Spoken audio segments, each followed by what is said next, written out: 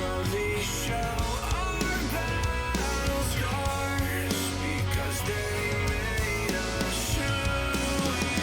Stop, would you give up the fight if you had no time to even surrender? Would you give up your rights and let your life slide away?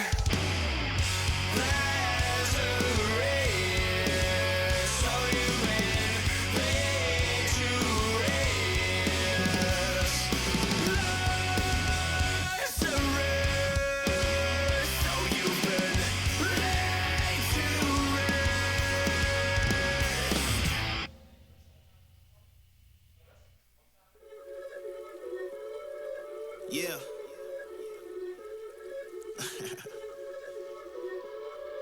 Let's talk. Look, ayo, we rose from the dust to the sun. They claiming that we the one, never one-on-one. Teamwork till we done. Sent on a mission, we got ambition. Never scared, we won't run. Never one and done. Some sit back and some like to hunt. I pick my teammates up when they fall. And if I ball, we all ball. Crashing balls, crossovers and all. Just call us the balls. Don't fear nothing, call us galore. Serving them all. We outside, we barely indoors. Because we gave it everything when we had nothing. Gave it everything when we had nothing. Holding on by a thread, couldn't grab nothing. Seems we moved on to a better place. Shine away from the shade. But now that we're here, ain't no going back.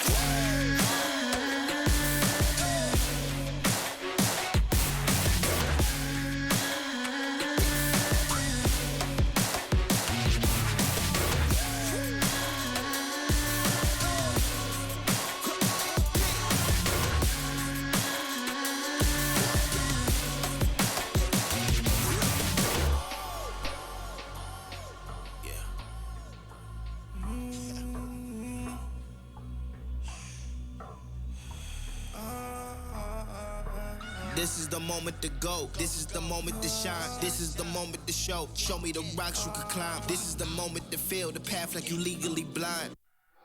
I can promise this is ours cause we built for this, kill for this. Pushing buttons, do it quick, push it off and do assist. Oh, y'all think we new to this? Pound for pound, break it down. Watch what we gon' do with this. Teamwork got us fluid with. Make y'all look like sewages. Gave it everything when we had nothing. Gave it everything when we had nothing. Holding on by a thread, couldn't grab nothing. Seems we moved on to a better place. Shine away from the shade. But now that we're here, ain't no going back.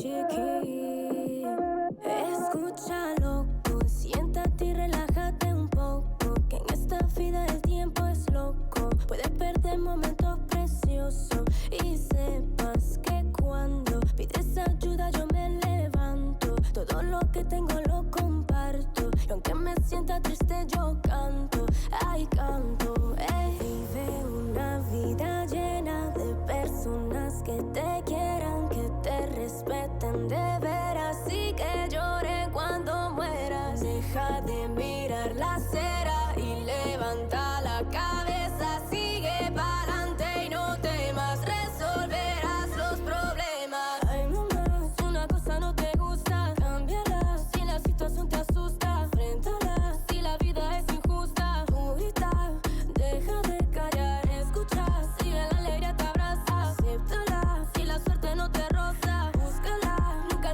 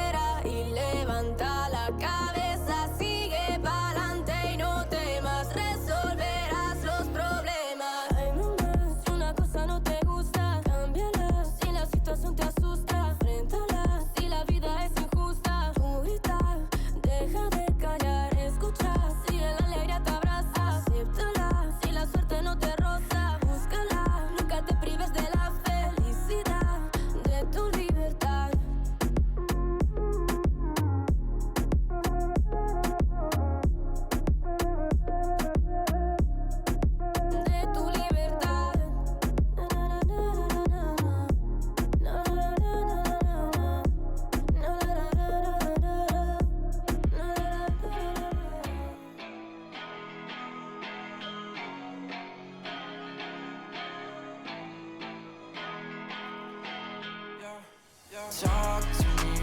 I just want a little bit of company. You acting like you really wanna fall for me, but baby, can you tell me who you wanna be? Wanna be, yeah. Talk to me. I just want a little bit of company. You acting like you really wanna fall for me, but baby, can you tell me who you wanna be?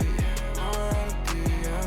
I left my demons in my past. I still want something that can last. You make me feel like I'm okay. We both know that you feel the same. Ooh, baby, I got nothing else to prove. You're talking about your bad side of me. Remember that you always get to choose. Talk to me. I just want a little bit of company. You acting like you really wanna fall for me, but baby, can you tell me who you wanna be? Wanna be, yeah. Talk to me. I just want a little bit of company. You acting like you really wanna fall for me, but baby, can you tell me who you wanna be? Wanna be, yeah. I don't understand.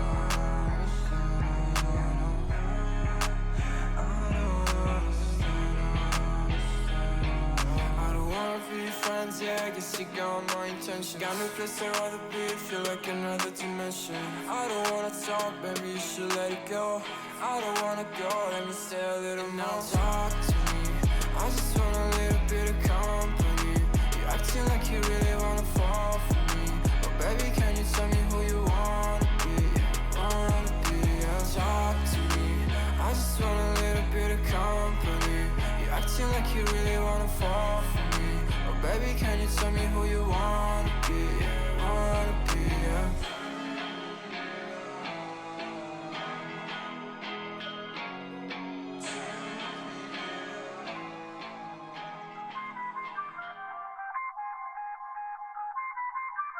I feel on top of the world, I feel on top of the world right now. I feel on top of the world, I feel on top of the world right now. I always wanted the world, I wanna conquer the world right now. I feel on top of the world, I feel on top of the world right now. I call the shots in the man with the plot and we only go bombs away. Ain't no one protecting my mind as a weapon, that's why I'ma dominate. Taking advantage of every second, now I ain't got time to waste. They all tryna sign my name, they want me to sign my name. Counting your blessing while I count that in my winnings. We take 50s and 100s and throw them up to the ceiling. Everything I envision, now everybody gon' witness. Only difference between us is I ain't stop till I finish, yeah. I feel on top of the world, I feel on top of the world right now. I feel on top of the world, I feel on top of the world right now. I always wanted the world, I wanna conquer the world right now. I feel on top of the world, I feel on top of the world right now. Savage, you've been distracted, your best my average, there's a reason for that's a fact. So they snapping back, mad at the fact that I don't have a backup plan, I ain't need that. Outworking everybody when I relax, so I ain't tripping about none of y'all feedback. Heard that, wonder when I'm gonna peak at. And that's why you count your blessing while I count that in my winnings. We take 50s and 100s and throw them up to the ceiling. Everything I envision, now everybody gon' witness. Only difference between us is I ain't stop till I finish, yeah. I feel on top of the world, I feel on top of the world right now. I feel on top of the world, I feel on top of the world right now. I always wanted the world, I wanna conquer the world right now. I feel on top of the world, I feel on top of the world right now. I feel on top of the world, I feel on top of the world right now. I feel on top of the world, I feel on top of the world right now. I always wanted the world, I wanna conquer the world right now. I feel on top of the world, I feel on top of the world right now.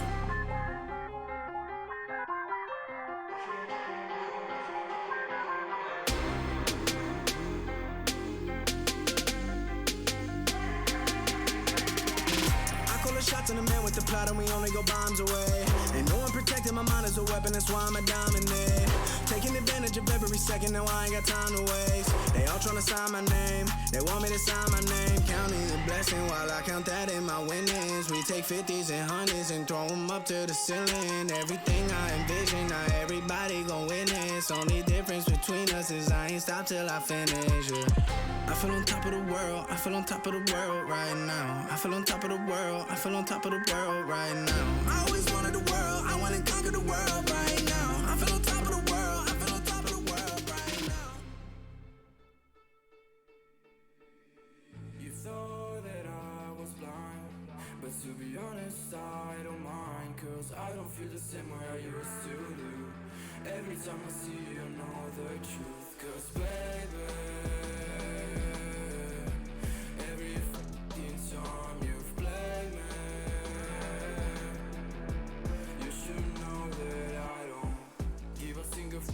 about you and your words. All the times you lied to me, I took notes. I don't know what to say.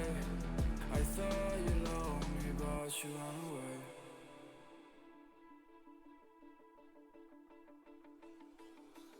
I've been living in the shadows for a while. Demons calling me from the afterlife.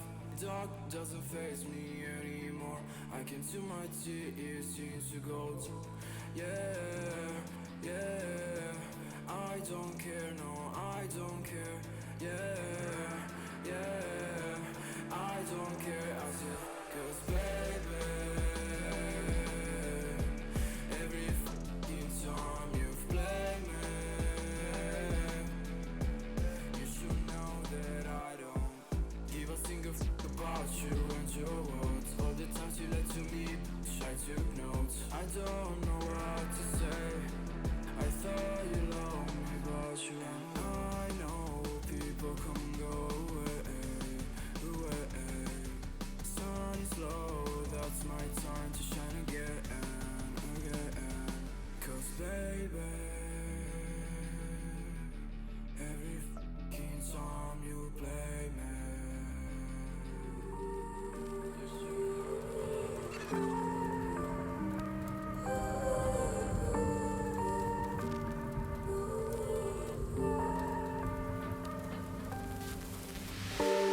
I've been running over all the corners of my mind, trying to find a story to believe. And I've been getting sick of how I'm spending all my time, searching for a way to find relief. And I can stay inside, go to sleep, but I feel like I need to let go. And I can spin a web of any story that I like, but tonight I wanna make a masterpiece. Stepped out looking like a small fire, half glass and filled with desire. Head down, but I know I can't deny it. Life is fun when you're a liar.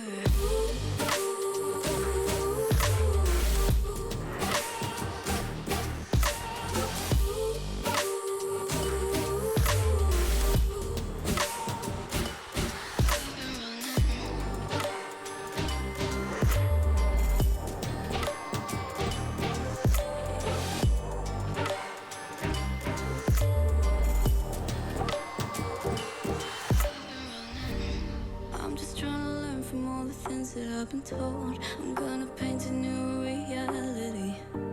It doesn't take a lot to turn a person into gold. Yeah, I've been getting good at alchemy. And you can stay inside in the dark, but without it you never let go. And when you're done with hiding and you wanna have control, you and I can find a perfect fantasy. Stepped out looking like a small fire, half glass that filled with desire. Head down, but I know I can't deny it. Life is fun when you're a liar.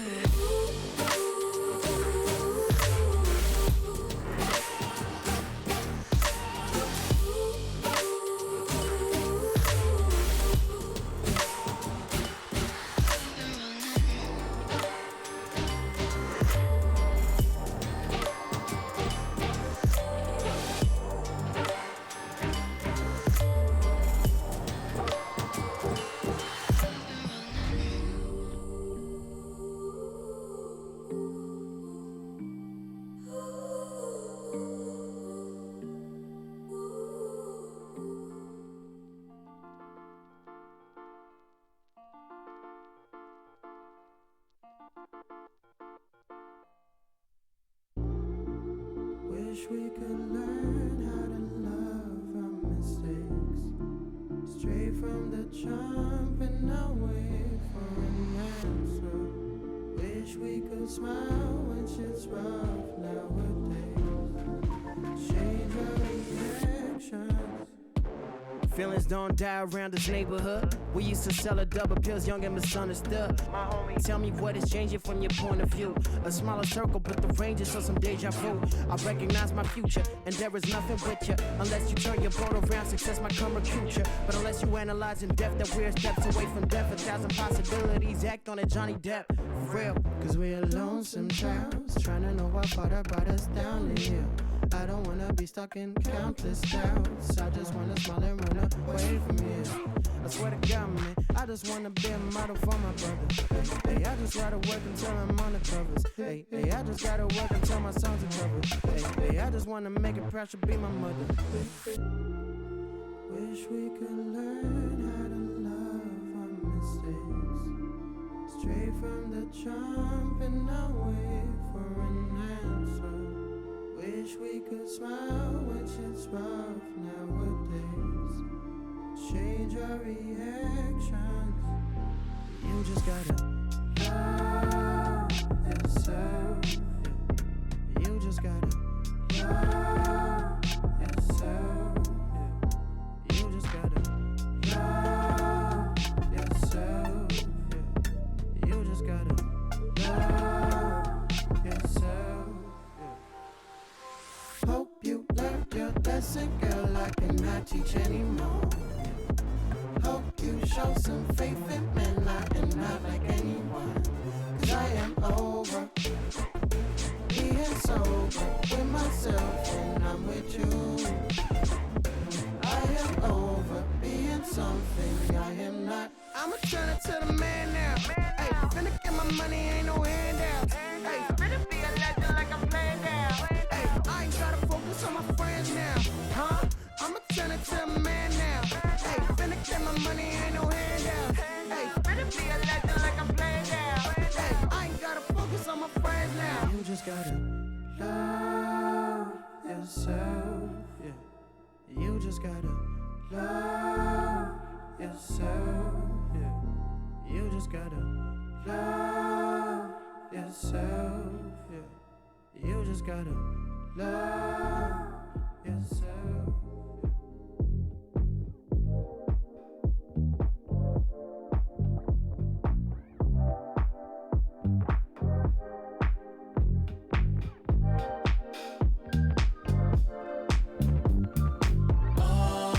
Ready, let's go. 'Cause you know how we roll. Let's take it round the world and back again. Ready, let's go. 'Cause you know, like I know, we'll take it round and round. You know Mark, South Stuff, about stuff. Types to never let you double cross them. Moving through the city like it's Gotham. They told me get one, so I got one. Stop saying you're a boss when you not one. You ain't sacrificed, nah, you ain't lost none. All over the gram like you got a bag. You ain't big dog, we ain't hear none of that. I'm in the gym looking like a running back. And you know the flow, got him coming back. Who I was in the past, I'm unattached. Only focus in this moment is bringing the summer back. Oh, respect my grind, elevate souls and I spread good vibes. Young divine, you know I gotta shine. Raise your hands for a good time. Aight. Live until the morning, sleep until the noon. You said that you want it, so I got it for you. Let's all get together and show them how we move. We move, we move. 3, 2, Bringing summer 1, to drop. you. Ready, let's go. 'Cause you know how we roll. Let's take it round the world and back again. Ready, let's go. 'Cause you know, like I know, we'll take it round and round. Yo, hold up, let me switch my flow up. Back in high school, they were telling me I'll blow up. Doing talent shows and man, everyone would show up. Got in an accident and still made it for them to go nuts. You know what? I'm so what? I'm so That means I can't describe the way I vibe, the way I slide. And with the rhymes that make the dimes, I'll close their eyes and fantasize. Young divine calling their phone number.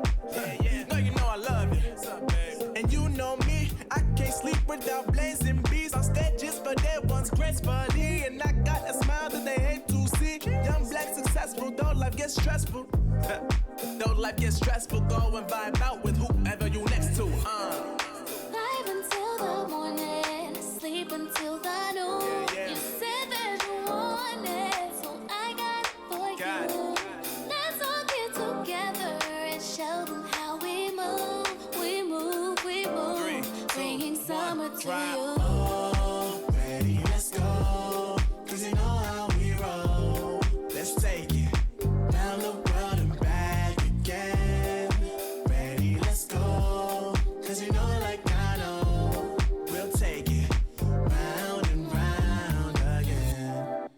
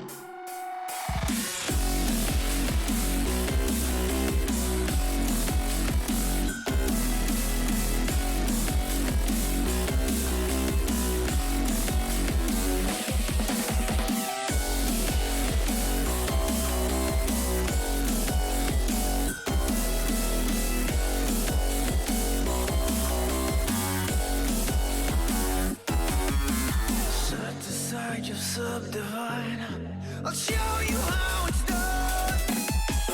There's no sight we go inside. The man is the one. You build your walls with faith in God. They never come around. Then wonder why we all defy the burden to be born. We're coming home with a mission to bring an end to a terrible land. We are here to your mission. We are many of one. We're coming home with a mission to tear you down from your undeserved throne. We can take your conviction. We are many of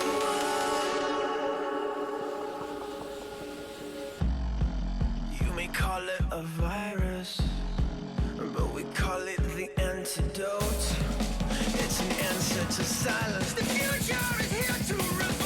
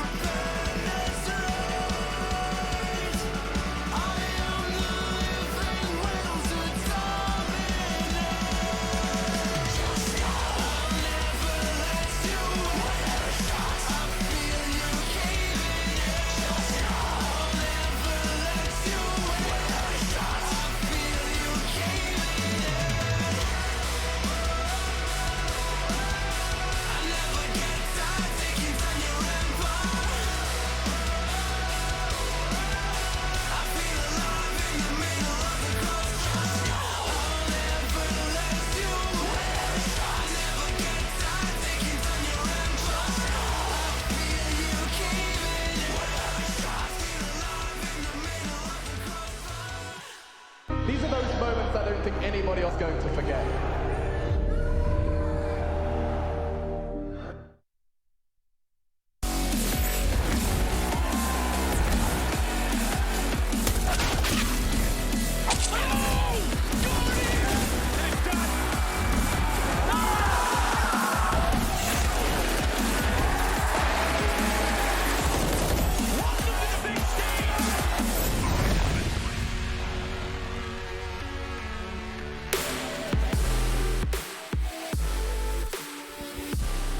We are ready to rock and roll. Day number 2 here for Group D, ESL Pro League, Season 13. If there's one thing we know, quarantine is temporary, Yanko. But the Wu-Tang Clan is it forever. though? Is it? Yeah, it's got. I'm not sure if it is. Like the way it's been going, we're gonna be in it for a while, Trace. I just Yeah. want to get out. I want to be free. Listen, run into the wild. I'm thinking it. Eventually we got to get back to normality eventually, or we don't, and that's just the way. Maybe it is the new normal. Yeah, you're right. And that is an unfortunate reality. For us, though, we get to turn our attention to what is Group D and how we're starting this group out with a bit of a bang yesterday. A lot of upsets and a lot of things not really going the way you thought they would. But that's okay. We got a brand new day of matches in this round-robin group. Everybody gets the opportunity to play everybody one time. Here are the games that we have coming up for you. Starting out with Endpoint taking on Fnatic, both having caught L's yesterday. We look at VP and EG. EG stunning Astralis over there on 2, and then we look at Astralis Liquid. Now, all the other matches are cool, but Astralis Liquid, Yanko, that's what's up. Yeah, that's a big one, especially seeing how, Astralis looks mortal. It's been actually an extended period of time where they haven't been up to par to what we're used to seeing from Astralis, and Liquid seem to have continued in that upwards trend. Pretty dominant performance yesterday versus Fnatic, and if there was ever a time for them to beat them, right, I think it's today. Yeah, probably now would be a good time. And for Liquid, we're going to have to keep our eye on that. Again, that is the 3rd game of the day and definitely a hot one. We know that Jason Moses O'Toole wants to play him or is anxious about it, however you want to look at it. For the time being, we want to look at our commentators. Who do we have here fresh-faced this morning? Do we have Chad and Alex ready? It's me. Fresh-faced is an interesting way to put it. You see Alex's shirt, everybody? I feel how that looks. I don't know if you can all see it. Marilyn Manson? I don't know who that is, but looks like. Oh, okay. That's all right. That's all right. We're on the last day of laundry. And you only see us for like 5 seconds at the start of the show. Yeah. So Well, I want to know why do you feel like that, Chad? Well, it was a joke. No, but, okay. Yeah, it was meant to be. Actually upset already. No. Well, you I'm in a actually good do mood. sound like you feel like that, so I was just wondering if there's anything wrong. You seem fine in the car. Well, they told me to park in my bay, and I was in my bay, and then I went in and I said, which bay do you want me to park in? And they were like, we want you to park in your bay. And I was like, but I'm already in my bay. So I started my day very confusing with the hotel. Would you say you find monotony comforting? Yes. Okay, that's weird. We are different people, and that's okay. That's completely okay. But since we're rating T-shirts around here, Chad, would you mind giving me a rating on my T-shirt, if that's okay? Let me squint. I can't see it right now. So perhaps AAAA? I can't. Hold on. I'm gonna have to go over here. Wait for it. Smoke mid every day. Oh, okay. It's right. He gets a 5 out of 7 for that one, I think. I'll take that. 5 out of 7. For us, though, I want to ask you guys real quickly. I mean, with the 6 teams that we have here and what we're considering the group of death, I want to know what 3 teams you don't think are going to go through. The first 2 that we have today, Endpoint and Fnatic. And I think there is a real chance that Astralis don't make it. Yikes. Ooh. After the EG result. Well, and look. Liquid looking good as well. I mean, Chad, fair hot play, take bro. Birch. I don't know. No, it is. It's got some spice to it. I'll give you that There's a one. chance. I mean, I'd probably lean towards one of the North American teams not making it, but after seeing Liquid look like they're back to business in Europe, EG look great. EG beat Astralis, so I'm actually not so sure. Virtus Pro do need to prove themselves today. I would say that. I think Love that's their the socks a bit. the team we haven't mentioned. I think if Virtus Pro don't show up in the capacity we know they're capable of, they did seem to take the foot off the gas. Yanko's kind of influenced my opinion there in the green room, just explaining that perhaps with a one lost gun round on their T side, 3 and then, easy halves out of 4. yeah, So that's a better way to frame it. Yeah. So perhaps VP definitely aren't, under-delivering like the scores may have indicated. EG is not making it. Yeah, I mean, you look at it, and really, I think the one that everyone needs to ask themselves is who wins out of Astralis Liquid today. Does it really come back and bite Astralis here? Do they start 0-2 in a group? I'm going to channel positive energy today for Liquid because it's about time they can buck that trend, right? We know that Jason and, well, maybe not Jason, Liquid has had a rough time with them for a long period. So this is like you said, like Yanko said, they're looking mortal. I think there's a real chance for Liquid to pick up a win today. And I think it would only get worse for Liquid if they can't do what EG did with 4 days practice. True. Oof. Yeah.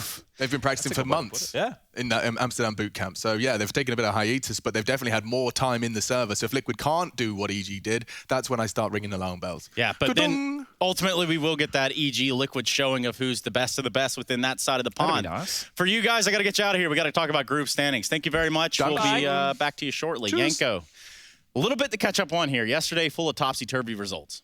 Yes. And with that, of course, does set us up for a pretty nice day, too, and even the continuation of the group. Yeah, indeed. I think a couple of interesting matchups here. Obviously, the game between VP and EG, right? I think that's going to tell us as well gonna tell us more about EG. I think that's we have the same thing for start of each group, right? We need 2 or 3 days to see who's really good and who maybe just had a one-off really good or a really bad day, right? And so far, VP and Liquid taking care of business. EG with a great upset win over Astralis, right?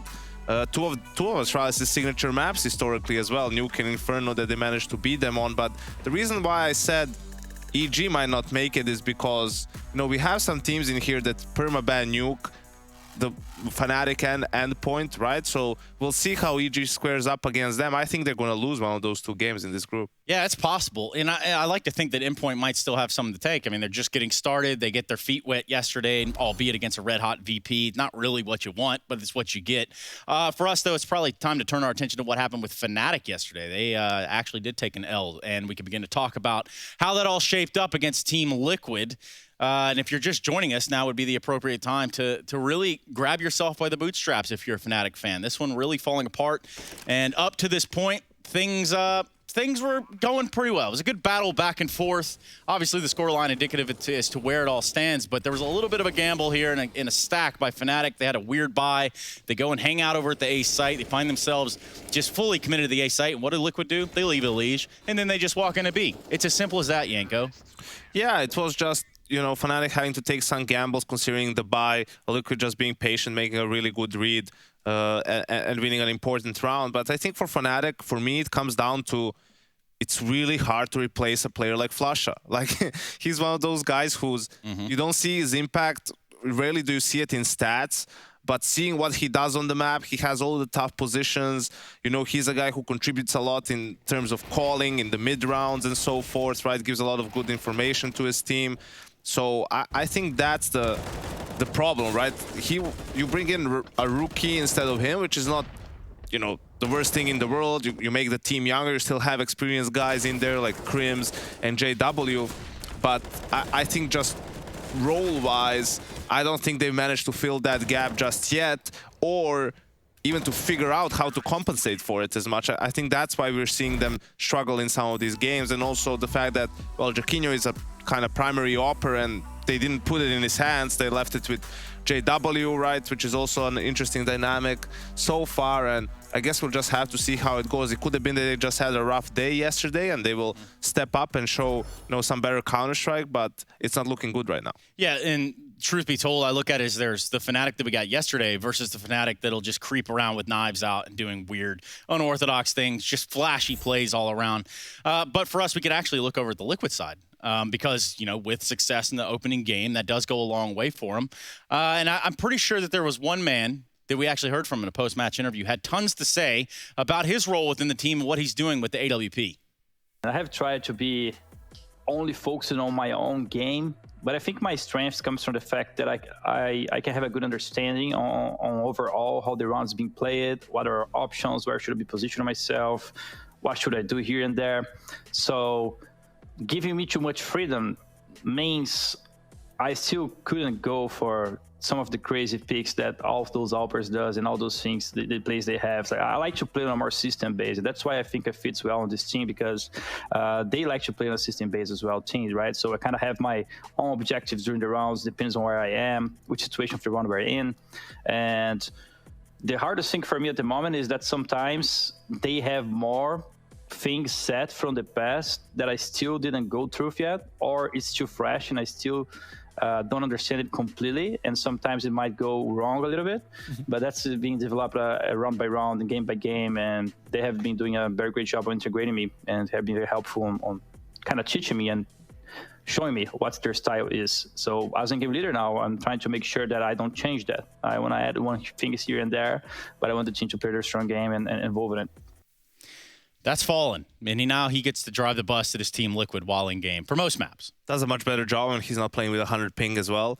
Yeah. Best performer yesterday for Team Liquid, and I think I say it every time, and I'll keep saying it. Fallen is best as an opper when he is an in-game leader and when he has the confidence of his team, right? So I think that's why we're seeing an increase in his performance. Like what he said makes a lot of sense, right? Like when you're calling, like you know where all the other players are, and you yourself don't have to, you know, you just know where you can go for a play with the op, and you can distribute the other players in a way where you increase your chances of winning that fight. If someone else is calling, like for you to say, oh, I want to do this, but then also all these guys have to do something else, like it's not something that you can do in just like a split second or anything like that, right? So being on a team with him, I've seen it happen firsthand, and I think it's the way he is most efficient as a player and where he is of most use to his team as well.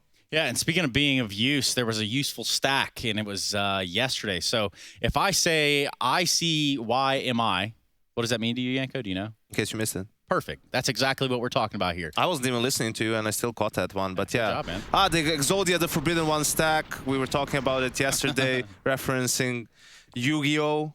Out of all things. Yu-Gi-Oh! It's deep down the rabbit hole we've gone. But yeah, just, you know, in these eco rounds, you have to be creative. Yeah. You just have USPs. You just want to get a kill or two if you can save a gun. That's great. It's going to be very hard to, you know, win these rounds. Guys, Chad and Alex were talking about percentages. I'm more there with Alex, 1 in 50. Maybe you win, if not even more. So it's either like a stack or a flash play, right? And you just want to keep a bit more pressure on the economy, that's all. Yeah, just a little bit more. Now we can look at EG Astralis. That one has to be one of the bigger talking points of yesterday. Of course, we know that Fnatic and Liquid would have been a close one, and it was to a certain degree, or at least maybe on the first map. But EG Astralis, that's a totally different ball game. And in fact, we'll just go ahead and throw it out here right now. EG played this game on hard mode, Yanko. They go 0 for 6 in pistol rounds. They get, I think it was 3 out of the 6 of the following ground conversions. But they still win it. So what happens? Yeah, I think that's crazy to think, right? That you don't win a single... Because we are talking about how do you beat Astralis? You limit the number of gun rounds that they play, right? Like you pressure their economy because they're really good in full gun rounds where they have all the utility, all the guns and so on. EG did that to an extent with winning some of those force buys, right? I think this was like a crucial round in that Inferno game where I think they had this round as a lock, but they just kind of misplayed the 2v1 or like the 3v1 in total, but this 2v1 in the end, right? You can see the time is really low. I think this really broke them mentally, which is strange. Like we consider Astralis the strongest team mentally out there, one off at least. We always praise them for their mental fortitude, right? How they turned it around a couple of years back. And I think losing around in such a fashion really has really broken their spirit in that game. And EG went on a big run after that, and Astralis lost that series on their CT sides, which is what's been happening this year in most of their games, right? Which is so uncharacteristic for them. That's where their strengths lie. So I think it's, you know, soon we're going to have to start ringing these alarm bells in the Astralis camp because it's been a prolonged period of time that this is happening. And what's important is it starts playing with your mind, right? You start second-guessing yourself, your decisions, your instincts. You don't want to be the guy who throws the round, and that's the most dangerous thing, right? When doubt starts creeping in. Yeah, you find yourself timid. You find yourself in all sorts of situations that you just kind of freeze up in. That's not what you need to do. That's not how you win Counter-Strike rounds. Perhaps Device can tell us. We had caught up with him a little bit before. I think that we have landed in probably one of the hardest groups in the entire group stage. So looking at all the teams, there are a lot of really strong teams. I feel like EG have something to prove, Fnatic as well, because they haven't had the greatest start of the year, and EG have a new player. Obviously, they haven't been practicing against the European teams, and that could maybe hurt them, but it could also be a help that nobody knows what they're doing. So, I mean, for sure the most informed team is VP, but I'm expecting a lot from Fnatic and EG as well. Yeah, that sounds about right, Yanko. And you know, I'd stay hydrated, Trace. Yeah, I was wondering if you had a lot of talking here. Mouthful right there. For Astralis yesterday, you talked a little bit about the CT-sided woes. They definitely had those over on Inferno. They were limited to 3 rounds, none of which consecutive, of course. So really not a whole lot of opportunity for you to grab real estate there. However, speaking of real estate, you could probably mark time as that in a way. Probably not at the same time. It is someone's birthday, Yanko. And basically, Mr. Dupree says, just want to win tonight. Turning 28 today. Happy birthday, Dupree. And I'd say it's a fair birthday wish, Yanko. Hashtag stay humble. Hashtag stay humble. Doesn't want for too much, just a W. Guys, please help me out here. Please. Deliver, right? Let's just get a W tonight. But yeah, I think it's one of the, you know, things we not as talk. 28 is a lot when we talk about Counter-Strike. Still being at the top, like props to Dupree, and the rest of his team. Yeah, for Astralis, it's one where as long as this lineup stands, as long as it is what it is, when they have breath in their lungs, there's a chance for them to be a threat. Don't worry, they're coming up in that third game of the day versus Liquid. For now, we turn our attention to Fnatic versus Endpoint, and we're going to start to talk about that after the break.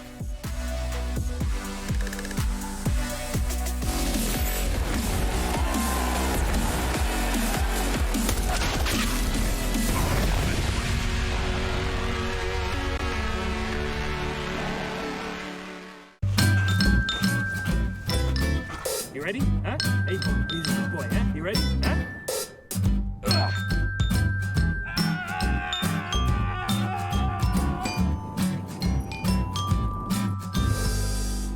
Start your esports career now at play.eslgaming.com. If you want to know what you're good at and, well, also what you suck at, check out csgohub.com. Coming! Hi, my name is Suli. My handle is Snix. I think it's important for these initiatives to happen. Empathy really, really goes a long way, and it always means so much to us, and I think that's where initiatives like this really help. Good luck, have fun. You've got what it takes to fight back. Don't stop.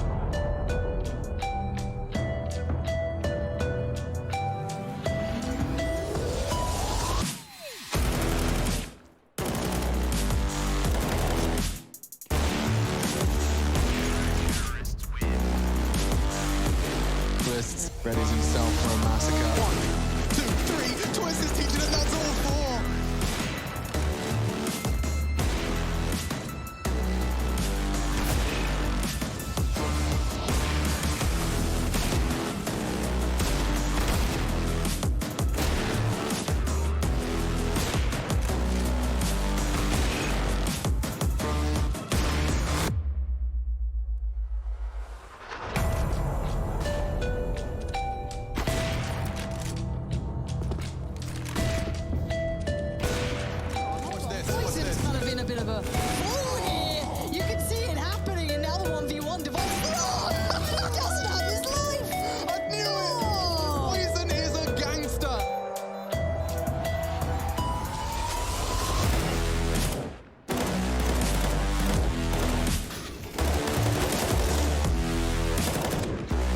Frozen left with a Julian task.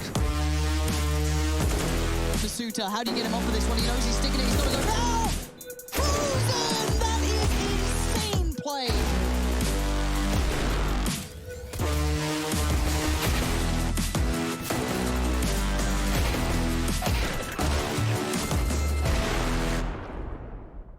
Looking back at the Katowice plains, I think a lot of things went wrong. I think we didn't use the time up until the tournament as good as we should have and as good as we expect from each other. And on top of that, I think we had it's not an excuse, but I think we had pretty unfortunate timings at the event. Like Crims got a fever, had started to feel pretty bad and stuff like that. So I think it was unfortunate, but the big thing was the preparation going into the tournament. It wasn't good enough. We should have done better. We kind of felt when we went into the tournament that we don't know what we're gonna do here. So it was a fail from our side on the preparation.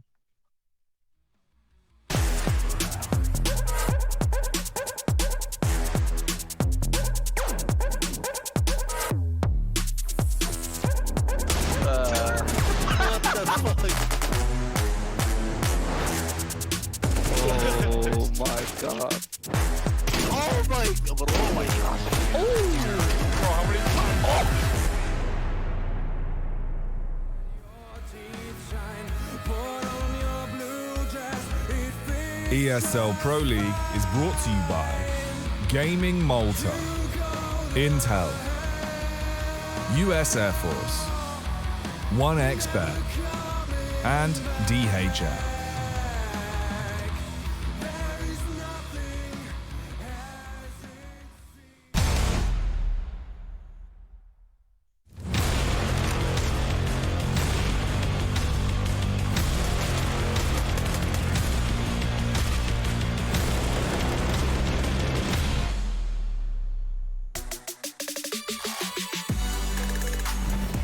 matchup is Endpoint versus Fnatic. We're ready to get it underway right here at the ESL Pro League Season 13. You guys know the routine. You guys know the drill. We're ready to jump into a best of 3. I'm here with Yanko.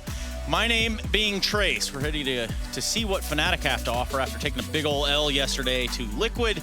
Endpoint doing much of the same, maybe even bigger L versus VP, Yanko. Good to see that Fnatic players are still smiling. Yeah, having fun. Right? Like not too down on themselves after yesterday's loss. And yeah, definitely a tough group, but this has to be a chance for redemption, I think, for Fnatic, right? And for Endpoint, well, their best chance to get a win in this group, the way it seems right now. So what just a weird sentiment, right? Like to even think about. Fnatic, though, known for their legacy. Endpoint just trying to make that big name for themselves. And of course, if we talk about Endpoint, you have to point out the fact that they probably weren't having as much fun yesterday. The highest HLTV.org rating amongst that team in their matchup would have been a 1.0. So if that tells you anything about having fun, Yanko, then there you have it. Yeah, nowadays, whenever you go up against VP, there's not a lot of fun to be had. I mean, those guys are just playing out of their minds right now. So just the fact that they, you know, managed to make it somewhat competitive on the second map is a lot to take from for Endpoint. Yeah, it is. For Endpoint, they come in here as, you know, one of the more underdog teams. I mean, this is one that I don't think so many people are expecting to go through the playoffs, albeit the other teams in the group. It would make sense if you put it on paper, but they did show us some flash. However, will it be enough resilience? No. Okay. Well, in that case, let's just find out what JW had to say coming into today's game. JW, thank you so much for joining me. Let's talk about what the team was up to after Katowice, because you had quite a few weeks to prepare for EPL. So what was the priority there? The priority was, I guess, just getting everyone on the same page and getting everyone comfy within a team, I guess. I think at the Katowice tournament, we lacked a bit of like team spirit. And I think that is really, really important. We had great team spirit at the Summit tournament, and I think it's easier to like thrive in game when you have that kind of nice atmosphere within a team. So yeah, basic in-game stuffs and team spirit, I guess, was a big focus. What was the team spirit like in your match against Liquid? It was good. Could definitely have been better, but I think at Vertigo we just had no answers, and then it's really hard to play Counter-Strike with no answers. You rarely get into those situations, but when you do, you're totally out of answers. How did you decide that structure was going to be the answer to the Fnatic slump? We decided that after the playing in Katowice loss, we felt like we had not necessarily too much freedom, but we just needed a bit more structure within a team, pretty much. Well, looking at the group, Liquid, Astralis, Virtus Pro, Evil Geniuses, and Endpoint, who you're going to be facing next, do you think you're expected to get out of the group? I definitely don't think we are expected to go out the group, and I think that is what we need to start maybe taking advantage of. We are not really favorites going into any matchup except maybe Endpoint. That's the more even matchup on paper, I guess. I mean, there's no reason for us to go in and try to play like favorites. We can go in like underdogs, play without pressure, and just play our own game.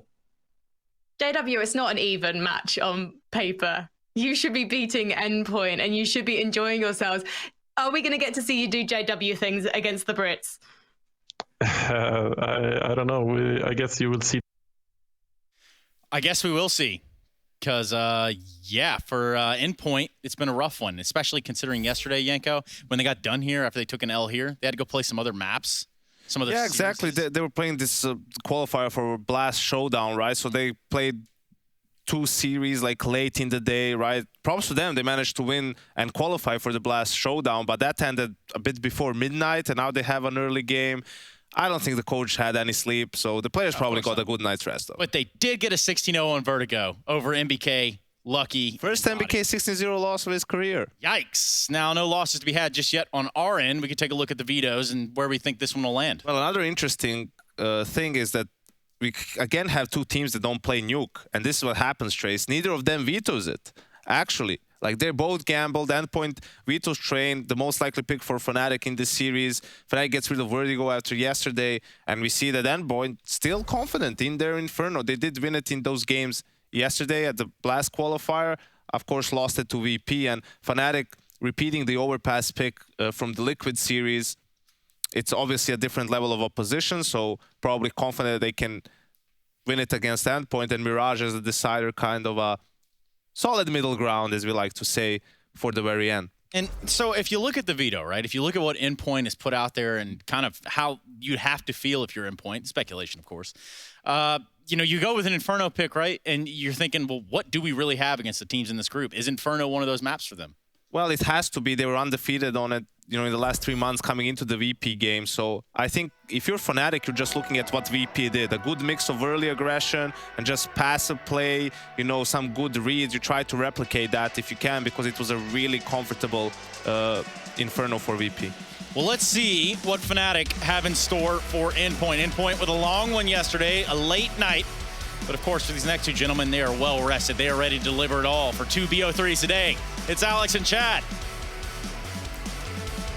Thank you very much, fellas. Ready for this one, Fnatic Endpoint. And it's a big one, especially considering that EG have proven they're going to be ones to contend with at the top of this group of death. Endpoint picking up a win against Fnatic. It seems compulsory if they want to run for a top 3 position. Fnatic, as you heard from JW, a great interview as well from Frankie, we hear that he acknowledges that Fnatic don't have the expectation, or at least acknowledge the community, certainly not leaning towards a Fnatic top 3. Yeah, there's like a wait-and-see notice out right now on a lot of these teams, and a wait-and-see notice on the start of this game. Now, we didn't get you hyped up for nothing. There was a technical pause called as the game was meant to be going live, so we'll get this one back any moment. Don't you worry about that. But yeah, I'm really quite, what's the word? Skeptical about this Fnatic roster, because we know that when we moved to online era, we saw them in the early stages. EPL season 11, we saw them lift the trophy there, and then they petered off ever since. Losing Flusher was a big loss to the team. Obviously, wanting to take up that in-game leadership role, they wanted to stick with Golden. It's just the new boy Jacquinho. We haven't seen a whole lot out of him just yet, but not a lot of maps played. So, have to prove themselves here, Fnatic, if they're still one of the best in the world. Game time. Here we go. Pistols, Endpoint start on the attack. We've seen their Inferno. It had some gaps exploited previously. And we're back into the fray. Fnatic to receive here on the CT side. Let's talk in this one through with Rushley, who is on your observing magic fingers, pressing all the buttons to determine whom you're going to be seeing. We've got a lot of util here and getting them up towards top banana. Fnatic have got 3 there. So it's loud, they hear them, they know top banana is lost, and with a single smoke on Golden for that defuse, everyone else has just opted for the Kevlar. I'm very impressed they managed to make 12 hours of Counter-Strike convert against some of these more tasty opposition. Now Jacquinho, what have you got for us, sir? He sees the shadow. He is going to be completely smoked off, and that isolates JW, who's going for a very close angle here. He should get one. Oh, they jiggled it, and Surreal draws blood. Only Jacquinho. Other side of the smoke, and Endpoint looking set for a plant. Jacquinho does punish on the gap of the smoke. One moto. And so a 4-on-4 retake, Chad. This doesn't seem too favorable. Golden Smoke has a part to play. Yeah, if they can smoke off the pit and just isolate the site fights, that's something. But there's so many bodies here for Endpoint, and Mighty Max has found another. That's what he was waiting for. And Golden on the advance loses his head as well. Max is doing everything for his squad. Will fall to the Crim's USP. Time still present. A stray bullet through the smoke is only hope. Flames is gone. Crucial does trade. Only Brawl and no time for this, and it's a double from Crucial to wrap up that pistol. Endpoint. Start with a bang. Yeah, and that's what they need, I think, here. Now, going into this, that interview from JW that you heard, saying that, you know, that on paper, it's pretty even matchup.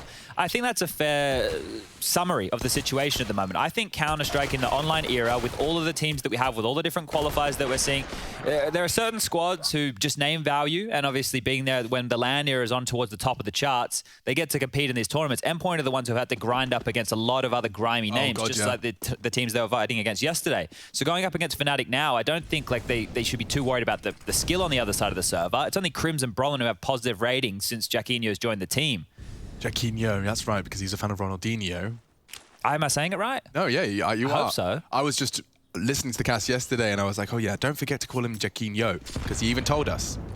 And we got Flamesy. You used to love football, yes, Flamesy. Unfortunately, I will accidentally say Flames a couple of times. Just give me a second. We try and make sure the big moments get the Z. Yeah, absolutely. It's just a learning process, and believe it or not, you just say the word as you would naturally say it most of the time in commentary. People struggle to believe that at times. Something that Endpoint did struggle with yesterday was getting away with executes quite cleanly. They had good pieces, but they were running into walls. Bombs were getting dropped, launched forward, segregated. If they can clean that up right here, right now, they might be on for an execute onto B. Oh, Jaquinho forced off. Vision restored, but it's knocked. And now Golden is Molotov'd out of position. He's got a nice little gap and a great shot in the back of the head. Keeps it competitive and keeps it level. Resmoke CT, Coffin's push. Crims is interested and patrolling over the smoke, just hoping for a Hail Mary. Flamesy's not in a rush to get that bomb down, fakes it out. Crims doesn't reveal or opt to push. 3-on-3, again, a close one. Fnatic, they invested everything into this, so they are going to look to contest. JW can smoke off Banana here. And holds the line. Flamesy does well, finds Brawl and knows there's another. And that might be enough. With no kit, there's still time. Crims will start a hunt. 1 dig into Surreal would be a dream, but crucial. Court does adapt in time, and that should be the round. The scout is locked out. Exits the next question. Will Endpoint maintain all 3? They've been falling foul. Good damage on that beacon pool. And that buys them the exit. Yeah, they'll get on out of dodge. Guns saved across here. The AKs are brilliant. JW holding on to the scout. See if his tags can find them anything in round number 3. But if you're a Fnatic fan and you see Inferno and Overpass in the pool, historically speaking, this is a dream for them. Sure. But last night, Astralis lost Nuke and Inferno to EG. And once upon a time for them, dream maps as well. So it's showing you just how much stuff is shifting here in the Counter-Strike landscape. Some wild rounds of Counter-Strike. I'm loving the fact that we got the double and Mach 10 into the eco. I mean, this is exactly what you want to be seeing from Endpoint. They're going to be doing everything within their power to extend their lead in the long run. JW saved the scout, so he's going to be looking to do as much damage as he can to make those P250s and USPs more deadly. He will be taking more aggressive lines than expected, and that was a chance. Crucial. Pokes his head out of the underpass and just narrowly misses out on a 70 damage bullet. Top Banana call clear here. You can see Max doing a lot of talking, so they've gotten this one for free, and they know they're up against the eco. Scout towards top mid. They also saw another cross, so starting to get a move on with this execute. The bomb is in the back lines, and Robin will be tasked with picking that one up.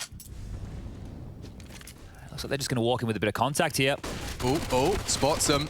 Will they expect a second? Yes, they will. Flamesy, exactly what he needed to do. Double entry on the Mach 10, and that should lock them out. Good chance for JW. Won't be able to find it. I think that's enough to deter Crucial from elevating himself again. In fact, Flamesy, perfect timing. Pushes on through the smoke as the shot is fired. 3-0. I'm interested to see as we move forward with Fnatic as well. I think the CT sides is where we should see more of a lockdown, right? I think Crims and Brolin as fraggers are massive individuals. So the CT side, I think, should be looking for 9 rounds and a half like this. Whereas we move over to the T side, JW talking about more structure. That's one of the not issues, one of the curious things I have with Fnatic. They've always been so good at mid-rounds and playing off of each other and playing off of info. If they're playing with more structure, might be timid and not go for those maneuvers as often as they once would. So that is an adjustment period in itself. But let's take a look at this gun round. 3 players towards top Banana. Crims help setting the boys up. Golden and Jaquinho over towards top Banana now. Crims rotating back on over to help out JW and Brolin. And this could be quick onto A from Endpoint. They already have 4 players close here towards Boiler, Halls, mid. His Mach 10s are still in play as well. So if they do something fast and furious, better use weapons to the advantage. Flashes top mid now, up the mid wall is Mighty Max. And this is it, Alex. They really love the arch side. We saw this yesterday too. Yeah, it's very suffocating when that library smoke goes down. Crims has nothing to report. It could all be smoke and mirrors. But it's not. And here comes the wrap. JW loses vision, drops his smoke, and as he comes back, it's a good clear. Fnatic have the advantage initially. JW Crims hitting all their shots. It's Crucial dueling out. Great play from JW, just delaying them. Flames. He's going to struggle to find a rifle now. If only he could find a Hail Mary shot into JW. He's not going to get out of here. Not the weapon for the job. Flamesy, dire straits. He does find the JW frag, which is actually quite effective. That's going to make the buy even worse for Fnatic. Don't forget, Endpoint have got all the funds they could possibly desire to go again. Yeah, stayed very annoying there, didn't he? Just a fly that wouldn't leave you alone. Like, legit. I mean, it's not pretty for the CTs. You ever swallowed a fly? Definitely. Have you ever swallowed one through your eyeball? Sorry? I could have sworn I've done that before. So, you know when you're cycling and you get like a fly in your eye? Yeah. And you kind of blink it out, but then you kind of feel like you're swallowing it through your my eyes are starting to water just thinking about that. Yeah, it's because you're going so fast and it just kind of, I think it just jams itself in there. Okay. Anyway, I thought I was blind for a bit. Yeah, just had a fly in your eye. Yeah, fly in my eye. Better than my ointment. Did you swallow a spider? Apparently we all do. As we sleep, right? Yeah, but I was actually going down the old story that swallowed the spider to eat the fly. That's the secret, okay. And then she ended up eating like a horse or something. Is this like an old Australian parable? Maybe it is. Maybe it is. I mean, I was going to reference something when you said top banana. Like, have you heard of that as an expression? No. Phrase of top banana, it describes the most important person in an organization. Okay. So every time you talk about top banana control, I'm like, yeah, man. So Rushley's the top banana around here. Where did the phrase top banana come from? It's from the burlesque theatre. Okay. Ooh. Crucial's found Crims. They're trying to get mid-info back here, Fnatic. Get out of there. They have denied Endpoint, but they lost a body doing so. This is great for Endpoint. Yeah, and they've got plenty of time to work with. FAMAS is ringing out through that arch smoke. That will keep you honest. Robin, yet to see him frag. Had some good impact yesterday with some entries. It was a really individual affair yesterday from Endpoint on Inferno on their T side. And Giacchino could potentially be caught out here, so he will drop his Incendiary. And Max, what a shot from Mighty Max! He's opened up B. The rotate's in, but this is going to spur them straight into the side. They got time. Golden desperate to contest, and a wild Hail Mary spray. He goes for more. He'll be caught this time by Mighty Max, and now Endpoint have a distinct advantage. There shouldn't be a way. Just a FAMAS.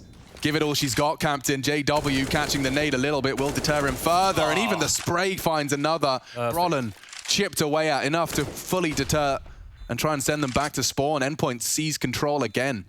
One of the things is for Fnatic, right? Not a natural team with the saves, right? When you think about this team, very brawly, getting in your face. This is over the history of them, right? Maybe I have a little bit of remnants of the old Fnatic, but regardless, you don't necessarily think of a well-structured team. They always talk about having the playing off each other in the mid-rounds and the good synergy of the core when Flusher was there. And we complain to this more because if it's second nature to have to go, oh, we should save in this situation, it's not fluid, there's always going to be that bit of input lag. 2 saved FAMASes, one of them became an AK-47 for Brollan there, so that's quite nice. The kits were good too. But Mighty Max really enabling that one. Even with the shot through the smoke from Golden, not enough to help them on out to dissuade that attack on the site. But Fnatic are one of those squads, and we've highlighted in the past, they love to retake that mid control. I think one of their smokes from pit towards top mid was something we've been speaking about with skybox segments. Let's see how they can trend going into round number 6. It will just be those saved rifles and some upgraded pistols. Deagle's P250 and a smoke.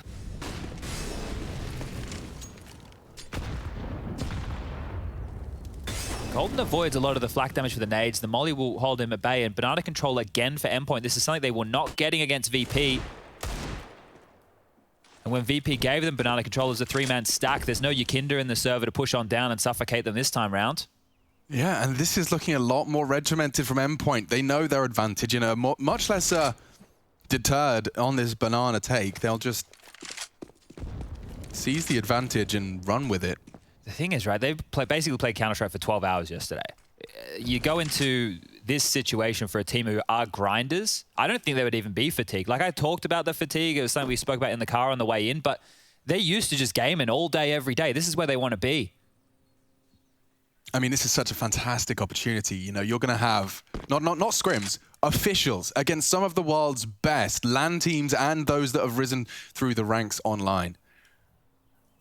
Prove your worth. Test your playbook. Brollan and Golden. Now, do they want to walk through that smoke? They don't have to, but it would put time a little bit too sensitive. Oh, straight through the smoke. Max again with an impact frag. He was third in behind the smoke still. Bodyguarding. And Crucial's done it as well. Finding them all. That's nuts. Looks like Flamesy has disconnected, but it's a round nonetheless. Yeah, I think there'll be a technical timeout, ladies and gentlemen. But yeah, bloody hell, Max. That's 2 big entries that have like helped them get out of like Brollan was anti. Yeah. Brollan had a rifle. That could have been a very different round.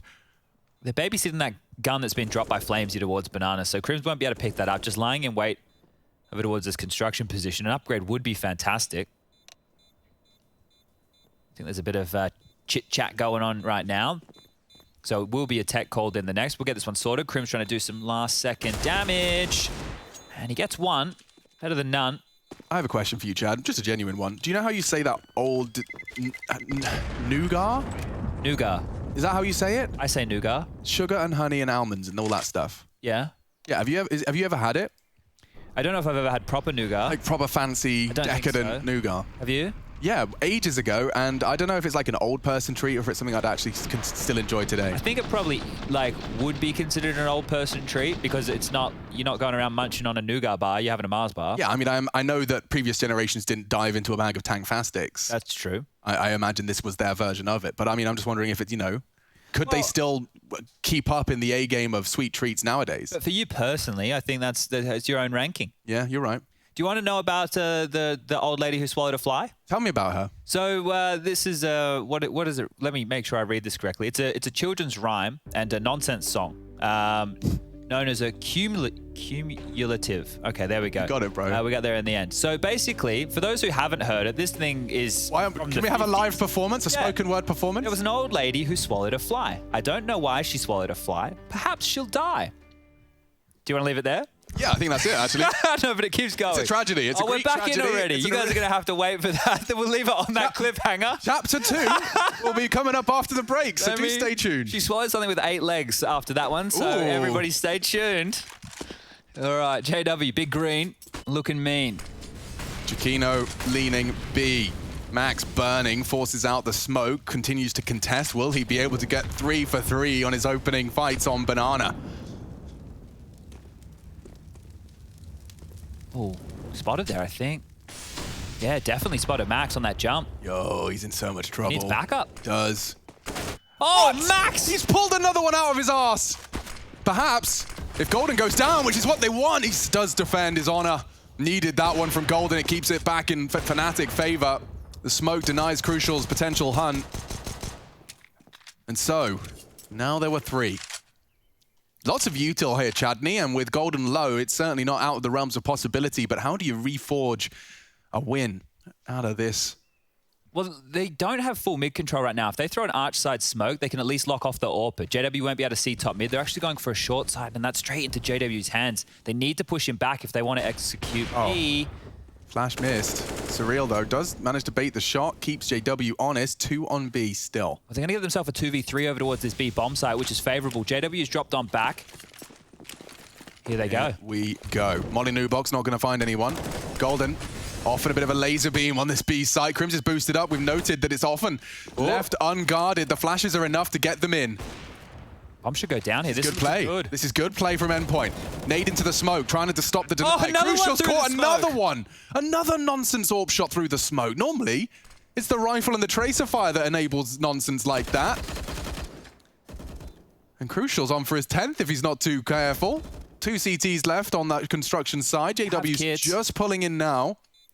Crucial wants to time this CT peak on the walk up. Smokes are fading. I think he realizes it's better to play passive for the deny. Coming. Here they come. Fnatic putting everything into this one. All their eggs into this basket. No smoke, and that's the shot he had to hit. Just needs to another. Brolin's gone, and Crucial denies it. Crims doesn't have the time. Endpoint, snatch away the 3v4. Was he out of ammo on the AWP there? Because it started reloading. I don't know if he accidentally hit R or... Yeah. Either way, Endpoint looking crispy, and it was Max again with a huge kill.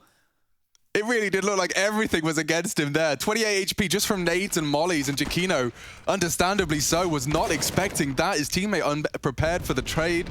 It's like they were going out to arrest Max there, and he knew that he knew he was done for. Yeah. He was like, all right, I'm coming. He just starts coming out, guys. Windmilling on the way down. Huge round, another one. 6-1 Fnatic. Ooh, dearie me. Yeah, timeout time for Shizzle. Okay, well, bit of conversation going on again as we have a timeout for Fnatic here to talk things through. And they definitely need to talk things through because this is a dire start. Not the way you want to be starting the day for Fnatic. I know they're moving to Overpass next. And I know that was their map choice, but Inferno used to be a home map. All right, maybe I got to put my goggles on and focus in on this Fnatic because when you take a look, they haven't played many maps with Jackie Boy whatsoever. I mean, I will also say that it is such an absurd comparison. I just feel for Fnatic because by name value alone, is it a restart? No, I think they just love tap Crims. But by name value alone, like, no one is going to be able to fill the shoes of flusha. There is not a single player, new or otherwise, that I could actively think of that I would say has everything that flusha has. Yeah, and if they're going through a whole new transition to be a different style of team on flusha's departure and, you know, more... After Katowice, right, they said they want to try and lean structural way, which was not where their strengths were. Their strengths lay. Yeah, which means it's an entire rebuilding process that will take a long time. You need to get players who have been doing the same style of Counter-Strike for many years onto the new page.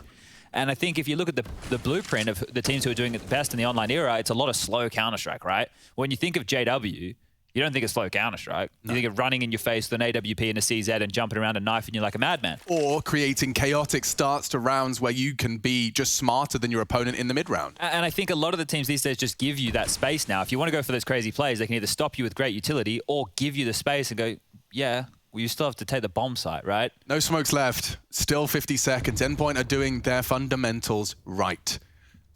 You're up against the low buy. You haven't forced the issue. You haven't run into Molotovs or through stacks. And that's a great shot from Golden. Another required. And Mighty Max stepping up. It is going to converted by the nade.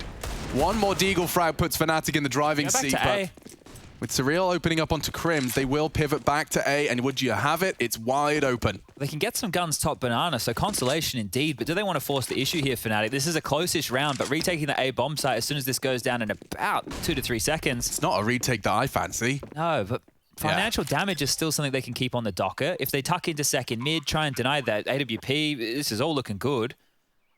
And I think Endpoint will be happy with the round. They wouldn't be looking for a chase in a situation like this. Yeah, what a turnaround. Still interesting that they're managing to do all of this by virtue of Mighty Max and Crucial. Haven't seen anything out of Robin. In fact, yeah, holy moly, Robin hasn't fragged yet. 0 for 4. He's the apps lurk. They haven't even needed him yet. That's quite nice, isn't it? That is a satisfying situation to be in. Like, well, guys, I'm kind of just a passenger at this point. Appreciate the trip.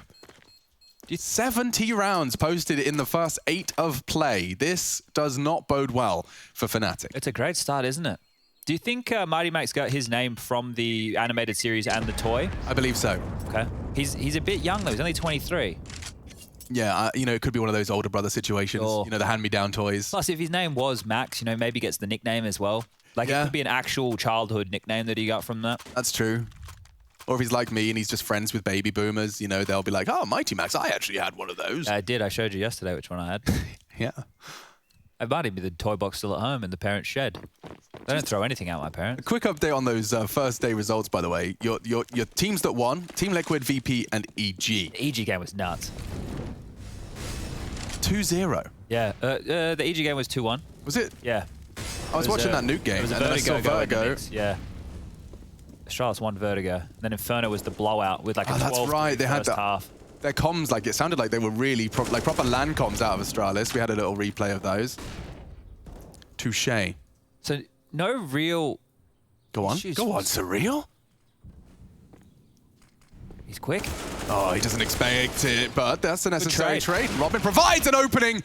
Double into the site. Only Crims on long. And they can lock him in. And Crucial with a fantastic shot. Costs him a great deal of his health, but now from behind, they could have both fallen. My God, Flamesy. They're going to pivot to B. Golden's the last. He rotates in, but it's all in vain. And they're pivoting back. Flamesy's still watching middle. The bomb's at Banana on its own. Golden's rotating on over. This could still get wild. Look at the HP. They got time, dude. Flamesy and Crucial combined. No rush. No rush. And Flamesy, I think he's aware of what's gone on here. It was so much pressure on A. You know the CT's going to go on around to look. Golden's completely lost track of them here. He has no idea, and he's found himself where he's. But this is good comms, right? So Endpoint are going to pause. Crucial has bomb Banana. They're waiting for Flamesy to report back. As soon as he has contact, knife out for Crucial. But that's what they're waiting for. They got 30 seconds for Flamesy just to confirm his suspicions. Golden, if he doesn't shoot Flamesy, it plays into they're coming back his to advantage. A. Yeah. 20 seconds. They have to commit. They have to commit A. At least. And Crucial could lose the bomb. At least Robin will be able to bomb down. Great shot. That it is. Bomb is loose. Needs someone to be planning that. He hits another one. Golden down to 4 HP. Robin, he's being pushed. The smoke will just about give him a guise to cross back. Golden looking to clutch up. He does take a pot shot. Opts for the AWP. It's favorable. Okay, Hero no scope. trying every trick in the book.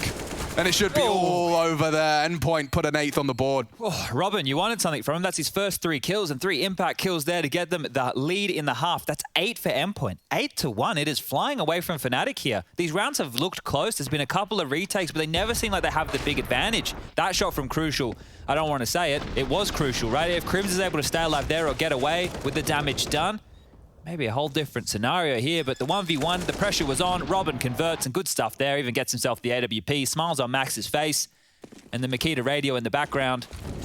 You know it's a real office.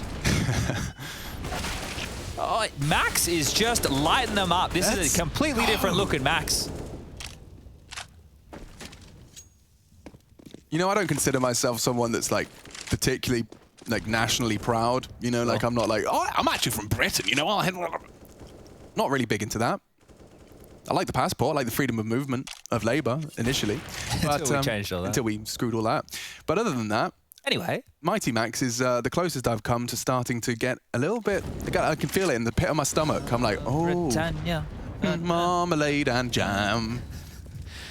No, I get it. I get it. It's like, okay, you know when you saw JKS just spraying down 4 Astralis members and you got like a tingle in your dingle? I did a shoey when they made it to the semi-final. That's what I'm saying. Okay, so this is my version of that. You want to do a shoey?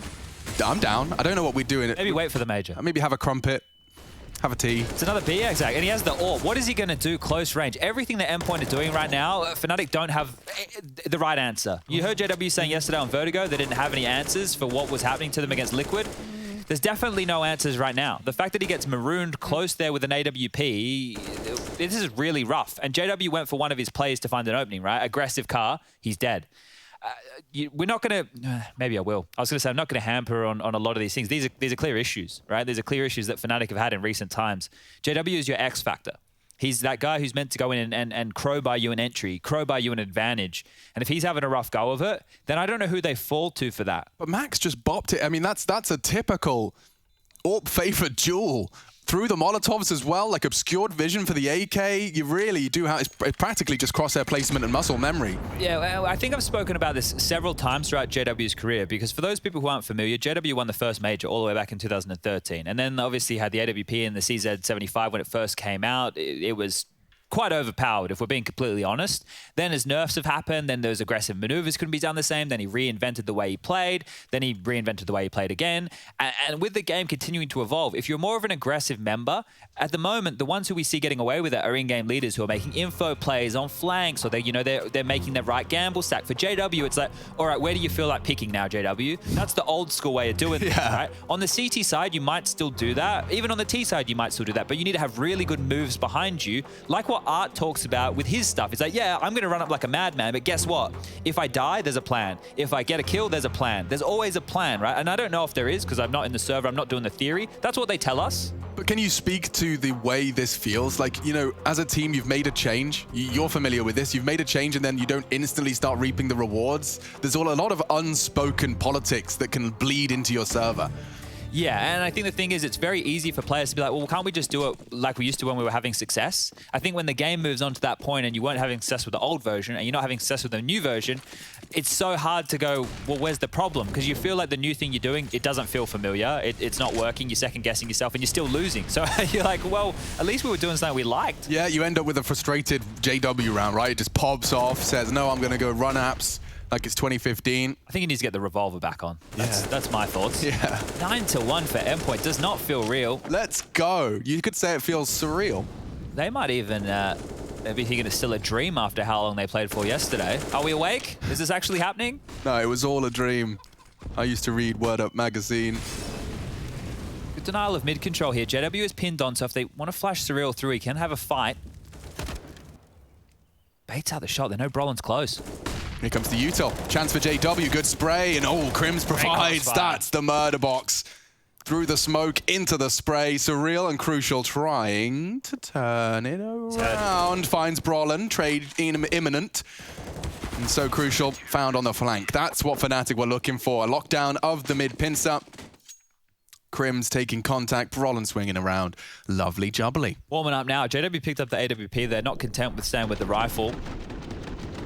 But yeah, that was a very, very good mid-crossfire to deal with this. You can see there wasn't a smoke on either side.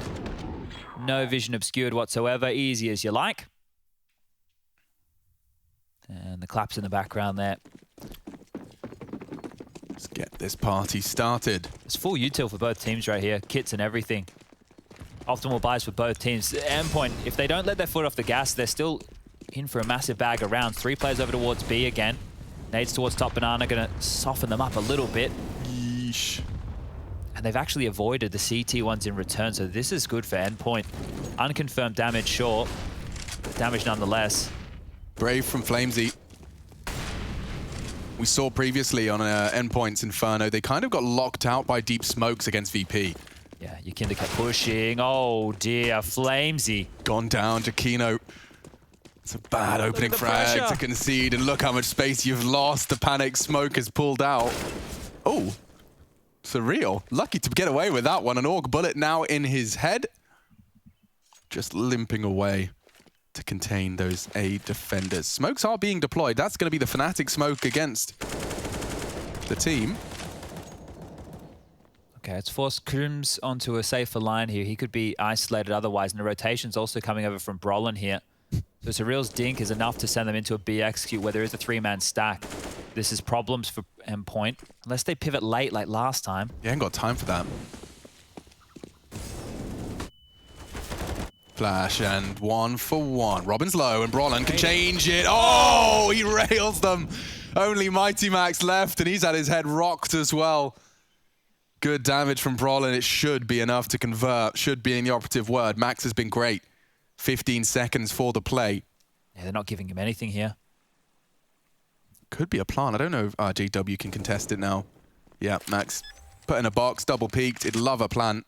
That's it. Oh, thank you so very, very much. JW will collect a 3rd round and a 7th frag. Needed plant there. If you check the money situation for Endpoint, bottom right-hand side of your screen, you can see not a whole lot of cash until that round ends. Robin with 7k. There's enough for them to drop some AKs across and make this work. But this is another great entry onto Banana. It feels like whatever Fnatic are doing, they're losing some bad deaths, aren't they? Having a rough time of it. Thank you, Brolin. It looks like 3. It essentially was. Crucial finished off by Krims. Good shooting from Brolin. Okay, well, double AWPs are out though, Chadney. Yeah, and that is going to be a problem. But there's a Mac 10 for Mighty Max, and that's why I'm a little bit more interested in what type of play they'll be looking at here. Could be more aggression off the bat. This time, mid-focus. Max will be tasked with Banana again, so happy to force Fnatic to siphon through these grenades. And if they were to walk through apps right now, there is a huge gap on A that hasn't been re-rotated back into just yet. It's a heavy arch setup. Go on, Max. I think they're sending him through. Go on, Max. Flashed in. Golden completely pants and Jakino sweating bullets. Oh, he's going to find it. That's exactly what his team demanded of him. Confirms Banana is no longer a threat. Your stack on A is warranted. If they know the AWP is B, going back into a B exec would be great, but, it's such limited util. You need to force them out of mid without using anything else. Yeah, they're really strapped right now. I guess Crucial is the answer to that, right? As the smoke fades, they can post him up on arch side. Interesting state of affairs here. So flash indicates long has been held. Mid call clear. More utility for info. They want to go A. And Brolin, he's actually starting the rotate. So here we go. Flash is good. Krims is better. Drops off and baits for JW. Perfect angles. CTs hit every shot they needed to there. Handled now. Starting to get a bit more competitive here. Fnatic will be on for their 4th. Still a lot of work to do, right? Still a lot of convincing to do. I think if a team has 9 rounds on the T side, you obviously want to try and win another round. If you're Endpoint before the tail end of the half, get 10. That feels really secure. Plus, the confidence. If you lose a streak of rounds to close out this half, it doesn't feel as great, no matter how well you started. It's a lovely mural.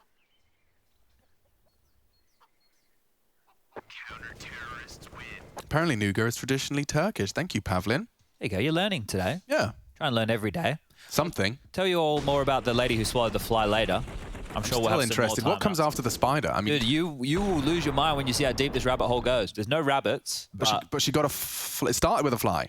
Yeah, and it goes real deep. That was like oh, there was a song we used to sing in school, similar one. A guy named Bob who works in a button factory. Oh yeah, I remember that one. Yeah, I don't know if he was called Bob.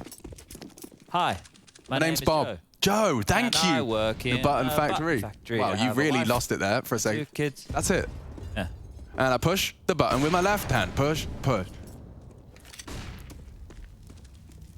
Banana is theirs. Now, this previously was where Endpoint hit a brick wall. That was naughty. Tried to boost over and find the slightest of gaps. Only the saved AWP here, so we shouldn't have too high of an expectation for a 10th. This is Fnatic. Got around on a silver platter. They bait the shot, and Crucial walked straight into Jaquino. Jaquino. Just going to do the secondary AWPing here once that's dropped. It's old Maxi Boy. That's a good banana entry, does Max.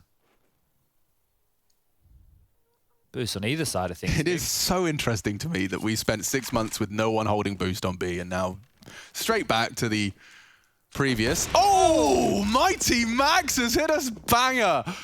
Let's see if there's any mash. Oh, there might be. Surreal has opened up the site. 2v3. There is no way. They all have 2 AWPs. 2 AWPs and an M4. This is getting bad. This is getting sketchy. It's not a fun retake.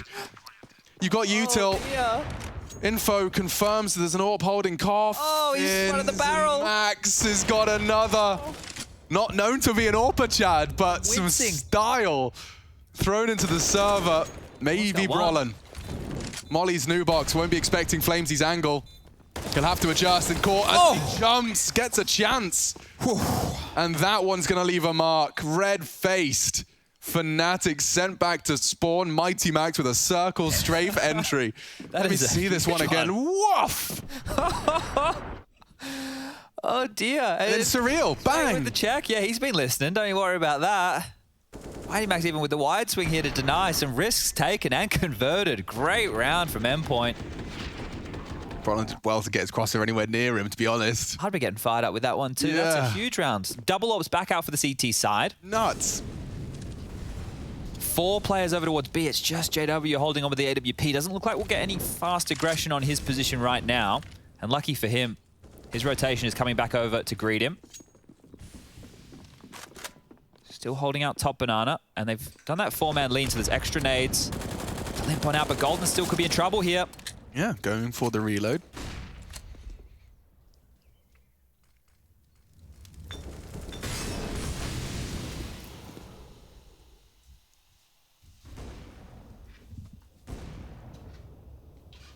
This isn't going to be a dry swing. That's what Jaquino is hoping for.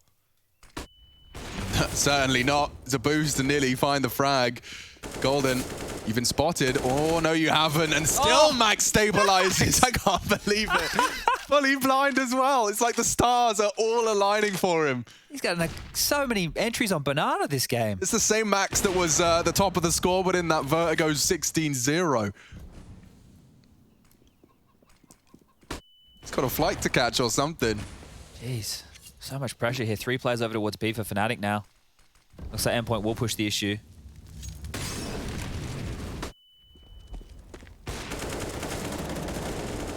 Max has spotted out the new box player, but he is caught off by the boost this time. Ah, and 2 from Brolin, that's huge. Robin will neutralize the new box threat, so the site is theirs. Time is the issue. Crucial walks across, takes a very brazen line, and now he can pull the trigger, but now the bomb's loose. Brolin denies and wins the round. Crucial would have to be planting now, and Crims can stop that. Nice work, 10-5. Endpoint, here to compete. You a clone, sussy boy don't even have a sound of his own. I'm a dad, hear the song. I'm a fire hazard, make the hits for my home. I'm a dad, big bro. Baby no money, means baby no stone. Say to some lies, my bad. Are you surprised? Shouldn't be. Open up your eyes. Is it me? I'm not a want, baby. I need a want.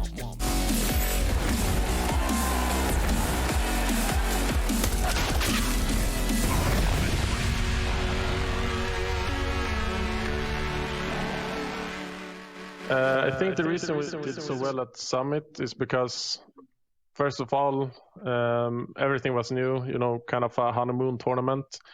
But also, I think we did the preparation really good, and we had insanely good team chemistry, which I think we maybe lacked a little bit going into the play-ins. We worked pretty hard on the in-game chemistry, going into Summit, and then maybe we started to like not underestimate it, but we didn't feel that we had to work as much on it as we did for Summit. Maybe we took it for granted, I guess you can say. So I think the team chemistry lacked a bit in the play-ins. So yeah, I think the team chemistry was a big part in Summit.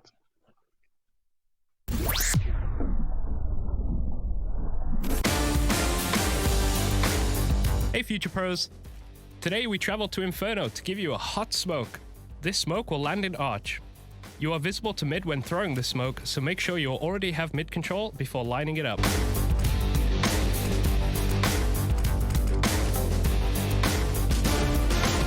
To do this smoke, get in front of this broom. Then aim to this window and move your crosshair up to the highlighted area and then throw. This will block off anyone playing in or outside of Arch, but be careful as they might try to re-peek from Library.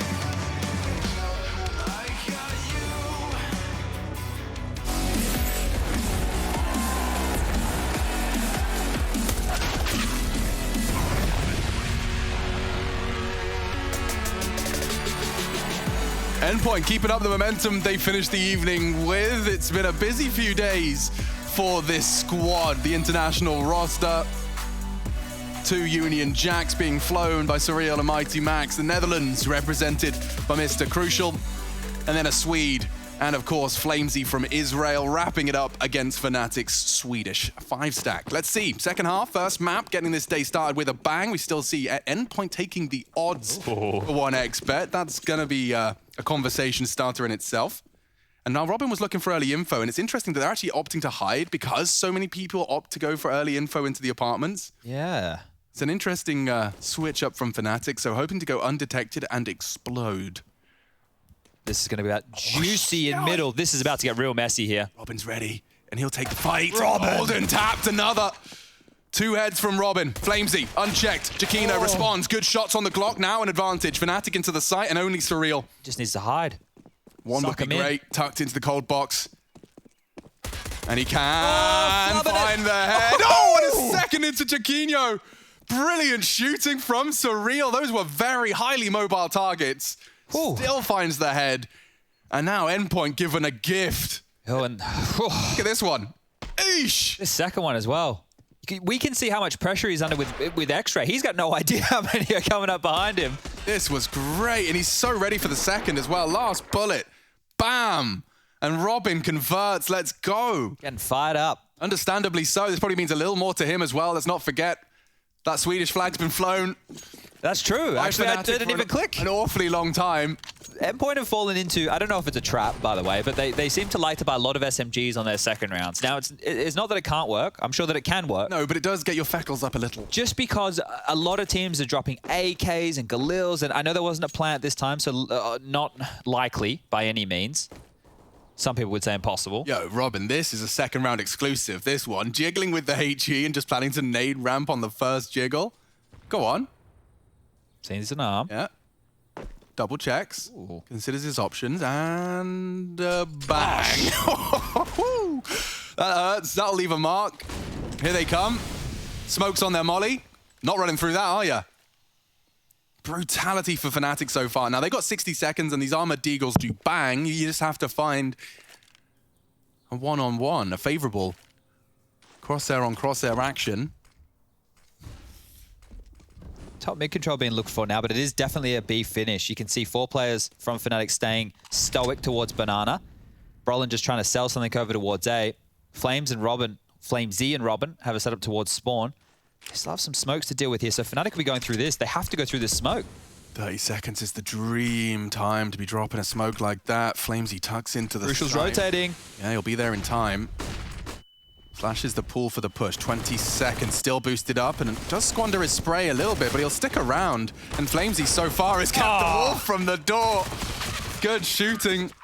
Only one death. Endpoint 12. That was a Fnatic 4 spy. Okay, well, Endpoint should get this next round again. Looking at 13, they win the first gun round, Alex. We can call this one done and move over to Overpass as quick as you like. This is not just a victory. This is an absolute mauling right here. That's the 4 spy. Didn't look threatening whatsoever. They weren't able to force out the utility from Endpoint early enough. And that is one of the reasons having SMGs can be helpful. You have a lot more nades than you would if you went more rifle-based. So if we paint the positive, that's one of them. Now, just these Glocks, we're going to have a couple P250s, a Deagle in the mix as well. And Golden just dry across, not expecting aggression. Robin was all the way down bottom of Banana. Yeah, he's going to take that space. Happy to.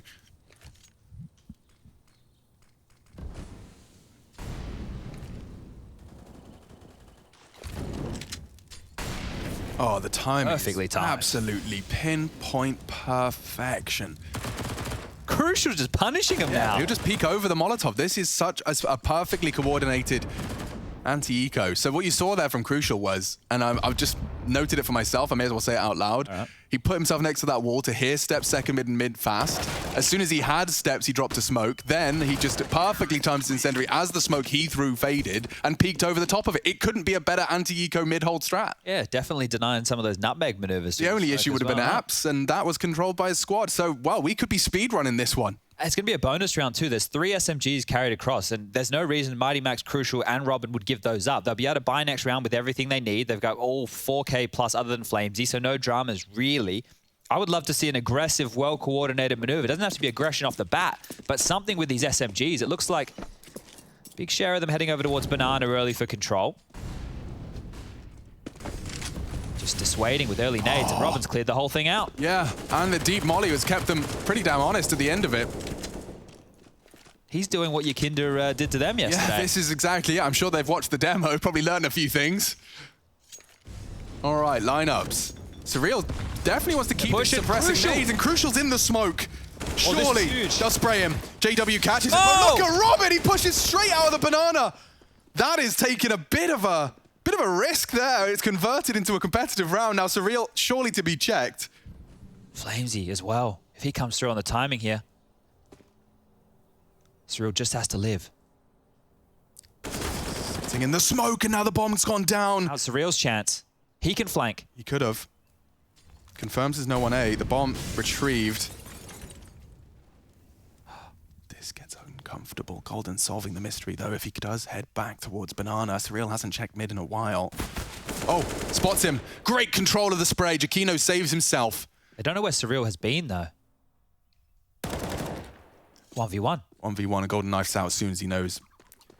So, with this much time and a brain as big as his, I think Surreal, yeah. Should give it a crack. That money was great. This is a bonus round, remember. One of the keys for Golden, the bomb's down, he can evaporate, he can disappear, he can be anywhere he wants, but Golden also doesn't know where the retake's coming from. Take a look at this. Molly, smoke, and a flash. Any utility that Golden throws may give away his position. Taking early, loud strides towards the site. Oh, it's a rough plant. Just to give him enough time to try it. No one on site, no one home. Golden to peek out, and he confirms it. Nah, the incendiary down on the bomb as well should confirm it for Golden. And it's good play from the Fnatic leader. Saves them and secures a 6th. Very needed round there for Fnatic, goes without saying. Clutch and a half there. It got so messy. I think Robin's heroics by pushing through that smoke, that's where it got messy. And he, oh, look at this. Can see Crucial for days. That explains a lot. I think Crucial, obviously assuming a lot more gray screened, sticking out like a sore thumb. Threw it with the flank onto Giacchino. Like, if that was like a second or two earlier, maybe gave them a chance, but not to know. Let's go. And keeping themselves in it here. SMGs will be out for 2 of them. Crimson Golden down to Mac 10s, AKs for the rest, but the AWP on Crucial. And he almost gets a tag, so they know where the AWP is right now. Not far off the mark. Crim's intentions. Ooh. And up banana. Robin doesn't seem prepared for this. Good control of the spray. Flamesy very quick to trade though. JW next on his list. Incendiary will stop the fight. No, it won't. He gets over the flames. Oh, he gets away with less damage than what JW just took. Yeah, it's a favorable trade in that way. 2 players over towards B. Max is here to batten down the hatches. They're sending him in. Go on. Mid-round aggression. JW confirms he's there and not flashed. Bomb is heading that way, and Flamesy's happy to just linger and take the fight, even at 66 HP. And Crucial still has top mid control, so they have a good idea over towards this B bomb site. They might be under threat. Coffin smoke. Bomb's heading out. Chiquinho's taking some space. Now, Surreal, will you be as diligent as you have to? Into the site, trying to sell it, but Golden doesn't find any impact. And so now, Surreal and Crucial realize the A-test is coming. Oh, pulls his nades out. Crucial saves the day with a crucial shot. He doesn't want to be in front of that. Doesn't have a gap either to catch that pit cross. Looking for a boost. He's calling for a boost. The numbers. This won't net them anything now. They've all moved into very tight post plants.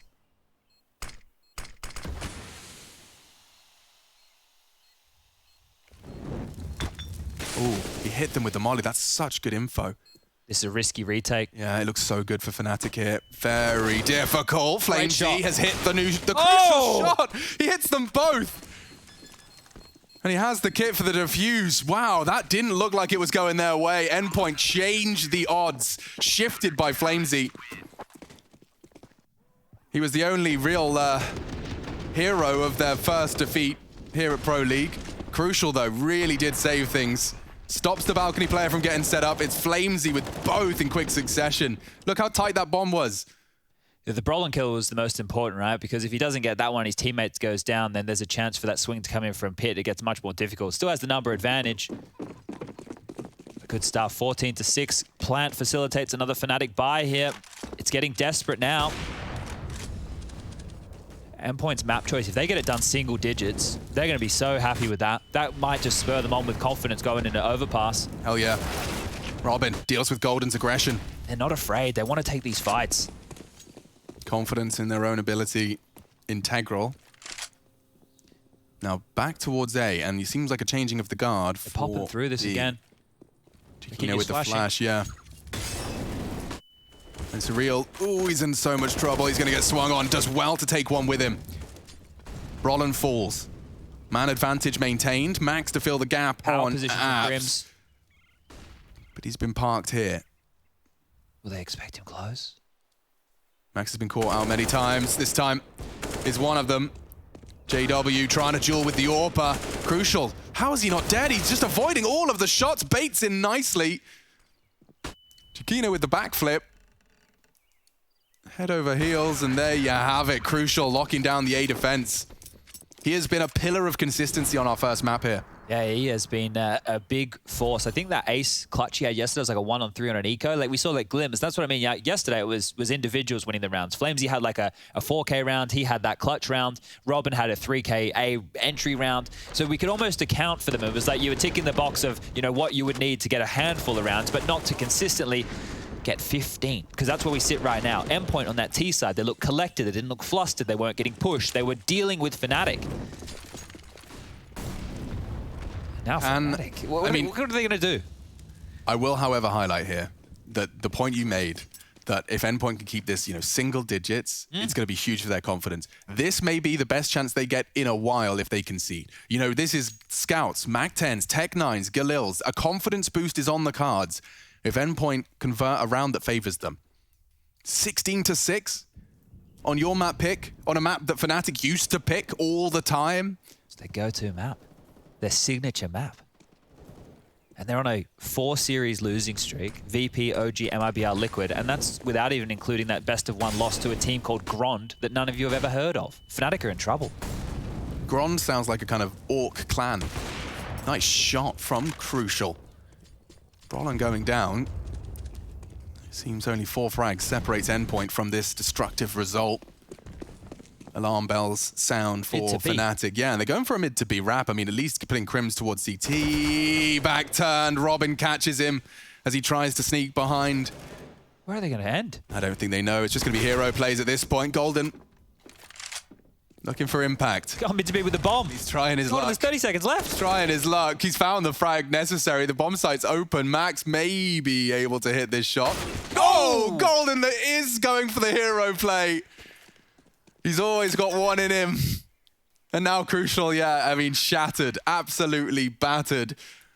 He's found his frags on A, but he's just Golden single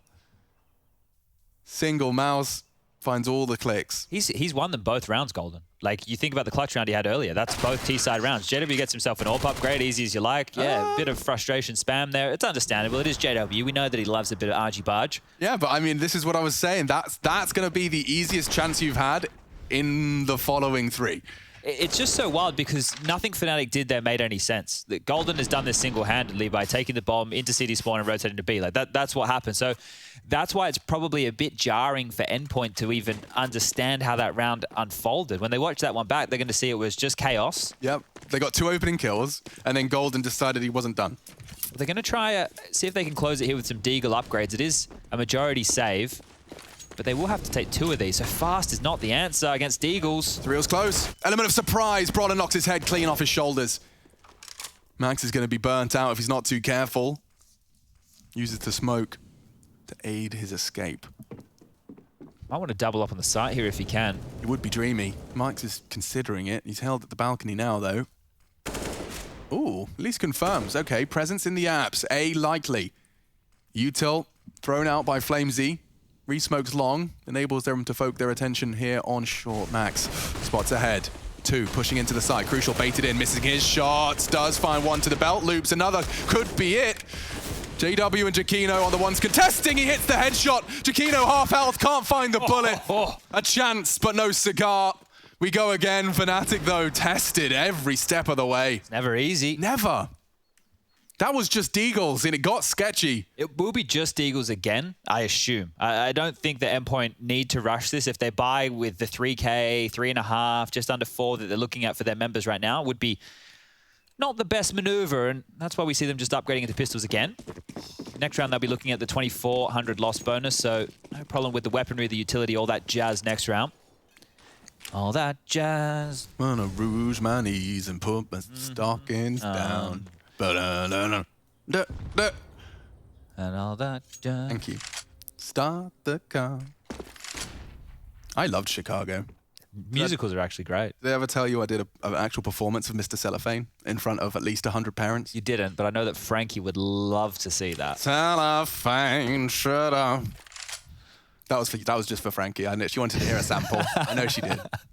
She might request a duet after this, Alex. Been my name. We are into just P250s, by the way, and already Brolin. Lovely clinical execution. He whips out the scalpel and extracts ahead. Bit of a boshing. Well, that wasn't a boshing. What would you consider that then? What's a verb for what Jakino did there? Yeah, I didn't have anything there either. No. It's good to play the improv game. Wow, what on earth has he pulled out there? Pushes through the smoke and actually converts. Nothing more to be said about this one, right? FlameZ tries and fails, and Robin met by the AK of Brolin. Frustration definitely mounting for Fnatic. I think they realize it's just too little too late. Margin for error nullified. They have to take every single round. They've got all the bells and whistles for this one, though. Kits galore. That's just overtime as well. So Fnatic, they have to do this the hard way. I wonder if we see that banana aggression out of Endpoint again, because we've seen Fnatic's reaction. They like to pop through that mid-smoke and punish the 2 defenders over towards the A site. It will be the 3-man B lean again. And Endpoint have had trouble when it is that arch side play. But when you remember, right now, there's only 4 T-side rounds have been won, and 2 of them have been against pistols. Rollin, he's going so fast, and Max says no, as does Robin. 3v5 again. Have to convert this one, Endpoint, surely. Oh, Max, ratting the smoke, knows Golden wants to push the issue, and Robin, oh, he just has to survive. Max can find another. He's video gaming today. And Fnatic posted with an impossible task to defend their honor here on Endpoint's pick. It's JJ. The one way's out. JW's caught. Max with a 3K, and Endpoint just looking for the formality at this point. Jakino looking for his first, probably a career first, 1v5.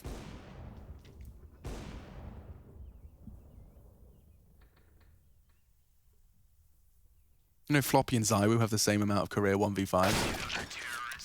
That's a fun stat. That's a fun stat. Let's get it done. 16-9. Endpoint, convert their Inferno, and another day in the office. We'll see if they want to break it down at the desk, see what Yanko's got to say as we are learning more and more about Fnatic as well as Endpoint.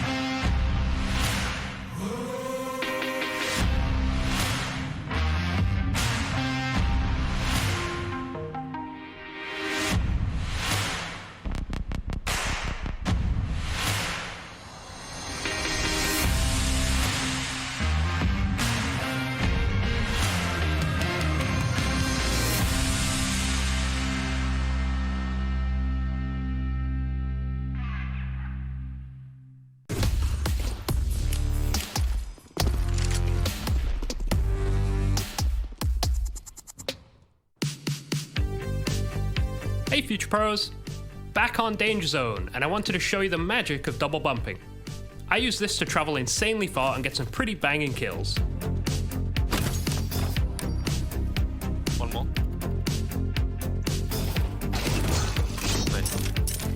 I'll show you two methods, the set launchers and the alley-oops.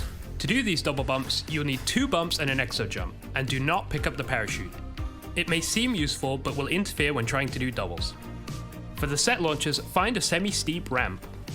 Place your first bump at the top of the ramp and head down to the base. Stand back and place your bump at your feet. Then, without jumping, run in front of the bump and let it push you forward up the ramp and over your placed bump. When you go over your placed bump, hold space as this will give you much more distance. This will send you flying. After getting the hang of this, you will notice many more spots to pull it off. Now time for the alley-oops, which are my favorite but also harder. To do these, make sure you have the long jump bump down. Run over your bump and hit jump and crouch at the same time.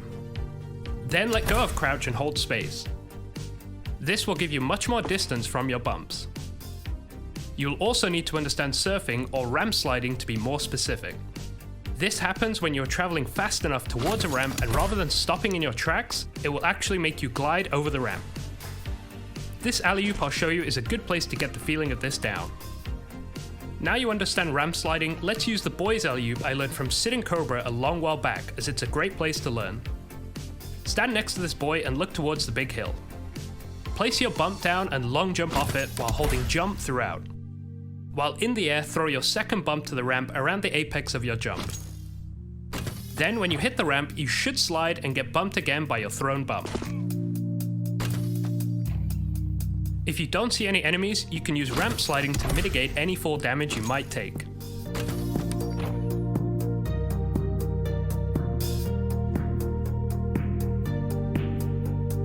And that's about it. It can take a bit of practice, but once you get the hang of it, you can start to come up with your very own setups. Here are some examples as inspiration.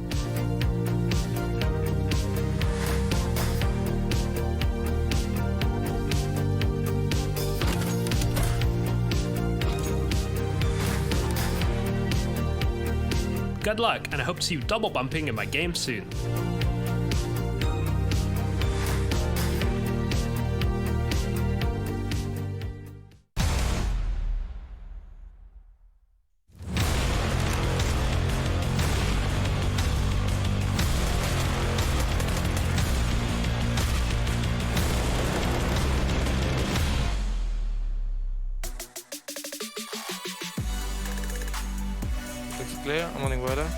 Go further. Nice! Nice redemption, Max. Well, somewhere there's a compilation of teams saying nice after having won said map. And of course, for that of Endpoint, yesterday, they had 3 officials on Inferno. Today, making it a 4th. And guess what, Yanko? They won them all. So, goes to show. Well, not all of them. They lost to VP. Yeah, you're right. So, but also, 3 out of 4, good enough. We'll take it. And yeah, a very impressive performance from them. Winning both pistols, getting off to good starts. Had some, you know, fortunate kills through smokes, I think it's fair to say, in some rounds, and just Fnatic couldn't do anything about it. I think if you're Fnatic looking back, that's exactly what you're going to say. Listen, guys, we lost both pistols. Like, they were getting lucky, getting kills through the smoke, right? Let's just reset. Let's just reset and get ready for overpass, right? And I'm just curious to see if they will be able to make that happen, because at no point did they have a chance of winning Inferno. Yeah, it never did look like Fnatic was taking charge in this matchup. It looked like Endpoint were in control the entire time, and that's obvious, right? Like, anybody could see that from a mile away. Some of the other stuff we can see here is some maybe questionable plays, maybe perhaps round 5, Yanko. Yeah, not right now. We have some technical issues, but I think it's just that, you know, that round, what happened was, it was a reset round for Fnatic. They just won the first gun round, right? They took banana control. Endpoint reacted trying to take mid. So Fnatic like kind of moves back. They want to retake it, right? But look at this kill that Crucial gets. He just gets a free kill on Crims, and then they pull out. That molly that he ran back through, that was from Broland. But, you know, there was guys on long who had a flash. There was no flash before this peak, right? And they weren't all there to all play the smoke fade, right? So it was really disjointed from Fnatic, right? And definitely not something you want to see in a reset round. So Endpoint got an entry kill, went back towards Banana, got a kill on Jaquinho as well. He was struggling a little bit towards that top Banana area. He's the guy they leave alone, right, when they take Banana and want to play 4A. Flamesy had a good shot on him one time jumping. That round he was returning utility, but still got caught before he could get to a safe place. You really can't allow that to happen. If you're playing that position, you need to just be able to use your utility, delay until rotation arrives, and then just play with your teammates. So you look at some of the impact players here, and I think that the 2 that jump out right off the page would have to be Mighty Max. He's got a lot of impact in this game. And then you look at a guy like Crucial, who goes 26 and 13. Exactly what you're looking for. Crucial ripping Fnatic a new one. Yeah, absolutely. You know, we were talking about him even yesterday. He's the primary opper for the team. He's the highest rated player. He needs to keep up that level of performance if they're going to take some wins in this group. And he's done that. Even yesterday, he's had some good round ace clutch against VP here. Impact throughout the game.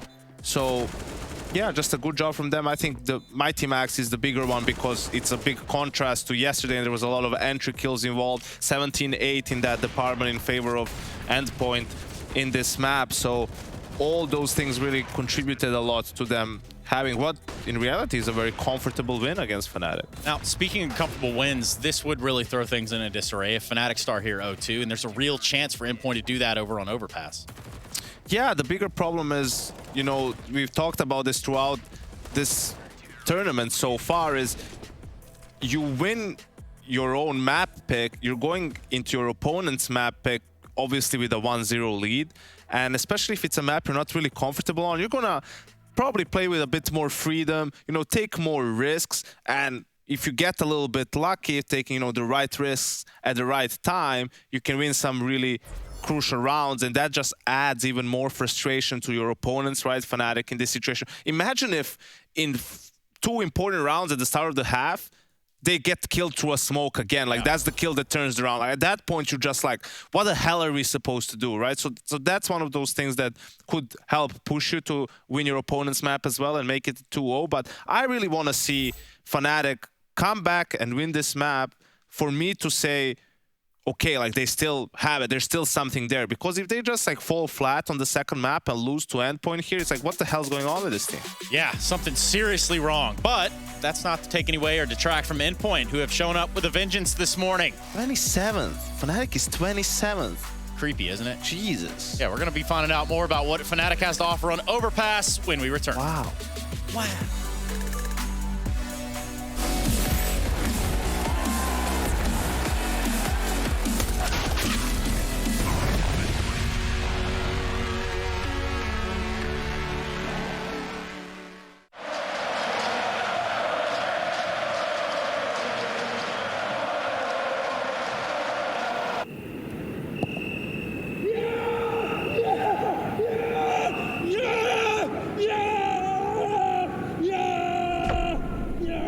Start your esports career now at play.eslgaming.com.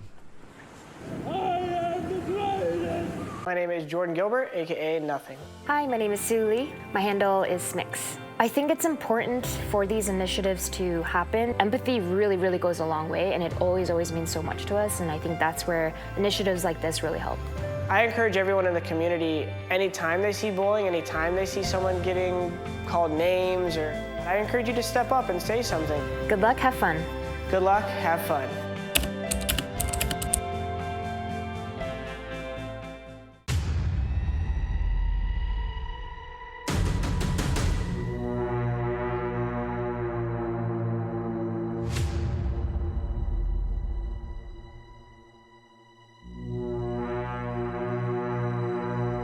After claiming their second major title earlier in Katowice, the Swedes were now aiming for a third one in Cologne, and for the most part, it seemed almost certain. Through the smoke, it's going to be one. Can he find the second? He does have time. He's going to find a second. It's the third! However, on the first map of the grand final against Envious, Fnatic found themselves between a rock and a hard place. Time was running out, but in their time of need, Krim stood up to the challenge and opened his team a path to victory. You saw MBK, he's going full on. He's just ready to pounce on through, and why would they slow down? There's the flash, that's going to catch Krims out. They're going to push on through. MBK gets one, but Krims with a spray down. He gets himself the triple, and Fnatic are not done yet. Can you believe it?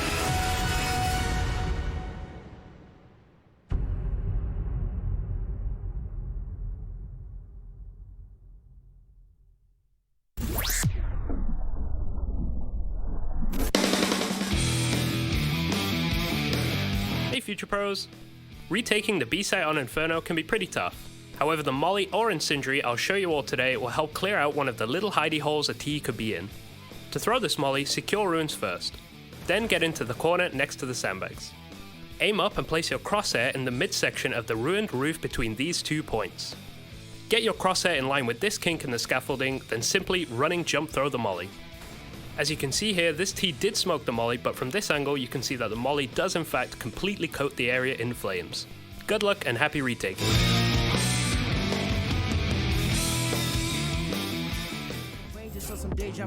I recognize my future, and there is nothing with you. Unless you turn your boat around, success might come recruit you. But unless you analyze in depth that we're steps away from death, 1,000 possibilities, act on it, Johnny Depp. For real, cause we're lonesome childs, trying to know what father brought us down to here. I don't wanna be stuck in countless doubts. I just wanna smile and run away from here. I swear to God, man, I just wanna be a model for my brother. Hey, I just gotta work until I'm on the covers. Hey, I just gotta work until my songs are covered. Hey, I just wanna make it proud to be my mother. Wish we could learn how to love our mistakes. Straight from the jump and not wait for an answer. Wish we could smile when shit's rough nowadays. Change our reactions. You just gotta love yourself. You just gotta love yourself. You just gotta love yourself. You just gotta love yourself. Hope you learned your lesson, girl. I cannot teach anymore. Hope you show some faith in men. I am not like anyone. Cause I am over being sober with myself and I'm with you. I am over being something I am not. I'ma turn it to the man now. ESL Pro League is brought to you by Gaming Malta, Intel, US Air Force, 1xBet, and DHL.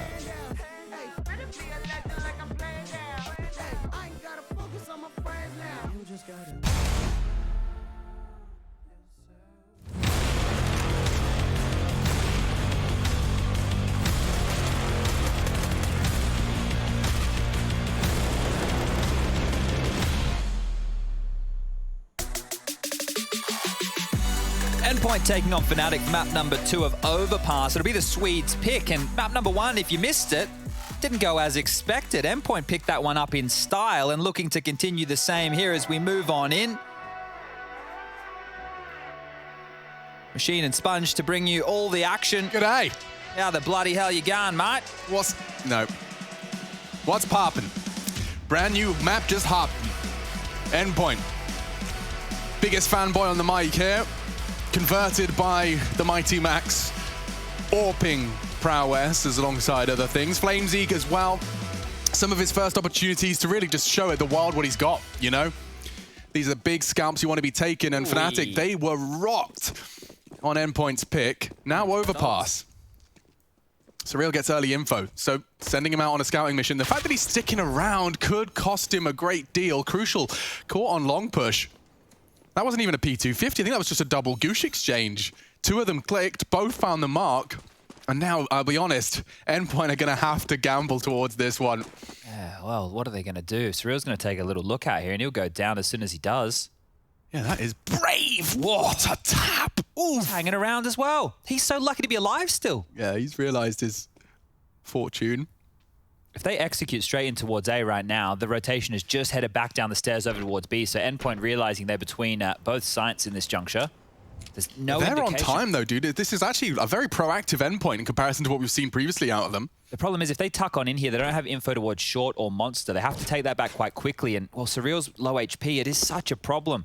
Jump peeking is dangerous at this point. Jiggle peeking dangerous at this point. Utility even doing damage. Yeah, as if he's got low enough health already. Surreal spots out the long pressure. He'll go down to Crims. The trade's not there. In fact, he actually finds a second in the smoke.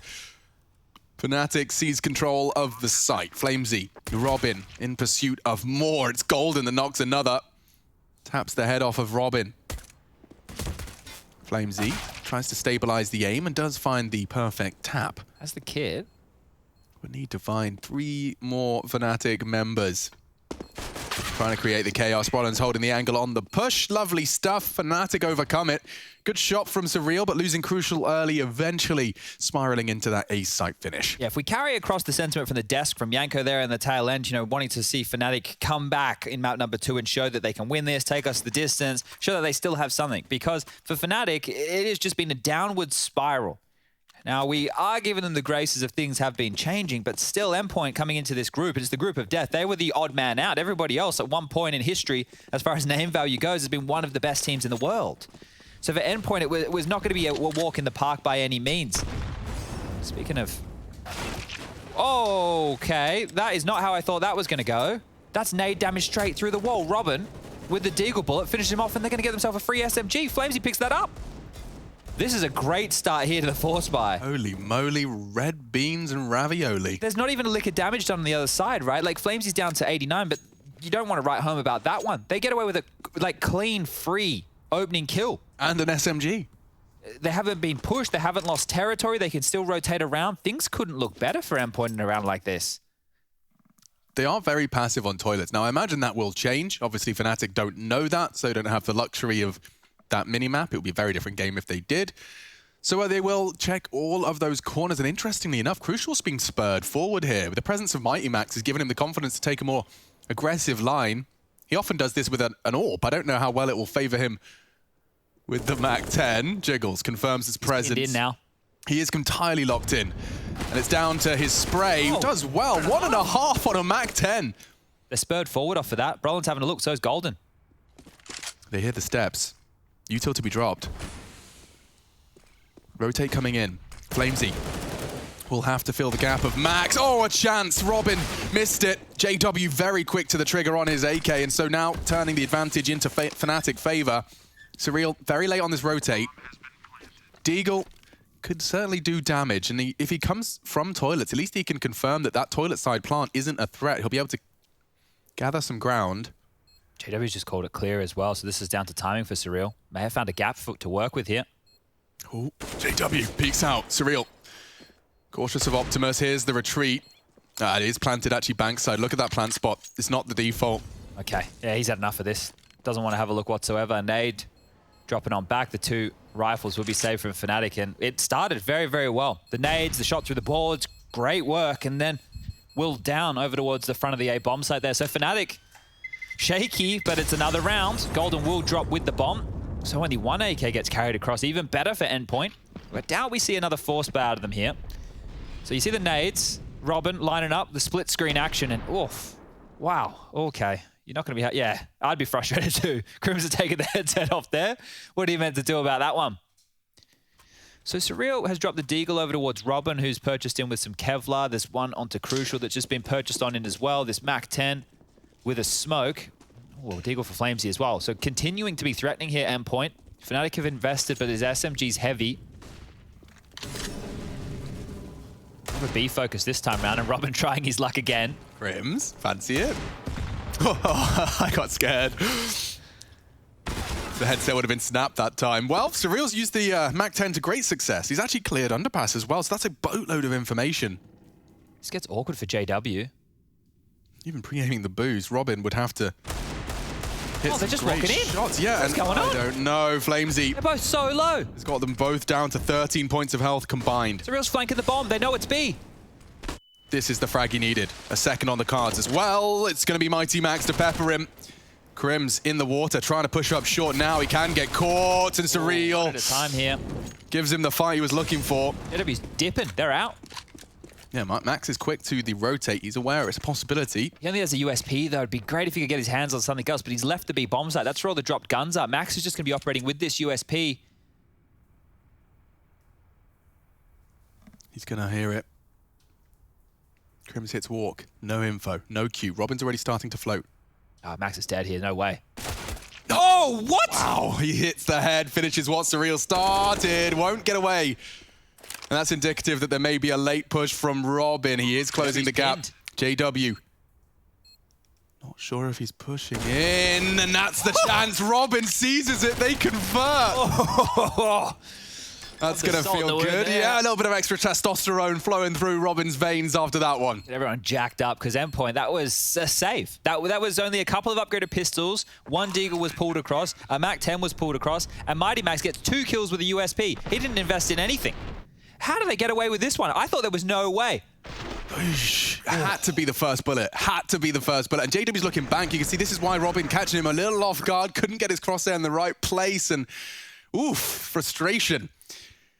That's going to put the CTs in a very good stead for round 4. Yeah, look at their buy right now. They can get the AWP out, the AK, M4s are plenty, the defuse kits, utility looking great. And for Fnatic, well, with the plant, they can scrap it together. But there aren't 2 pistols. JW and Jacquinho, the Jays are stuck on those. Through the smoke, they leap. Crucial. Almost gets one instantly. Ballsy for a go for a repeat. One Deagle from JW could have put him in a grave. Now, Crucial impressed us last overpass. He's got a lot of housekeeping, but he does tend to stick around until he's forced out of this position. Just like that. Just like that. Simple smoke and Molotov for Divider there. And at that point, Max will rotate back on over as this swing player. Here they go. Fnatic want to take toilets, but they're doing so very loudly. I wonder if this is the all-in. Crucial falling back to a tighter line. They're already up. Good chance. He actually pulls the trigger on the flashbang. Golden caught in limbo. Flamesy's flash strong and suppressing. Crims catches a dink. Damage. Crucial in trouble. Goes down to the Galil. A competitive round after all. Fnatic have the site, have the plant thanks to JW. They're loud towards bank. They're all towards long. Triple long. So hold. Surreal could go for the round the world play. That's what Rush is telling us. This is so awkward though. You'd never expect 3 players long. Surreal's not even looking. I guess he'll be able to call toilets clear. They have smokes for this. If they just smoke off long, or smoke the bomb, this is going to get so jarring. Yep, Wait, smoke it's a bad defuse. plant. Smoke defuse. They can't knock him off. 3 seconds and he's on it. He's getting knocked off, but it's all Surreal. Oh. He gets them all. Has he got the time? The kit's on the bomb. He's got one as well. Time. Endpoint take the round. My goodness. Fnatic. Triple long setup. Brawler nearly did enough. Flamesy on the defuse, gets knocked off last second. It was hectic towards the end there. Can't believe where the bomb was planted. The penny dropped for me way too late in that scenario, and I guess it did for Fnatic as well. That's why they were staying long. But it wasn't a long plant. Yeah, but I guess that was an easier point of access, right, than if they were in bathrooms. But even still, the fact that they didn't try and hold on to any territory, knowing what type of plant it was, just a misplay from Fnatic overall there. And that's going to give Endpoint their second round. We're tied up here 2-2, and the Deagles will come out, 5 of which. Kevlar for Brolin and Crims, but no utility to make anything happen. So this is just down to headshots. Crucial again, the only man over towards A. And if you want, Fnatic can start to punish this by going fast long, right? That'll draw that rotation over very quickly. We saw... Oh! Yes! He got revenge. Totally. It's a dish best served cold, and Crim's ice in his veins as he clicks at the head of an inquisitive Robin. It looks like Flames has actually caught him with a wall bang right back. Oh dear. Now, Crucial's in a lot of trouble. They're pushing him too, a bit of pressure now. Yeah, he's not going to get away into the site. He's getting tagged up. JW will finish off the job. And now Max has to save the day here. It's 2, Max. Sprays into 1. Second is found. Golden is going to find the trade. Only Flamesy now trying to deny that plant. Don't think he actually faked it out. And Flamesy swings in to confirm it. Gonna get the AWP? Yes, they do. So big weapon saved across here for Crucial. And that is the thing, because Crucial has so much weight on his shoulders. You've pointed it out. It was a key issue. Well, not a key issue. It was a key game plan of theirs, right? But we also saw how Virtus.pro's super sweaty overpass T-side made him feel like he's on an island all the time. Yeah, constantly pressed on back. Now, that's fine. Endpoint are trying to dissuade anybody from coming for these fast or early Bs with 4-man leans, which is the site you can get to quicker. Makes a lot of sense. But if they continue to swelter over towards the bathrooms and long, it's going to make Crucial hot under the collar. Has a bit of help this time. So Max is there early. B, straight through again. There's been so many weird kills towards this area of the map in the early stages. 4-on-5, Endpoint have to operate with this again, but it's not the pistols for them to deal with this time round. It's the rifles. And Max has taken all the info towards long during all of this. You can see how far he's pushed up. They're almost conceding A. It feels like they'll happily give up bathrooms and mid, and if they take the A bomb site, they can retake this as a team, potentially lock Fnatic down. And they've hit pause after that opening kill. 1:10 on the clock, and they haven't really moved. Starting to comb through Fountain now. Oh, that's a big duel. Surreal's evened it up, 4v4. That was with a short, aggressive maneuver. Might thrust them in towards A. And the door completely blown off. Golden's trying to keep perfect timing from Max. Look at this. Oh, from behind. Pipping the gap, and he's confirmed presence in toilets. Oh, and 2 line up for him. Golden and JW completely caught slipping. Brolin trying to make space. And if he does get this frag onto Optimus, Robin unchecked right now. And Crims does tag him up. Yeah, trying to survive, but it's 2 now from Brolin. Brings it straight back into a contention round. Bomb down. Mighty Max has found so much impact, but can he clutch up? Crucial tested. Brolin hits a sensational headshot. No margin for error on that one. A smoke bank. Crims is holding the tight line. I don't think Max worked it out just yet. Turns the flash nicely. He's solving the riddle, but running out of bullets. A fresh mag to bait the fight. There it is. Fnatic 3-3. Turned around and overcome the flank from Max. That's the big man of the team there. Brolin and Crims, the only 2 players with positive ratings on this Fnatic roster since the addition of Jack Inya. So these are the 2 who you'll be looking to pull rounds out like this. Brolin is part of the new gen of the Swedes, right? You can look over to NIP to see the rest of them. It's kind of like he was the one to make the first move, and well, the rest of them all went over to the Ninjas. Fnatic have been left with just the bits and bobs, as Endpoint will be doing exactly that. They have some Deagles, a Scout. It is a 4-spy. See how competitive they can keep this. You don't want to allow this half to get out of control. I don't think they'll have as easier of a time on their T side like they did against VP yesterday. Another opening, so Robin's gone down a few times. He's also found a couple of openings as well. You're going to have those when you're aggressive. These boards, man. Oh, Golden baits them in. Knocks down Surreal as he looks to try and punish.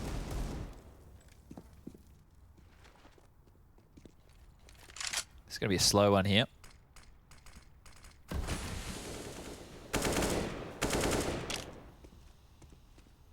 Should just be the B finish from Fnatic. There's no real reason for them to rotate back over. They have the number advantage. Utility's really good. Flamesy forced out. And he's down. So yeah, the kills are coming to them. They don't even really have to do anything at this point, Fnatic.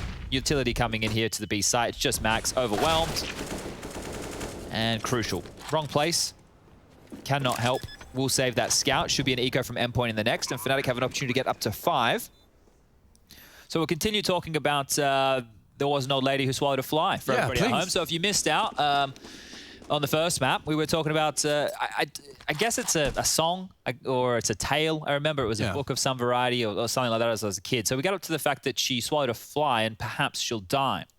And then it goes again. There was an old lady who swallowed a spider that wriggled and jiggled and tickled inside her. Ooh. She swallowed the spider to catch the fly. I don't know why she swallowed a fly. Perhaps she'll die. And as you imagine, it continues to go forward from there. It's very Dr. Seussy, you know? Yeah. Like that's... How far do we want to go down this? Because there's a lot of animals she eats.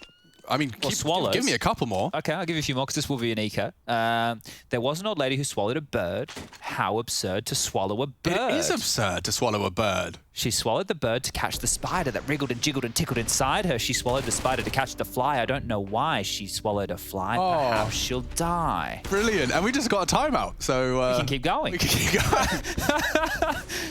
It reminds me so much of the Fox in the... Was it Fox? Fox in Socks? I think it's Fox in Socks. There was an old lady who swallowed a cat. Imagine that. She swallowed a cat. She swallowed the cat to catch the bird. She swallowed the bird to catch the spider that wriggled and jiggled and tickled inside her. She swallowed the spider to catch the fly. I don't know why she swallowed a fly. Perhaps she'll die. I like that. When was that written? How ancient is that? 1940s, I think. Released in 1953. But yeah, it's a children's rhyme, a nonsense song. I'm all for a bit of nonsense here. I'll give you an excerpt from Fox in Socks. Okay. That's a classic. If you aren't familiar, I really like... It's just satisfying to say. Let's see where... I just start from the top. Fox in Socks on box on knocks. Chicks with bricks come. Chicks with blocks come. Chicks with bricks and blocks and clocks come. We do have time on the clock, and we are into round 8. ES USPs for the endpoint organization. Don't fancy their chances. It's going to be more a case of just avoiding that Mac 10 if you can. Yeah, if they did that stack we saw yesterday, there would be a chance. But it's not there. We're not getting it today, boys. Why? Just whatever you do, you know, just throw your body into... Assemble the Megazord. It is essentially the, Megazord Exodia super stack. There you go. Avoided the Mac 10 slightly. Yeah, Golden gets denied, doesn't he? Crim should be mopping this one up. Ooh, that looks set for success. A little further away, though. Oh, we're going to clean up aisle B. That's aisle B. Crims. Bring the mop and bucket. Do you ever work in a supermarket? I worked in a home retail store. Ah, that's right. Yeah, you were telling me about the carpet cleaner. Oh, yeah, that's right. And the bags of cement that... I think that's how I got away with like just sitting and being like a sedentary gamer loser for a while, but still having bags of cement? upper body strength. Yeah. I just spent 4 hours a day carrying bags of gravel to people's cars. It's pretty good. That does help. It really does, yeah. The gravel workout. I also still couldn't stand up. You know, like, mad respect to anyone that works in retail and has to stand up the full 8-hour shift. Like, we had some really weird bosses that would not let, like, we weren't allowed to have chairs because it made us look lazy. Okay. Bastards. I just went and hid in the fridge. Because I had the produce fridge, a massive fridge. When I wasn't doing it, I just went in there.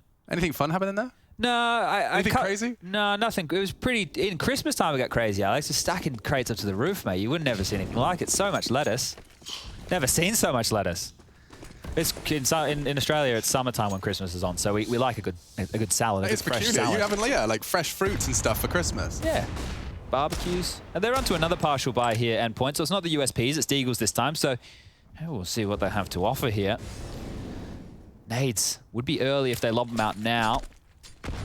Crim's yet to... Oh, he's going to be fed up with this, Crim. He's like, guys, leave me alone. Please. Please. Just stop peppering me.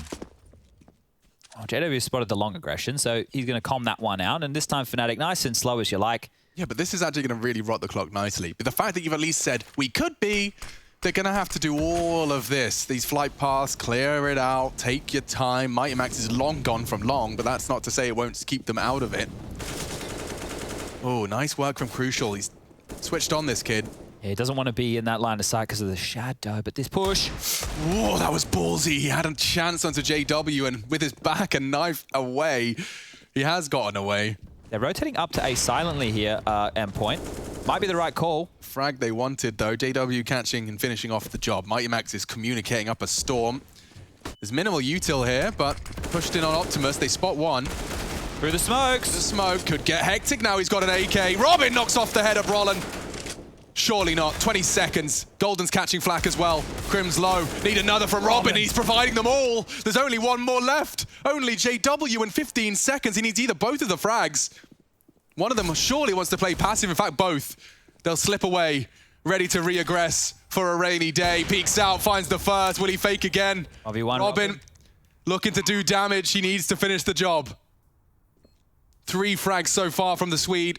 Shadow spotted. He knows where you are.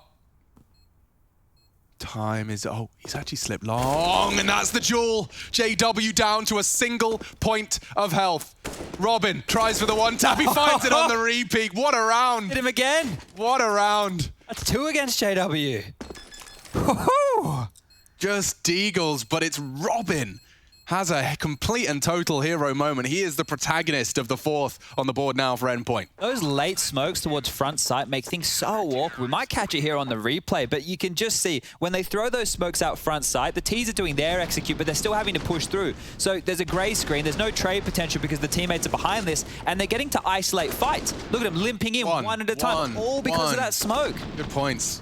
So they just kept long smoke. They had a couple of smokes there for that. And that was perfect. That was just a Deagle upgrade round. Another great round from Endpoint here. It's something we've seen Gambit do on their weapon round retakes. They throw that smoke. It's really cool stuff. Endpoint learning on the job and have pulled this right back into a competitive half. Crucial. He's got his crosshair in the right place. A narrow miss onto Brolin.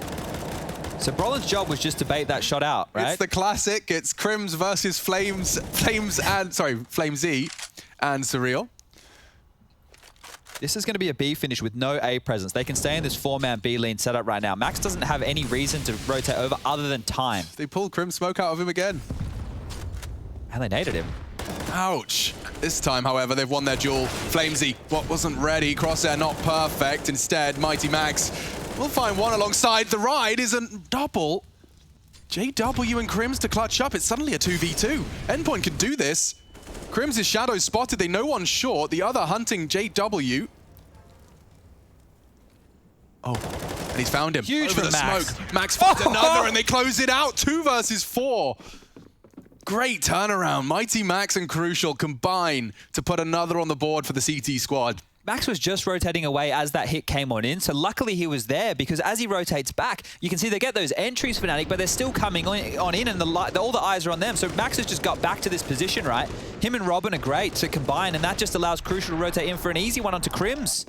Huge round from Max, 5-5. Let's go. Fnatic still with enough money to buy here. AWP back out. The rifles are good too. This will be a very telling round.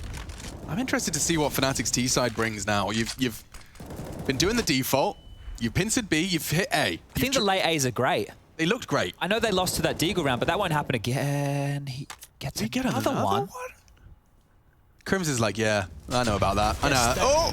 Oh, wow, and the retake util. A nade followed by an incendiary and a spray. Again, books him.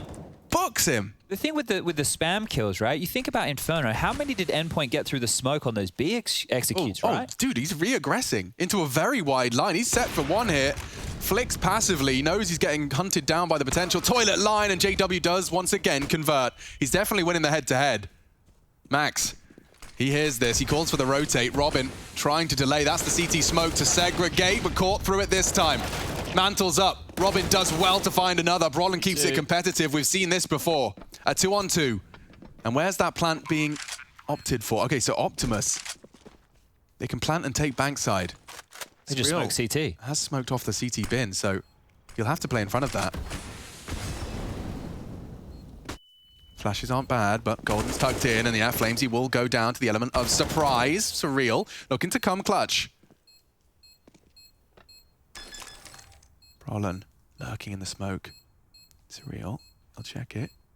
And he finds him as it fades. He's got the time, he's got the round. Endpoint, snatch another from the Swedish fingers. Oh, big from Surreal, right? I was a little bit worried he was going to have a rough time of that one up against Brolin, but he presented himself, and the plant is what made that awkward, right? That's not an open position whatsoever. They're not going to have any idea if it's getting sat on, and that's 2 reasons that 2 of the rounds Fnatic have dropped is because of the plants. Now, you understand why they're doing it. They want to get control, but they're under so much pressure all the time. It never feels like Fnatic have an easy round. Yeah, I mean, once that CT smoke bloomed, it did completely change the angles of assault, right? You saw Golden just could have played passive, could have waited for the sound, and the clock could have been their best friend, but instead, deny that info, a poor and rushed plan.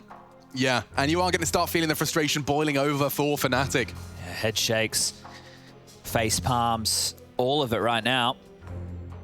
6-5. I'm not jealous. I would not want to be in the server with that kind of attitude. Like, I'm not saying it's a mistake. You know, you can't avoid it at times, but I just know how it feels, right? Brutal it can feel. You know, when you've got Crim shaking your head, you start getting in your own head. Was it me? Was it that smoke I didn't throw? Was it something he said? He said it a bit snappy now. You know, humans are weird. We're all just weird and making it up as we go along. Yeah, that extra weight that you carry around if you even have to worry about those things is so rough. And when you hear teams say, oh yeah, we sat down and we had a long talk about things, those talks are not pleasant talks, let me tell you. They're quite fiery. And once you work it out, well, then things can get better. Airing your dirty laundry, getting it all out there. This guy, man. This is if he gets another one. It actually did. He tags up Jaquino on his taps. Oh, dude. Robin is a real thorn in their side. Fnatic ready themselves for the B explode. Smokes will land in Monster. You're going to have to respect that. You're going to have to respect that. Now, though, Jaquino swings in. And the spray from Flames, he's too good. If only he had more bullets. He will go down. And Chad, I can't believe I'm saying it again. A 2v2. Endpoint. 2 for 2 on the 2-on-2. Oh, the bullets are close. Nades aren't bad. Golden has such a good element of surprise. Max was ready, though. Finishes it off. Now, they do have a smoke. They do have a kit. And JW is gagging for another round here for Fnatic. Opts for short. Now, will he call the bluff? It is very JW-esque. He actually wants to try and bring the fight to them and confirms his position. He's smoked off now. That's no fun for anyone. Do you remember where the plant is? Crucial's holding it now, and Max will find him. Perfect. Using the Tracer Fire. Just a disconnected plant just out of the line of sight. Crucial uses his initial spray to gauge whether he can hold it. Max is nuts. He's having a couple of fantastic affairs, isn't he? These multi-kill rounds late on to B, and I know it was just against pistols again, but regardless, it's a difficult 2v2 situation because they lost JW. Golden almost made a play right there. Eventually they find him, right? But these are still hard rounds for both teams. You know, we say it's not easy for Fnatic. Well, it's not easy for Endpoint either. They're having to work hard for these. So many of these rounds, though, like it goes even trades into the site. Endpoint coming up trump again and again. Feels like we haven't seen Counter-Strike like this in a while. Yeah, I miss Molly from Endpoint. It's not that much to write home about. Just gives JW a new angle to peek into that fountain. Early B lean again. They've got to be thinking, can we just go kill this Robin guy? They're pre-aiming it. Oh! And still, they catch a timing. Flamesy does well to get out of dodge. And more damage inflicted early. Well, then there'll be another nade on their head. Bang. Just keeps coming. They're harassing that key area of the map for Fnatic. They can never have it for free. They're not buying the respect there. There's always a move, there's a spam, there's a nade, there's something. Endpoint are just harassing. But right now on A, that's where the problems are. 4 players still planted on B. It's just Max in the toilets here. If he gets a timing again, we've already seen one great flank out of him. Didn't convert the round off of it, but the impact was there. It's scaring me that there's no one to report other than Mighty Max, and now they will all knife out on the rotate. Let's see how this one plays out. These are those retakey smokes. Well, they think the site's already been taken. That'll give an indication right now to Fnatic that Endpoint have no idea what's going on. And this boost, they'll be sticking out the top here. Oh, boosted. Brolin does fall to it, so they do well to claw it back into an even stead. Robin's actually on the site, and he's going to use that smoke to peek out. Crims with a spectacular transfer. A missed shot enables more space. Flamesy. The TK! They took a no. Team K. Team K. Makes sense. But Jaquino catching Crucial does put us into a bit of an awkward position. 18 seconds. JW tries to plant here. Surreal can play spoiler. Oh. He knows where they both are. And now the plan from JW, a 1v1 for Surreal, pushing and closing the gap. He gets the info on the jump. I know where you are. And he's going for a ballsy fake. JW quick to try and peek out. And he's been found. Surreal, another clutch. He goes back for the AWP. That is another round. Fnatic so close, but with nothing to show for it. Oh boy, another one. And another one with JW, the last man standing. He's been in like 3 or 4 1v1s in these late round situations. Fair play to Surreal as well. The fact he even presses jump, like, you know, all of that paranoia, that temporary paranoia about potential close box swings, he gets it close, and then that is the crucial angle. It's so tight. Robin. This is a good half. 8 now, they've won the half. Fnatic with 5 is decent, right? But Endpoint, their T half, it felt good against VP. I think that VP may have taken their foot off the gas a little bit. But it proved that at least Endpoint had structure there. Yeah, and they were going back constantly to the B bomb site. What's he up to? Alex? Alex? That's my name. You can see I'm living vicariously through Mighty Max. Oh dear. Heard the tap there of the molly. He's pushing through. Yo, it's such a freebie. Flamesy collects. Shots looked like they were going right, but Chiquino quick out the door. Golden provides a second B. We're not wide open though. But Fnatic with an early man advantage. We haven't seen this all too often. Money's so fragile for Endpoint. They lose this at maybe at 8-7.5. And so a chance for Fnatic to get a much more competitive scoreline out this half. That one smoke on towards A has just brought Max all the way back up. So it will just be Robin, the final man on the B bomb site with just a Famus. Nade's not going to do anything whatsoever, and they're going to walk through Monster. This is perfect to take the fight against the Famus, and Robin's gambling over towards the A site as well. So in they go off those nades. I think Endpoint will just call the save. And that's all down to that financial situation I was just talking about. You can see here that the leftover residual cash after the buy into this round at the high end on Crucial is 1,200. And that's a problem because next round their loss bonus is only 1,400. So they need to keep these guns to stay competitive. A 9-6.5, 8-7.5, either or. I think that Endpoint should be happy with the way that they've won these 1v1s. They've won some very gritty rounds on their CT side. It's not just them obliterating their opponent. It's them having to work together, some smart stuff.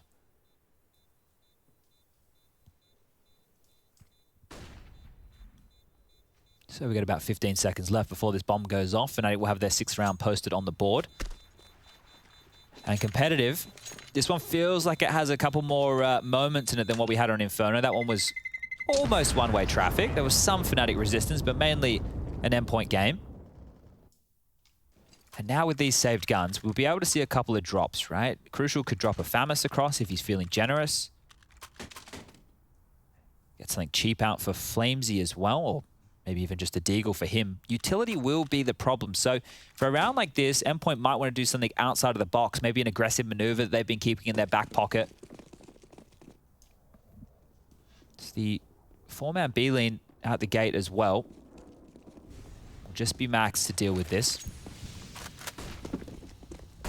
And this is the aggressive maneuver. So together as a team, they're pushing, looking for an entry. Oh, this is a chance. Yo. Door open for Crucial. Open the door. Thank you very much. Shot. That is the opening move converting. Flamesy, though, jiggled out. Big risk here. Golden taking a huge risk to take this fight. Flamesy actually wins it out. Mantles up, scavengers an AK, and makes that duel favorable. That looked like he was dead to rights. Surreal just went down Monster, so they know at least the AWP is placed. But this is all on Brawler now. Look at this space. Oh, it's a lot of space. Max is opting for a very passive line. Like, it's likely Brawler, if he does try and do this wormy maneuver, he's going to be clearing Optimus as he turns the corner. So as long as Max holds his nerve, he will have a freebie. Oh, that's such an awkward angle. Yeah. Considering how much was open, Max. Impact there. Could be 9. Crimson JW to change the dialogue. Triple passive setup. Robin the first contact. Spotted. And now they can all take their fights. It's too easy. Endpoint, distinct advantage. They're not only 1-0 up, they're 9-6 up.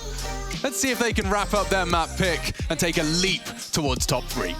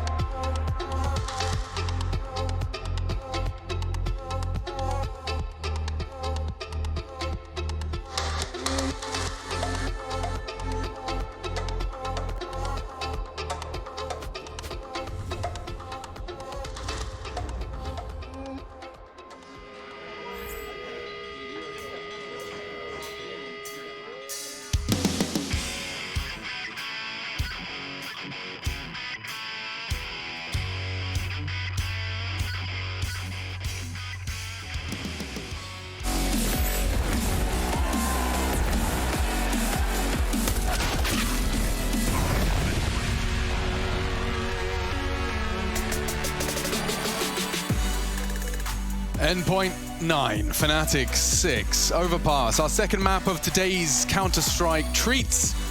It's a competitive one. We certainly were convinced by the rounds in which Endpoint did convert on their defense. Well, the second half commences. And now, well, starting on the T side, Chad, we saw them facing off in their first game of this group, Group D. Group stands for death. Endpoint, certainly the odd one out. They are the, what's the story? The ugly duckling? Sure. Yeah. Everyone Black else, Swan. the Black Swan, yes, certainly. I'm not sure how their pirouettes have been going, but interested all the same to see if Endpoint can continue to cause a ruckus in the server.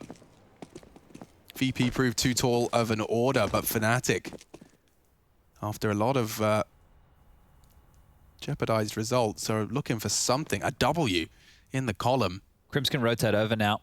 A lot of info here from Brolin and Jacquinho. Should be 3 players on the A bomb site, but if they go down... Could be false info. Yeah, if they go through this door and go sandbag to B, Crims is still close enough to hear this, so still feeling each other out right now, but Fnatic have a big advantage right here. The fact that Brolin has all this info towards T-spawn, if it was a fake into a last-minute drop back, there is a chance for Endpoint, but right now they're feeling very committed. They do not know that this push from Brolin has come through. They are not aware that there are going to be 4 Fnatic players on the site ready for them. Yeah, and it's off the back of a single bit of util. Smoke flash. Here's the pins. JW does miss the first, and now straight into Mighty. Max's P250. Crims, oh, they didn't check it. And look at him just tapping away. Only gets 1 out of that. Crucial will fall to Jacquinho, and a nice and spicy second. Brolin's flanking. Perfect tap. Robin down on the plant. Flamesy. Between 2 Swedes. Has to fight one of them here. Yeah, he's trying to isolate these duels. Pick a battle indeed. And he's actually expecting Jacquinho not to challenge, which enables a plant. Oh my goodness, now he confirms. Brolin's pushed up toilets, and Flamesy got a solid chance at this. It's all about timing of Brolin's push. Oh, the angle management. It's brilliant. Now isolates onto Brolin. Hasn't clicked and won't. Jacquinho, 3rd frag of the pistol, puts him on a positive KD, and indeed positive vibes for Fnatic. Good plant, though, from Endpoint. Fnatic scrambling there, even with all the numbers on the site. Only just get across the line in that one. It was very chaotic. You saw the flash. I think there was a team flash as well coming on through in the fray of all of this. But this one here, that second shot was everything, right? Because from there, they were able to stabilize as soon as Brolin drops the bomb there. Flamesy's caught in such an awkward position. But that plant and the fact that only 2 players survived there for Fnatic means Endpoint have a very juicy-looking buy. 3 Galils, a Deagle, and a Scout. Max will be operating with the Scout. Galils are for Flamesy, Crucial, and Robin. Yeah, this is actually going to be a very, very trying round. They flash for the short pipe. Fnatic lose this, their economy is going to be in a terrible position, right? Being on the CT side where everything costs more. Brolin's going to swing open the door. Nothing to see here. Looks like he's going to be nading deep just in case. And this is just a default out of Endpoint, right? They were holding off to B, connector, and now working A. Confirmed that there is going to be underpass presence, and ooh, Brolin's ready and willing for these duels. They want him. And he walks straight into the spray. Another uncharacteristic death. Fnatic have to operate at a disadvantage now, and that's not ideal considering how close this buy is for the second round force. Endpoint are in no rush for this one. Would you have heard the door at the end of underpass? No, they would have no idea that just got swung open. I don't think it's info that can really help Fnatic though, because they can't push. They don't know if party's clear or not. We can see it is right now. Fountain territory being taken back by the late pack, and oh, they're just going to park the bus. This is actually some very Russian Counter-Strike out of Endpoint. Park the bus indeed. Robin, Flamesy, walking in. They spot him out. Doesn't hit the first. JW's in trouble now. He goes down. Crims, they think they know where you are. He's gone unchecked. They might consider it clear. Golden does find one aggressive with the MP9. Crims found. Golden in trouble. Jacquinho is all alone, miles away. And yeah, you've got nothing left. And so that's the power. Flamesy and Robin with 2 frags apiece. The main body of the assault was nothing more than a bomb exchange mission. Yeah, and even though they had all that info with Jaquinho's position there over towards the sewer pipe, aggressive towards B, the info meant nothing because they still were able to outposition them with that long take. Those kills towards bathrooms, you could see there Fnatic have to choose. Do we want to stay site or do we want to fight? Well, they wanted to fight and they lost all of them. So this saved AUG will be the only big gun they're taking into the next. They get $1,400 loss bonus now. If they want to do a force by their own, it's going to be rough to see. But this one right here from Brolin, they set him up with a couple of different picking opportunities, right? The first one was they flashed him in as he swung open the door, smoked off, couldn't get anything done. So he walks up the stairs. Then they flash for him to pick Party from the underpass position. Unable to get away with anything there. And then walking through the smoke, he just gets taken out. Just Pip trying to make a bit of a nutty play. Yeah, that kind of a face, right? That's the face. You see, I don't know. My empathy I just feel crushed when I look at that. I'm like, oh. Lucky his teammates can't see it until they watch the VOD. Yeah, exactly. Yeah, you want to do your suffering quietly. Well, it's like Shox, right? When he dies, the first thing he does is mutes his mic. Yep. So when he's bitching and moaning, no one else can hear it, and then he unmutes. So you get a couple of players like that. It is a frustrating game, old Counter-Strike. But here's the force for Fnatic, and I feel this one is important. They need to put a wall up here. I mean, this is it. This is the two sides of the coin, right? Counter-Strike, it can be the most frustrating and just, I'm trying to think of the best word for it, infuriating game to play. But if losing didn't feel this bad, winning wouldn't feel this good. That's true. Very true. I think when you work hard, even people at home can relate from like a matchmaking game or maybe an ESEA match or something like that. If you like grind back a victory, you work really hard with your teammates and stuff to get a win, it's rewarding. It's like building a Lego set, but you're beating somebody. They're all just chasing that dopamine high of a 16-14 1v2, you know? That's true. Nothing was better than a clutch where you outbrain somebody, yeah, right? dude, of course. That's why you see the Chad Birchall knife out round the world. Never works. Never works. Don't do it. One day. Keep watching. Let's see how this one shapes up then. So Toilets has been taken. Endpoint pushing through long, so they've got a lot of early presence. That B info, they've had it all 3 rounds now for Fnatic. Yeah, and they should be able to do something with this one, because Jaquino, with only his AUG, the only weapon really in play, the rest forcing around it. Oh, he's spotted. Oh, he's been tagged in the smoke. They'll have heard that. They know where you are. Surreal waits for it. It's given to him. And now... He's another. AUG, hard to retrieve. Brolin wants to re-smoke for the retrieval. Max is straight through. Oh, no. And he's actually caught him straight Glocks. Side of the face. Crim's now trying to rock the boat, trying to keep his headset on his head. Oh, this is crazy. Molly's great, we'll segregate. They haven't got the bomb. JW back through the smoke. They still don't have the bomb. Crims and Golden have the bomb.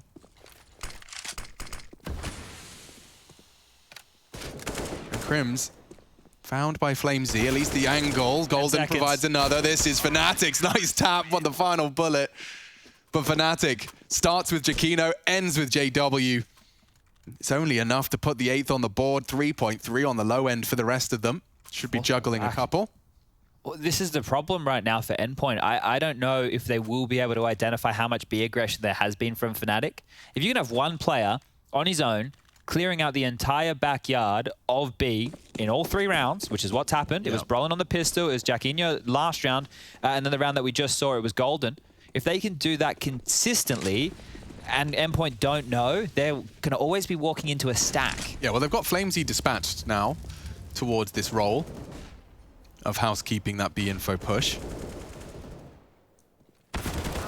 And they have an early frag. This time it's Crims that's gone down, and we know how punishing it can be to lose your... This is quick. Primary A player. We've got a lot of territory here. Yeah, JW's going to be looking for info, and he's caught in the open. Surreal. Hands out the haircut. Mighty Max has the bomb, and they're not surging into A. This is going to make me a little uncomfortable. There it is. Okay, CT's a stack, pushing in for info short. And the rest of the Endpoint squad will be having that bomb down momentarily. Oh, very passive from Flamesy. He might be able to get one here. More with the Deagle and half HP seems unlikely. Doesn't have any help with this either. So the bomb will go down. The 40-second timer begins, and he's even dropped on through connector. So Fnatic, they get a free T spawn. If they'd like it. Or do they? Hard shots to hit. Just the tip of Golden's dome. But fortunately, only the Deagle, so not a large loss. A sidearm upgrade. It'd be nice for Golden to get this to drop it across to either Crims or JW next round. So this, I guess it's something. But at this point, it's 11-8.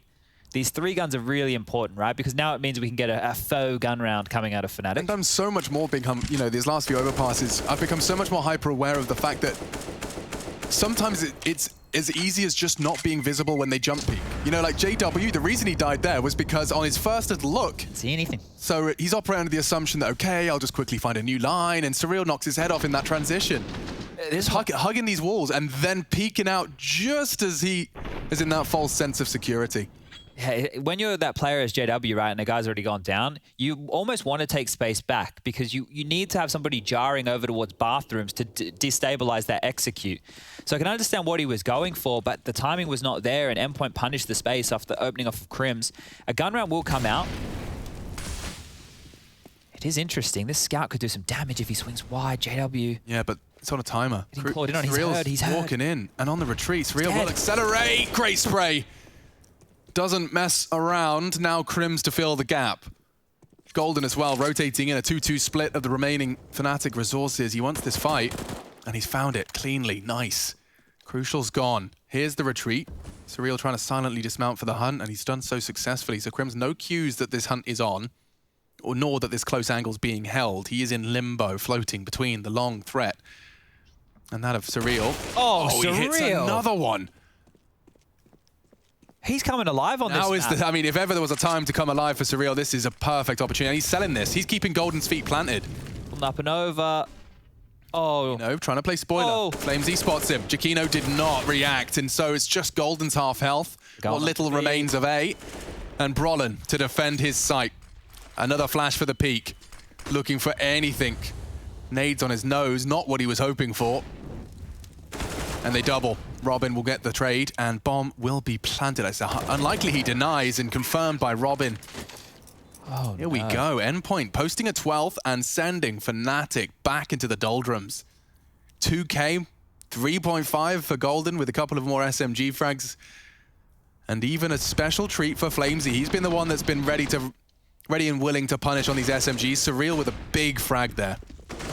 This is wild, right? I think we all know, or at least if we don't know, we're starting to get a pretty good idea of how competitive Counter-Strike is in the online era with the teams, even as far as probably saying, I guess I could make an argument for some of the names in the top 50. Can beat anyone, yeah. Yeah, because a lot of these games you're checking best of one wins against. Like FPX yesterday, they lost a couple of games they should have won. Endpoint are one of the teams, as we see them run into B, who have been hovering around being in the top 30, right? Yeah. The top 30.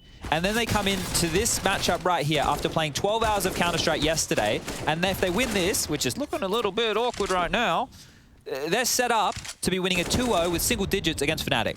Like, I don't know if we need to commit into the stack against the USPs, but that's what they want, and that's what they get. There we have it. Surreal will pad the stats nicely as he mows down 3.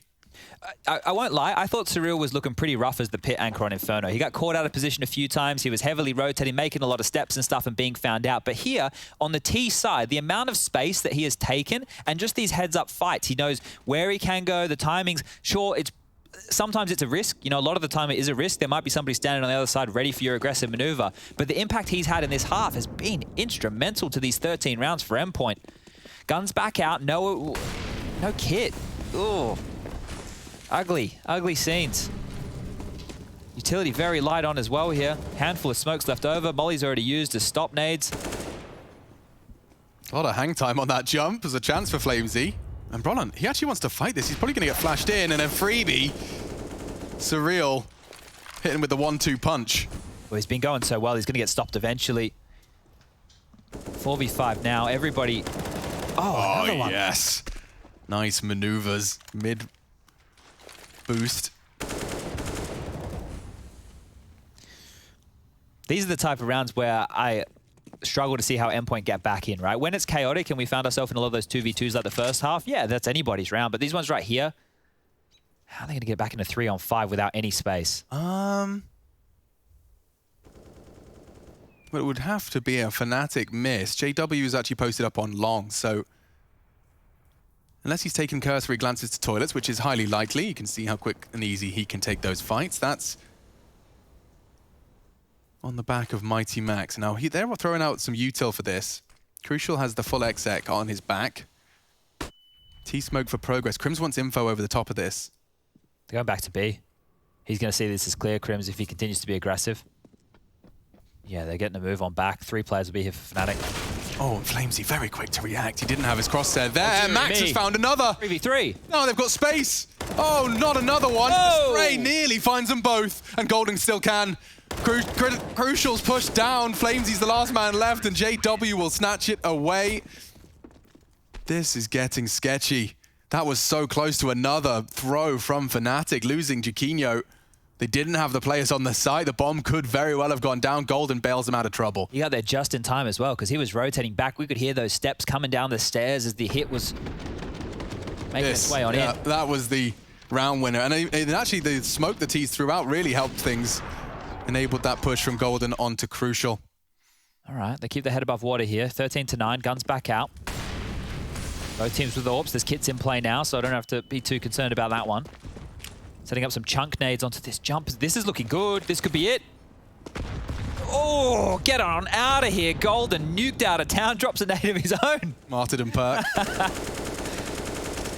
That's a freebie.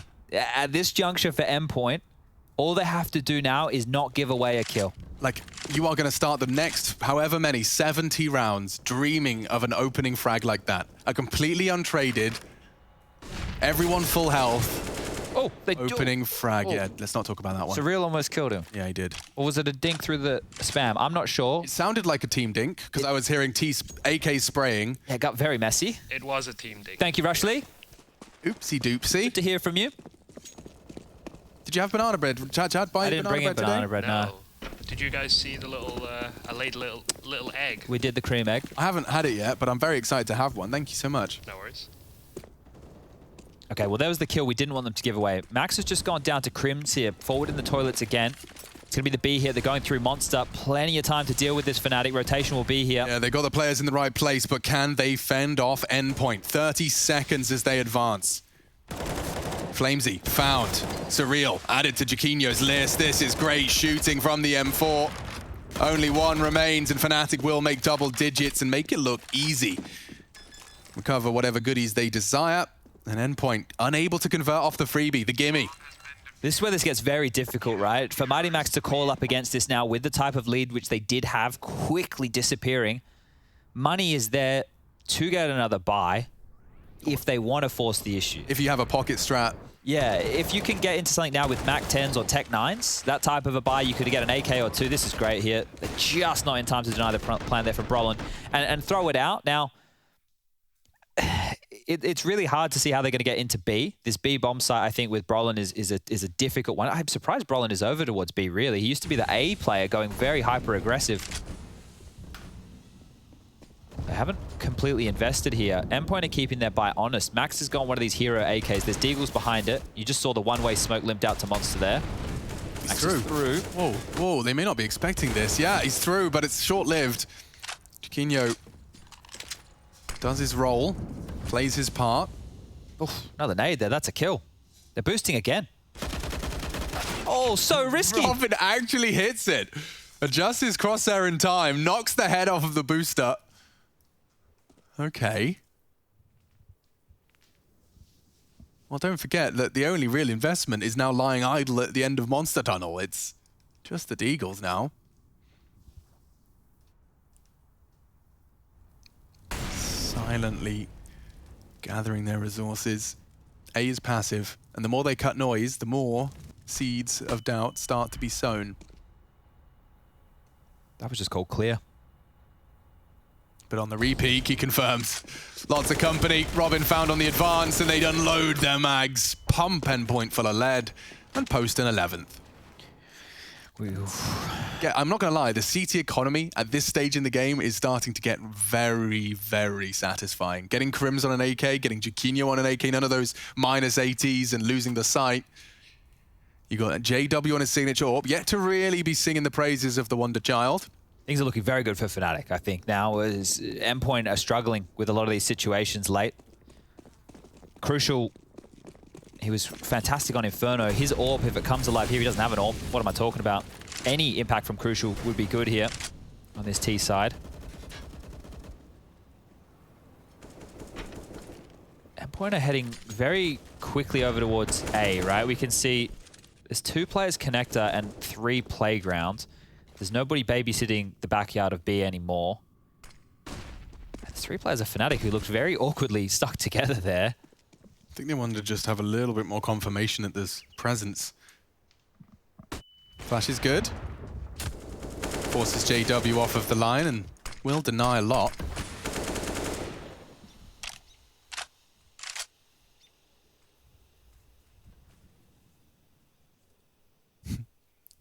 Two angles to be responsible for here. I think Crims thinks better of it. Rollins just called a lot of info clear over towards B as well. So they keep 3 over towards A here, Fnatic. And this, the bomb all the way back on Mighty Max, who has a scout rotating to T-spawn. Yeah, I wonder. It's going to be a B finish. So yeah, they're going to cut noise. They've got 3 CTs over to A. So mission accomplished in the fake side of things. It just doesn't feel very threatening, right? Golden could rotate back at any point, and Crims is playing for info right now. Yeah, and Flamesy's counting on that. And he does convert. That'll keep 2 there. Keep their feet planted. In fact, it's pulling Brolin off the site. Well, they're walking through Monster now. Yeah. They're going in. And Jaquinho, he'll be concerned. He's like, okay, I've got pressure. Brolin returns to the site, jumping up, mantles for a headshot angle. Does well to survive as long as he has. They need to be planting soon. Brolin can play spoiler. That's the frag. Max is planting. Can anyone stop him? Brolin will try, just in the backside. Bomb goes down, and now they can win it. Endpoint steal away a 14th. They keep their head up high within the chaos. Oh, that was all the kill from Flamesy onto Crims. Without that, that mad rotation doesn't happen. Fnatic aren't out of position. That all came down to the tiniest of details. He almost gets denied on the plant. The finest of margins. We'll see it again. I think Crucial's frag as well. Oh! Not even this one. Turns to short. 7 seconds as the bomb's going in. Big kill. Saves the day. Look at this. Brolin, how low? Oh, no one's covering Mighty Max. They had 3 HP as the bomb goes in. Yikes. Jeez Louise, that is, yeah. That says it all. I mean, that's just, you've been saved, you know? That's an intervention from a higher power. You've got it down. Take a timeout. I would too. Well, if that's how they get their 14th, I'll be interested to see how they get their 15th. Jeez. Good luck, have fun. I said Crucial needed some impact. There you go. We get it right there. Fnatic, they're almost shattered. They lose this one. Money in the bin. 1,900 loss bonus. Frag from Flamesy. Like, it had to be, and he wasn't even ready for it. It's nuts. Absolutely nuts. Right, well, Fnatic and recovery. Here we go. It's not too bad. In fact, it looks fantastic for the CT economy. Couple of sacrifices, and now going for the boost. Interesting. I wonder if this is going to... Oh, dear! Jaquinho knocked out of the server before he could even begin. His feet leave heaven, but they never touch the ground. Endpoint have had every trick in the book. Spam through the walls, the triple nades. They've been doing all the boosts. They are. The quad boost out. This is a competitive overpass T side. All the tricks of the tier 1 book. Getting the trimmings and a half here. It's a Sunday roast. Or as Trace says, and I always love, the trimmings. The trimmings? Yeah, we got all the trimmings. America. Got all the trimmings for this BBQ. Look at Crims. He's actually just pushed through Fountain as they took bathroom. Crims is huge here. He's not going to. They're not going to turn around. Bomb's about to get dropped. Crucial's dead. Ho ho ho! And some trigger discipline. He spots them both, and he'll take them both. Oh dear! Pantsed by Crims. Bomb in his control. Rotates coming in. They have to deal with him. Yeah, they're going from both angles at once. It's surreal with a first bullet accuracy. Everybody just rotated towards A. JW's in a forward position. Golden's trying to help him. Brolin's on the side as well. But if they take the bomb back to B, they'd have to be quick about it. Brolin's already rotating. Your mid-round decision-making has to be pinpoint perfect here. So you smoke it. JW wants to peek pre-bloom. Finds nothing. And the potential rotate is so real. Wait, they're go rotating B. Nah. One of them just dropped down. Rollins on his way. 2-man crossfire for Surreal to break through. And he does. He finds Golden. Only JW now, and a missed shot over the shoulder. Surreal with more impact. He wants this round. He wants this series. And to change my mind is Brolin. Chipped away out by the nade. It's AK's up against him. 2, to be specific. Flamesy has the cross. Robin found. Flamesy frags. 15. Endpoint. They have 4 opportunities to close out this series against Fnatic. Oh, Fnatic's money, like I said, it was going to be in the bin, and it is trashed here right now to defend against 16 rounds. Brolin has 3.2, low end JW 1.9, and there's the opening. Just launching himself off, not a care in the world. The next minute he has to sit and watch as Crims tries to be the hero, but Surreal Turns out he's unreal. Yeah, you talked about Crucial having to step up on that AWP in the same way he did. Well, getting boosted up makes an AWP frag come easy. And he doesn't need it for the next. Okay, back to the AKs. 5 AKs up against these Deagles and MP9s. Endpoint, I'll repeat myself. These are the rounds which can go awry. You just start getting a little flustered as an MP9 in your face. You weren't expecting it. The opportunity, though, is there. This is where you just got to focus on that crosshair and breathe. Yeah. Jiggle peek at a time, fight at a time. There is no rush. Rounds like this, the CTs, they're the ones who have to push the issue. You can whittle down their utility. You can push them around the map. You can bully them as you like. Ideally, be always in a position where a teammate can at least contend with the trade.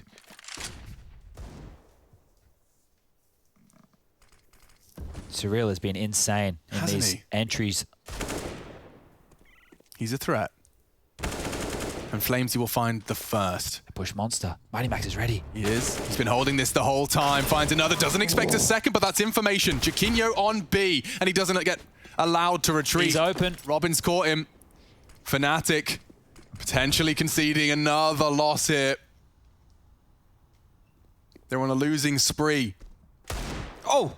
A good shot from JW. Still denies. Wants to fight. Flamesy's next on his list. Damage, however, burns Crisp. Crims is gone. Just on to the last, and Surreal closes it out. That's a huge win for Endpoint. Another day in the office. Back-to-back days of nothing. Non-stop Counter-Strike, and they'll take Fnatic's scalp to their list.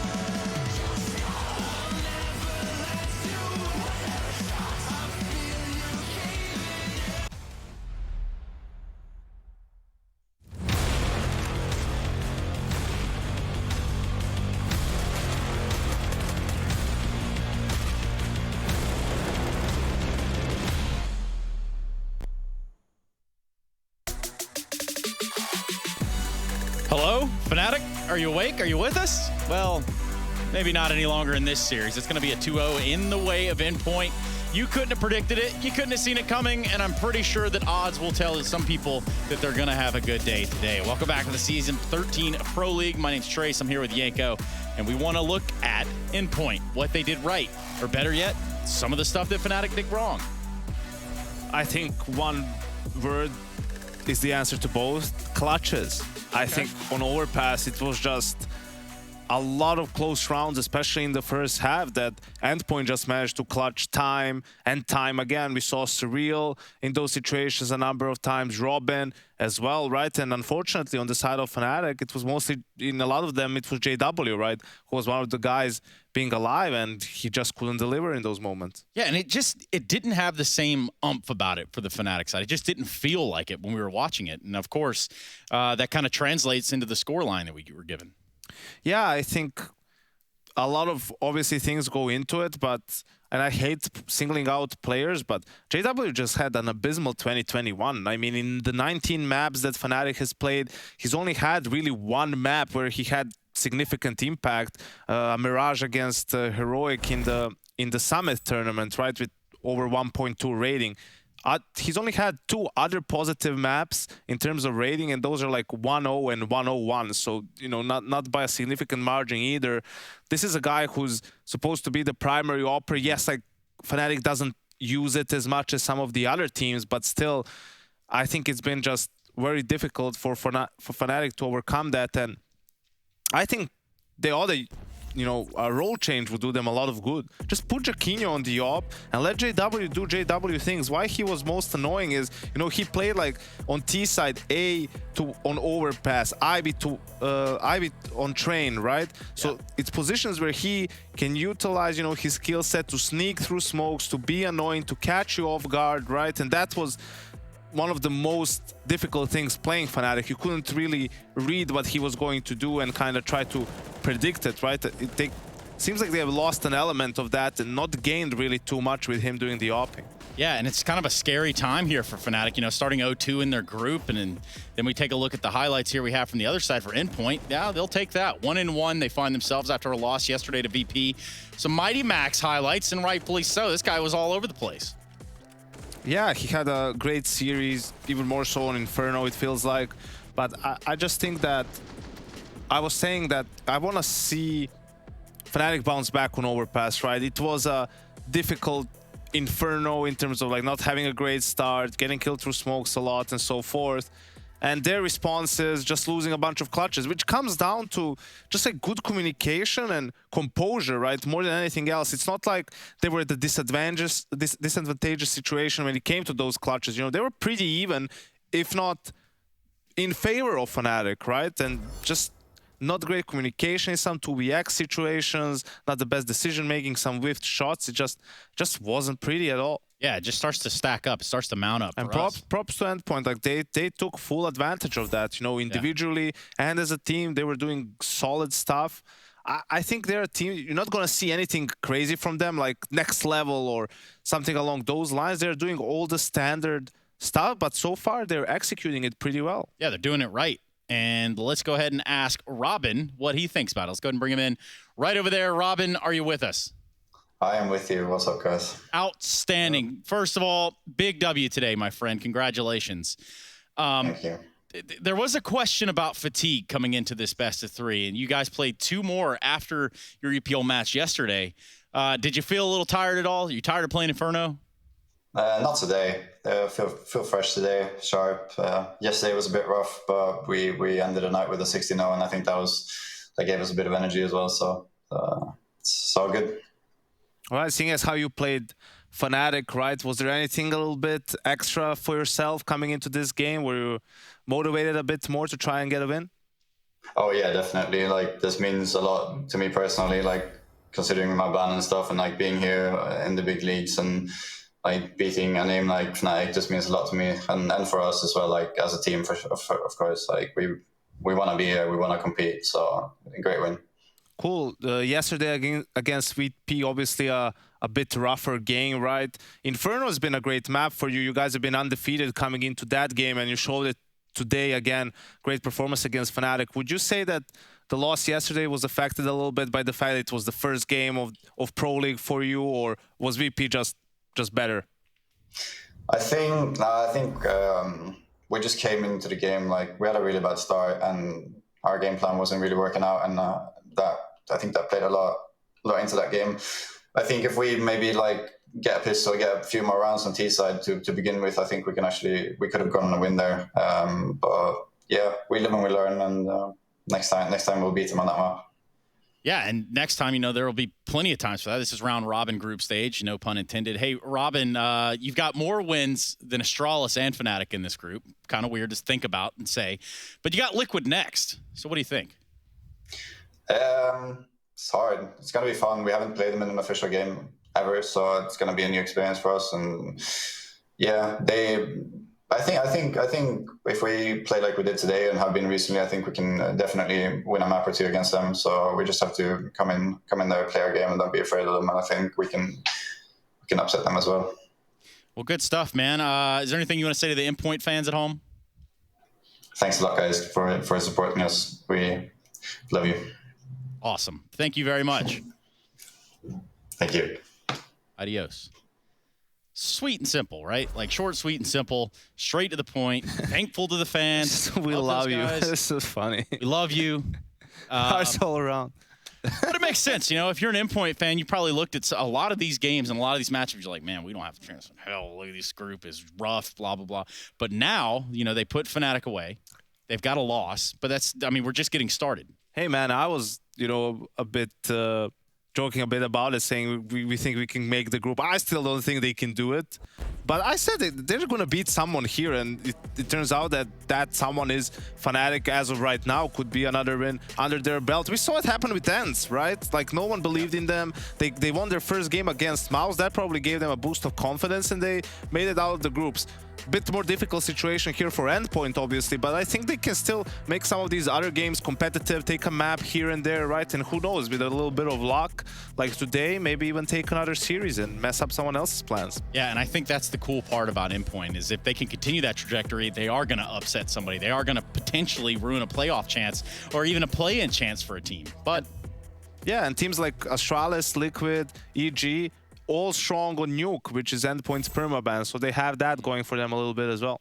Yeah, so it does get a little bit prettier of a painting there for Endpoint and their side. For us, we're going to take a look at a break because we have another best of 3 coming your way. This is Pro League Group D. We're talking about Season 13 when we return. Say it with me, chat. It's going to be VP versus EG.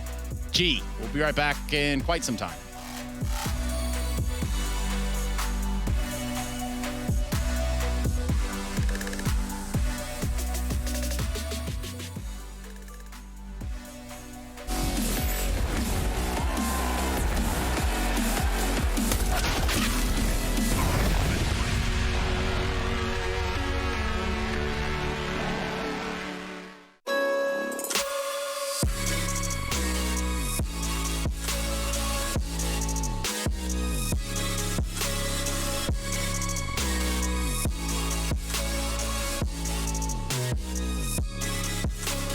You love it, you wear it.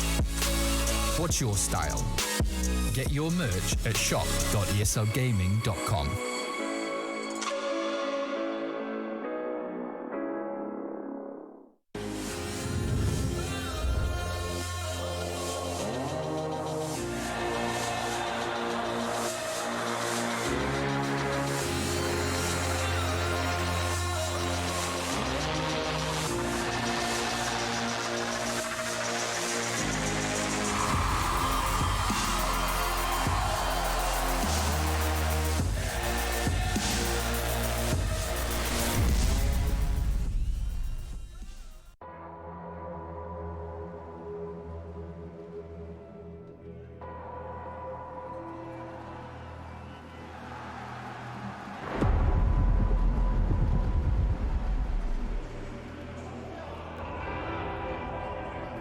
Why would they slow down? There's the flash. That's going to catch Crims out. They're going to push on through.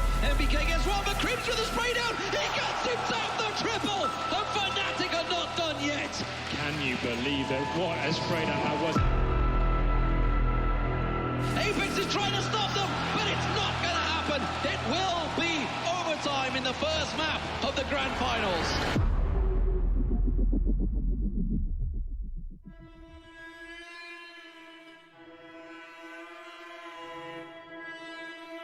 Sheer confidence from Fnatic, sheer aggression being unanswered by Envious.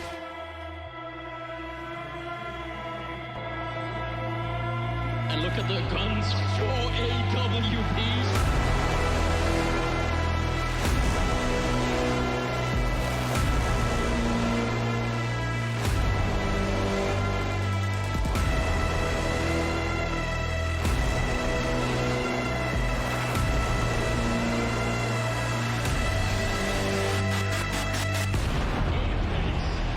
Not in this lifetime. He is destroyed.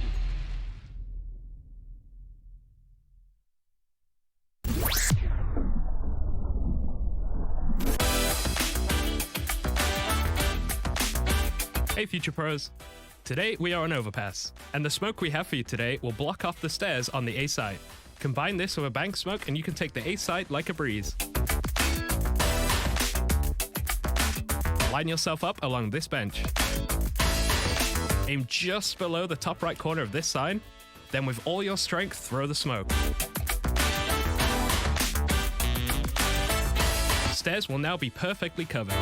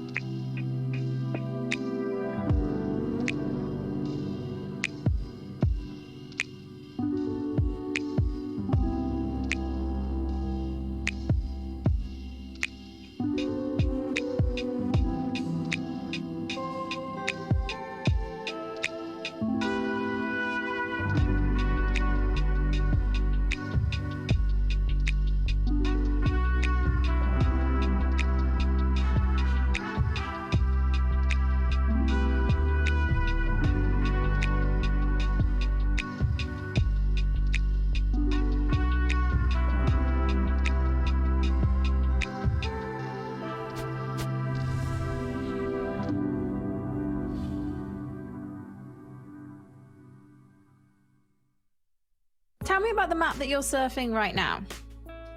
This is a map I learned last night, actually, but I lost water equipment earlier today.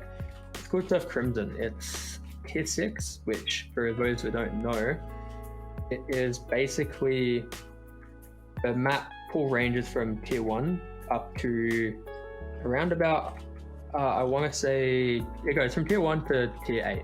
So tier 1 being the easiest map, tier 8 being the hardest. So tier 6 is quite hard, it's quite difficult. It's linear, so there's no stages. It's one straight map for a minute. There's no breaks. Do smaller or lower tier maps, do they have breaks in them? So not always. So there's just in surf there's linear maps and stage maps. There'll be linear and stage maps in every tier. Obviously, just the difficulty of the surf depends on the tier. So if you did for instance, people will know Surf Mesa is linear, but it's a lot easier than the map I'm playing now. So it doesn't feel hard. It's just, there's no breaks. If you fail, you go back to the start. But it's pretty easy on Mesa not to fail and go back to the start. You don't feel as discouraged, at least, because it's not super difficult to get back to where you maybe failed.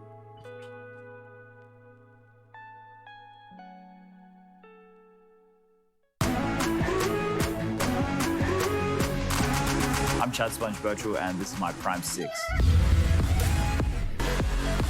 2018, with the dominance from Astralis, Glaive defined how the modern era of Counter-Strike will be played and is played today. I think somebody who's a strong leader, a strong personality, who can play the hero, he can play the villain. He is the type of individual who can get any 4 players of this caliber together and create a star team.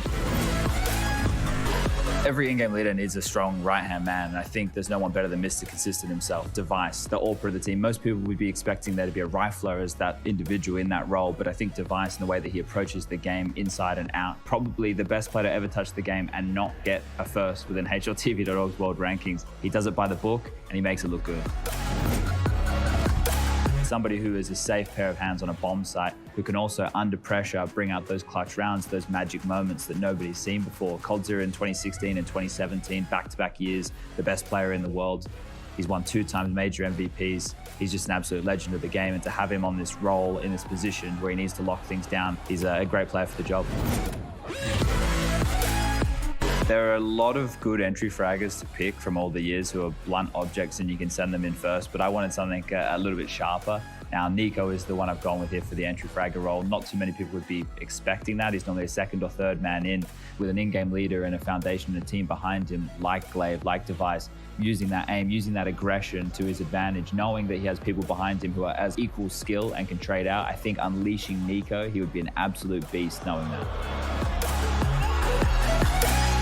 It's the biggest name, and it's maybe the most controversial name for a lot of people, but Simple, in my opinion, is the greatest player to ever touch Counter-Strike. And when you're looking for your X factor, when you're looking for your star, his name is always going to be above everybody else's. Consistency, sure, it's definitely there, but it's not Simple's, frags that he's putting on the board. It's what he can do within rounds as to why I'm picking him. Somebody who, if you give him a deagle, he's likely to always, get you 1 kill. But if he finds himself in one of those magical Simple moments, he will break the other team. So for the coach, we need someone with a big personality. They need to have a big stature within the community, a bit of pedigree about them, and somebody like Zonic is perfect for this role. Now, winning 4 majors with Astralis, that's one thing, but being a legend of the game throughout 1.6, having some history, actually being well respected by all of the players in the scene. When you're looking at the personalities in this team, it's a necessity to have someone who's not only a smart Counter-Strike mind, but someone who the players respect, and I think everybody respects Zonic.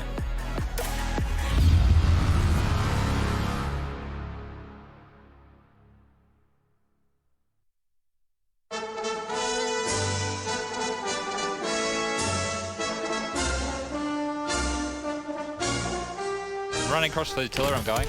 Okay. 2. I think they're looking at me, Rush. Yeah, they are. Okay, I'm coming. Oh, water. Nice. I'm gonna go left towards radio, okay? Where? Radio. That's where I'm gonna go. And what you see? One more here. Oh my god. This guy looks stacked, dude. Where is he? He looks pretty good, man. I'm gonna try and see. Dude, I think he's ready. Wait. Hold up. Put them all on him. I want to firework him out to water. You ready? Yep.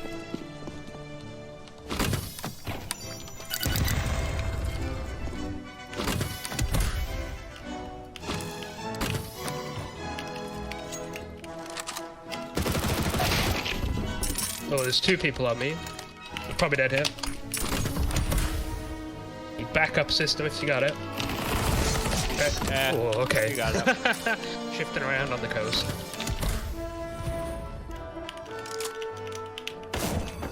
Okay, I'll go for the last guy then. He moved. Oh, here now. Yeah, nice. Yeah. Oh, 1 guy there with armor, so that must be one of them. Yeah, 2 at the sea container here. Last 2 guys. Nice. Jamie scouted while I was in the zone. Don't know what they were doing out the zone. Alright, I'm going. Wish me luck. Nice. Yeah, I'm going. Yeah, go for that one.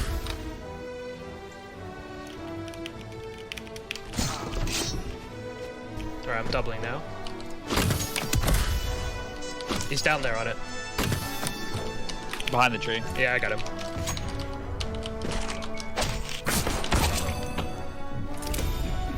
Alright, well I got a Goombin there.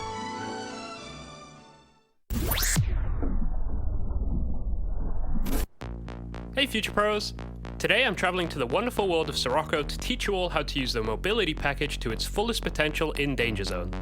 Yes, Danger Zone is still a thing, and yes, people still play it. You may remember me as the guy who died to the Danger Zone back at Katowice 2019. This is worse than Summit. Rush. This is just, that is...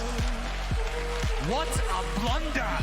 But I've come a long way since then, and I've also learned some fancy tricks with the mobility package I want to pass on to you all. The mobility package is a purchasable item that you can buy from your tablet at any point as long as you have the cash. The package costs $1,000 and contains an exosuit, parachute, and 3 bump mines. Let's go into all 3 items, starting with the exosuit. When you pick up the exosuit, it will attach to your legs and give you more movement options. If you hold space, you will jump at least twice as high as without it.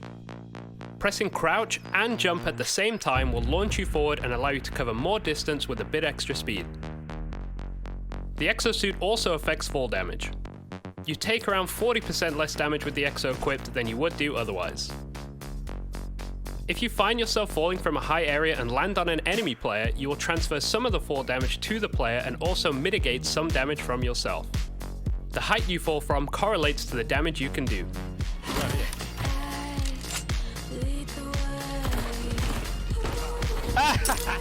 You like the view? It is possible to kill a full HP player if you fall from high enough. I like to call this a Goomba.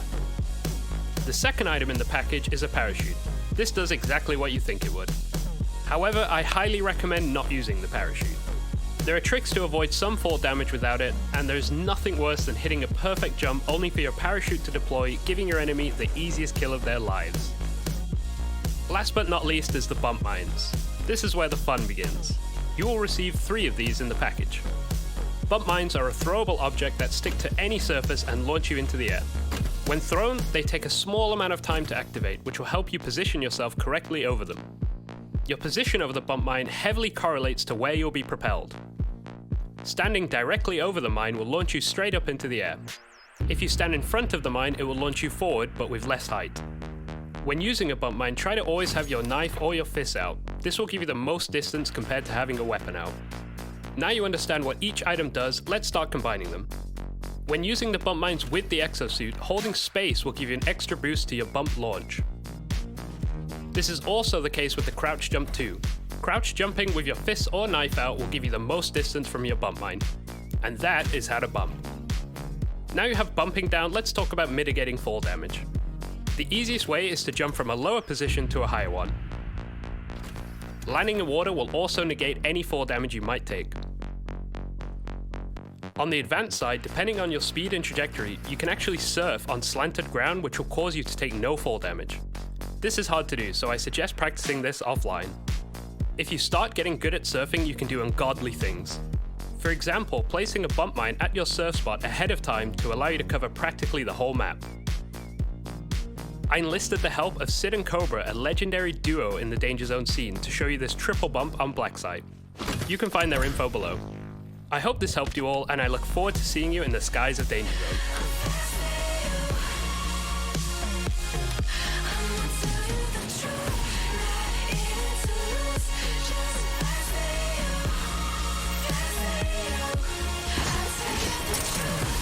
Nice. Not so nice. It was kind of nice. Someone clipped that maybe? 30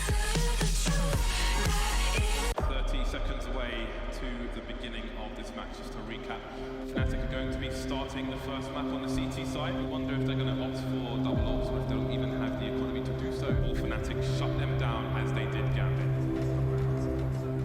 2016 saw Cologne host its 3rd CSGO major championship in a row. And as always, the best players from around the world came to Germany to fight for the most prestigious title in the game, with Fnatic's star-studded roster not being an exception. CT plays, but he's got 2 to find, then he's exposed to short as well. Down goes 2, jumping frag, and a headshot no less to take down Kiyashima. Their solid performance in time brought them into the semi-final, where they now had to face the favorites from Team Liquid. The battle would be tough, but just when Liquid seemed to have it all under control, Dennis reminded everyone that you should never underestimate the Swedes. There are still 4 Liquid players towards B. Dennis with a fast frag on the simple. Bomb will be planted, posting a defense by the APC now. Pops more heads. Is this guy done just yet? This is a very tough re-entry for Liquid. What? Dennis is getting in there again. And there might be one more, of course. Dennis with the ace to kick off the second half. Fnatic needed that, and Dennis delivered.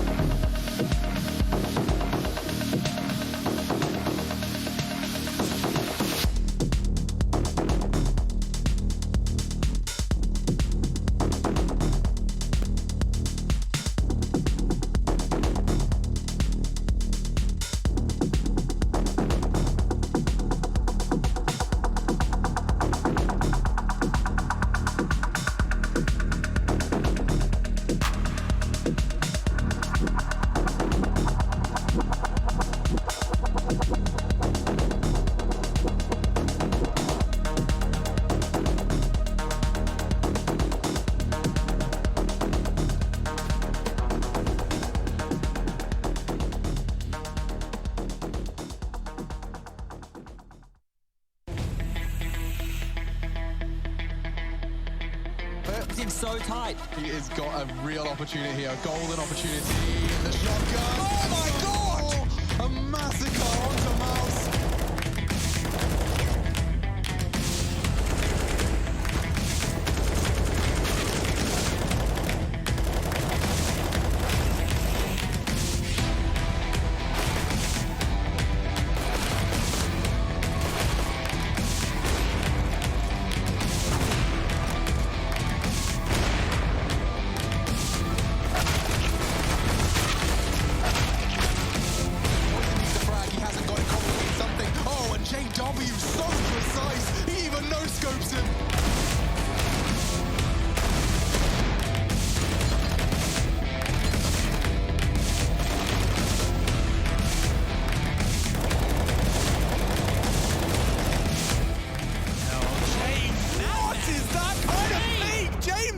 Fragger.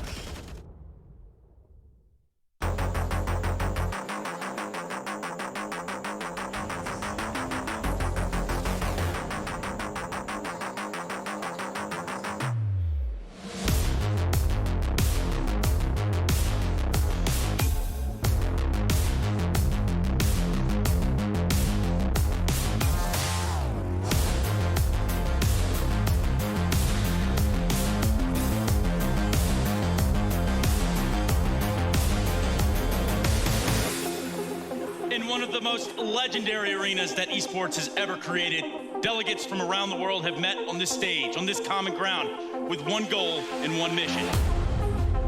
Only one team will come out victorious, where only one team will come out as the Intel Extreme Masters Katowice 2020 champions.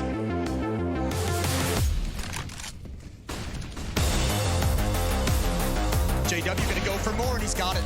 You have to stop them right now if you're 100 Thieves. If this keeps going, it's only going to get worse. Trips! Oh! He swept the entire horizon with that AK-47. JW now, he sees the shadow. There's the no-scope, and I think they're gonna do it! JW over the top!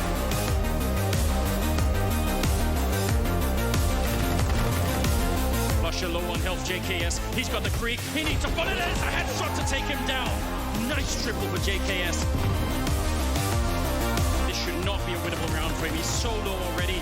JKS on the other side. One bullet will... Oh! No delivers a godlike clutch. This one is going to deliver. Let's get into the action. Na'Vi starting on the T side here. He manages to get away, but Simple actually catching a bullet in the meantime. Electronics farming frags. Just perfecto and Simple. He needs a multi-kill. First found. Twist aggressing. They have to double peek. He's getting a shot. He's hitting another one. Simple. No, Simple. That's unbelievable.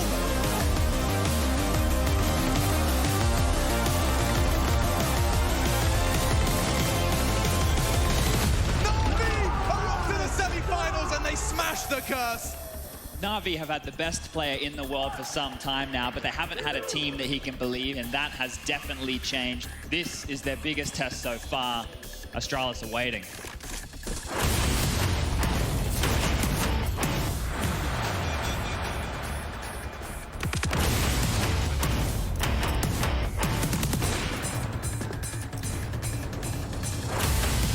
This opens things up. And remember, Golden isn't playing this B bomb site. They might have thought that there'd be only one player here.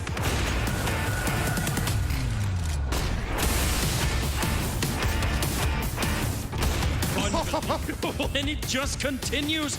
Coming. Oh no! How many does he have him in a round? He saw him win one against Liquid versus 4. He's only got to fight one and he's done it again.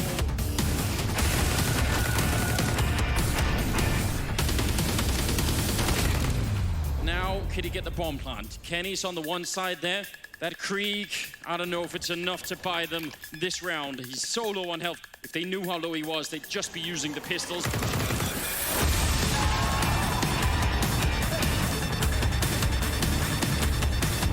Hunter, they didn't check the corner, and a big double spray coming through on the Krieg. He turns 180.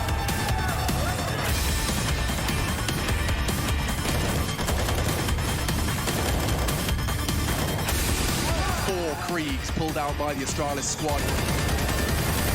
Blamey! Ridiculous!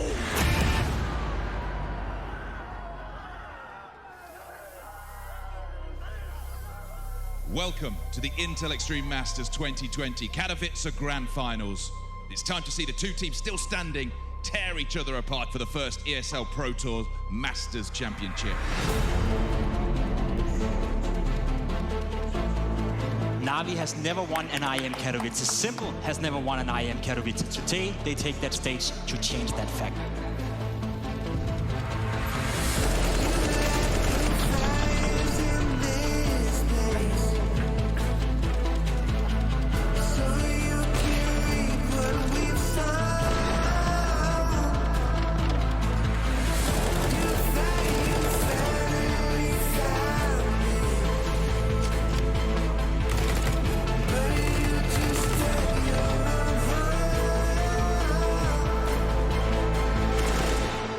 Nexa turning, he needs 2 more headshots. There's the one, the follow-up, and he gets it! A great triple here for the captain of G2. Will buy them a 9th round.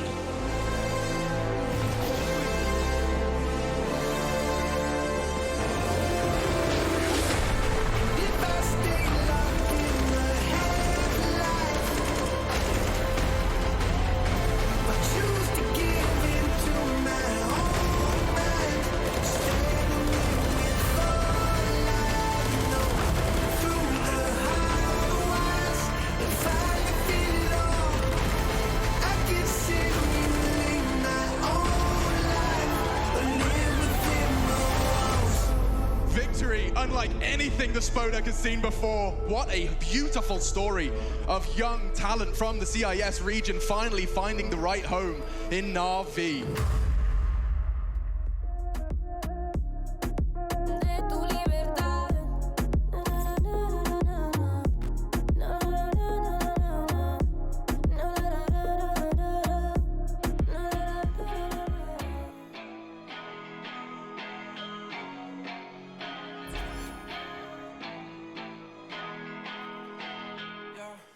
Talk to me, I just want a little bit of company.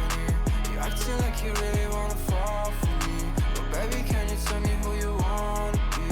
Talk to me, I just want a little bit of company. You acting like you really wanna fall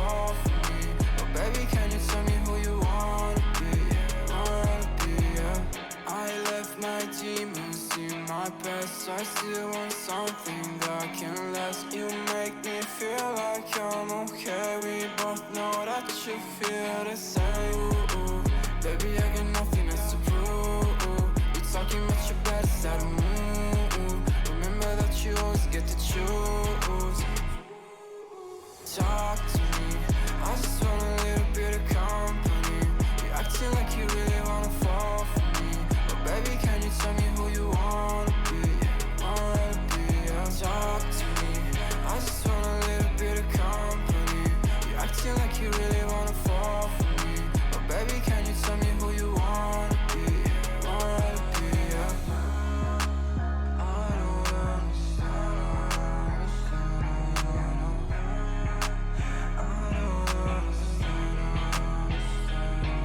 I don't friends, yeah, I guess you got my intention. Got no place I'd rather be, feel like another dimension.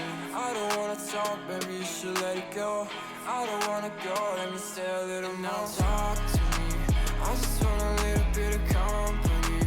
You're acting like you really wanna fall for me, but baby, can you tell me who you wanna be? Yeah. Talk to me, I just want a little bit of company. You're acting like you really wanna fall for me, but baby, can you tell me who you wanna be? Yeah.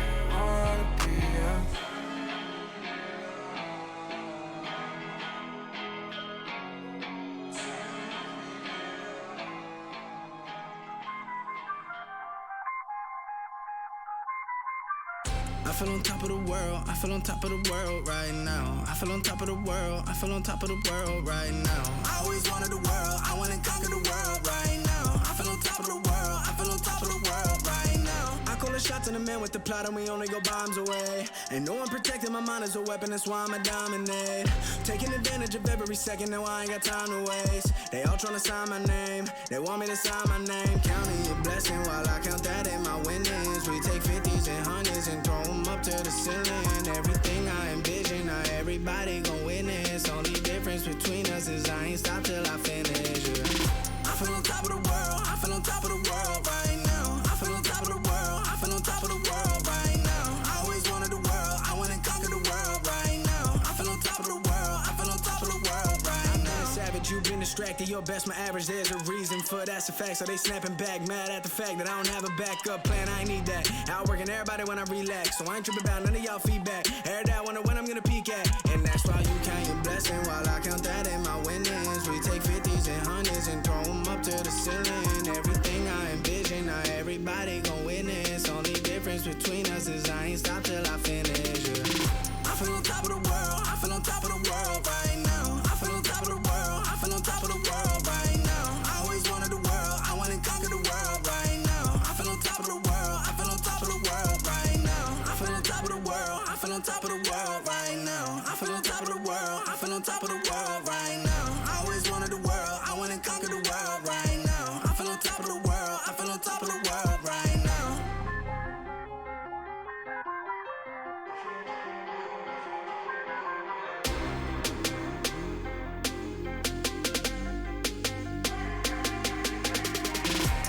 Shots in the man with the plot and we only go bombs away. Ain't no one protecting my mind as a weapon, that's why I'ma dominate.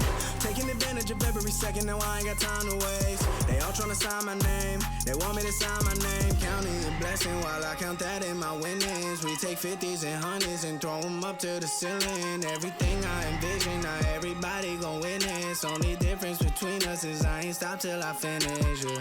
I feel on top of the world, I feel on top of the world right now. I feel on top of the world, I feel on top of the world right now. I always wanted the world, I wanna conquer the world right now. I feel on top of the world, I feel on top of the world right now. You thought that I was blind, but to be honest, I don't mind. Cause I don't feel the same way I used to do. Every time I see you, I know the truth. Cause baby, every fucking time you've played me,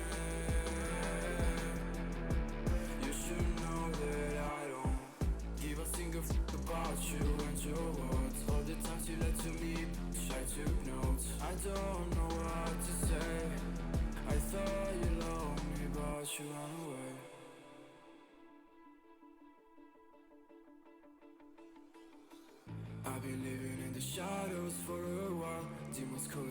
from the afterlife.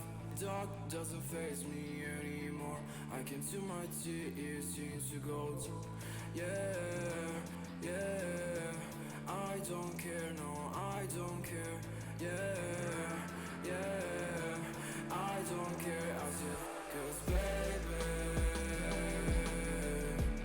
every fucking time you've played me, you should know that I don't give a single fuck about you and your words. All the times you lied to me, I took notes. I don't know what to say. I thought you loved me, but you and I know people come and go away. Sun is low, that's my time to shine again. 'Cause baby, every fucking time you play me.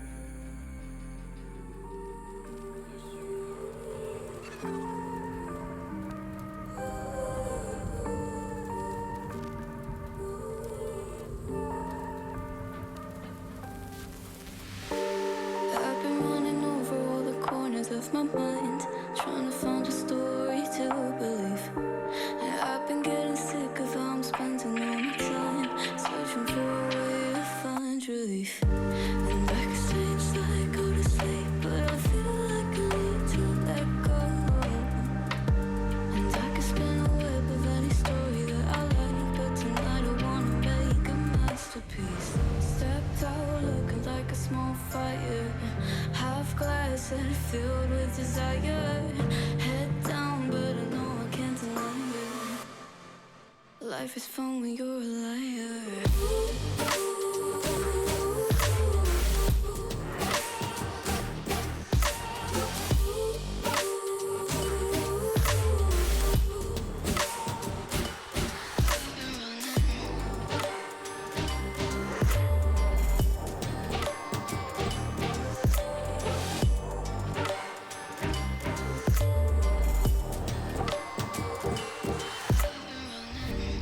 I'm just trying to learn from all the things that I've been told. I'm gonna paint a new reality.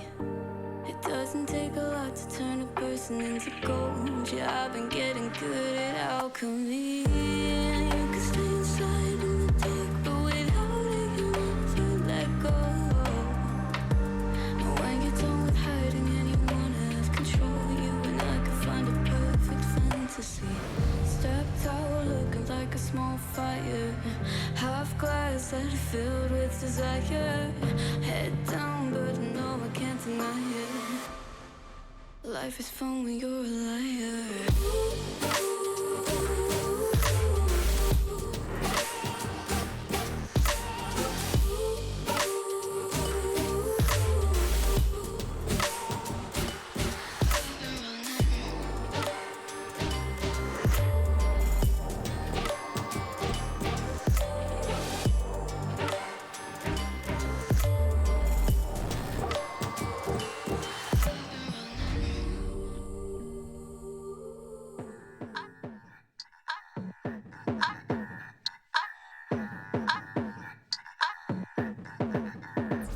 Yeah, I'm back to the bone. I ain't sure what you've been told. Yeah, I'm mad, you a clone. Sussy boy don't even have a sound of his own. I'm a dad, you're the song. I'm a fire hazard making hits from my home. I'm a tad, big bro. Baby, no money needs, baby, no stone. I like chick flicks, yeah, I'm realistic. Big bone, bad lady with some lipstick. Ooh, I got a freak on me. I went for 5 seconds, yeah, we talking history. Then I snip, snip, snip, no vasectomy. That's the key. I don't want a smaller me. Actually, possibly, maybe. I'm rapping off the beat. Whoa, I like big cases filled with blue faces. I'm talking money, money, money. I'd rather not rhyme. I'm a hypocrite. Yeah, I'm a rapper, but I'd rather do a Fitbit bit. Cause I care about your health, no. Yeah, ABC, yeah, 1, 2, 3, 3, 2, 1, here comes the beat. Yeah, I'm back to the bone. I ain't sure what you've been told. Yeah, I'm mad, you a clone. Sussy boy don't even have a sound of his own. I'm a dad, you're the song. I'm a fire hazard making hits from my home. I'm a tad, big bro. Baby, no money needs, baby, no stone. Yeah, Gucci, push slide. Yeah, spend. Say to some lies, my bad. Are you surprised? Shouldn't be. Open up your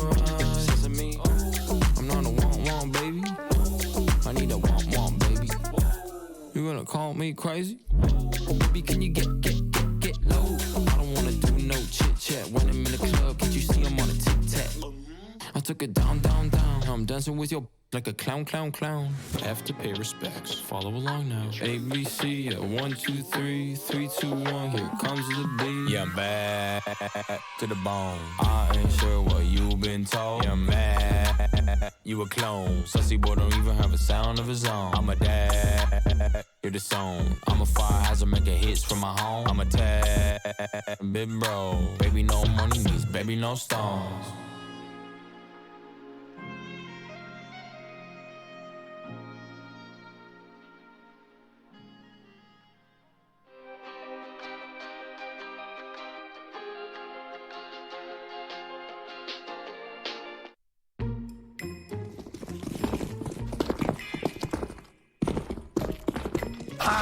No, I got wrecked. Guys, what the fuck is this shit? What are you supposed to do? You're supposed to, like, travel through this maze and get an AK and kill Sirson, the bad guy. Every map there is one guy dying. Yeah. Yeah, there we go. So there's no electricity now.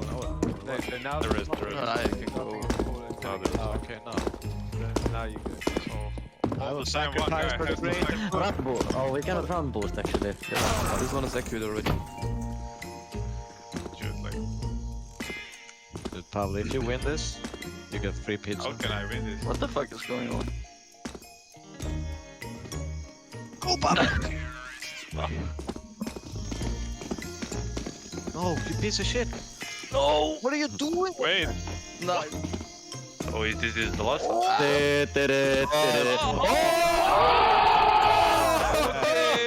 You baited! It's fun.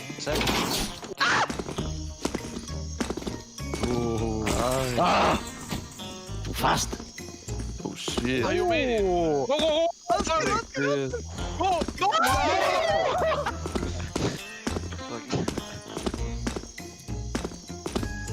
Careful for the... Okay. What's going on? Oh, look at this guy. Wait, did you win now? Did I win? No! What? Can you go to the left here?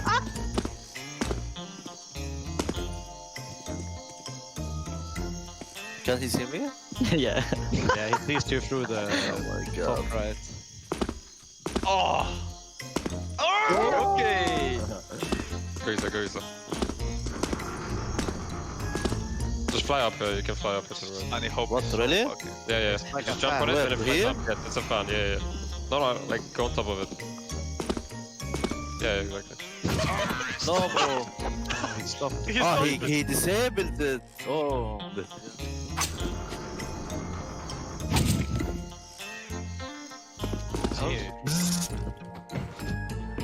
I don't know what's gonna happen here.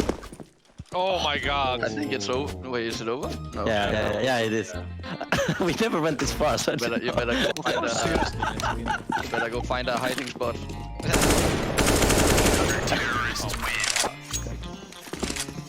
No hesitation. I'm just gonna close my eyes. Countdown. One. Wait, what is this? What? Oh, closing my eyes. How did you have an AK?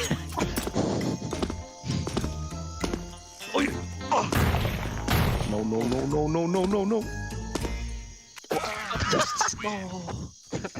Yeah, I think you will never win this map. It's too hard. Played it? Yeah.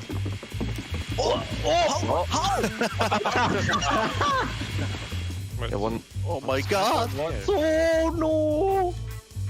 Oh, you found me. Fuck. Oh. Oh, you can go. I'll do this. Help! Oh! What? Oh, what the Whoa!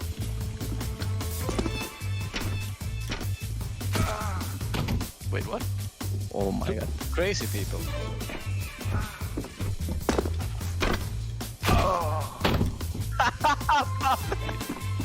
Speed demon.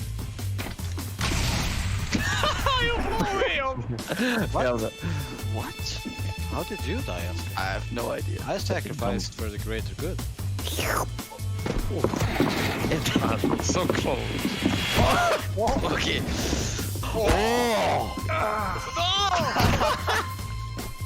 Okay, this one is the... I will take it, just. No. Look. You need to just bait your son. Just give a little bit shoulder. Oh my god. I was just... Nice bait. You can never bait this out. You can never beat. Not with this HP. Dude, you're so dead. Maybe he can see. He can't see you!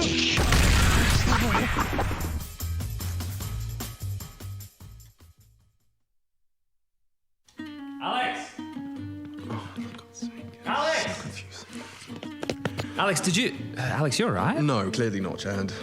Dude, what's up? Okay, what's going on with this whole ESL Pro Tour thing? There's a million acronyms, rankings, there's points, All right. there's decimal places. Chill. Take this, drink this. We got class in session, right? Take some notes.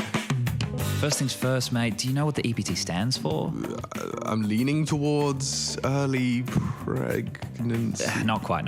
The EPT, aka... AKA? EPT, also known as the ESL Pro Tour. ESL plus the DreamHack events, we've got the ESL Pro Tour. The ESL Pro Tour, it's a constant, all right? Mm-hmm. Now, the EPT is your path to the top, your opportunity to climb the ladder of global Counter-Strike in the pursuit of the big stage. So even Harry can compete? You guys are garbage. Here's the levels. Challenger, Masters, and then there's the championship events. Challenger level, where some of your amateurs and the semi-pros can get their hands a little bit dirty and climb the ladder of Counter-Strike. The DreamHack Opens, the ESEA Premier, ESL National Championships, you know, like the Meisterschaft. Die Meisterschaft, sehr geil, ist ein super Schaft. Genau. Yeah. All right, Masters level events, that's the Intel Extreme Masters, the ESL 1, the ESL Pro League, and the DreamHack Masters. It's where the big guns play, and with that in mind, these tour stops act as a gateway to the most prestigious tournaments on the planet. Meisterschaft? Spicy, I think. Look, pay attention, mate, because we got some big stuff to dig into here. Now, that brings us to the championship events, the crown jewels of the ESL Pro Tour. Katowice and Cologne, $1 million cash money. You, me, Henry, Rush, and Jay. We make a team. Yeah, sure, we can do that in theory. Yeah, so like we go and we make a team name we can call Thugs, you know, like the highly underrated gamer squad. Yeah, but we would need to win tournaments or accrue enough points to qualify. Okay, points? Yeah, points. Each and every event in the EPT offers points. These points are scoured across the 2 levels. Alex, pop quiz, what are the levels? Obviously Challenger and Masters and... The fucking big boys. Gold Star, Mr. Richardson. In that order, the points increase. That makes the EPT points the backbone of the whole ecosystem. They measure performance strictly inside the ESL Pro Tour and the CSGO majors. The ESL Pro Tour points mechanic determines which teams will secure themselves a spot at the championship events. What the hell was that? Hey, they paid me a little bit extra for that one. Okay, anyway, but what about tournament wins? I assume that's the big bucks. The wins are golden. Win a DreamHack Open, you get a spot in the next DreamHack Masters, ESL 1 or IEM event. Win an ESEA Premier, you can secure yourself a spot in the next ESL Pro League season. Easy. Yeah, man. Easy.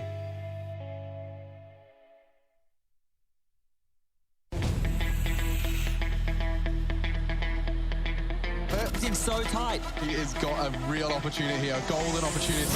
The shotgun. Oh my god! A massacre onto Mouse.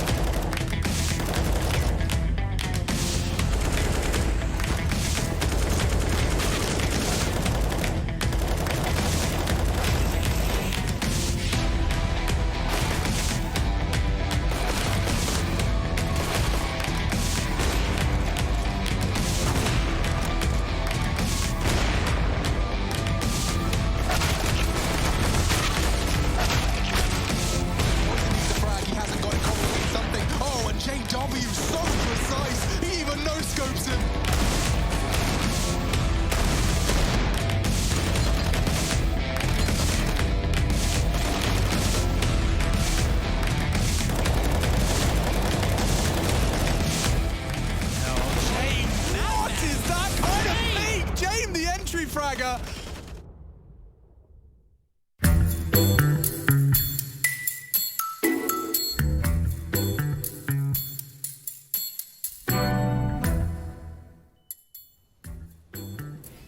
I'm dead.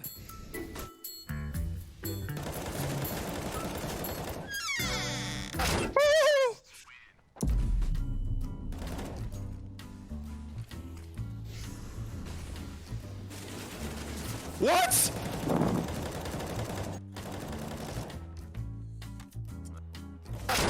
Oh, Are you out of your minds? No. Oh my. Dude, I feel like I'm playing a cheater. What the hell is this? Playing matchmaking. They missed their heaven smoke.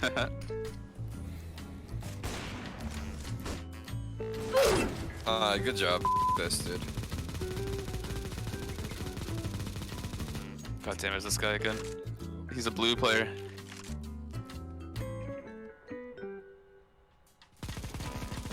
Thank God. Thank God. The first round. Sorry, where you going? I don't know. I'm looking at my monitor now. I'm already looking. A flash over monster for you. Go. Wait. Flashing. Nice peek, sir. Good coming on the flash peek. I'm getting freaking Proud of you. dated by bots. They're up short. Damn, I'm sick. Is this guy blue already? Oh, he's on the right. I think. Oh shit. Dude! Oh my god, dude, he's embodying hard. Holy shit. You can't aim, bud, if you can't see. Dude, they're shooting me through smokes. Oh no. Oh my god. Hey, use a real gun, buddy. I used this in matches. Oh no. You're Dude, you're gonna die if you jump one more time. He's in bot. He's in hack mode. Oh my god. Yeah, he's in hack Oh mode. my god. Should have seen the shot. Oh, I have an idea.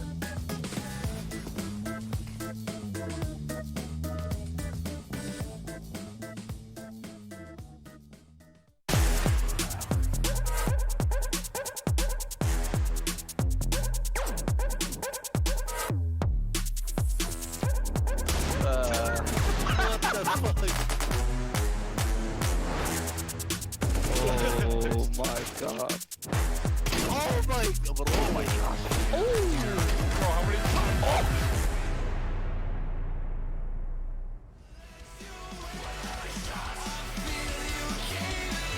ESL Pro League is brought to you by Gaming Malta, Intel, US Air Force, 1xBet, and DHL.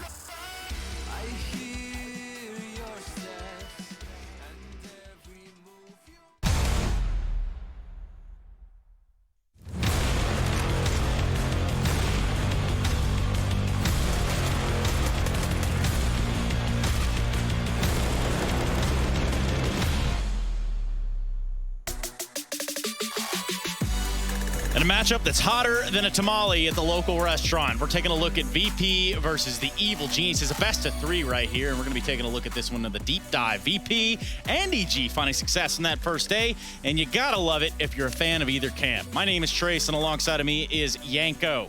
We are looking at a VP that's hot. EG came in with a lot of question marks. Found out to be hot. Thoughts? Who's hotter? I don't know, man. That's the craziest part. I was surprised. I saw in the opening graphic that EG is 3-0 against VP, but I mean that was like in 2019, the last time they played. So nothing recent really, right? VP's on a hot streak, 3 tournament wins and a second place in Katowice. EG, well, they had a roster change. Ethan just decided to jump out to Valorant. He's had enough with CS. He's given up. Peace. They got Obo now. Yeah. New young talent, had a good time with Complexity. Now back in EG. Excited to see him play again. Yeah, super excited. We want to see how he stacks up. I mean, he got Astralis yesterday.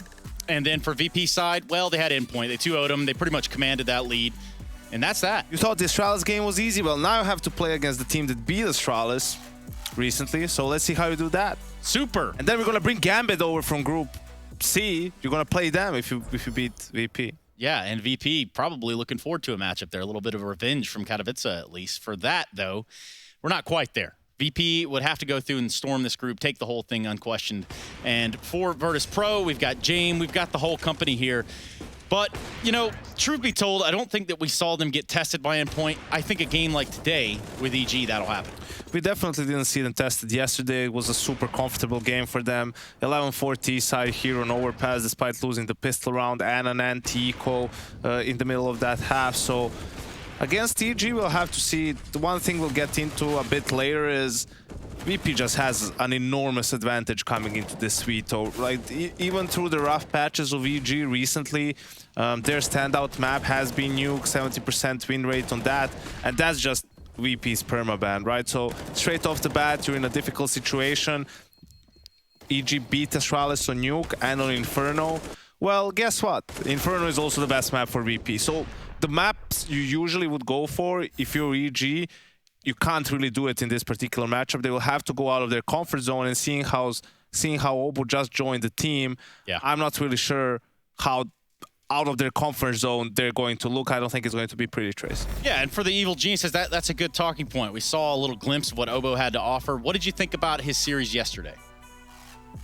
I don't know, I haven't watched that game, but I think what's interesting here is the fact that I forgot about this. Like, EG was the one team that beat Gambit in that tournament. In Katowice. Gambit played their opening game against EG. EG with a 2-0 win there. And you can see it didn't really go great for them after that point. Lost to Astralis, lost to G2. But first game of this tournament started off with a win. So we always say how that can do wonders for confidence. Maybe they can ride that momentum into this matchup as well. Yeah, and there's a lot of question marks about Obo in this lineup. What does that propel EG into? But the only people that are really qualified to answer that would be EG themselves. Let's talk about dynamic roster changes. Team dynamics, now that Obo's taken Ethan's place, change quite a bit. Obo is, when I say this, he's a younger kid. Ethan was only 20, but he was already a veteran in the game for how long he's been playing. So he's bringing that fresh momentum into the team, more energy. He's inside the server. He's very talented. Like he's that player who already has his foundation set. He knows how he likes to play his thing. He's going to learn a lot from us from him, but he's bringing his own style and flavor to it. And for someone so young, he's actually pretty complete. Ethan was kind of a glue. I like to call him the in-game leader's best friend. He always did a lot of work behind the scenes. He was always helping out. And with Obo, we get more, I think, of a pure raw talent where he's going to frag for us. Don't get me wrong. Like, he's super complete, but he's going to frag. So it brings that dynamic, and it changes the dynamic inside the server where we have now a new star player in some roles that we've changed some things around to kind of suit his style after we got to know him just a little bit because we've had it. And we're going to put him to frag out. And I think that's what changes. Ethan, since he was so good in the whole complete, we wanted him to kind of help it while fragging, help everyone. With Obo, we're just like, unleash this kid, just let him loose and let's see how it turns out. But I think that's how the dynamic changes, just on the top at least. Letting him loose, that's pretty much the game plan. And how's that going to turn out for him? Does that fit into the style that we see from EG? Yeah, let him slatter some teammates, some opponents, not teammates. Actually, that wouldn't be great. Oh, yeah. Yeah, we'll have to wait and see. Work in progress, you know, the usual. Yeah, and here's a testament to just EG playing Astralis yesterday. Limited them to just 3 rounds on their CT side. You flip it over a little bit, you go to Nuke, you see that Astralis make EG do a couple backflips overall, but EG still lock in. They get it done. On the back of what I want to say is a lot of master performance by Breeze. Obo now in the fold. That should help firepower out tremendously. Yeah, Breezy definitely had a tremendous series throughout, basically putting the team on his back. And Obo, a bit quiet to begin with, but stepped up in that Inferno game in the decider when his team needed him the most. So I think for EG, they're going to need a continuation of those performances. Cirque as well was another guy who had a good series, right, on the op, a couple of good clutches, especially the Inferno one. We pointed it out as being the pivotal one. So yeah, you're going to need all of those guys against a team like VP because they're just on fire right now. Yanko, you said this wasn't going to be fun in the vetoes.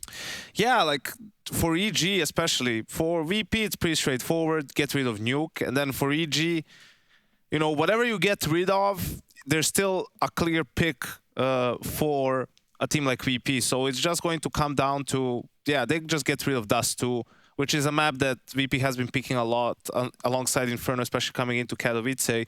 And actually, EG themselves, they go for the overpass pick here. I think this is just based off their own confidence in the time that they've had with Obo, maybe some maps that went good in practice or something along those lines. When it comes to VP here. They could go for an Inferno if they really wanted to. They can go for Vertigo as well. Another map that's been pretty strong for them. So from this point on, I think we see VP get rid of Train in the end, and we see Inferno as a decider. That makes a lot of sense for both of these teams. So I thought maybe EG could go for a Train pick, right? It's something that hasn't been the best for VP. We saw them have a strong T side against Endpoint yesterday, right? But maybe EG is thinking, well, that's Endpoint. We can do better than they did on the CT side. Now, if we want to just kind of cross-reference with basically what we've been given, because there was a lot of question marks about EG and hours spent played, but then they kind of shut all that up yesterday by beating Astralis, right? So on their map against Vertigo, this wasn't necessarily a clear-cut and pace situation over on the CT side. This was a little bit slower of a CT start. Can they afford something like that against a VP? No. No slow starts. VP, right. You do a slow start. We get the plow, Trace. You remember the plow, the Polish plow, where now it's a CIS plow. They've changed some stuff around, you know. They did a paint job on the plow. Yeah. It's back. What color do you think it is? Kinder is riding that thing. Yeah. Okay. Well, that's a pretty interesting take on it. I like the idea. I like the mental imagery. And I also like the new Golden 5, the Silver 5, the Platinum 5. Yeah, not Silver 5. The Platinum 5. I like Platinum. The Diamond 5. How about you show us what that looks like? Hashtag ESL Pro League. That's where we're going to have to ask you to submit all of your Photoshops. And actually, you can do something special with Yanko, too. We invite you to just basically send it all in at this point. And do whatever you want, Internet. I allow you. Now, that is scary. But more of that later on. Now, of course, for us, I need to ask you who you think kind of takes this one. I mean, it's a tough one, though. VP 2-0. You think VP? It's not a tough one. It's VP 2-0. Just straight up. EG's not making the groups. I mean, not making it out of the groups. Really? Okay, Yanko, that one's yikes. That one's a little bit rough around the edges, but I get it. I can see them and they lose to Fnatic, dude. Yeah, okay. Well, fair enough. We're ready to get into the game as far as I know. Overpass, Vertigo, and Inferno on our docket, which is exactly what we're bringing you here to watch. If you're just joining in and you're like, well, where the hell is this Astralis Liquid game? Oh, well, that's later. That's after this one. So, without any further ado, Chad and Alex, I bid you adieu. All right, Yanko, Trace didn't give you the credit. I will. That's badass. That was a balls-to-the-wall prediction. He says EG ain't making it out of groups. They convinced us with a win against Astralis. Clearly not Mr. Punovic.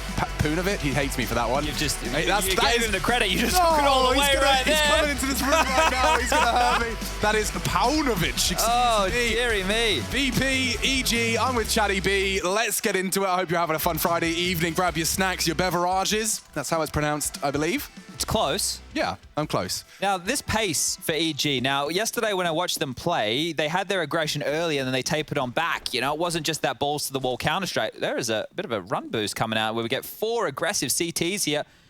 3 heading down connector, 1 in the bathrooms in Cirque. Might be on the receiving end of one of these.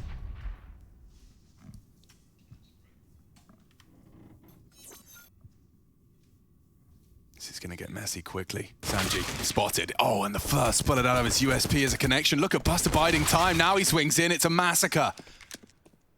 A 3-man connector set up on the pistol. It's rare to see the T's actually walk in, and now it's a round winner. You've lost the bomb. You're losing players. Stan surely screwed. And Buster confirms it. That is brutality. Interesting interview with Zeus as well. It was nice to hear his insight as to how he describes Obo. A new kind of, a new opinion on Obo. Of course, we saw him in the complexity ranks, and I was very excited for his story. Cut short, of course, given the global pandemic and a young American kid forced into European soil for long periods of time. It was a twist in his story, and I'm glad it continues in the EG chapter. Yeah, this EG team for me is such a strange one, right? For a lot of reasons. There's so much talent in the team, and even when Ethan was on the squad, it was Ethan, Breeze, Cirque. Those were 3 massive names. Now you talk about the Obo situation coming in.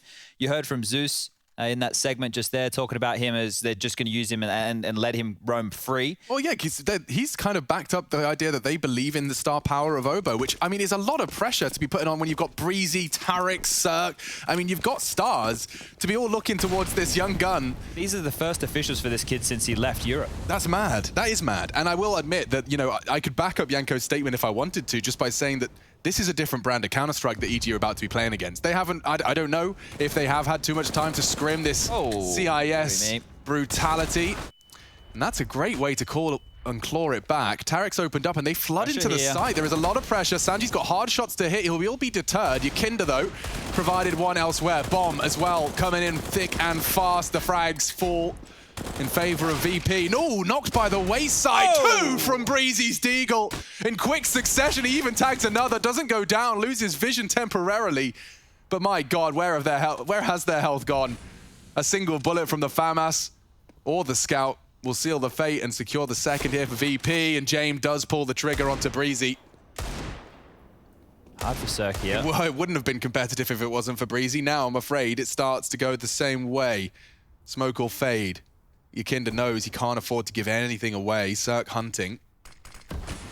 And there's something there. I mean, it's unlikely James misses this shot, right? I mean, he's so hyper-aware of the potential push. That's all he's holding for. So Cirque walks on in. VP will collect. Nice stuff there. 2-0. They convert against the Force Buy. Should be a save now, and the third will come with ease. One of my critiques yesterday for VP, and I wasn't hugely vocal about it, so I will be now, was I think the CT side against Endpoint, they gave away a couple of really weird rounds. If I'm going to be completely honest about it, the one where Buster... Gambles? The one where Robin came up connector, shot Yakinda in the back of the head, gets a free M4, and then they just walk onto B and Buster lets them have the site. That one right there, and a couple of missed AWP shots as well yesterday from Buster on Inferno. There was a few moments. Now, I don't think that VP, by any means, struggling in form or anything like that. I think that they're ready here to get stuck in. But I think maybe a little bit of complacency crept into that game yesterday. So I'm keeping my eyes firmly pressed on this CT side. How do they deal with the late rounds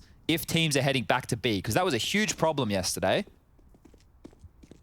They're going to get info. Interesting. So around this, like 30 seconds into the round, we haven't seen like CT aggression early, but this will be a chance for CTs to get info. You can jump up that half wall or even hear the steps if Tarek's loud about it. It is only him, though. They're just pushing out default spread of the Deagles, hoping for some connections. Tarek's been spotted, or rather heard. And this crossfire should enable James to find himself a first. There we have it. First of the round, third in total. But as you were saying, Chad, just to highlight or return to that conversation, VP were losing a couple of odd ones. It felt like Endpoint's T-side got way more out of it than it could have or should have. Which is wild, right? Because we're critiquing a team that 2-0'd another team, and it should really just be like, oh, yeah, they won the series. But I want what Gambit did. They buckle down, they win every game no matter what. They treat every single round like it's the most important round they're playing because that's the habit that you want to get into. Now, that kind of mindset, it's not easy to do. We're human beings. Well, I don't know if Gambit are. I think they're Counter-Strike robots. Yeah. They live in that house. They've been designed exclusively to frag. 2 left. Drawing this one out, 10 seconds. I'd actually give them the room. Allow them go to toilets after time. Everyone hide. Why not? That works too. Fine. MP9 kill, extra cash for Jamie boy. Will be able to buy himself the AWP if he likes. Why don't we see that more often, Chad? Like, genuine question, because that would have been so much more punishing if they'd have just messed around. Is it because you could have lost players and weapons in the process? Yeah, the trade-off there, right? If you lose a duel or one of your teammates dies, it's not worth as much as what it could be. But you're right. I'm surprised in certain situations we don't see it more. Also, you want to make sure they don't get that bomb down, which I suppose is the biggest of threats. But what I'm saying is if you play passive enough that when they have to make that decision, okay, we've got to plan, we've got to die, we've got to die. It can get quite stressful. I don't know. Either way, let's get into it. We are on to our fourth and our first gunny. And this is very classic, but there's nobody watching the B backyard here. We've got multiple over towards playground. Stanislaw working connector on his lonesome, and Obo, he's just in the backlines here ready to help them out. Nice deep molly there from Breeze. And Smoke as well. So gesturing that they want to take control of this quickly. And it is just Yakinda solo towards the A bomb site. He's over towards long. James already rotated towards B. So glad we're getting to see more overpass. Nuke and Train saw a lot of play, a lot of strategical development on those maps. And, well, overpass is often seen as a little underutilized. There's 2 players just rotated back towards A. James over here now with the AWP. Sanji's here to help as well. So it's Kickit and Buster on B. I did talk about their issues late on the B bomb site when the attack came through Monster. Right now, EG with the bomb in limbo on Cirque. They could still end anywhere with Kinder's on an island. He's all alone. And he stands for 50 damage. Knocked by Tarek. That's what they were hoping for. Now on the sweeping clear is James, and he will immediately equalize. He's allowed to get away. A 4-on-4, and with 30 seconds, EG got to get a bit of a wriggle on here. Exec's coming. Yep, flashes are through the sky. Sanji anti. His responsibility is long. Nade onto Tarek does soften him up for the push. Sturk, only the one. Sanji finds him. Should have a second here as well. Targets, they line up. Obo claws just the one. Stan, 15 seconds to clutch, and James doesn't usually let these ones slip away. The barrel spotted, and he does execute the first. 10 seconds. Bomb recovered, and a plant safe from the push, but that push is coming, and through Optimus potentially. No info. How the shots has to adjust, and old Buster makes a meal of it. Stan will snack on the 1v2. That's where I think Stan does his best work in the late round clutch situations, but that's definitely not a standard Stan clutch by any means. How does Buster flub the lines there? James swings out, slows this down. Sanji does great. There's James with another. You think they've done enough here, but look, Buster just unable to get anything done. Bit timid on that peak, and the AK-47, it reigns supreme. They're getting fired up early over there, and I think that's important for a team like EG. Mood is something which I think can really determine this team's pace. When you see them all those years ago, it feels like a lifetime now, beat Astralis at New York, that was such a momentum-based win. I think Counter-Strike is, in the online era, we're seeing so much more of the cutting of the noise and rotating around, a lot more fakes and that. These faster plays, everybody's so good at heads-up Counter-Strike that with that in mind, I think EG, if they can have aggression out the gate, they can find space, make a kill, and then they can play a bit more passive, that could be the perfect recipe for success for them because they have so many players who can operate well fast. Yeah, and here's an example of why I can't be as patient as the professionals are. Can we all just cut to Tarek's camera? So this is what he's been staring at for the last 30 seconds, and he's probably going to do it for another 30.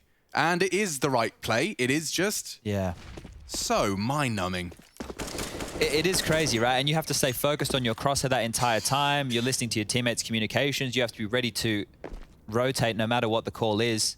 Oh, hang on. He gets to move a little bit now. Well, the time is almost 45 seconds here, so we are going late back towards B. VP have stacked this one up. Kick it with a late smoke towards Monster. If they can get a rotation over, there is a chance. 40 seconds. Yeah, and they've got the 4-man lean towards A. They're hoping this is smoke and mirrors.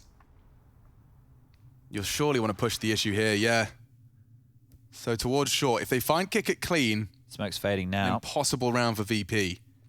Kick It holds the line, needed a second towards the belt buckle. Bomb's dropped. Should be into the site now. Sanji's actually managed to get himself borrowed into the site. They're still not planting. Getting sketchy here for EG, getting flustered. Bomb to be planted by Breezy. Sanji comes alive and doesn't quite find the bullet necessary. Obo does go down.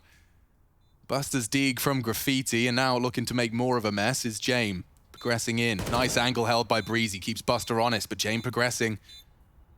Tarek's on short for the swing. James slipped the net here. Yeah, this frag is everything. Oh, they're both. Could be. Spots the first, executes Breezy. No kit. Time-sensitive mission here. He could... Oh, the timing. Great work from Tarek. Yeah, that was exactly what he needed to do. Times it as he hears the advance, knows time is on his side, and catches James just looking at the bomb. It'll be Cirque's best friend this round as well. Gets to drop that James AWP over towards Cirque. He'll be loving that one. But speaking of Hawks, they're making it work on the VP buy as well. This was James rotating over in time. Gets awkward. If Sanji kills Obo, VP win the round. That was the fight right there in the late stages that determined this one. The fact that Obo wins that fight is a big one. And there he is, the youngster, the new kid on the block again for round 2 of Europe Adventures. Buy, back out. It is... Oof, it works. There's rifles, there's an AWP. It's hard to critique this. VP have been able to get the guns out.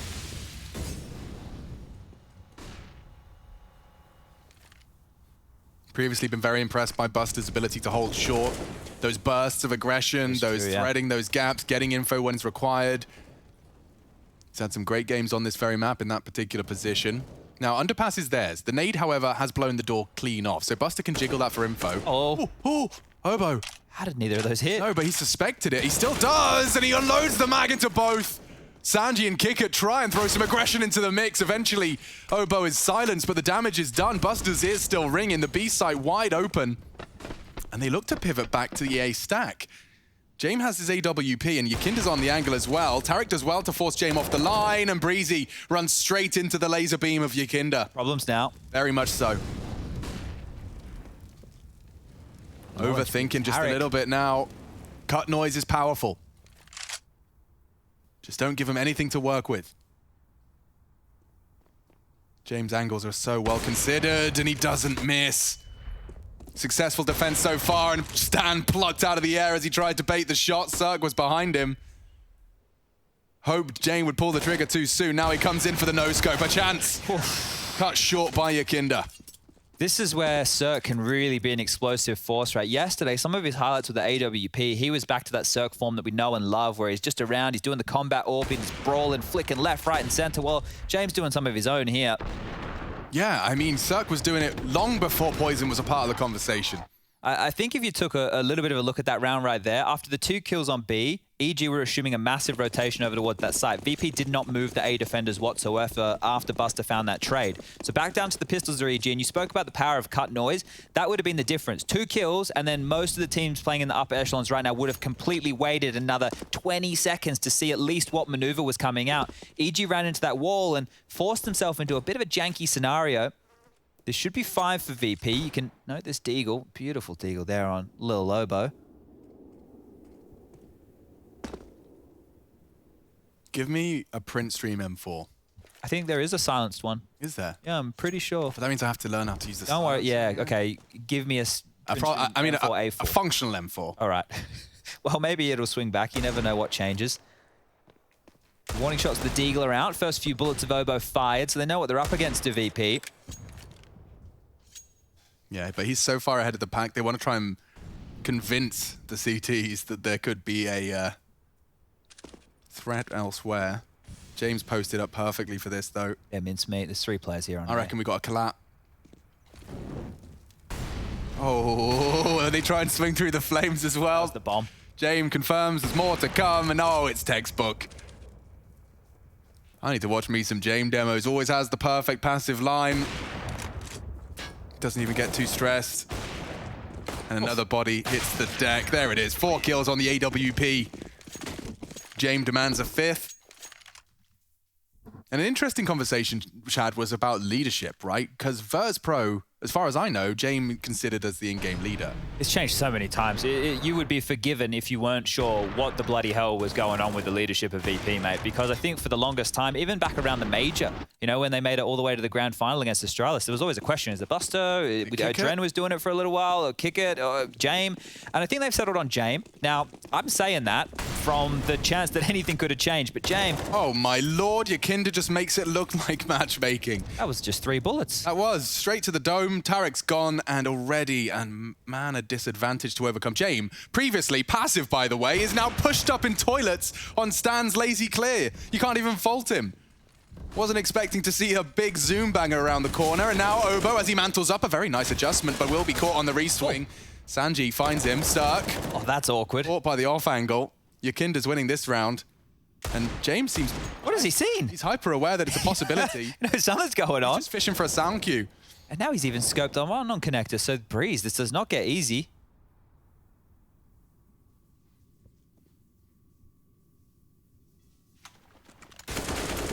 Oh, there's one. Timing. It's a gift and a half right there. Kick it noisy as you like. If he pivots to A, Yakinda is low on the site. He's just going to cut noise right now, Breeze. Yeah, he could be anywhere and nowhere. Silent dismount is integral. Picks that up. Now, the angle from Sanji, unfortunately, is too good. Look at that. Perfect. Another one. The power of positioning. You know, you see so many different members of the Counter-Strike community try and explain it to people. It's not just about those flashy flicks you're hitting in the DMs. Just curious, right? Obviously, we heard from Yanko saying that he thinks that EG won't make it out of the groups, right? Which is fair enough. We've got 6 teams, only 3 can make it. Someone's not going to get on out. Yeah, and I mean, 5 of the 6 have been at one point considered the world's best. So if you've got Astralis in the mix and they struggled last night against EG, that means he thinks Astralis is going to come back alive at some point in this group, right? The EG loss would be more of an anomaly in that environment. This group can get very spicy, right? I'm curious to see what happens with Astralis, because we're talking about Fnatic being in a free fall. Astralis haven't been trending up as far as results either. Oh. They've got every trick in the book, these two. So when that was their reaction to the toilet smoke, is while that's up, assuming they're not going to walk through it, you can throw your own smoke guardian and jump over for the hold on party. Stan pulls the smoke. It's a long range one. Will be blossoming quickly. How does Yakinda hit that? His M4's an orb. It's always in the right place, that crosshair. It is. A real threat from the Latvian. into the site. A plant would be dreamy. They're giving them site control. I don't see a world where they're getting that down. As soon as the smokes fade. He let them plant. He did. Wow. I assumed he'd be spraying it. Instead, they're just happy to let them get that bomb down. And now a 4-toilet position. Site's clear. Just the butt. Tarek finding Yakinda. Oh. This spells trouble. Have smoke. Couple mollies. Utility is going to be everything. The determining factor here. Head spotted. Tarek needs another. Over halfway ticked. Targets. Now Buster's on the bomb. Knocking him off is everything. Still defusing. Kick it defends, and there's no one there to knock him off. VP got me on the edge of my seat for that one, but 7 is found, and found convincingly in the end. Be very happy with that plan. That's going to give him enough money to go for the buy here. Cirque even into an AWP. Loss bonus at this stage of the game. It's already maxed on out for EG. So going forward, if they continue to lose and plant, they'll stay with these buys. But that was a bit weird. It just felt like, yeah, we'll give you the plant. We're feeling generous today at VP, aren't they? 7-2. And I said this was the half where I did have some worries. There's no worries so far. One more and they've won the lion's share available. Smoked on out. Breeze facilitated to get some room. Nobody to deal with in the early stages. They do not know that whatsoever. And Yakinda, sneaky beaky down into connector. Cirque posted on up with the orb. We'll pin down this position. That'll give Stan the chance to move on up. I'll get him out. Has to take the fight, but there's a flash in place, and instead, Yakinda gets them both. Flashes from Buster eventually, and that's Breezy just saving the potential of this round. Obo loses his life. Tarek's next up and can't hit the transfer. 1 by 1. They flood into the site. And how quickly did that look like an EG advantage into a Virtus Pro double? Now that's you know, we talk about like trap cards and we're joking about like Yu-Gi-Oh and stuff. That is a trap right there, right? They want that molly to get thrown so the pop flash can come through the window and Yakinda can swing. That is a tell before the footsteps. That is actually better than having to take contact. But hold up, James giving up the sight. Breeze walking on in. Time for the next episode. He has the bomb. Are they going to let him plant again? He would love it. This is another free plant because James can't really push into contest this with the orb. Look how passive his line is. Imagine if Breezy, though, just peeks into James. Another ridiculous passive line that pays off for James. He's going to. He's getting closer. Yep, he gonna get it.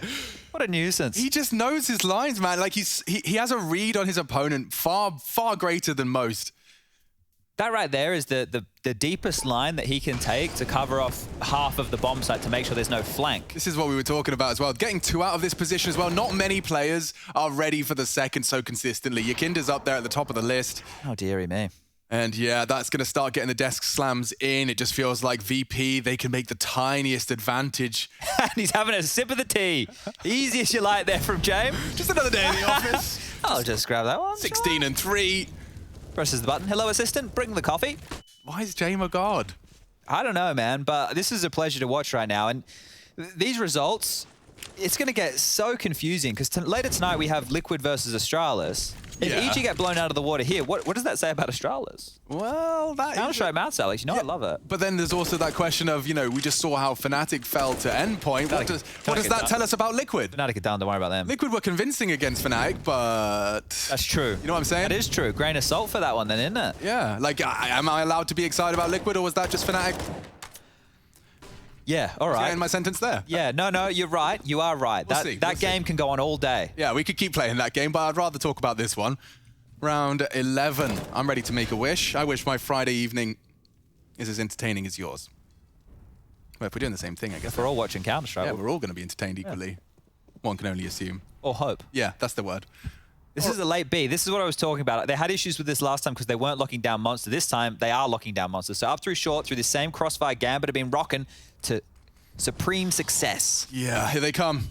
Flashes are great. They even catch that graffiti player, but no one's holding it. Sanji peeks out. Buster's found blood as well. Big from Tarek. Needs another. Delivers it. James, however, from heaven. One still jail. Baits the shot. Kick it's there. Needs to isolate. Doesn't have the bullets or the time.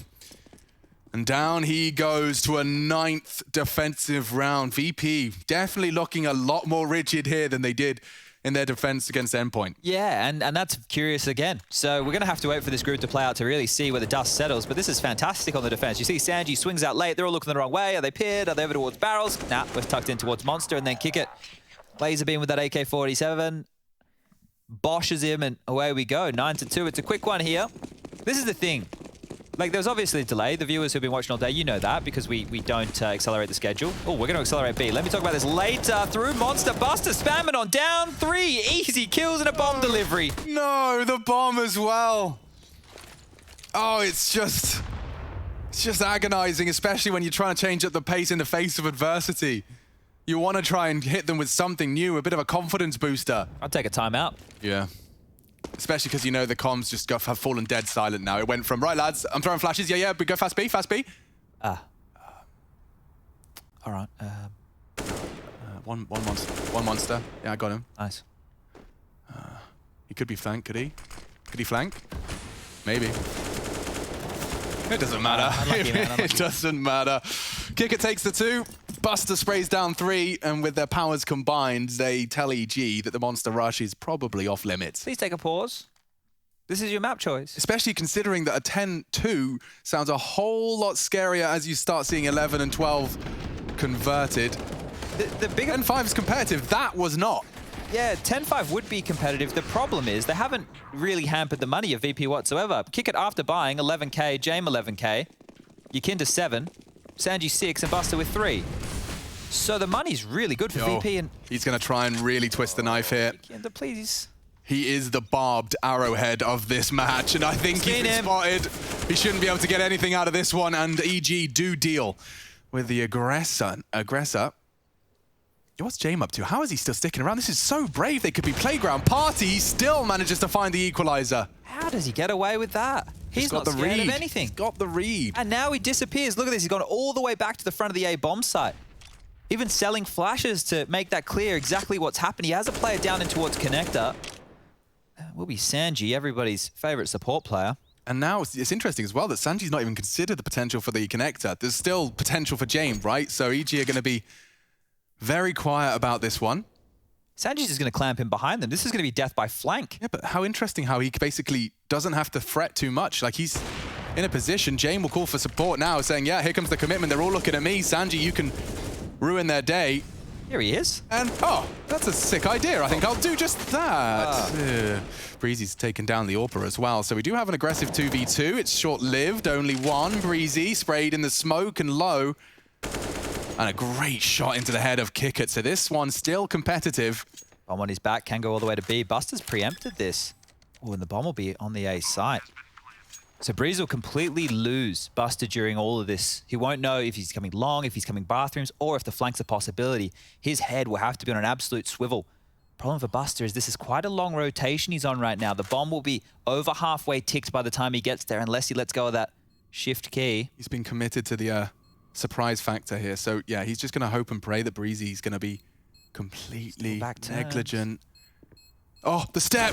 Buster, it costs him the round. Breezy clutches up for EG. That's compulsory.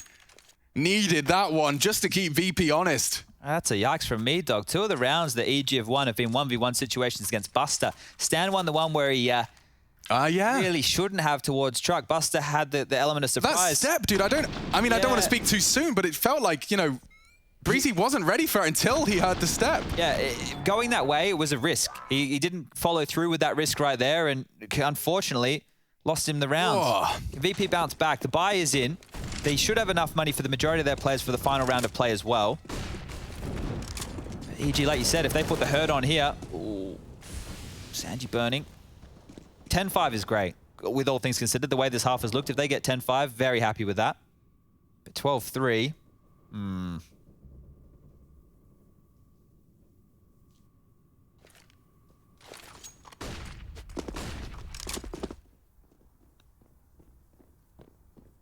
Loud. Here is marching in the bathrooms. Yeah, and will they do the deep... Oh, they are? They are. Tarek jumps around the corner, enables Yakinda to actually take one. They know the setup at least. Yeah, and just by surviving, it's going to take another head. He's always good for 2 at the highest level. Oh, Yakinda.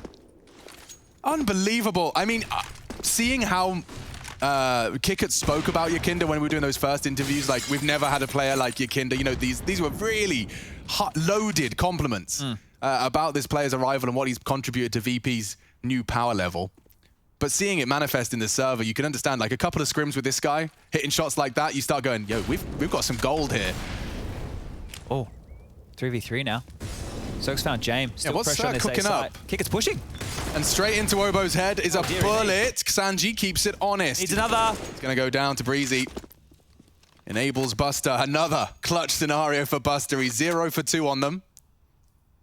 See if the 1v2 is too much to ask of him. He heard Breezy retreat. Unannounced for now. This is such a hard retake. It's very hard. I mean, if he could find Breezy clean, which is never an easy task, and then you get played with, they jiggle, they rot the clock.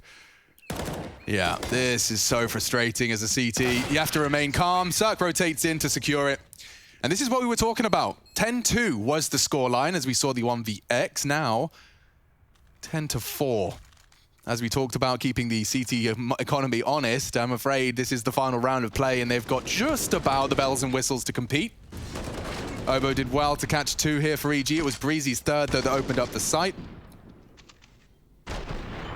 And Buster put in a very, very dire strait with that 1v2. Yeah, Yakinda's got to be asking, how many more do I have to do? I delayed them. I get 2 kills in a very, very awkward position. Let's see. VP, can you stop the bleeding before we get to the half? All right, James. Spot of aggression from the passive AWPer, and it works out. Calculated as always. Backs away, 20 frags. And an early disadvantage for EG. No fun. Look where Yakinda is as well, right? Just in the connector position. Always somebody here being awkward. And Buster just takes that contact. As soon as Obo starts to unload on the boost, that was his cue. Yakinda in the back now. Yeah, and stands so low. He's a dead man walking. Dead man walking. Yakinda's out. VP1 info. They find Breezy on the repeat. Double smokes Blossom. You really don't have any options. And that's the end of that. Yakinda will get 16 at the end of it, but VP looking set to convert. A test for EG.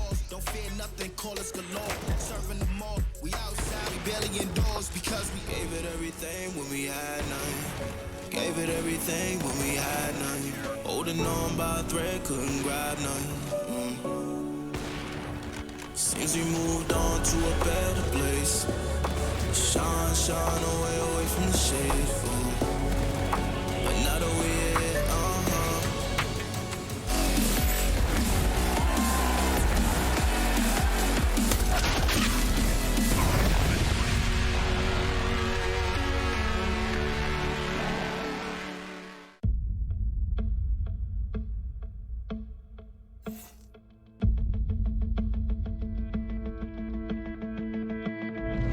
...2015 was the prime of the famous Polish Golden Five, and the tournament in Cologne would be no different for Taz and his crew. At least not until the semifinals, where the Poles clashed with Fnatic. 2 giants of Counter-Strike battling for their place in the final was a true feast for every fan at the Lanxess Arena.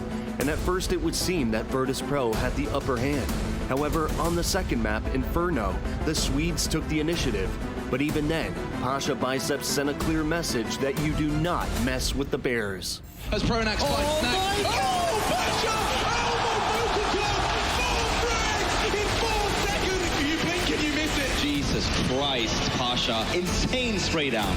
Big shout out to Virtus Pro as well. They played an amazing series.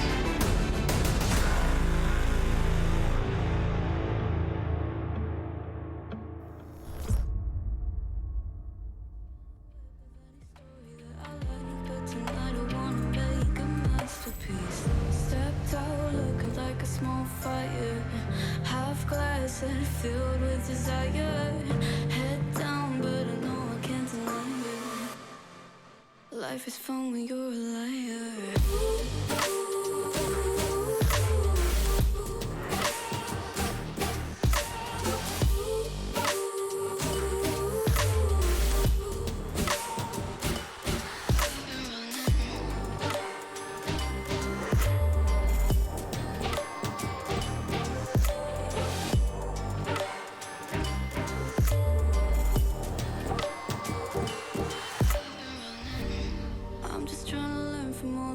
that I've been told. I'm gonna paint a new reality.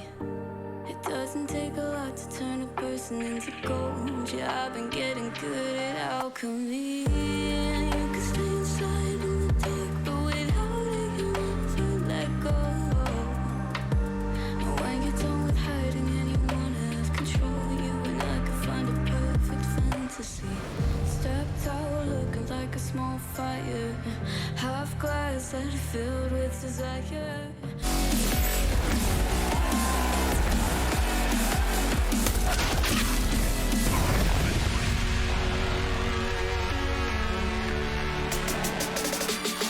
Back to Overpass and EG, just enough rounds to keep us on the edge of our seat. James been sitting back, relaxing, dropping 20, sipping his tea. I've got Chad Birchall with me to provide all of that analytical goodness. I'll be making various weird noises with my mouth.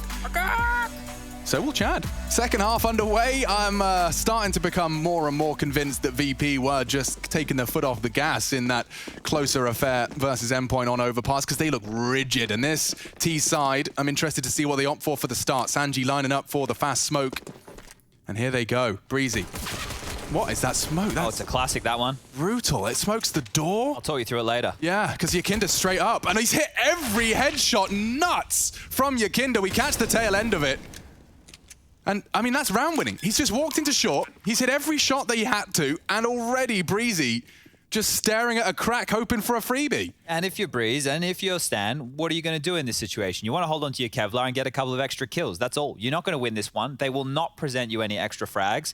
If anything, they're likely just to leave you to your own devices. Now, can we talk about the smoke? We can talk about that smoke. So, I want you to go back a couple years to a player that you may remember called Mr. Pronax. Now, I believe I'm going to really be digging deep into the archives here. During that whole mess, Fnatic, Godsend, you remember all that nonsense that happened a couple years ago? Yeah, where they like swapped teams and then said, lol, JK. Yeah, and then it was nonsense, but it was good nonsense. It's always fun to keep up with that stuff. There was a strategy that they were running. I think Schneider was still playing at the time. Jesus Christ, my memory's great, everybody at home. Go on. It was an execute they did a fast B one where they would do exactly that. They would lob a smoke from spawn towards that door position and do a fast B split. Because Connector plays, this is going back like 5 years, used to be, you know how you see the boost in Connector? Yeah. That used to be standard. That used to be a standard play. Used to try and molly them, they'd smoke themselves and they'd just stand there and still shoot the players coming through. There was a lot of like AWPers going to Connectors for early picks.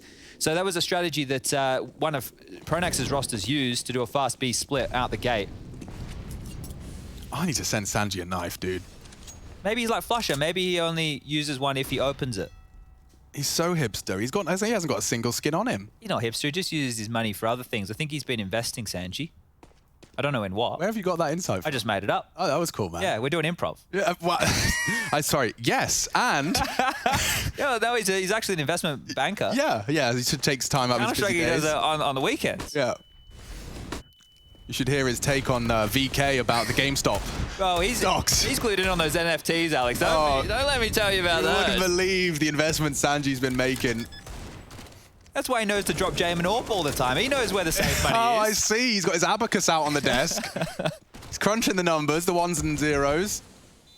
And anybody happy to operate with very little in every round, you know he's a penny pincher. He's making it work. Yeah, that's true. That's true. He knows the value of money. And speaking of... He wouldn't invest there. We are at the TTK. That's time to kill bank. He would not invest there. That's TTK. Rush, what does TTK stand for? Just in case people didn't know, TTK commonly means time to kill. You ready to be tested? TTK is a headshot. A low TTK. Come on. TTK. You're looking at like some body shots or like a Glock with armor or something. Can we test some acronyms on you? Yeah, go for it. What's ADR?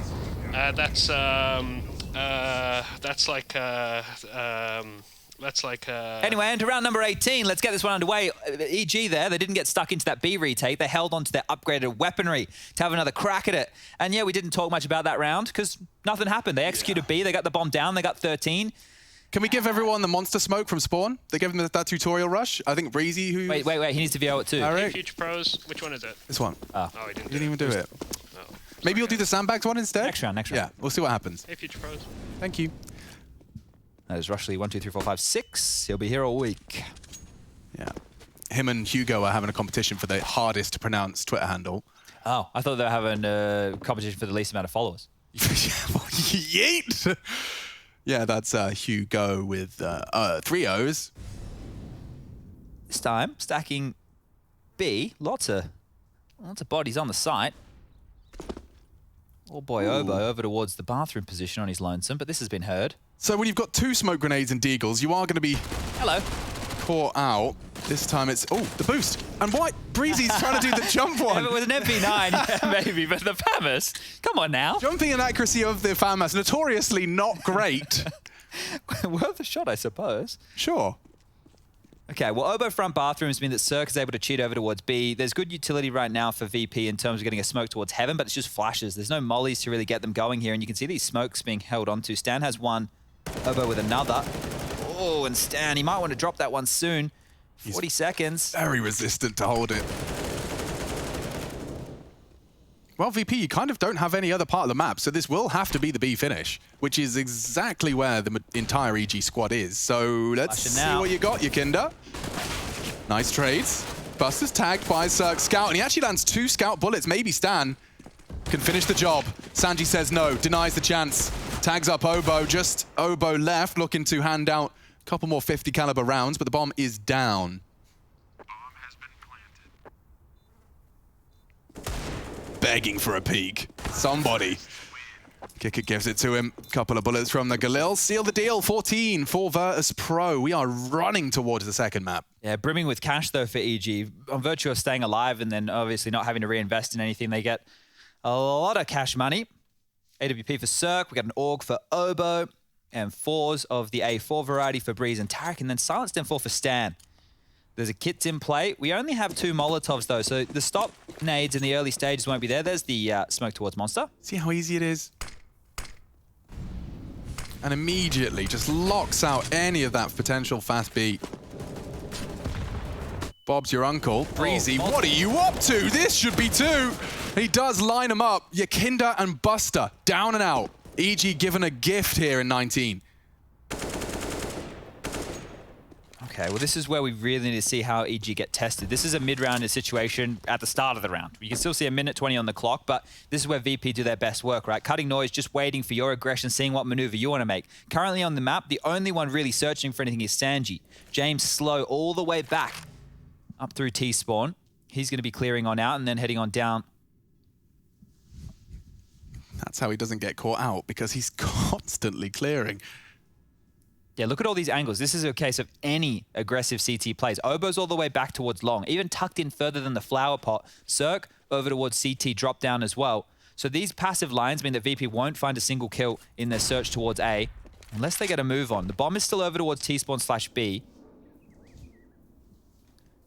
They don't know it right now, VP, but if they went B, they'd have a 2-on-2, or even a 2-on-3 in their favor. So now as the clock starts to siphon down, I assume Cirque's going to get a move on with his rotation back towards the B site. Obo will start to slink back in as well.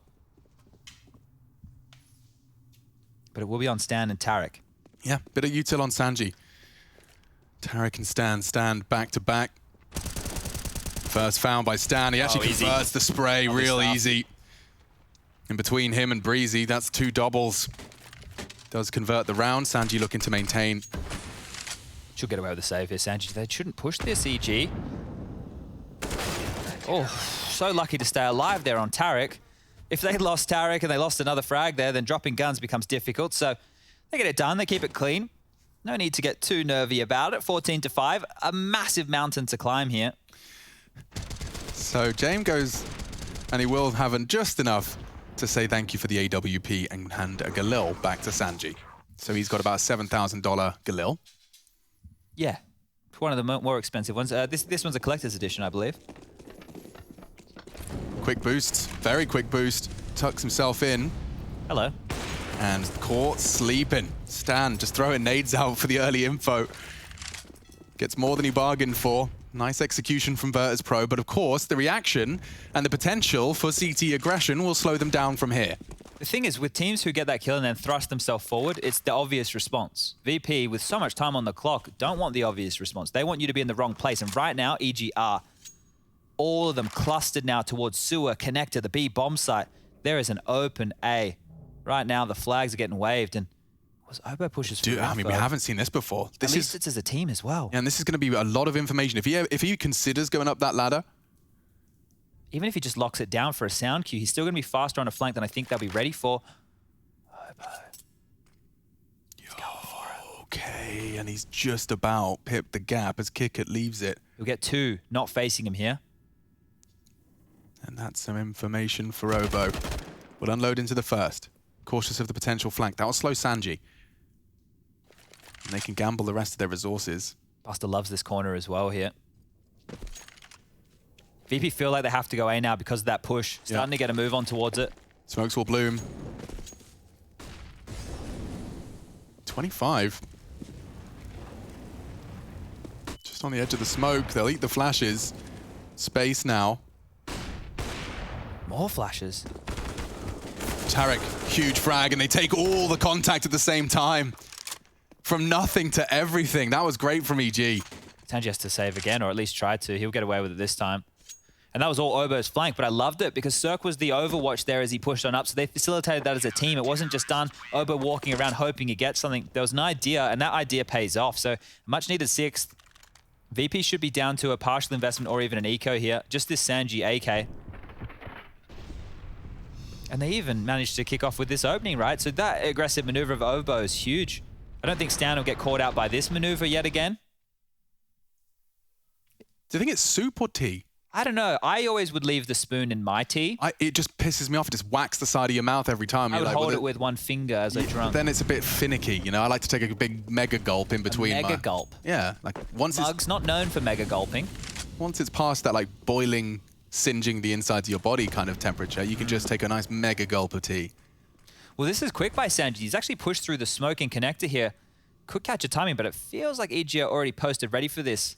Obo confirms it. Mr. Schlatt. Tough job. Bathroom defender. It's not like just being a B anchor. Sanji, if he peeks on Breezy's jump. Oh, wow. He's ready for it. Very alert rifling from Breezy and great control of the spray as well. Keeps breathing. Takes down Jame. Now with the bomb toilets, Obo does get a little more inquisitive. Anybody home? Anybody there? Oh, easy as that. Finds out Buster's walk. And Kickett's Glock stroll will be cut short as well. He's still looking for a kill, isn't he? He's not just running on in there trying to get this one over and done with. I'm sure many of us wish he would. Well, Obo might do us a favor. Yeah, rinse and repeat. Obo. Lovely stuff. Obo did have a quiet start yesterday, and I'm not expecting him to just pick up and be an absolute superstar here. As the series went on, he started to get better and better, especially on Inferno, that third map against Astralis. If you missed it, we'll reiterate it. Yesterday, they beat Astralis on Inferno. The T-half that they offered on UP, EG, was 12 rounds. That was massive. It was crazy to see, especially they took a bit of time off Prac, obviously, when they went back to the States, and then they've come back and they've just been grinding. Looked good yesterday. So far, this one hasn't been going swimmingly, but as the scoreline continues to tick on up.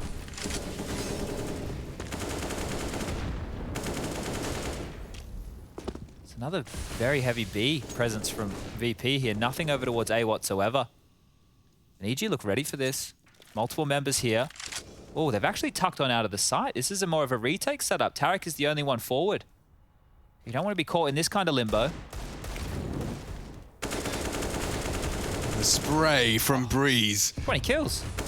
He finds it with ease. One more off the flash. Kickett, they know where he is. But re-peeking into Jame, and he doesn't hit the shot. That will give Breeze a whole lot more confidence for the hold. Now, Sanji is trying to take space. They know, they heard the AWPer. They know he's typically the A player, and AWP was fired. He might catch Cirque here if Cirque jumps out towards long. Yeah, he's not expecting the timing on this. And oh! Sanji gets found, Cirque. Big kill. That's going to secure the round, surely. Might be a save call. Oh, the re-peek was perfect from Jame, but misses another. That was their chance. He could get across with the bomb, though. They're aware he's here? Clearly not, because otherwise we'd see a bit more CT rotations. They could turn this around, but how are you supposed to get past Cirque? Okay, baits the shot. Kickett's not going to clear this hard left. No. Smoke confirms Kickett's advancing, and he's got the bomb now visible, so rotate will come in. James saving. James is saving. he tried. If Kicker goes in there, gets the kill, gets the bomb down, then James will definitely help him out. But otherwise, like, you're on your own, bro. James, you're running into a CT right now. No, I need to keep this 9 deaths. I don't want any of that double-digit nonsense. It doesn't look as cool. He will maintain, and jokes aside, he will have the AWP to try and find impact into our next EG. This was breezy. Look at the timing on this. It's hard to find multiple kills from this position. And the only way he does is by starting that spray immediately. That's the frag. Oh, Sanji. Overcooked the pooch on that one. Yeah. Saved AWP and 4 deagles around it. Let's see. VP just need 2. As soon as we get to double digits, EG are back in touching distance for winning this one. Obo's going to go through the smoke here. Yeah, off the back of the flash. Vision's restored. And Tarek's keeping him busy. Oh, he's even trying to corral them back into the nade of Obo. It looks good, and it's his damage. Molly's even better. Double incendiary. Clear anyone that's in front of it. Oh, Yakinda disrespects not only the flames, but Obo himself. Smoke now to isolate Buster further. Tarek thinking better of it. Cirque's posted up as well. They've got them locked in here. Yeah, but how long are they going to wait with this?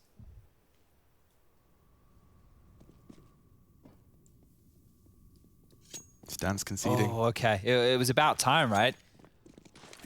You hang around there too long, you offer up another kill. And a weapon. Could have got scary. Okay, so they just picked up the AUG. AWP, AUG, 2 smokes, 2 flashes. Back towards B with the bomb. And already rotating back around will be EG. Look at this position for Breeze. He's been great so far. 20 kills, and they've only won 8 rounds. Yeah, he has been such a thorn in their side. He's looking very sharp. I think the time off may have done him good. Time away from the server makes everything feel so fresh. This is a hard kill for them. Normally you're checking close. Yeah, straight to the body. Kick it, none the wiser. And Buster's the next victim. Breeze, another easy peasy double. Chills for the flash, buys him time for one more peek. 15 seconds, the bomb's coming in, and James gone too. Breeze takes them all down. You just can't get past him. The turret of EG secures a 9th. And VP right now, if they want to go for an AWP, means that Sanji's going to be operating with very, very little here. So curious to see how they want to solve this one. This has been going so well. Scoreline was looking very, very good, but now it's 5 on the trot. So 14-4, very quickly into a 14-9, and it will be a timeout called from VP. Chance for Dustin to get on the mic and say, listen, boys, pull up our socks. Let's get this one done and dusted. We got Vertigo coming up next. Kickit has bought in with an AK. We're still yet to see what other investments are happening over on the Virtus Pro side of things. Here are the scores on the doors. So the pistol round with the conversion for VP is great. That's why they're sitting with such a hefty lead. But these gun rounds, they're not really going as well as they'd like. Even when they found openings off of the quad boost, all of those gnarly types of plays, they will buy James into a Galil without head armor. Oof. Doesn't sound like a combo. Not a meal deal I'd be buying. And James, he had most of his AWPs in that, kills in that first half with that AWP, right? So see him on a rifle here. Hard to look for that same impact. Connector presence. And a 4-man B lane again from EG, so you definitely don't want to be rushing B if you are VP. It's down with the flash. Confirms his presence on the left side of Monster. Cirque still posted up, holding for the late T-spawn arrival. They're very aware that this is a possibility of VP.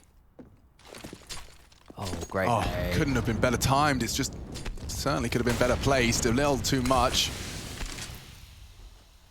Oh, that's orky. Yeah, smoke through the wall.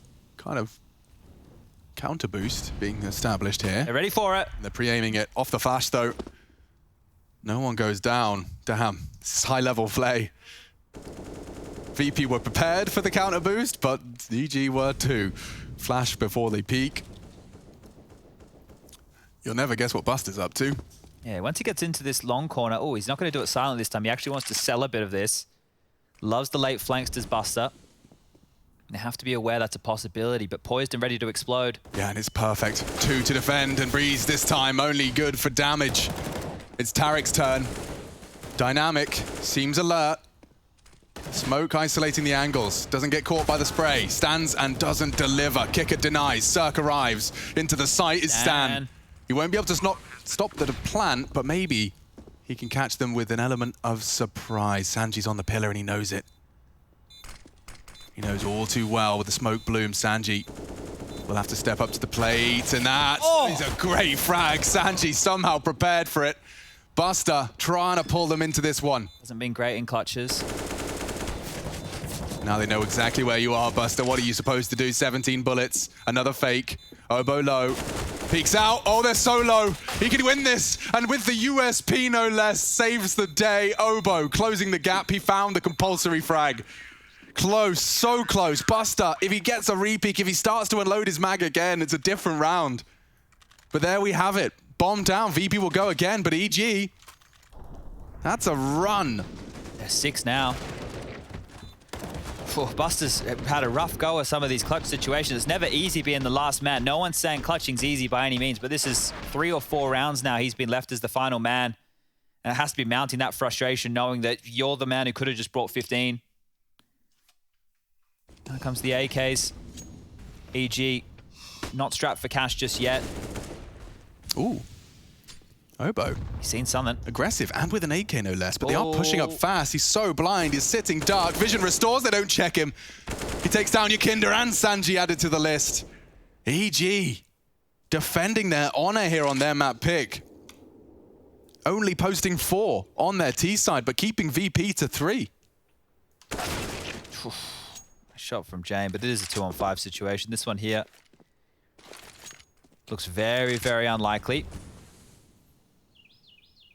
Both players will continue pressing over towards A, and VP thought they could get away with a fast one. That was not to be the case whatsoever. And if they pivot back towards the B bomb site, that is fine, but there's everywhere to clear.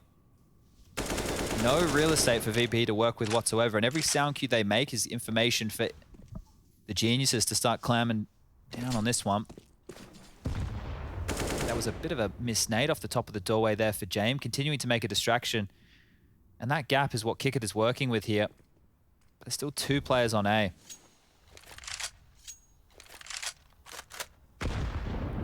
Having a hard time finishing their meal of VP.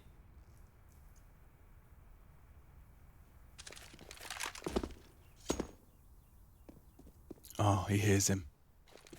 That's so dreamy. Cirque knows they're both here. And the flank from Breeze should seal the deal. 2 to the back. Kick it quick enough. Just about reacts, and Plant would be great. Would be amazing. There shouldn't be a way Tarek lets that happen, though. He gets it. Lovely stuff. Thank Kickert for that one. We will get another gun round out of VP because of it. But I don't think we'll see that AWP just yet. James has exactly enough for just an AWP. So he could operate with the big green, but it'll just be that. There'll be no utility. Won't have any armor. Won't be working with anything whatsoever. This was great from Obo. You could see that he heard them coming up connector and he thought, well, I'm committed to this now. Hangs around, even gets Sanji through the smoke. Tiniest of margins here as well. Just the bomb getting down final second before Tarek finishes him off. And here it comes again, the buy. Running out of rounds, VP. This is a great comeback from EG. What do you do now? Off the break with intent. Double nade, aggressive. That's going to get you on your high alert. Fountain's ready clear. Yeah, and they're posted up for this. Cirque fires off the shot, confirms there's an AWP present. Second flash. It's only Buster. He's going to be keeping them very honest, though, with his presence. He's not hiding. Ooh, CT flash catches them, but it is Breeze to push through. They take control back, and Cirque actually goes down to that Buster long AK. Want to try and pivot into A, and it's a pretty damn good shout. Stan's going to be the one rotating in. Obo confirmed to be Toilets long side. And James, ooh, caught through the smoke. Nice reactions from Obo, but Yakinda with the element of surprise. Obo knows he has to take these fights, take them now, loses out another. The bomb's here, all the way back. Breeze can just hold this. I don't know if he knows he has it. Doesn't look like it. Knife out. Loud. James. Tucked in, he gets him just in time. Awkward, this is such an awkward round. Such a great one from Breeze though. He's on for 30 bomb. Yakinda's come right around the site. Surely he's aware this is a possibility, but Tarek caught out. So they last know that Breeze was connector. Buster needs to get over towards that B bomb site, but Breeze could deny this. He's not going to be there in time. He's clearing party side. We think it's going to be A. Yeah, Buster's going to be able to get that bomb across. He leaps. crossing his fingers and toes. He's not going to know where the bomb's planted for a couple of seconds after it goes down. Oh, that smoke's going to help. Yeah, the elusive 15th for Virtus Pro. It's taken them 7 rounds. They've been weathering this storm. EG forging a successful comeback. But Breeze to try and clutch up. It's far from the realms of possibility. So far away from the site. Yikinda playing just to survive. Buster for first contact. Common pre-aim. And a chance, not far off, finishing off Buster. It's him with his 3 kills, eventually winning out and converting these frags. These frags, I'm glad we're getting to see them again, because he does catch Cirque on this tightest of lines. He wins his duel against Obo as well. And Yikinda just having that element of surprise, as he often does. It was such an odd round. The aggressive B maneuver, Yikinda in the side out of nowhere, long being contained. James and Breeze with that awkward exchange. Another flank here from Yikinda onto Tarek. Like, both of his frags, he caught them off guard. Yeah, just with the positioning alone there. And, well, the buy is much better for VP in this one. Sorry, EG in this one. Bloody VP, EG, 2 letters. Sanji only with a Mach 10.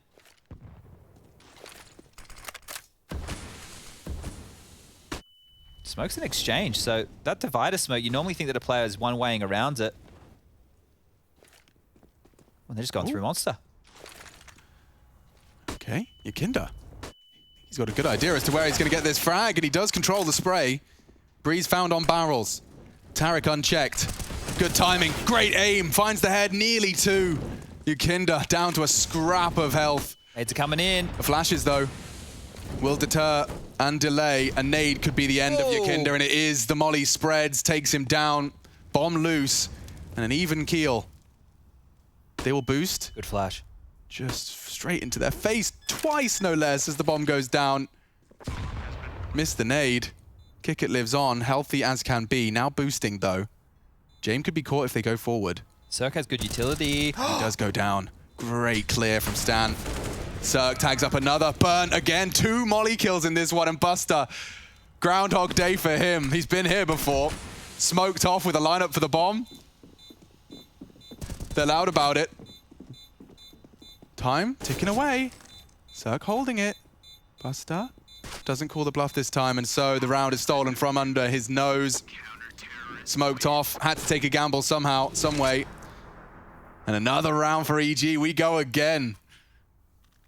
That was great there. That little pivot onto Jane was huge, and then the utility that was left on over from Cirque deployed to perfection.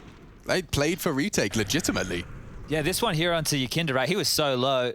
Still trying to get that bomb down. The team player he is right there. And Buster, not even having a look in whatsoever. Didn't want to lose the gun, hoping that they were faffing around on the bomb. Not to be. AKs are back out, but this one's close. It's so close now. We've got a real game out of this one.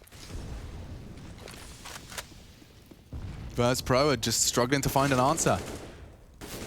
They've had one answer over the course of this 9-round burst. 8 going EG's way. This series wasn't looking competitive until VP have just really had a rough time closing, and EG have been the ones pushing the issue. It's not like VP are doing anything crazy silly. Certainly not. It feels like all the clutches this game have gone in the favor of EG.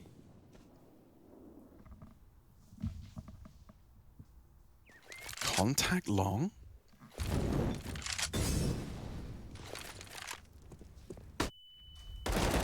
Obo flashed in and does well. Could try, find the trade. James provides. But that was the bomb spotted long as well. That's pulled Breeze. Well, Monster's the avenue right here. If they just walk on up, both players are over towards Sandbag and 2 are on the A site. Stan and Tarek are marooned. And they're into the site very quick. The flash will suppress. They know Stan is a threat. Jumps away, gets away. But the site is theirs. Tarek's on a fast flank here. Quick on this. Very quick. Sanji doesn't mess these often, but spray control on another level. Breeze as well. Chaos. Quick to contest. Burning James. No options available to him. How is he supposed to survive? He's found. Breeze does it all again. 3 frags on the retake. EG desperately holding on to overpass. And another plant. So VP will be able to buy yet again, but Oof, Here we go. Real janky. Here we go. Getting super dicey out there. James has enough for the AWP right now, so maybe this looks a bit different from how these last few rifle-heavy rounds have looked. But this one of Tarek, if he doesn't get that kill, Breeze doesn't have the opportunity to go for this. They know that the bomb's getting planted. They can isolate the last guy, and simple. They know where he's going to be, on the site. This is great. And yeah, that is probably how VP feel right now. Having such a huge lead and struggling to close it. Even if you get across the line now, you're going to feel like, man, this was a bit of a mess. Yeah, why didn't we just finish it early? We're making ourselves play more rounds of CS than we need to. 4-man boost. Will they catch him again? Not again. Hey, Breeze. I thought he was second-guessing himself there.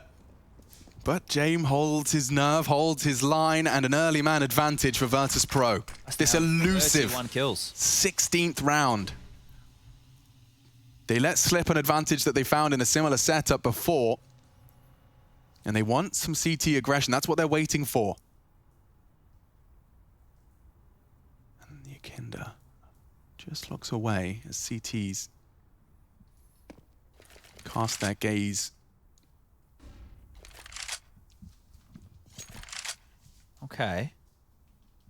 So they can't get pushed from B, but they're clearing out Connector and Stan.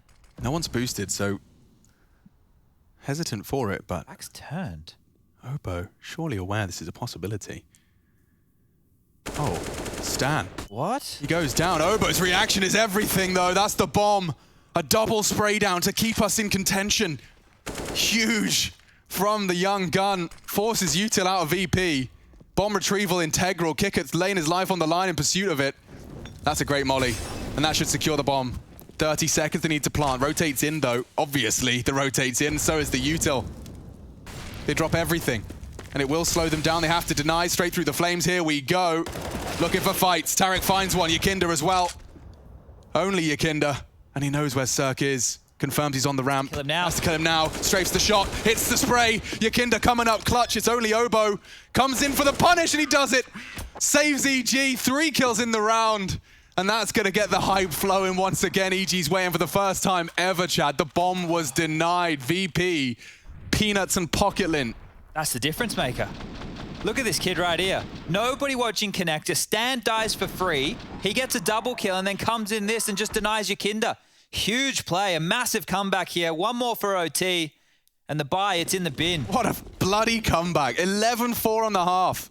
Deagle, UMP, 2 Galils and an AK. This is not a great buy. Far from it. Has Yakinda had enough? I think so. Yeah. Check this out.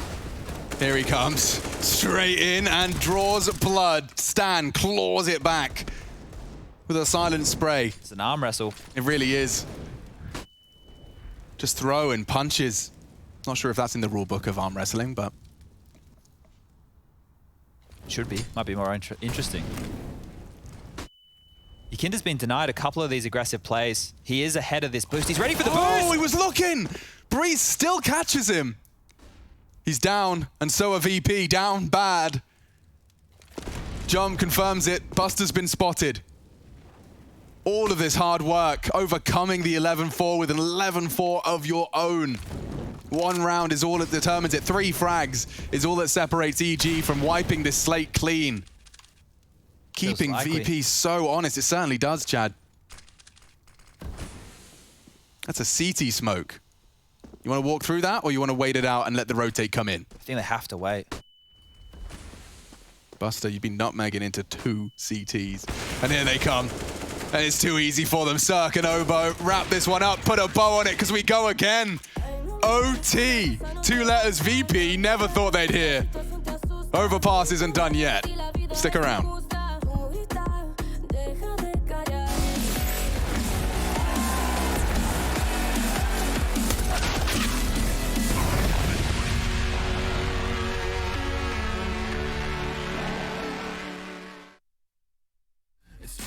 To backtrack, but pack your bag now. Keep your feet on the road and stand up. You've got what it takes to fight back.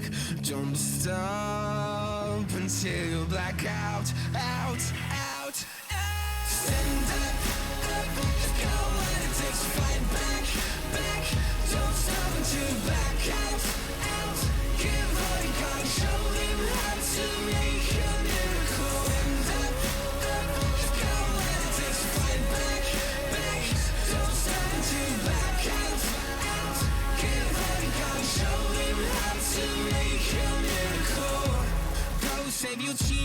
hero. Take home the cup, be a star. They waiting for you. Take aim, shoot your arrow. It's your time to shine. Show them who you are. Stronger, gotta go faster. Gotta get better. Gotta work harder. It's fight or flight now. Get up now. Go with the move, go for the goal. Lead up the stadium, you know how it's done. Stand up, go when it takes to fight back. Don't stop until you back out. Give all you got, show him how to make a miracle. Stand up, go when it takes to fight back. Don't stop until you back out. Give all you got, show.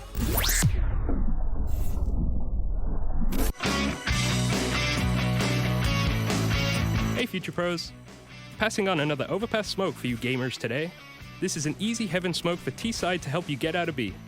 To perform this one, nestle yourself into this corner. Aim along the railing until you find this power line. Then throw it, and bam, you have a heavenly heaven smoke.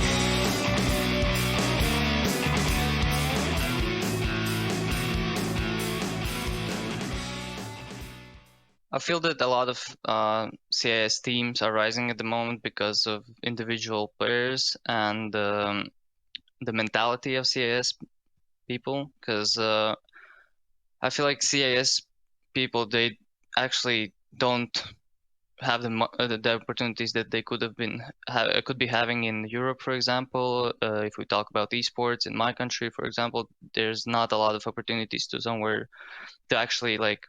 There's no computer clubs to play, and you're giving like all yourself to the game because of it. You want to be the best, and you can't relax at any moment. And I feel like all 4 teams that did great in Katowice, they all have we all have like these kinds of people, these kinds of players that they're living for the game, and I believe that's what's making the difference at the moment.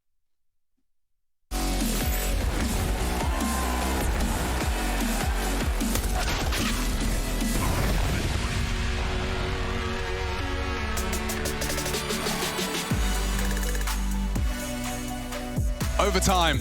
Let's get it underway. Virtus Pro. I thought it was all done. EG decided it wasn't. A spectacular comeback from the North Americans back on European soil. And so we go again. Now, Chad, it was Virtus Pro's T-side where they had their woes, and that will be where they start again. Can we have a quick recap of what they've failed, what they've tried, what's not stuck? Almost everything they had a hard time with there. Retakes was a problem for them after they even got a lot of openings. They got 2 openings off of the 4-man totem boost and still couldn't convert. Oh, true. And Yakinda's actually lost a lot of his health, but he still throws caution to the wind. Straight up short. Obo forced and deterred back by the flames. Look at this, very dynamic movement from the CTs. They're floating around, constantly looking for that early pick. Buster loves his long. And he's been left in a lot of 1vx situations, Buster. I don't think he's converted a single one of them just yet. Now, first half, 2 of the rounds they lost were 1v1s. Breeze has been having a banger of a game, 32 for him in regulation. I have a sneaking suspicion that they're going to park Buster there. And he'll be able to, well, hang around, see if the B pressure does convert anything. They're actually boosting at the moment. If Sanji was to open that door, there's a sound slightly made on the floorboards. Just Resmoke Monster is now as well now, so could be about cutting noise here. And VP, that was 14-4. They lost that game from well, we haven't lost it yet, we're in overtime, but it feels like they've lost it from 14-4. Yeah, certainly. To only convert 1 round out of the tail end of that game. Seems they have a hard time finishing. Slow stuff again, 30 seconds. Looks like they're going A. No utility left for EG, just a couple flashes. Okay. He sold it. Zerk second guesses himself as the util reigns in. Retake. Has to play retake. With the flames lying in, the smoke's blooming. You've just got to hold the tightest of lines and hope that it's given to you. It was. Sanji down, Yakinda to plant. Number advantage now. Yeah, and they're pushing in as a unit. Trying to overwhelm. Yakinda tested, only finds the 1, and that's great. Keep Yakinda on as Zerk spots Buster on long. They know where you are. It now comes down to James. Buster will play for the time. James in so much trouble here. So much trouble. He's been hurt. But if he pulled the trigger, now he knows the flank. The flank is everything. Breezy finds it. It's too easy. EG successful in the retake. They may have found a weakness here with VP's late rounds, especially on overpass. If you watch all these situations, EG decide to start fighting as they go in late and let the bomb down. So it's like they almost want you to have the site if they've gambled incorrectly, and then they just attack you as you start to go for info and as you start to get that bomb down and really get your roots in for the post plant. Because you remember in the first half, there was that B round where they get onto the site, they start planting, they push out from CT spawn, there's a flank coming in from Obo late. Looks like it's feeling real good over there in the EG camp. I mean, the momentum, you talked about momentum. Yeah, they're a momentum team. It's one-way traffic. It's entirely one-way traffic, and I can imagine that it's going to be a requirement is to take some of the wind out of their sails with a hero play. They've actually just gone and boosted him across, so Sanji may not have the call that this peak is coming. Bang! Oh, that's a warning shot. Can't believe he's sticking around, dude. He's holding his nerve. You could hear the jump away. Smoke's going to help him get away from this one. But I'm really concerned for VP. I don't think that they have the mental to get through a game like this, to be completely honest with you. I think this might shatter them going forward. You remember that Gambit Grand Final? They mentally just weren't there as a team. They looked completely out of place. Checked out. Now, after giving up such a lead like this, Endpoint was a different story yesterday. They still look rubbish on the finish.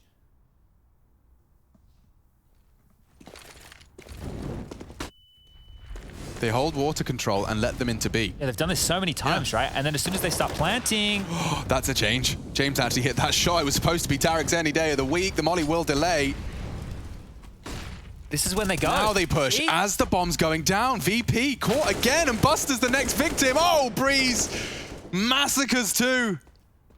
He hears you. He knows James there, and he's even spotted Kicker. He knows where they both are. Quick react. No chance.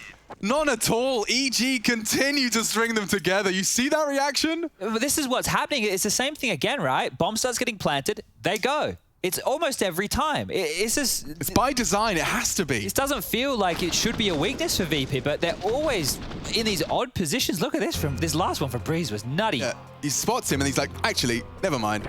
And that's in slow-mo, by the way. Stan's starting to believe. I feel like VP are out of ideas because... Why don't we get a timeout going, lads? Well, I think we have one of those right now. This is only their second. How do you allow a team to come back into the game, continue to plan, and don't take a timeout to close it? You just needed one round. Well, you needed two, but you had so many rounds to work with. This is rough. This is EG's pick, and, well, in the beginning they didn't show us why. And now we're starting to get a bit of a feeling.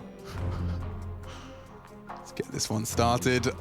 Virtus Pro, you can see silence on the comms. Just going to be a chance for James to quickly try and get his ducks in a row. EG on for the clean CT finish here. 3 rounds on each side if you're new to overtime. If you're unfamiliar, magic number now 19. We're swapping sides after this one. Let's see if they can get the clean sheet. Aggressive this time. We know Obo. He's had some successes on these 4 CTs here. Previous aggro rounds. He stabilizes his aim and does convert onto Yakinda. Another early disadvantage conceded. Oh, and now Tarek can push. It's perfect. Completely caught off guard. They know where he is. James does well to claw one back. Oh, and he's locked in as well. This is great. Can bail himself out. He knows Obo was pushed up fountain, and James will catch him with patience alone. 3 on 3. Stan holding his nerve here. It's down to Sanji, and caught on the Z-axis. Gives the man advantage back to EG. And Stan immediately happy to vacate the site.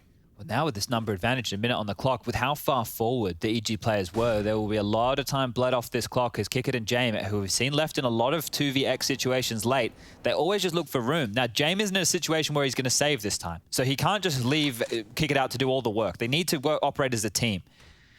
Doors open, so they know someone's towards connected. This is an EG round. I'm calling it now. With still 40 seconds left on the clock. James not moving. Look how worried they are about aggression. VP do not have any answers. None at all. So you're going to leave it down to the last 20 seconds, and potentially you're going to start making noise. They have to go B, right? What? Yeah, Russia's highlighted the lines that are being held, and Heaven will smoke Cirque out, so Breeze is going to have to do an awful lot with a little there. Oh, the nades they have left. Timing on another molly on Stan. You got to find a safe spot to plant now, lads. And James bailed himself out of trouble. Will get into the site with just a couple of seconds to spare, but now it's just him pushing in. He'd have to waste clutch. Cirque, elevated, hits the shot into the head. James has no idea where Stan is coming from. On the heavens. Bomb ticking. Is this really what it takes? Tries to fake the drop with a pistol. James not buying any of it. Either Molly Sandbag or Molly Monster, one of the two. Incendiary, you're right, he's got it. That would force James into the line. And now he's loud about it. James can peek in, and that's it. James secures it just in the nick of time. VP, an ace clutch from the AWPer to put the elusive first round of overtime on the board. So they've managed 2 T-gun rounds, if you think about it. Over the course of 18 rounds. Yeah. Yikes. That's it, and one of them was James with an ace. And this is how it started. Like, look how much pressure they were under. What an awkward round. Leaks into Breeze, 7 seconds as he starts to plant. Gets it down and takes Stan with him. Oof, little bit frustrating, of course, but not the clean sheet from EG. All right. Well, VP had taken another timeout. Yeah, probably just to remind yourself what EG were even running on their T side, because it feels like a lifetime ago. It doesn't even feel like you should have to be going back up against this. What a comeback this has been. What a story for EG. Well, let's not forget, EG's T side was underwhelming. Oh, yeah, that is true. But I think right now, they've warmed into the game. Yes, absolutely. I'm with you. But I just think the explosive nature of this team now and the back foot the VP are on and the level of doubting I think they'll be doing in themselves, this is EG's real chance to take this map. Let's see what they opt for.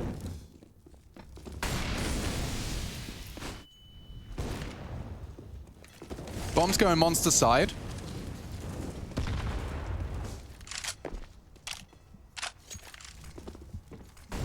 Bust has actually whipped out his second AWP. I mean, this is the beauty of that 16K start money. Also resmoked again. There's 2 remaining for the CT side. One on Buster, one on Kick It. Both traditionally B defenders. Both currently over towards the B side. So this is someone you might have seen in the dry runs if you're him scrimming against EG. Now, everyone's staring at something to throw. They've just used their 4th smoke. It's just the Buster smoke, and he will have to take his eyes off of short to re-smoke Monster. So if you're EG, you wait out this Kick It smoke, you flash in, you send your little Robo-Cop in first of Oboe. And there's so little info. Just 2 players on B. Yeah, they haven't pushed at all. There's 3 passive on A. That smoke will be gone with 30 seconds left. There's plenty of time for EG to still make this one work. And when are VP going to rotate the 3rd man back to B? You know what? They have no answers, surely now. No, it's a miss, Molly. Oh, you're right. Flashes are there, 30 seconds. Making it seem like a bad fake. And here comes the real one. Sanji's coming back over now. He's going to be late. Tarek trying to entry with the bomb on his back, no less. Takes one to the shoulder, but lives on. Sanji finishes it. Shrapnel does take him down. Oboe needed that. Buster's pulled the trigger. VP have an advantage, but for how long? Cirque desperate for a plant. Sanji's on site. In fact, a teammate's dropped as well. Yakinda can contest. There's no way in. James confirms it, and VP post a 17th. Needed that one. That one got dicey there. A couple missed shots as they come out. Monster could have been the difference. 17-17.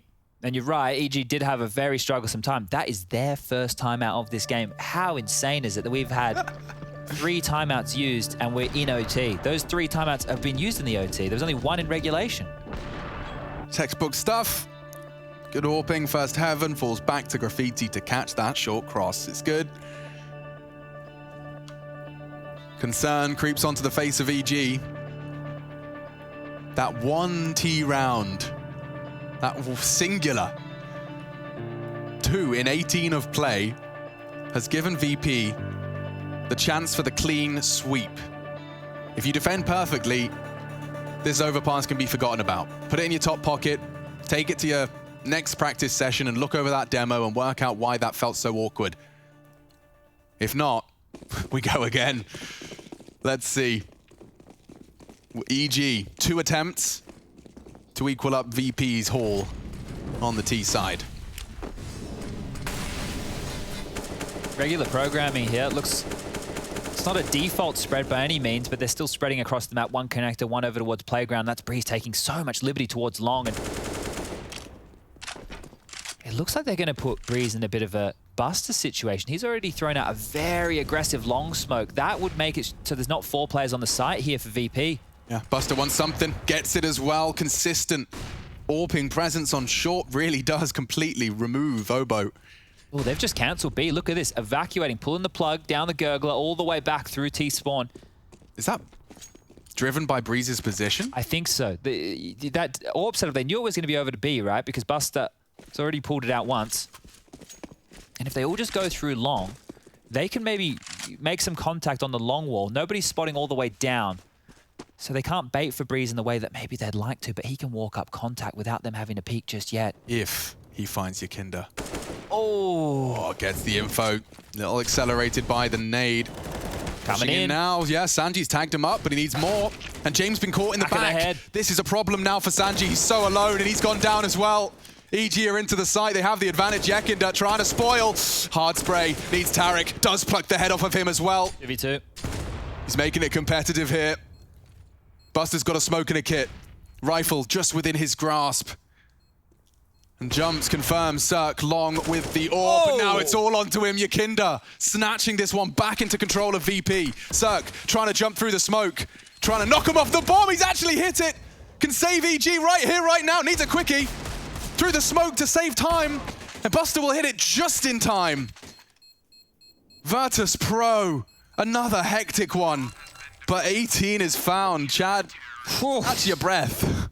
Buster's been on the receiving end of a lot of those 1v1 defeats. It's about time he pulled one through, and that might be the most important one right there. Wow. Oh, dear. That was absolute chaos. Yakinda, the lifesaver right here. He's been down at the swimming club working on out how to put his team on his back, because that right there, those kills were everything. I thought Cirque had it, you know. A slight little barrel spotted just as he emerges from the smoke, gives him the info. That one's really rough there for Cirque. He did everything in his power. He did. Did more than enough. All right then, Virtus Pro, they've been here before. They need one. This time, though, on the defense.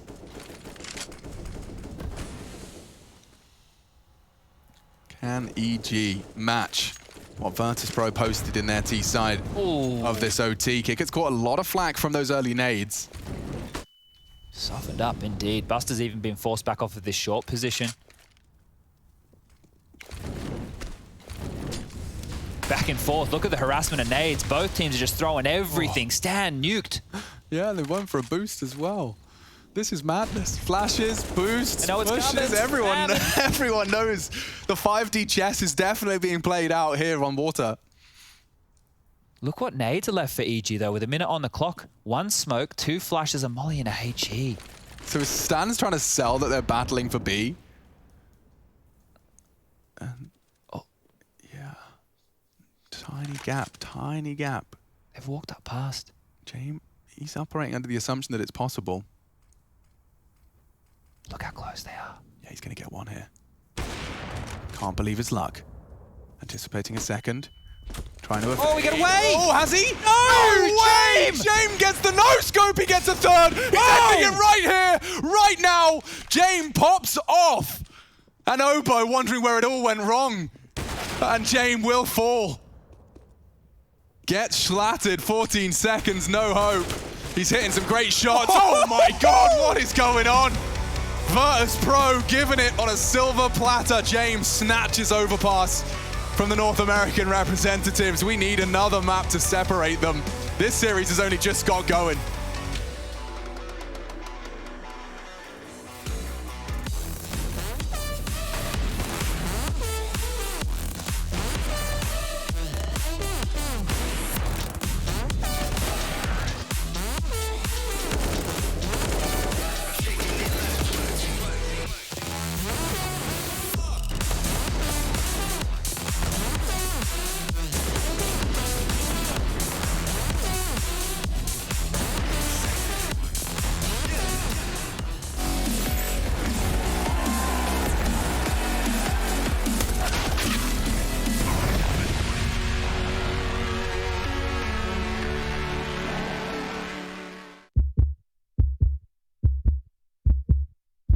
Malta has truly its finger on the digital pulse.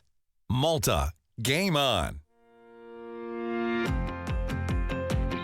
With 300 days of beautiful sunshine across the calendar year, it's the ideal location to take a load off, relax, and enjoy. Our World Heritage and UNESCO sites showcase the oldest megalithic temples in Europe, the breathtaking capital of Valletta, the silent city of Medina, and so much more. It's gamification in real life. Everything about Malta, namely its architecture, local village feasts, basilicas, entertainment scene, and multiple iconic film sets, make it truly unique. And with a vibrant video game studio ecosystem, major iGaming companies, tech startups, and esports companies hosted across the island, coupled with a passion for innovation, Malta has truly its finger on the digital pulse. Malta, home of gaming excellence.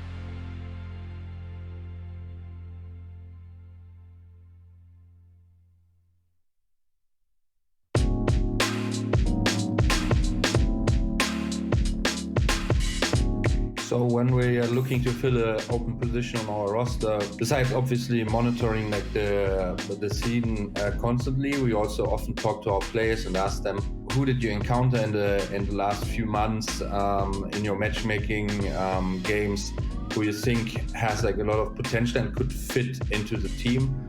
And for example, similar with Beamers, who we recently added as our 6th player when we were looking for someone, our management team already had like on their radar, but our players all said, well, yeah, he seems to be very mature for his age, 17 at the time, and also someone who brought a lot of potential.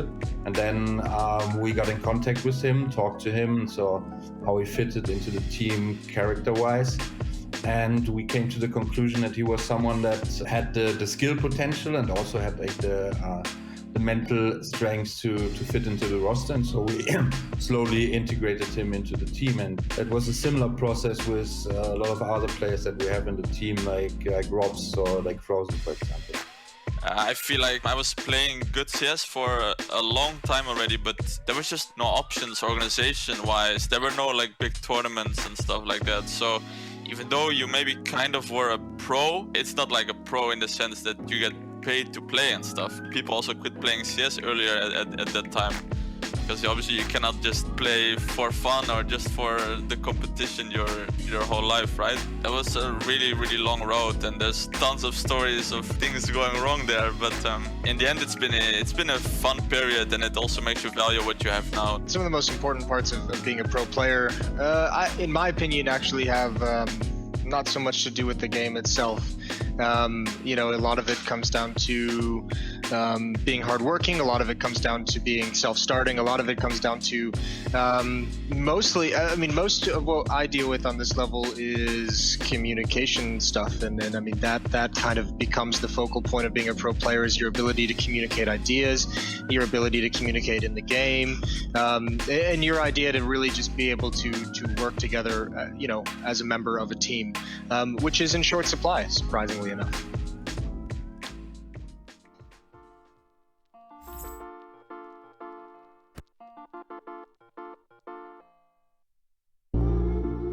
Wish we could learn how to love our mistakes, straight from the jump and not wait for an answer.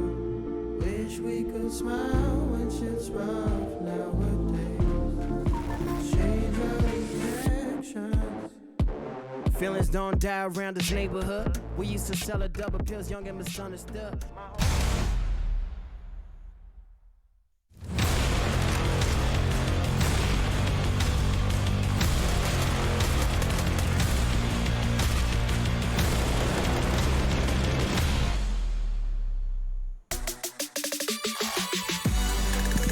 Dominant first half from Virtus Pro does leave a lot to question about what happened in the second half. Of course, that would be EG clawing their way back into it. Check this out, though. Jame taking matters into his own hands and shutting this matchup out right here on Overpass. They find themselves at a 19-17. Kaboom.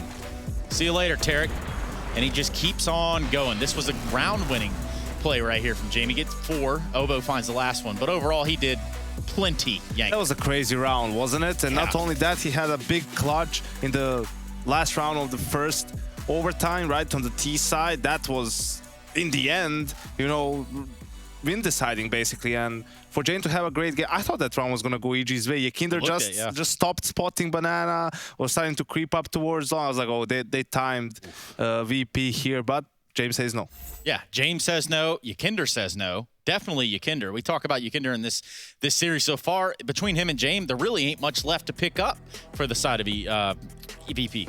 Yeah, and same on the side of EG, right? Breezy had a tremendous game yet again. He delivered on that performance yesterday versus Astralis. Obo as well had a good game, but you know, for me this is mostly about VP's second half, since they had such a huge lead, 14-4, right? And I want to give them props actually, in a sense of they didn't try to switch things up too much. Like, they were putting themselves in a lot of rounds in good situations, right? Either they were winning, I think, in opening kills, they had a 24-11 advantage in this game. Pretty good. Right? But they were 2 and 4 in clutches, and 2 of those clutches came at the very end from Jame, right? Right. So that was the big issue for them. In some of those rounds, they would get into a post-plat situation, and then they just couldn't close out the clutch. We saw a couple of rounds where EG was giving them Monster and almost giving them B. They were just playing for water and for short. And that's where VP kind of fumbled those rounds, right? I think they were really surprised they didn't have any contact coming into the site, and then they just didn't know how to react, how to set up. So props to EG for, you know, catching them off guard a couple of times with that setup. And then on some of EG's forces, or maybe even some of their more so eco rounds, we see VP just kind of open up the A site, let them walk in, plant, go ahead, have your field day with it, and then the retake ensues and everything starts to fall apart. That second half though, I mean, we're looking at VP, who won the pistol round. They won the following second round. They even win the third round, but then it's a string of rounds from EG, which, you know, leads me to believe that they're still fighting this series, especially when we start to think about Vertigo. Yeah, and I mean, I just saw the boost here, and 2 times they got an entry kill with that, nice. And it still wasn't enough, right? Basically a 5v4 at the very start of the round. But yeah, I think for Vertigo, we have to remember though, this was EG's pick, right? It's not VP's pick, and they were down 14-4 on the map at some point. Props to them for taking it into overtime, but you know, going into Vertigo, it's a map that EG has not won this year yet, and it's a map that VP hasn't lost. Winning it even against Gambit in the grand final of IEM Katowice, right? So here you really do expect for EG to have a much rougher time than they did on Overpass, and it was already a rough time to begin with. Especially when you think about how this went into overtime. If you're EG, you might just be a little gassed from that one. You know, that seemed like it took a lot of momentum. You think you can grab Overpass, and Vertigo comes up. You know you're going to have a tough time there. The doors and I guess everything just aren't necessarily open for EG just yet. Yeah, I think so. I just said even in the before Overpass, it's just really hard for them when you look at the maps, right? Yeah. Like, even if by some miracle they win Vertigo here, they still go to Inferno, another map VP hasn't lost in 2021. They played 8 times, they haven't lost once, right? Like, sure, it's a good map for EG too, but it's just like sometimes you have these matchups where one team just has a huge lead because of the maps. Well, we do get that second map. We do get a Vertigo, but not before we go to a break. We're going to find out what Evil Geniuses have in store on the map pick of Virtus Pro, and that time is coming up shortly. We'll be right back, everybody.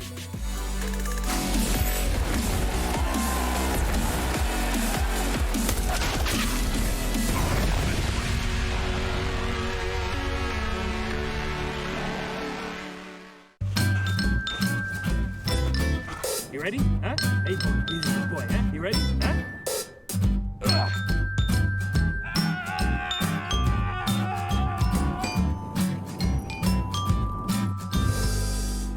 Start your esports career now at play.eslgaming.com.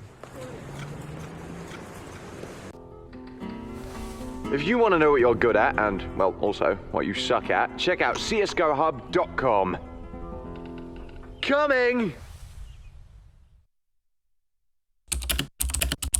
Hi, my name is Sue Lee. My handle is Smix. I think it's important for these initiatives to happen. Empathy really, really goes a long way, and it always means so much to us, and I think that's where initiatives like this really help. Good luck, have fun.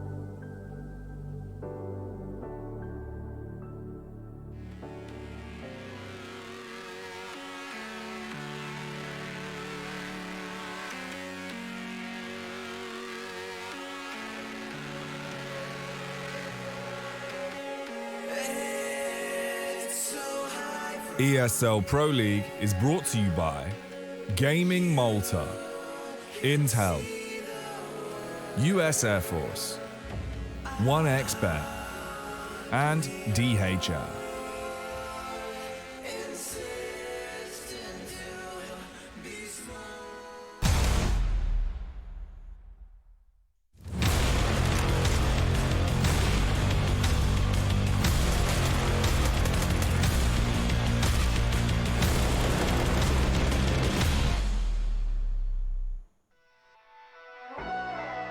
And so we prepare to climb 52 stories to the tippy top of Vertigo, our second map between EG and Virtus Pro. To bring you all the action, my name is Machine. I'm joined by Chad Birchall. You'll know him as Sponge. And well, what can you say about that first map, Chad? Overpass was a long one. Virtus Pro narrowly pipping EG at the post, but now we're heading into a very different terrain.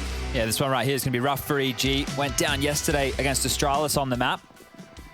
And the odds from 1xBet there blowing out a little bit in the favor of VP to kick this one off. Fast and noisy over towards A, and instantly Tarek's in trouble. All here is the call, and Cirque has already tapped away at another. Kickit had all the util. He still has to hold on. He's gone down now. Kinder with the bomb on the reload. Here. It's chaos. Tarek and Stan both there, now catching bullets from Buster. They have no HP. And Tarek, between the two of them, has to somehow hit their heads. He's got no options. He's been given short as a slight vantage point, but even more damage. Go and B. Peg it to B. The Yakety Sax. He can't push through that. Buster's waiting. Yeah. Hello. And thank you very much for the USB. So, VP. Now, Chad, I don't want to be too critical of this, but that was just 5 to A as the pistol round strat. Yeah, it's always a good one. No bells and whistles, no silly fakes and nonsense that VP like to pull out. Remember with Gambit, we had like the awesome double nades. Oh, that was lovely. And it was polished. And this is a different type of Counter-Strike. This is one that gets everybody jacked. Admittedly, double stack on short. You had all that util you probably wanted to be throwing out. You just didn't get a chance. The frags came so thick and fast. It's Deagle Armor up against 3 rifles, 2 SMGs, and Tarek wants to go through the smoke, or at least lurk within it.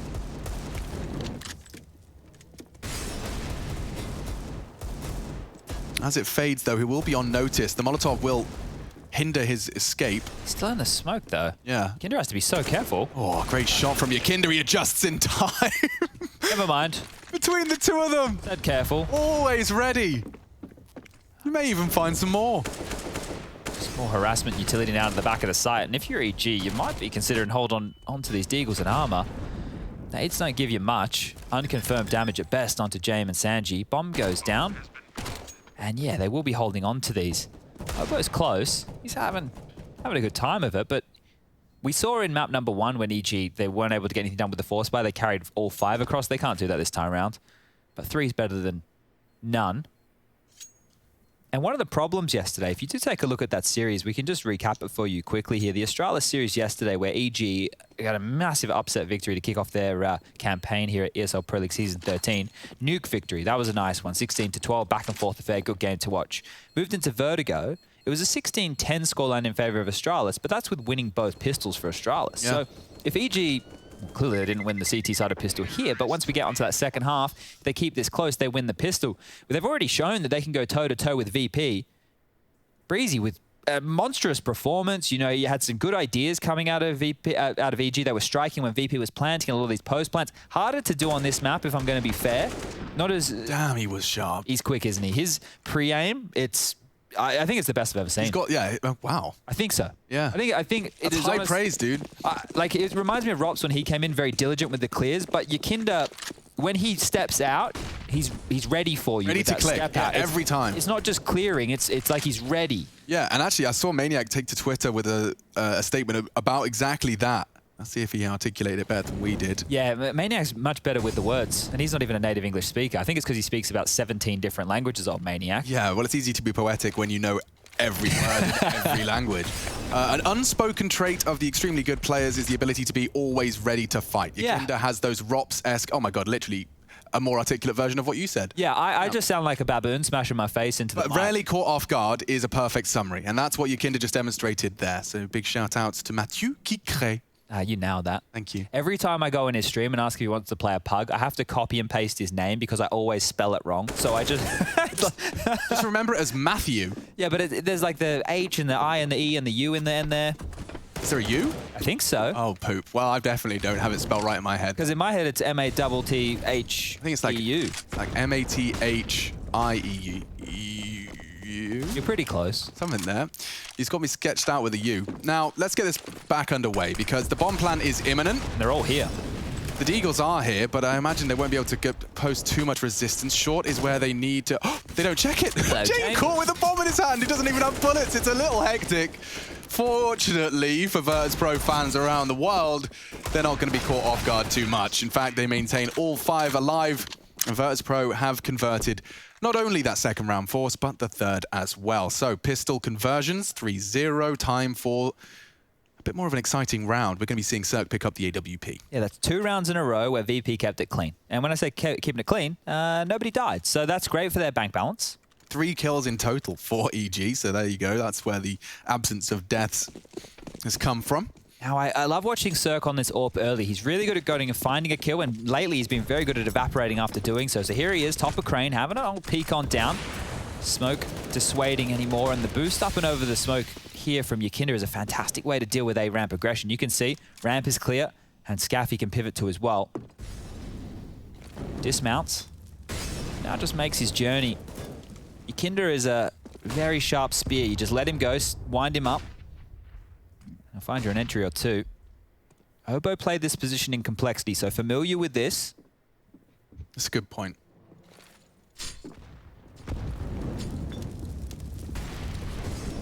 Okay. Cirque doesn't flinch as that util's thrown out. That could very easily have been towards his short position. He does seem like he's going to fall back into ramp now, and he's just in limbo between the two. There's a lot of sound cues been thrown out.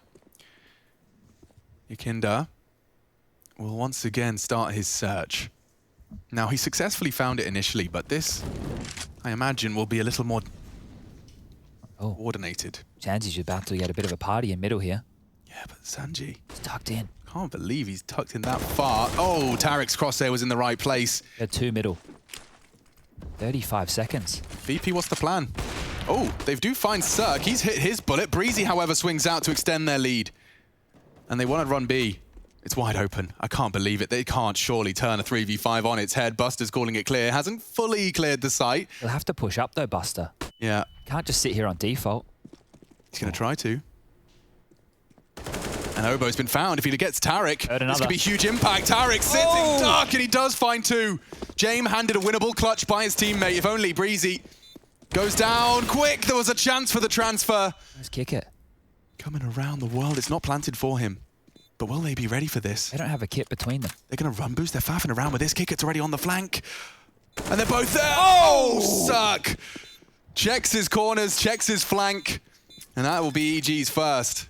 Oh, real chance there. That was some great openings from EG. And the way that Cirque is staying postured with that AWP towards the A site, they are ready for Yakinda's movements, just coming up silently with contact plays. That's why they're seeming so heads up.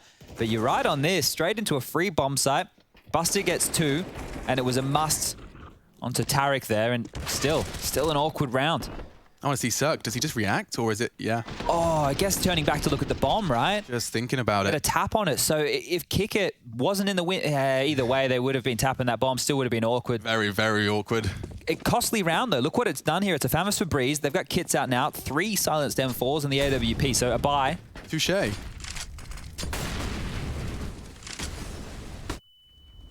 Oh, pushing. Oh, cancelling.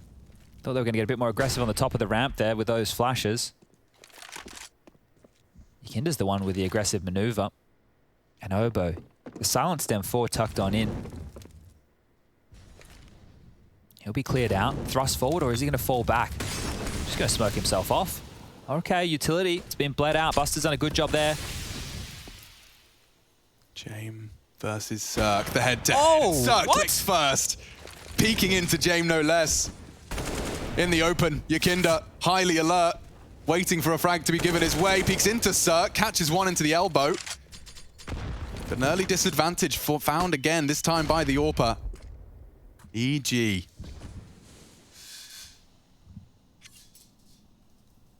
And Tarek re-aggressing. Yeah, if they flash push, I like this info play. Yeah, it's going to get them more info than they bargained for. I don't think VP are ready for this. Doesn't want to play ahead of his own smoke. We'll just drop it. Breeze are with him. He's corralling them into the AWP. You either respect that smoke or you run into Cirque. An alternative found by Sanji.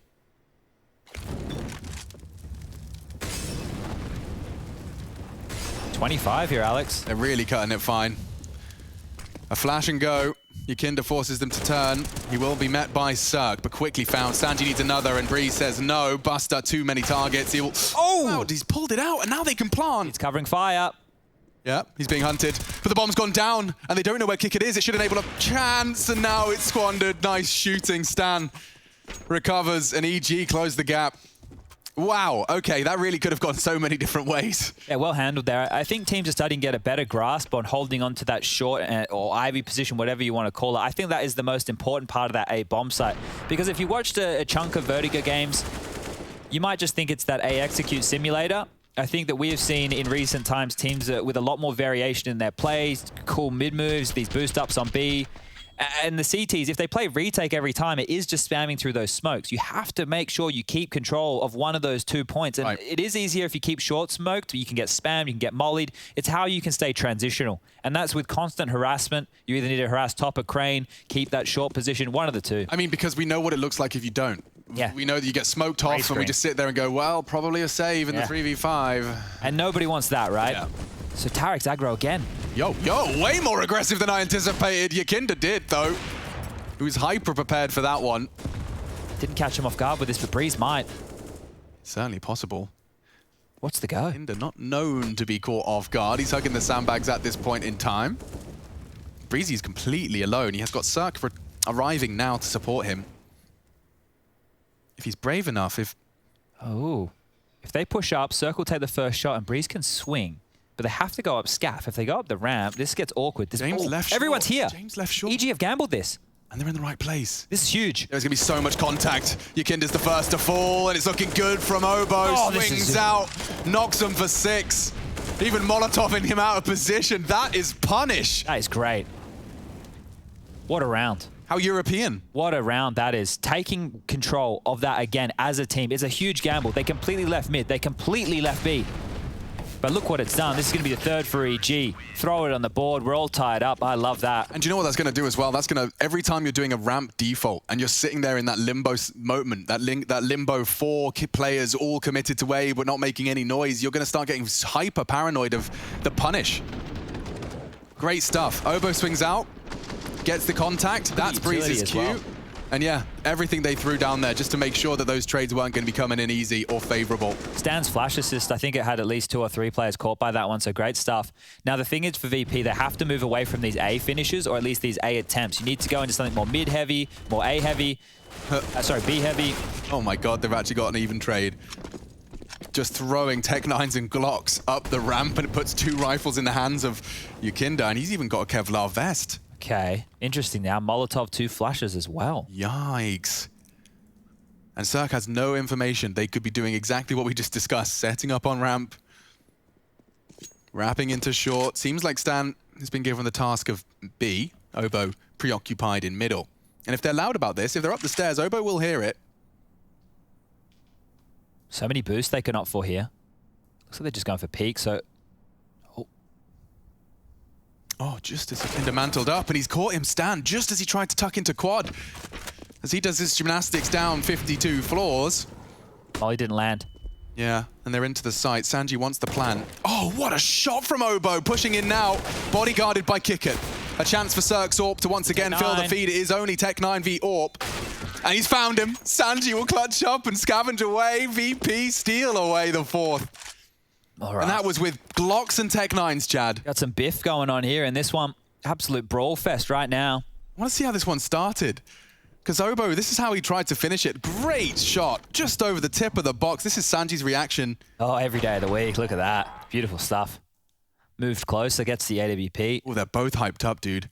It's good. It's good when everyone's invested in that. When you've been dedicating your life to this game, you really do want to succeed in the Pro League against what is considered widely as the group of death. These games do mean a whole lot when all you want to do is climb the ladder and be considered one of the greatest to ever do it. A lot of the players in the server are looking for that kind of legacy.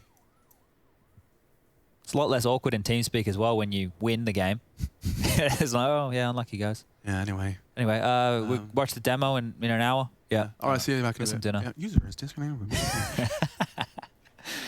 This is shaping up to be a very good map as well. 4-3. VP, they win this, they can start stretching their legs a bit. Heavy A again, getting the smoke on. 3 players to work off the back of that. Boost early. Getting it right, refining it. Boost as well for VP. Great catches from Rush all round. It was a 4-man totem directly above one another here. Holy moly.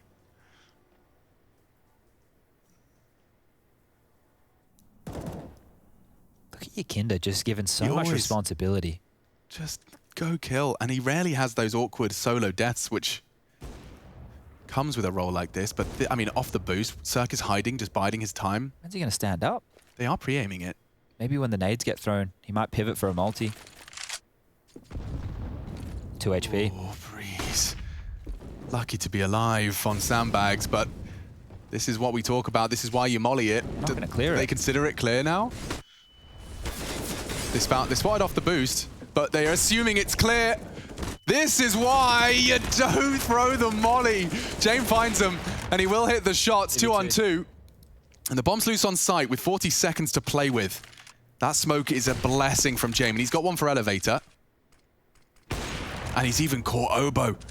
Just as he was faffing around with his nades. A frag here is crucial from Stan. Just as he looks away, Buster will get the info, and James missed his shot. Stan pulls it back into a 1v1. Masterful control of the M4A1. Buster struggled in the clutches. Another 1vx for him. It's a new map. Is it a new Buster? 15 seconds, Stan playing passive. Should enable a plant, especially with the molly down. You'd have to deny.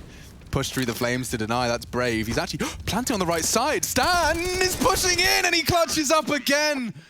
Buster, another collapse, and that is the equalizer.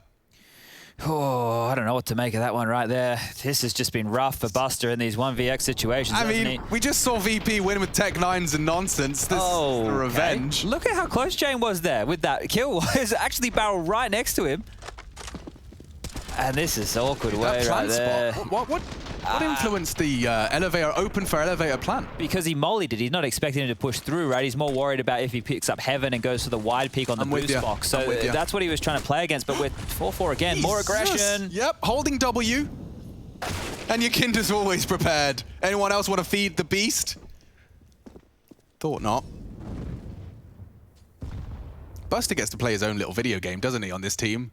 It's You go B. I'll go long, I'll go B. I'll just hang out, stare at the same part of the map for 50 seconds. But this time, you've done the work for me. James picking onto Obo, and that is a big death. What gamble are EG going to go for here? Because they've gone for a bunch, right? When they're down members, they just stack and hedge onto sites.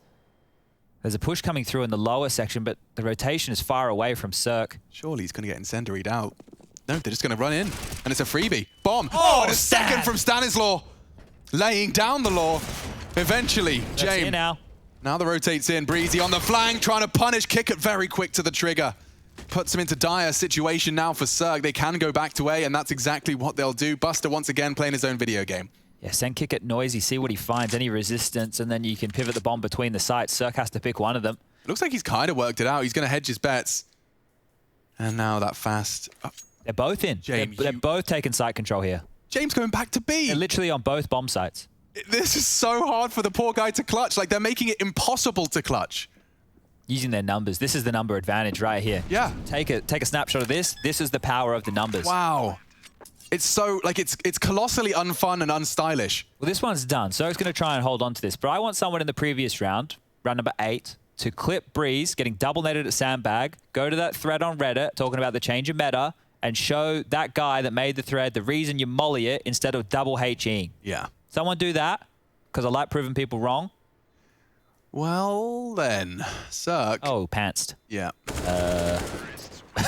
That was easy. Honestly, what a frustrating round. I mean, it's brilliant from VP. You give them credit absolutely where it's due. But what they did there was entirely, like, just keeping it as safe as possible. You used every second you had left on the clock. You used every advantage you had. Stan nearly won the round for EG on this. Finding two, mind you. Yeah, maybe you're convincing me I need to get that Prince Stream M4A1 after all, Stan. Good salesman is Stan. Kick it, to be honest, very well to find that as well. That's the kill that wins them the round, right? Because, yeah, sure, the power of the numbers to play with Cirque, and, you know, they're basically playing cat... No, you remember, do you play Keepy Offy? Keepy Offy? Guy in the middle, you throw the ball over his head, or... Yeah. Yeah, that's basically what they're doing with Cirque there. They just did that with my calculator, school bag, house keys, all of my belongings. Ah, you had a tortured childhood. Yeah. All right, we all had fun in high school. But it made me a much better human being, and I'm much more socially aware than the people that bullied me, so screw them. Yeah, there we go. Victory for the little guy. Ha-ha! Got ya. Well, this is Pistols again, and it will be a force buy again from EG. We're going to continue this back and forth affair, because you take a look at the scores on the doors. The score is 5-4, but it's never been easy. It has always been labored to get across the lines. Clutches, chaotic moments, back and forth affairs. And now more pressure towards Yakinda, the beast. He's already awoken. I'm scared of him. Oh dear, and another one added to his list. Obo's been having a couple of early deaths now. And Cirque was putting himself on a silver platter for Yakinda. He struggled to connect the bullets though. And with the Deagle, Breeze trying to keep it relatively even. It's Yakinda again, refuses to bend the knee. And this one is just going to peter on out into a VP 6th. What do you do if you stand here just trying to hold on to this, keep the armor going forward? It will be a save. This is the Buster effect we're witnessing right now, actually. Stan's like, right. Where are you, Buster? Where on earth are you? For once, he's actually the first man in, planting the bomb, no less. There we go. He gets to play with the team. Hey, guys, can I come play? So this is the A site. Ah. Okay, so there's a box in the middle. Oh, the sandbag's here too. All right. Orp's over this side of the map as well. He's really liking the time. Well, it should be an eco coming out next from EG, Alex. Okay, so this is going to keep the T lead starting to extend. Indeed it would. Anyway, there was an old lady that swallowed a dog. What a hog to swallow a dog. She swallowed the dog to catch the cat. She swallowed the cat to catch the bird. She swallowed the bird to catch the spider. That wriggled and jiggled and tickled inside her. She swallowed the spider to catch the fly. I don't know why she swallowed the fly. Why? Perhaps she'll die. Oh, no. So we get up to dog. I think I missed cat. I don't know if I got the cat I think the cat got involved. Cat got involved? Yep. There's only 3 more, I guess, is it a verse?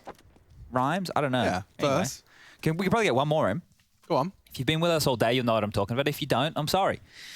There was an old lady who swallowed a goat. She just opened her throat and swallowed a goat. Oh, dear. She swallowed the goat to catch the dog. She swallowed the dog to catch the cat. She swallowed the cat to catch the bird. She swallowed the bird to catch the spider that wriggled and jiggled and tickled inside her.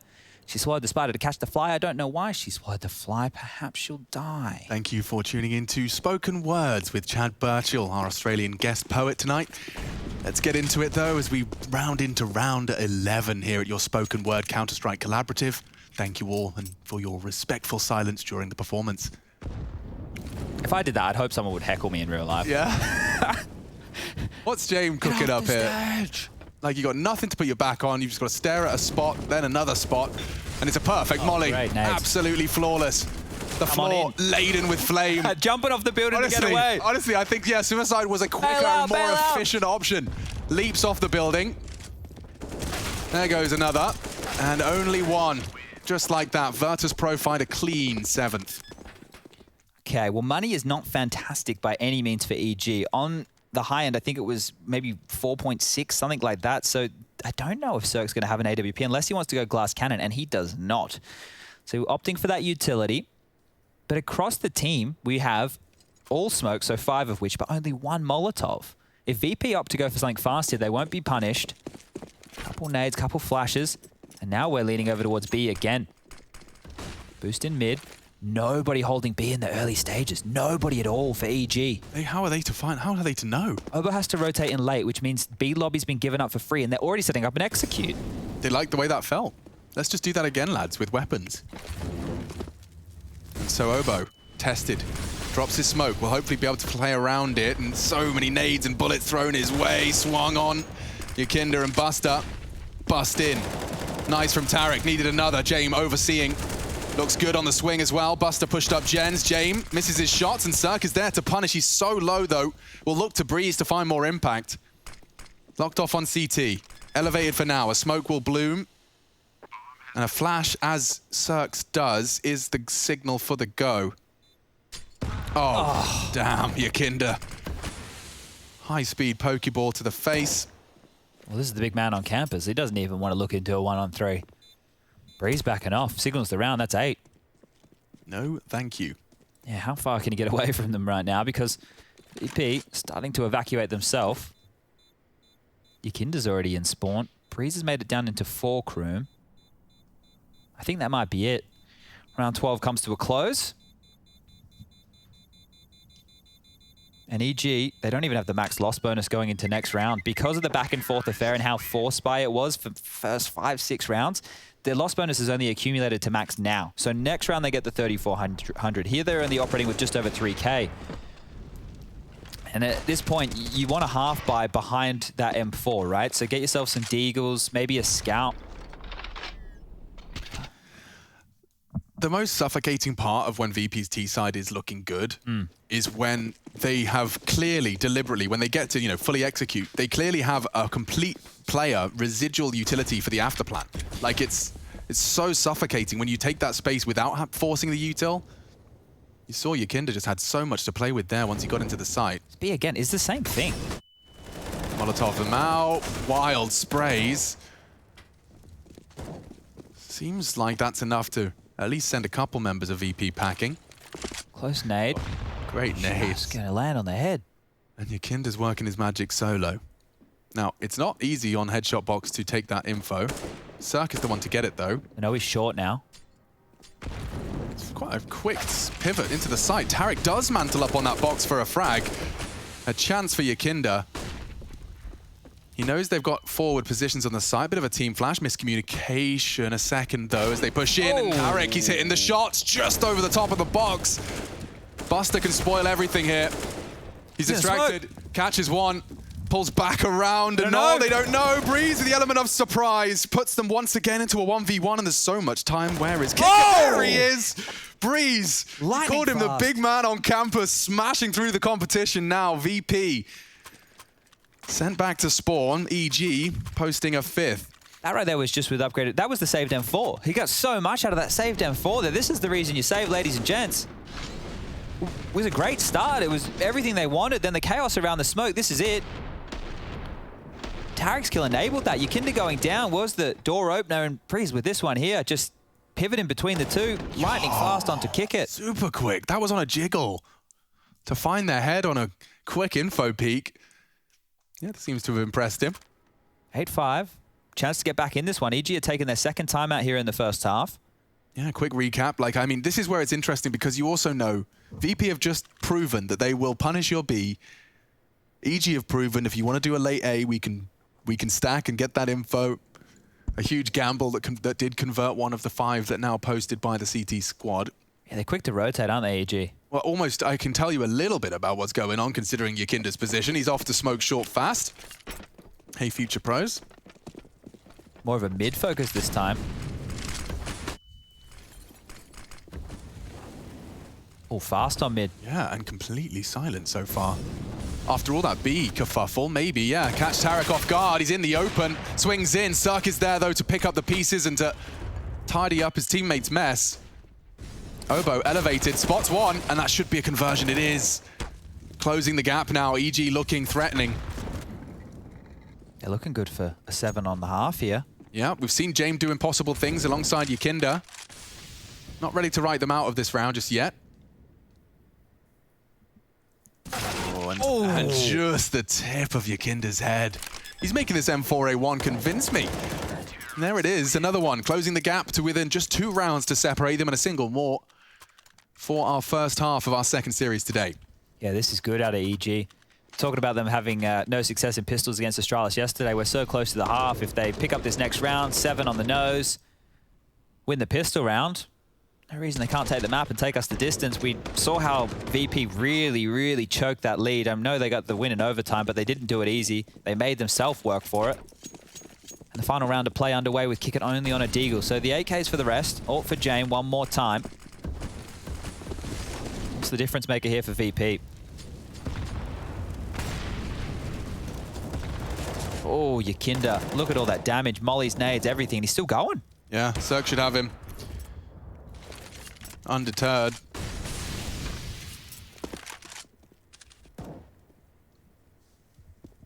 4 on this ramp. EG ready to receive. Smokes will bloom. Zerg chooses to play ahead of it. More utility. He's really wants that fight, and he gets it. Catches Sanji on the swing. The second comes easy as well. Buster gone. Jame vulnerable on the sandbags. And this round's already theirs. Nades, bullets. The frags have come through. It's just Kick It and Jame delaying the inevitable here. Final round of this half. No reason not to take every second you can. And they are doubled up. I mean, with the Deagle, anything is possible. Tarek's on the way. First is easy. Second, on the way. Oh, half health. Bomb loose. Jame has some information to work with.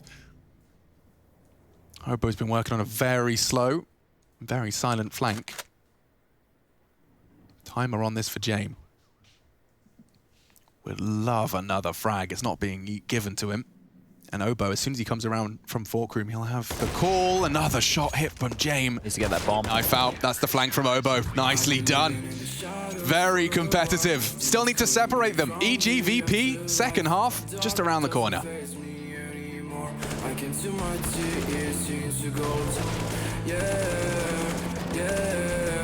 I don't care, no, I don't care. I don't care. I said, 'cause baby,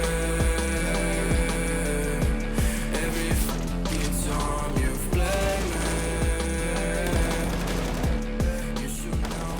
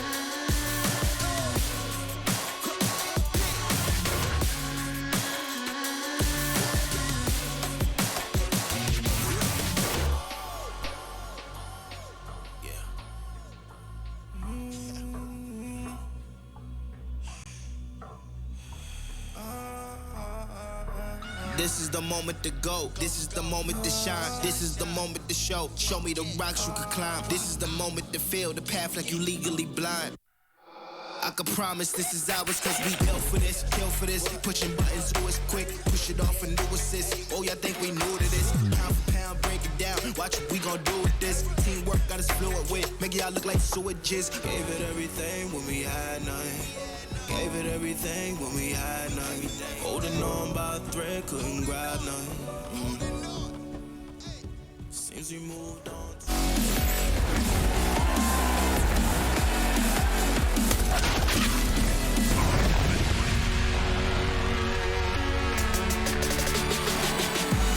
Split right down the middle as we swap sides. Virtus Pro take to the defense. Some face palms and fist bumps exchanged on either side throughout this one so far. It was a battle just to separate these two on our first map. Now we're into the second half of our second series, no less. There's another one coming up after this, Astralis Liquid. maybe you heard of those teams. Yeah, they're talking smack to each other on Twitter with poor grammar, if you want to check that out. The way of the internet. Anyway, the 1x bet odds have fallen even further out of favor with EG, and it was 8-7 on the half. So I don't know where they've got that from. Yeah, me either, because this one here is feeling like a match and a half. We've had some really chaotic rounds. A mid pistol. Now calm that before the is- storm. Yeah, that's not something you see called all too often. So Sanji here. Mid to B. Yeah, it's trying to get the mid to B. The smoke blooms, and it's Sanji to hold his nerve. Only the first. On the line is James. Looking for another. Hard shots, multiple targets, and that's the end of him. Breezy. Can't get more done. Out of ammo. It's chaos. It's absolute chaos on the reload. They're all reloading in front of each other. And now the chaos will calm just for a moment. Yukinda and Kickit rotate in nicely. They can contest if they want to. Ghost. Kit on Kickit. Can let that plant go down. Try and push as they isolate, but Stan's not in a rush, understandably so. Just posturing back and forth. Oh, and Obo's hitting 2 big gooshes. He's hungry for frags. A single click of his mouse is enough. And Yukinda does get the flash off. He knows where you are, Obo. So threatening when you're so low. You know, 1 bullet from this American Glock, and there they go. Obo with a highly impactful pistol puts EG right back into the driving seat.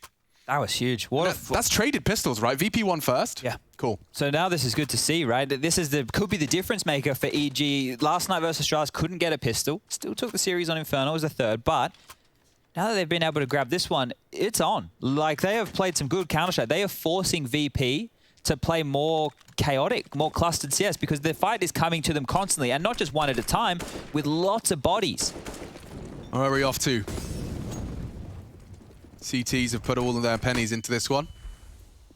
Plenty of utility as well. So based upon these sound cues, they are building an image of exactly what EG have in store for us.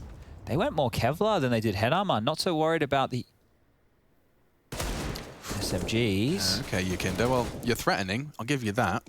I know you're there now. Watch the nades come on in. Oh, the fact he's not dropping his smoke, he just desperately wants to hold on to it. Someone give me a reason to throw it. I think that's it. More utility thrown out. He does time his smoked well. They're pushing up the ramp. They are. And James been completely caught as Stan unloads his mag into the smoke. Yukinda not opting to try and deny the plant. Don't think he heard it.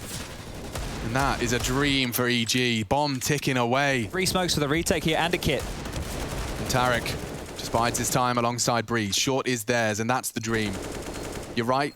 There is a set of utility that could make this defuse hard, but look at Stan. He does not want to get ninjaed this time. And oh, good deagle shot. Would need another from Short. Arriving Cirque will clean it up. Okay, well, that did get a little messy. They'll be happy to recover all of the important rifles there. And they should get an eco round to go up against here to get the 10th. So EG, well and truly, will be in the lead after they convert this one. So Stan truly did just sit at the smoke looking at the bomb. I love it. Yep. I absolutely love that from Stan. Special. Because the thing is, right, you know, we've had so many rounds where like, oh, he's on it, he's in it, that's Brian, then I hit. Stan's got it. Guys, you just worry about everything else. I'm going to not move my hand off this mouse, and I'm not even going to wiggle it. Staring at the bomb location in the smoke. It is the eco.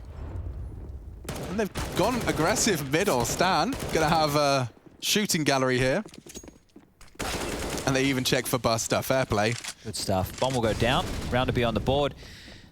And now for VP, we have to start to wonder, what do they got on their CT side? They pick the map, but they're picking it into not a black box. You can watch what happened last night with the Australis game for sure. Ooh. Whoa! How does he get away with that one? The only one to take him down was Tarek. He got through another player as well. So, yeah, I'm a little bit curious because EG, the fact that they have come back to Europe and then they've just gone, all right, we're just going to go super hard on practice and then come out with whatever we have as the polished finish, which is still a work in progress, as it were. But being able to play like that a bit freer, a bit looser, not super rigid, you can see that they have really good plans. And because a lot of these things are being seen for the first time, it's hard to counter. No, what this is EG on early access. They decided to release it on early access. Okay. You know, there's still some bugs in the system, but it's fun to play. It looks good. You reckon they make 5 or 6 million like Valheim, or? Probably. All right. Well, now you know it's a real game. Jabe has the big green for this one. Cirque does not. Obo's still operating with a Mac 10. So just playing around the top of that smoke there. And Obo holding middle with not Not the right weapon for the job. Look how ridiculous it looks with his little pea shooter. It's like having a water pistol. I got it, mate. I got it. Okay, oh, they're clawing back mid. 2 of them here. Kick it and Sanji. The timing on this is everything. James here too. Flash turn, still takes his vision away. And the spray. Tarek claws it right back, but they're not ready for James. Caught jumping. Bombs away at least. Yeah, but look at this from Buster. Tries to catch the line. Breeze, what are you doing? He wants to push on the flash. He's got so much space. Has to go through this. He has to keep going. Smoke. Sucks so far behind, but look at the amount of control. Oh! Yakinder wasn't ready.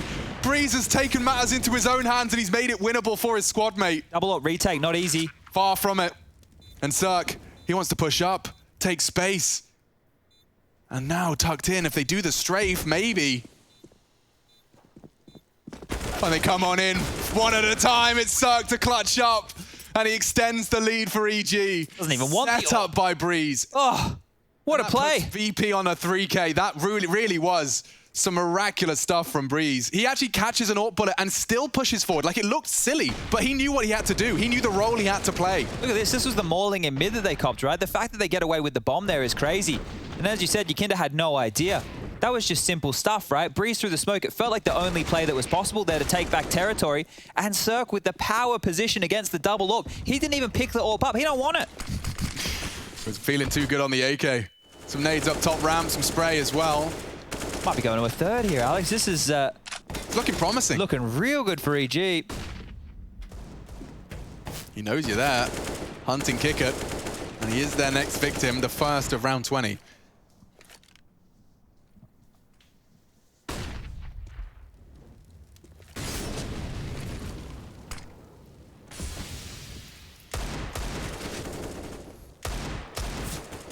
Jane was having a game of things over there on Overpass if you missed it. So was Yakinder in terms of their output frag-wise. Yakinder did a lot with the openings here, and he's actually pipped a bit of a gap. I think he's seen the leg. Yakinder's got one. That's an AK picked up. The bomb's still down towards Forkroom. Oh, and he's actually ready for Sark. Yakinder, he made a round out of this. They still need to get the bomb, and there's 2 players on B right now for VP. So... They're going to push the issue over towards A. They've just picked it up. They're clearing out Forkroom. 44 seconds left on the clock, and VP have dropped back on this. They're clearing out B lobby now as well. There's no way they're counting on Yakinder solo A. Oh, the flank. It's quick. Does Buster actually go for this? If Yakinder can delay. Oh, this is such an awkward angle too. He's gone for too. If they come up short. Oh, Tarek caught with a pin pulled, and Stan swings out already, finding Yakinder. A disaster. The chance absolutely gone. You've only got a P250 and a USP now. EG getting closer and closer to pulling us to 3. Good angle from Obo. Well handled indeed. And it was Stan swinging up on short that really did seal that deal. Buster's flank just not quite finding that headshot. Could have been a very different round. Yeah, it's curious when he decided to commit there. I think the plan was so when they run into A, they're a little bit more frazzled. But whiffing those shots at range was a problem. Yakinder did a lot with this. Spray control, like he didn't know. Oh, that's the adjustment. Always ready. Always ready. And this, and for like the most powerful of positions he could have found. But short, the weakness and the vulnerability exploited. That position, if I'm going to be honest with everybody at home, it's like the one here on the right-hand side of the site where players stand behind that massive pole and think it's good in post plants. Those positions, the amount of times you see it get nothing, I think it's more often than not. Someone will send me a clip of someone getting an ace from there, I'm sure. But when we're watching, it feels very, very infrequent that people are finding traction from there. Regardless, that was just a partial buy from VP. This will be the full investment. Jane back onto the AWP. There isn't a double AWP out for Buster this time. 2 kits in play. Utility's great. But EG, 12-8. Just 4 more rounds to go to map number 3. And I don't think we're too far away from that because this EG, they were so threatening on map number 1. They're continuing that here. Back on out of spawn. Obo's denied. Jane wants to get inquisitive with this one. All bullet rings true. Nade damage is good as well. Oh, he should be set for one here. Yakinder's found a lovely little off angle, but as the smoke fades, obviously there's a timer on it. They're going to push through. And they want to push. He does adjust. Not enough for lethality. So another opening frag goes EG's way. Vertigo, better add it to the list of maps EG can play. Yeah, I'm amazed with what they've done with such a short period of time. I mean, especially considering that VP are on a spree on this map. Yeah, they've been looking good. I think it's 6 on the trot. I have to double check the stats. Obo doesn't go to plan for him. And they were trying to commit into B on the back of that. They got a mid pincer. And Sir caught. Nice frag from Buster. Bomb spotted. Mid a threat. Stan spotted out. Sanji can bait in his teammate, but they get them both. James, the third man to contest middle. And now we're 2-on-2. Buster last spotted B. Breeze prioritizing. Oh, as it fades, spotted. And with an AWP, no less, with a missed shot, but Buster the same. He lives on, needs a reload. James has a molly. 20 seconds if he could somehow molly default. Don't know how... Has he got it? They're away. Push forward. And they're both there. Sitting ducks for the spray. Tariq, a huge round from him. Found the first over on the A site. Comes back around to clutch up on B. Damn close as well. VP, they're putting up the resistance. But this is their map pick and they are being played. I want Inferno. I really want Inferno because VP have been very, very good on that map. And I think that if anyone's going to take it to them, it could be EG. EG, back when they had Ethan on the roster, some of their explosive moves, the way that they took map territory, they'd really get stuck in. I think that brawl may be very exciting if we get there. Ooh, VP are doing something exciting. They've gone for an early 3B. That's one way to level the odds of a unfavorable CT buy. They have to take risks now. I think they're back up against it here. Not a single round here in this second half. Kept completely quiet on their map choice. Searching again, and EG are happy to just wait this one out. Hit pause. 3 players just at the top of the ramp, Alex. Oh, such a great adjustment. Stan's done well to find one. Obo knows you're there, Buster. And it's AKV FAMAS, unfavorable. Breeze has caught Yakinda elsewhere. And yeah, this one is looking over. 14, VP, still absolutely dead silent. Not a peep out of them on the CT side of their map pick. Yeah, this is not what they were expecting. I think a weakness not to be exploited here today. Yeah, I mean, that was so lovely as well. The fact that Stan gets one, but the call of just, it sounded like early B steps. Let's just take it in 20 seconds. Yeah, I'm really liking this from EG. You know, we've seen them in the past, you know, have these really fast T-sides where they're just running into a brick wall, trying to get away with momentum and pace and, you know, good usage of utility. They're getting away with that early and then they put the brakes on. That's where modern Counter-Strike is at right now. And they're showing their individuals can step on up. Breeze with another big performance, 20 kills for him. Yeah, he's well over 60. I think he had 40 in the previous. Buster dead. Another round here for EG. Pick next on the list. Oh wait, James has an AWP. Maybe I spoke too soon. Needs to get himself in the right place, does James? Still a gap. They've just lobbed, yeah, 2 smokes on that. Trying to find a way. That's one of the easiest smokes you'll see all day, ladies and gents. Ooh. Kicker gets the info. There's still someone to contest on stairs.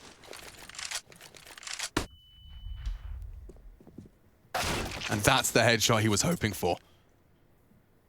One of the scarier scalps gone.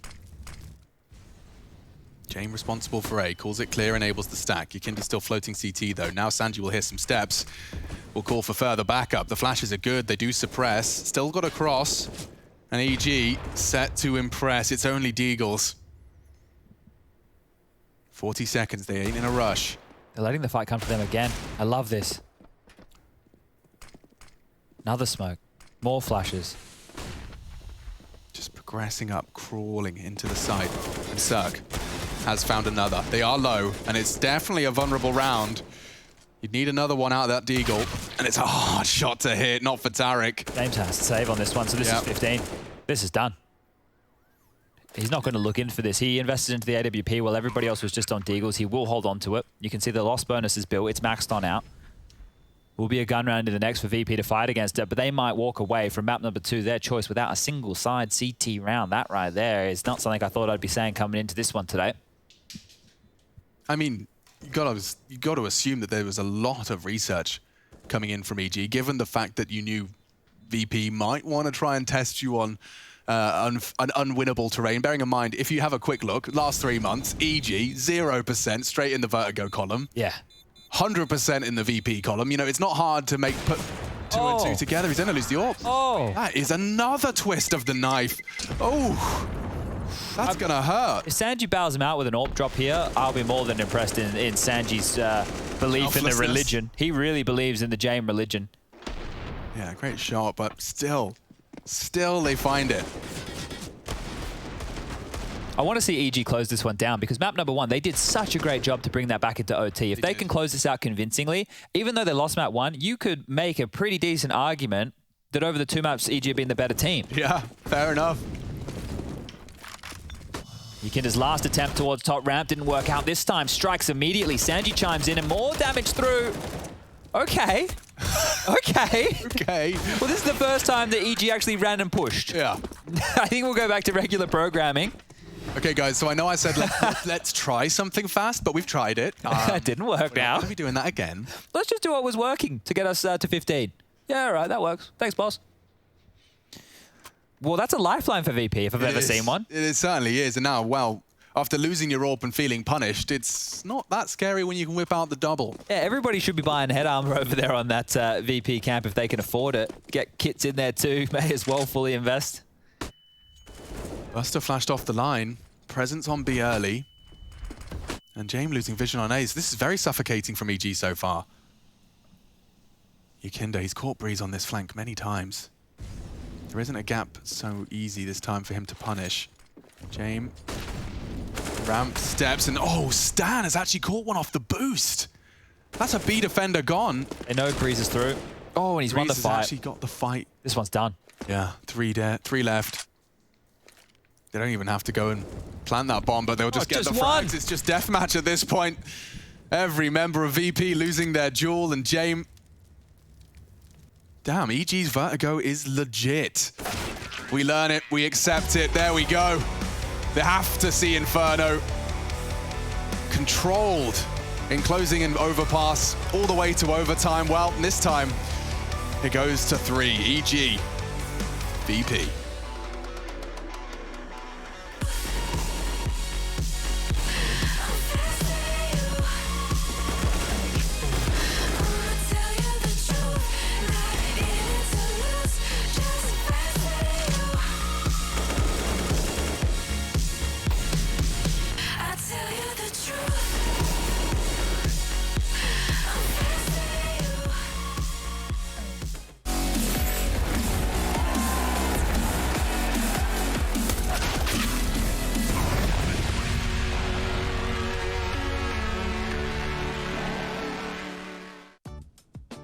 You're in kitchen now.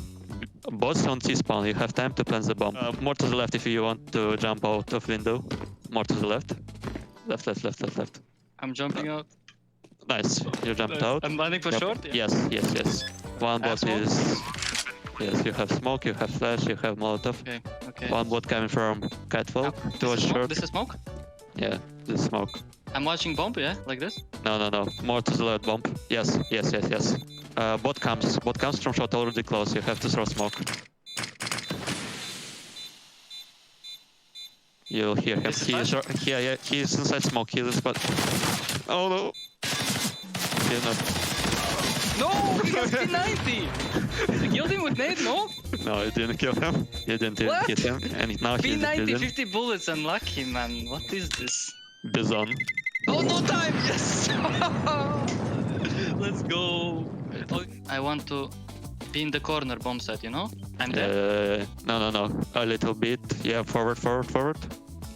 Now I'm good? No. Back again. Yeah, planting like for boost. More on the right. Повернись направо. Еще направо.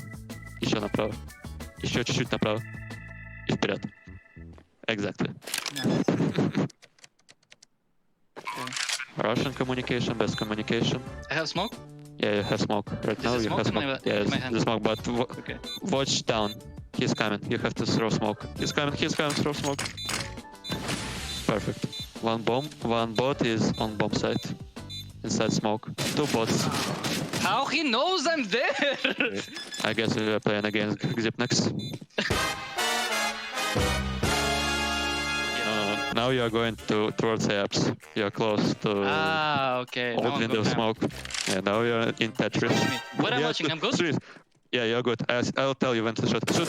More to the right. 2 more. You have 4 bullets. He has shotgun. Just run away from it. He's dangerous. It's dangerous. Default bomb, yeah? Yeah, default bomb. 1 bot. Я missed it. Where am I нахуй? On this side. Go forward, the monitor. Stop mid? Yeah, there's top middle, but 2 bosses coming. I'll tell you when more. No, right. Left. You hear him, he has shotgun. Bots on our side. Yeah, you're inside Vaza. 1 bot is coming close. More to left. He is Scream. You killed Scream. You have 5 seconds to plant the bomb. 1 bot is right watching on you with car. He is shooting you. 4 seconds. No time. Fuck, where is he? Нет, тут сразу надо бежать на точку.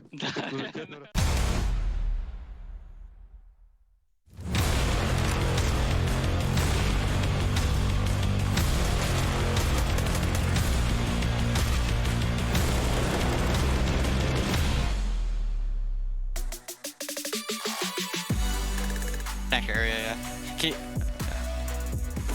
Nice, guys. Great game. And talk about just an emotional roller coaster right here within the ESL Pro League. We got one for you. It's Evil Geniuses versus VP, and a series that could go either way at this point. We have just one more map to go, Inferno, between these 2 teams in this group stage match. I'm Trace, and I'm joined by Yanko, and we're ready to talk some sense into you about this game. I think it's only fitting that we go to Inferno, right? It's kind of a really good map for both teams. I think it will be an exciting decider on Vertigo, though. First win of 2021 for EG and the first loss of 2021 for VP. A bit weird that VP couldn't get anything done in the second half. Really, that was the deciding factor. In the first half, you know, they got off to a good start. It seemed like they were on track to win maybe even 10 rounds. That breezy 1v2 put a spanner in the works when it came to that. I think it really gave, you know, a boost of confidence, a boost of momentum for EG towards the end of that first half, and then they translated into the second half. And just the clutch that Cirque won in the first gun round of the second half really, I think, cemented EG's dominance on Vertigo. You know, also winning a pistol, as opposed to what EG did before coming into today, where they didn't win a single pistol round, still beat Astralis. And then we look at, you know, that second half that you're talking about, 8 rounds consecutively there for the Evil Geniuses. So they had just about every answer you could possibly think of, whereas Breeze continues his warpath. Here are the numbers that are going to testify to that, and as well, you might want to mention that over on the first map of the series, which was Overpass, he went pretty hard there too. So Breeze, a shining star here for EG. Yeah, most certainly. I think probably one of the most dominating performances we had in the tournament over the course of the first 2 series. And, you know, Jame a little, well, definitely more quiet than the first map. He had almost 40 kills on Overpass. They're going to need him to come back online for Inferno. But I think it's just also VP, especially considering their style on Inferno and just in general how Inferno works as a map, they need to step up their clutches. Like right now, they're losing 7-3 in those rounds, and you can just tell that communication is a little bit off, right? They're off sync, out of sync in some of those rounds too, and those are the most important rounds, right? Like you're very rarely going to win a game or have a strong T side just based off of like strategies or constantly getting like 2-3 entry kills, right? A lot of most important rounds come down to actually the clutches, the post plans, right? And it's something that VP generally has been very good at. They've excelled at it in their game yesterday against Endpoint, but really has been lacking so far in this series. So they need to find a way to turn it around. Yeah, it's not a question of can they shoot. We know they can shoot. Everybody in the server can essentially shoot the weapon that they buy at the beginning of the round. This is more so putting yourself in advantageous situations where in which making the right decisions go a real long way. And now, again, we have to wonder what happens on Inferno. It's only fitting, again, as their best map for both of these teams, or one of the best maps. And then you start to think, okay, cool. So Inferno is a third map decider. Yeah, that sounds about right. It's got a nice harmonious ring to it. Yeah, I think second best for EG after Nuke is fair to say for VP. I think, yeah, at this moment, the best map. So the only reason they didn't pick it is because they thought they were targeting a weakness with Vertigo, which they did on paper, just didn't pan out. They didn't execute as well.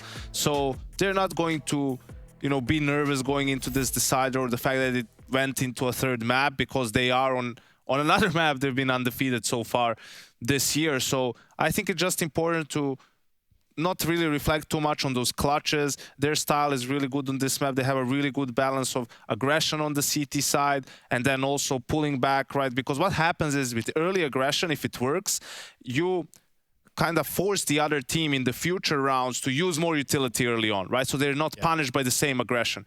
That way, if you just play a little bit more passive, they're not going to have too much utility to end the round. And you're going to have some smokes, Molotovs saved, right? We saw it in the Endpoint series, how it worked great for VP. So that's a very solid, fundamentally good CT side. Obviously, there's going to be a knife round. We don't know which side they're going to start and so on. But just they have everything covered when it comes to Inferno. It just comes down to executing it properly. Well, let's kind of stop right there at the same time. We're going to be going to a break here shortly. But pending the knife round, you know, we find out who starts where.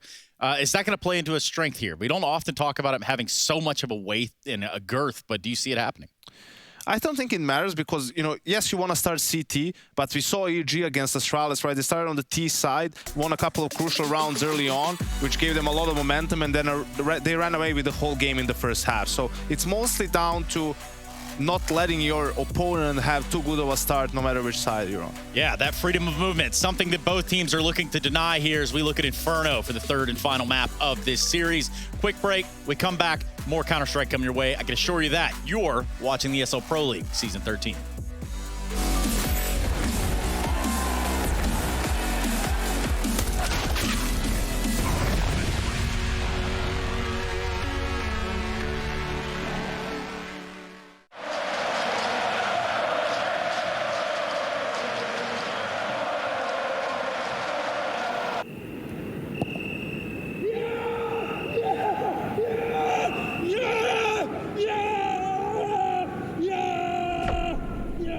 Start your esports career now at play.eslgaming.com.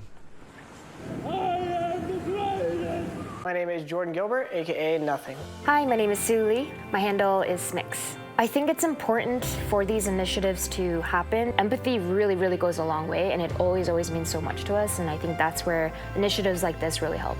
I encourage everyone in the community, anytime they see bullying, anytime they see someone getting called names, or I encourage you to step up and say something. Good luck, have fun. Good luck, have fun.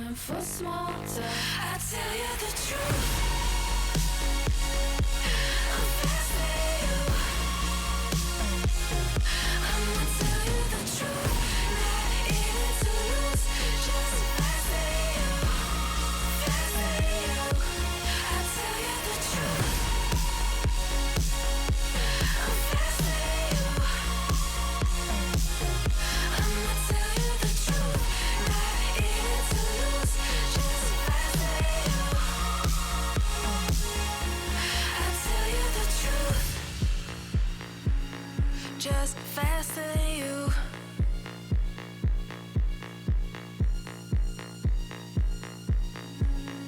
Just faster than you.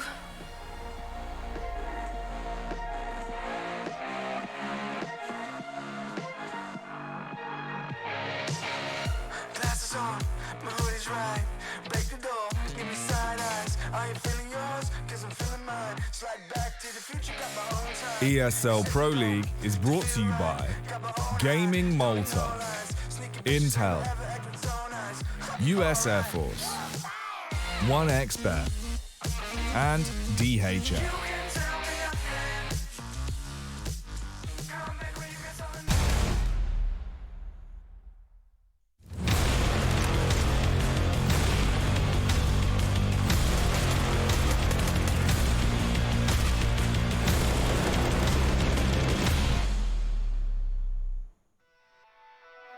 It's game time, ladies and gentlemen. It is the group of death. It is map 3, and it is EGVP. It's a lot of letters, but I promise it will be a GG.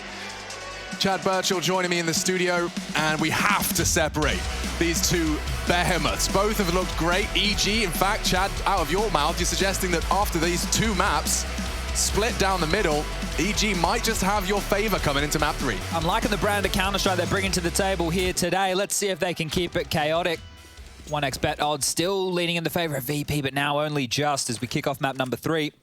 Yeah, I mean, Virtus Pro have got their fair share of interesting nuance to their Inferno. You'll get to see a little glimpse of it there as James looks for info, gets nothing. They were all cowering. But it doesn't stop the VP rotation back. So they gamble 4 early B, and by the time that EG start pulling the pin on their first smoke, they're back in the right place. James on the balcony, going to be hard to move here. Yakinda in towards pit. Sanji in the site, and Kick can even help. Like a little one-way. Yeah, oh, that is orky. Something for them, I suppose. Here we go. Out they bolt. James overwhelmed. There's more to come, and that's the bomb. Tarek's gone. This is awkward. Yakinda's down in the pit.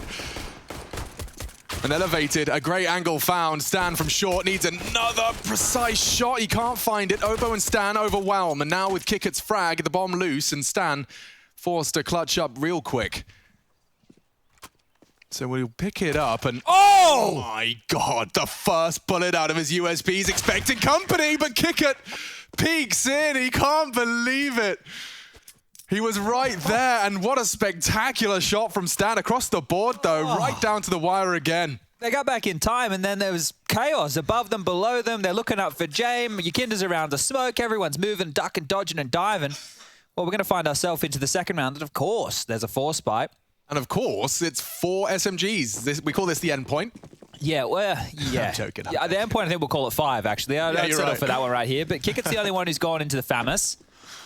And it's going to be the Deagles with some HEs, 3 of which. So where are these nukes destined to land? There. Lobbed out early. They want to, yeah, get in his face with that one. And it's Buster and Banana. Where's our good friend Yakinda? He's got other plans this round. He's over towards Arch. I suppose because he's got the util. Buster will be dropping his on Banana. Yakinda there to ensure that he can drop the reactive incendiary should James feel a little threatened. At the moment, it is just the classic split and pick. Can we take a look at Stan? Rush the 1, 2, 3, 4, 5, 6. It's all right, he just flashed him over Banana. That's all good. I was gonna build up some hype there, but there's no hype to be built. As the rotation back over towards B, we've still got 2 smokes and a flash, so that's for CT Coffins. The HE as well from Cirque could be nice, and if the flash is perfect, there is an opportunity for them to get on in here. Yeah, but Yakinda's got the info now, and he's even got more nades to throw down at the 48-second mark. You get smoked off. Nades aplenty. Softens up their treat. VP up against this Deagle force. And it's a flash and go. It's a perfect flash that will cover everyone. Close orange is safe, but Breeze has managed to slip the net. He does manage to get the flank, so now Yakinda may be on notice. James not ready for... He is now. How does he get that info and get away? Hiding in the smoke, he cowers. The shots are missed. He's only got 1 bullet left. He opts for the reload. Tarek finds 1. It's pushed by James and VP stabilize. Oh, the chaos that EG were trying to create, you could see it wasn't far off. The CT's again in the right place. Decent attempt there from EG, but now they will just be held to these light pistol upgrades. Unlikely So see another force buy like that with no plan. It wasn't threatening. They didn't get too many kills whatsoever. Here it is again. Buster peeks on out. Yakinda's already dead. They're not expecting another one. And then Sanji, signature weapon.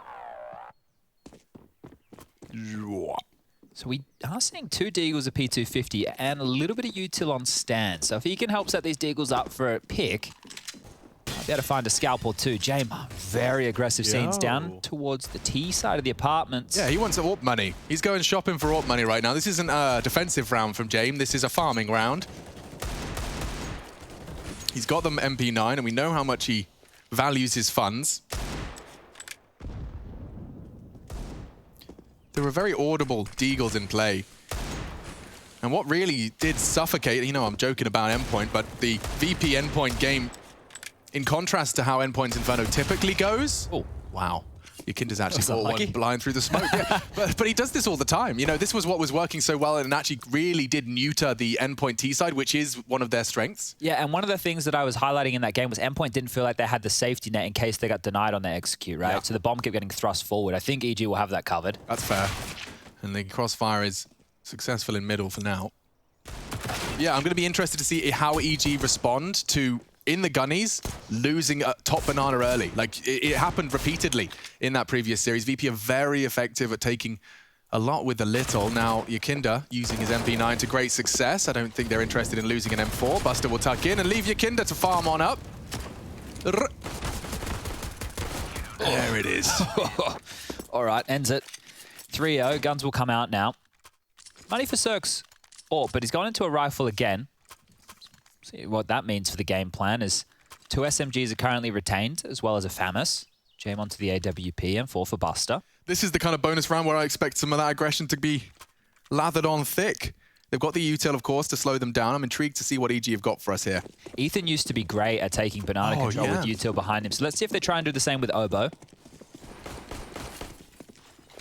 Remember, yesterday, EG, their T-half versus Astralis, magnificent.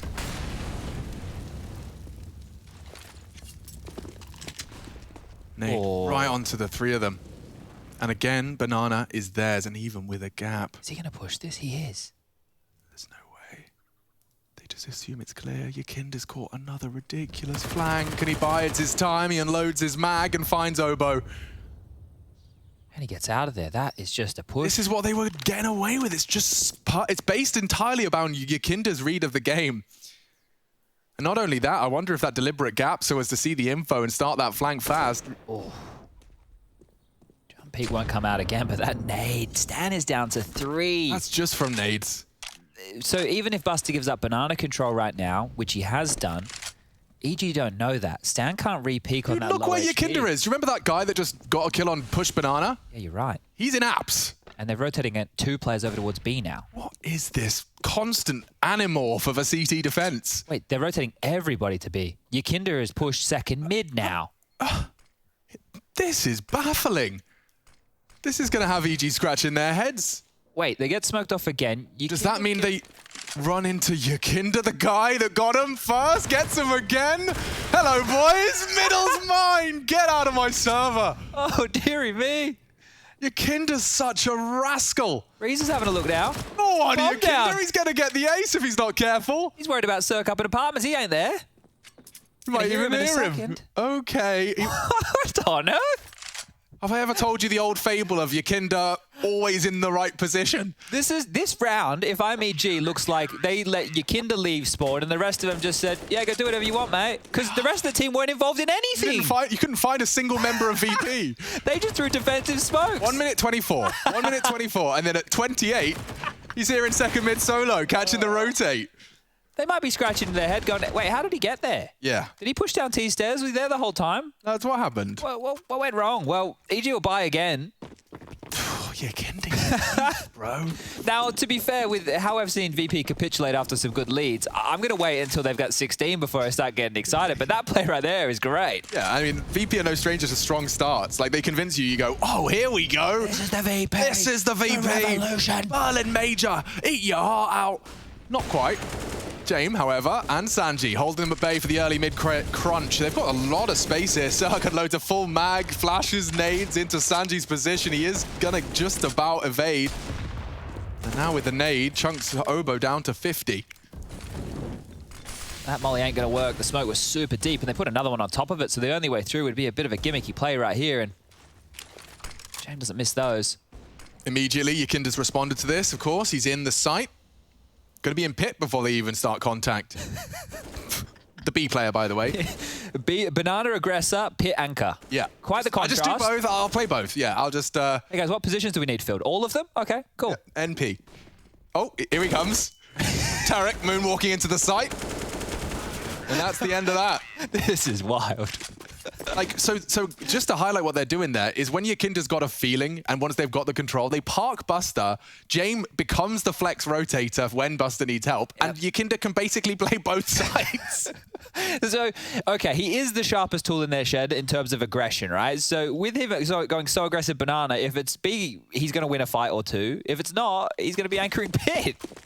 I don't like that. I mean, I love it, but I don't like that if I'm EG. That's not fun. No, and it kind of spurs you into trying to do something as a team early just to bloody find him and get him dead. How many is he going to get this time? He's flashed. He's in trouble. No. You sure? He wants to fight. I'm a little bit worried. He wants the info back, and of course he times it to perfection. Oboe's caught on the half wall down to 41. Never mind, it's 1. There's another nade. Bye, Oboe. And there he goes. Don't let the door hit you on the way out, mate. He was so far away. This is so suffocating, dude. I mean, look, this is okay just to buy down to 2K, but you'd be dreaming of a plant, a couple of frags, a weapon. I'll let you say it this time. Yakinda pushing down Banana now. He's gonna get it again. This is silly. He's gonna get it again with the bloody nades out. This is so silly. No. He's not showing any respect. Okay, finally silence. Thank God the beast has been tamed. Yakinda, this is wild scenes. Give him a chance. He hasn't been tamed. He's not up for adoption. He's in the bloody pound. These have to be muzzled. Yeah, certainly. Jesus. Right. 40 seconds for EG, and they have taken down what has been the main problem, but James still exists, and he was a big problem for them on overpass. So he's rotated into B. Look at this close mid-hold as well from Sanji. Yeah. Hears this, calls this. So loud. Will he have util from Kicker to support him? I don't think he needs it. They won't expect him here now. Hello, gentlemen. 1 for 1. Kickit catches Cirque, and that is the round. Tarek, they know where you are. Kickit plays passive, lets you into the site, and unloads his mag straight into your forehead. 6-0. I'm not falling into the trap, VP. Yeah, no trap this time. You're not tricking me into thinking this is a stomp. Maybe that's the plan. Maybe. And once again, the Yakinda highlights are up the top of mid. Like, he's making EG look like they've got bigger gaps than they do, just because of his read and his intuition. Like, when he slipped back into Top Banana after the early exchange of utility, it felt like he knew Top Banana was clear, even though it's impossible for him to have known Top Banana was clear. He's so confident in his plays. But he has to keep it up. He started Vertigo in fantastic form, and then EG battled back in, broke them, and then won the game 16-9 after an 8-4 start. But here he comes again. Completely flashed, a team flash as well. That's going to sour the camp's mood. He will get caught eventually, reloading in the front of his tracer fire. Let's call that one overcooking the Yakinda. Yeah, and that's a lot of extra space now for EG. Gomez suggested me the nickname Yakinda Surprise yesterday when we were casting, and I think these moves where he's just behind them, that might have to become the Yakinda Surprise. That's not bad. Buster's doing his best cosplay here. Oh, yeah, we dealt with the banana aggression, guys. Oh, Yakinda's dead. Don't worry about it. Let's go B. So, this is the setup. James fires off a shot, baits in. Buster, pre-fire, doesn't stop him, and just like that, the meat grinder whirs into action once again. James doesn't need more. The damage is done, the round likely theirs. Stan's gonna try and pull something out of the bag. What are they looking for? It's only Stan on B. They're still in second mid right now. James just about to start calling. Oh yeah, by the way, guys, he's B. He smoked the site. He's gonna get a plant. No, he's not. Yeah, he is. Yeah, James not gonna risk that. Oh, a fake, interesting. And that, just, that stray for info is... Well, it bought time for the rotation. Yeah. Mid to A? Mid to A? Really crazy. If he starts running... James will hold the line, surely. That doesn't have time now, I don't think. 13 seconds. It'd have to be now. I don't know how close this is going to be. No, he's too far away. 3, 2, 1. No time. Wait. Oh, half a second. Just that release on the walk. Yeah. Second too late. And that's the thing with that fast flank up banana right there, even with that timing, he still would have beaten the rotation. So I love the idea from Stan. You know, he was up against it right there. They will take a timeout. This is a good time to do so, 7-0. Oh, yeah, but these late returns to banana are so punishing. Like VP, if you don't have this control, if you haven't held onto it for the entirety of those first 30 seconds, it's a nightmare to try and take back. I don't understand how they're getting away with the pushes time and time again, because a lot of the time it feels like, yeah, someone's watching it or somebody was just watching it and then your Kinder's there. 6 cents to the kid. So with Stan holding onto the AK, the loss bonus maxed on out, plants few and far between. Their buy option is not fantastic. It should just be a partial. I think that would be the most ideal. It doesn't sound great when you know that Stan has this saved AK, but he's still going to get max loss bonus next round if they lose, so they will be able to buy no dramas. Deagle's 3, Tech9 1, Light Util. They were just talking through what type of execute or maneuver they're looking for here. So Stan's setting them up for early banana control. They have to fight this. And Yakinda only takes 3 damage. Oh! Bloody drive-by. And here he goes again. The Adventures of Yakinda. A short story. They surely just pre-fire him. It's the... Oh no, another body dropped and it was Stan. A double kill for Yakinda as he is having a career high here against EG. This is wild. How many more is he going to get? Like, this is a team that have taken down Astralis in 3, pushed VP on overpass to OT, taken Vertigo with a 0% win rate into the series, and now VP are starting to pants them. One by one, they fall, picked apart at just the conservative Deagle buy, but nothing to show for it. Kept so honest. VP's Inferno CT side is a lockout. This is the point in the show, though, Alex, where normally we as soon as I just said it, here we go. Yeah, and then what happens? Normally what happens now is the other team comes back and then it's very close. Yeah, so it's usually as soon as I start to say words like that. Yeah. We said we weren't going to do it. It's all right. It's a good reason to get carried away. Called a timeout, man. I fell into the trap. It's been very convincing. Stan's only onto a UMP here. Poor guy. Let's see how this one shapes up. Sanji hasn't... Look, you can see he's pretty lackadaisical about it. He's just jiggling with one hand. Will deal with it. Yeah, I don't have to do much. So they've clearly been thinking this through. Do you remember what they did to Endpoint yesterday, though? Yeah. When they started giving them banana, that's when they stacked 3B. Yeah, that's true. Just after you can't believe your luck. Oh, he's forward again. He's still going again. He still wants more. Hello, Obo. Ducks under the spray. Be tucked into this off angle. Okay, that's enough from him. Surely these shots. Baits in Obo. Buster swings out for the first frag of this round. He's still sandbag. This is like Boomich, but doing it well. Yeah, but he's low. And he should go down. Nice from Stan. Expecting the other. Cirque provides. Now they want to accelerate. They don't have the bomb, though. This will be weird. It could still have the potential to be weird. That is if Sanji doesn't just immediately die. Because Stan, there's going to be no plant. You don't hear the sound. You know they've got the site. They'll piece it together now. Have another smoke for spawn, so they should finish B here. And the fact that Kickit and James are so persistent at A, like, is this just a save with a Sanji twist? Yeah, I think see what Sanji can get done and then maybe save, but Sanji can still deny the plant if he spams. Ooh, Cirque was holding the line and Sanji was right to keep them honest. James gonna get caught here. Easy. Breeze catches it, and James looking to save. Sanji just looking to perhaps catch a little bit of economical damage on the way out. They've got 12 grand in the bank. There's no reason not to. Like, they have to leave sight. He's waiting for Stan. Financial damage. Yeah, he should catch Tarek here. Nice shooting. Bails himself out of trouble.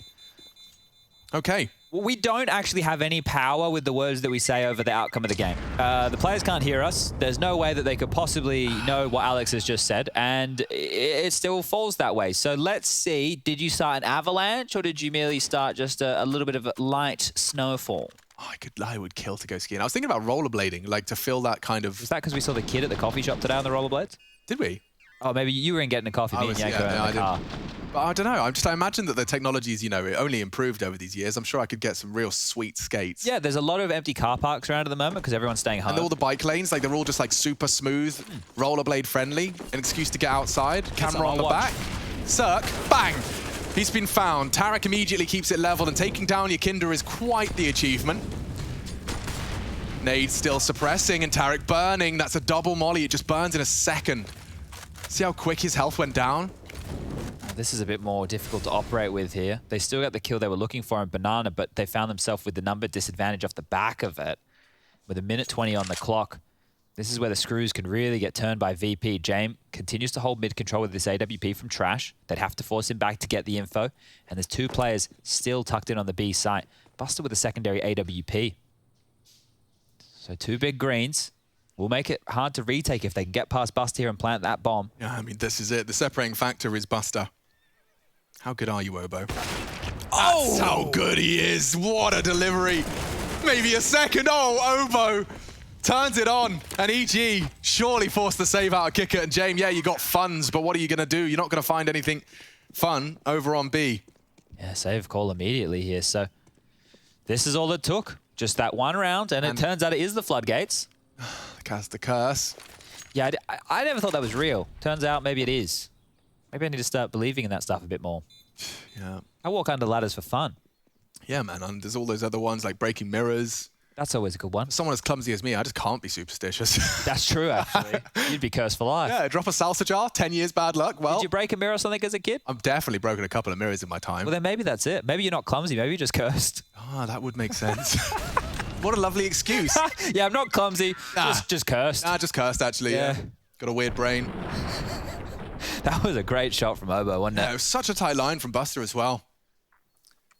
Brilliant. Well, EG switching it on and slowly, and Chad, it is mad, slowly pulling some money out of VP, but it feels like they're going to have a buy for every round that's left. Yeah, they get one more, and I think after that, because of the saves, that will be the determining factor. You can see Kick It, they're still with 12K. Yeah, so, it's actually at least another one off the back of this. Yeah, I look at EG, and I see the fact that they want to fight this Banana more, and they're having limited success. And that's the thing. If they can go in and they can trade evenly, it's really good. That was Obo's heroics that won them that round, right? But if they can go Banana and then go 1 for 1 or 2 for 2, the mid-round is a different story. And as long as they don't rush it, that's fine, because they're taking a fight, they're earning themselves some territory, and you can see it was one-way traffic, all blew up into round number 9, and then EG. 2 bomb plants. I mean, like, you can see how little access to the site they were getting just all through eliminations. The kill count also shows that the saves in those rounds have come through as well, right? Because as everybody's kept quite low, Tarek being the highest with 5 kills, it means that the rounds that they have been winning, the guns have been held on to. So that's something that VP will allow themselves to be more threatening in future rounds. So Stan's got a late flash for top mid. It's interesting whether that means that it's for Tarek and Breeze, maybe? I think it's just a contingency flash, right? In case there is a push or something like that, he can help bail them out. Interesting. Dan's merely just like being a game helper right now, wherever they need that extra bit of utility. So VP have actually taken the early info and then postured an AWP and posted him up on his own. Now, being flashed off, that will deny info and might spur a rotate. Obo, filling the shoes of Ethan's B control. They're large shoes to try and sell. This is a one-way. Kick It's ahead of it, so he will peek. Oh, peeks on the smoke! Oh, they just kissed! Blocking each other. That could have been a disaster. Whoa, Kicker gets a lot of info off that. It was a good little move, the nade to help master sound and the vision. But with Banana control, they need to get mid control.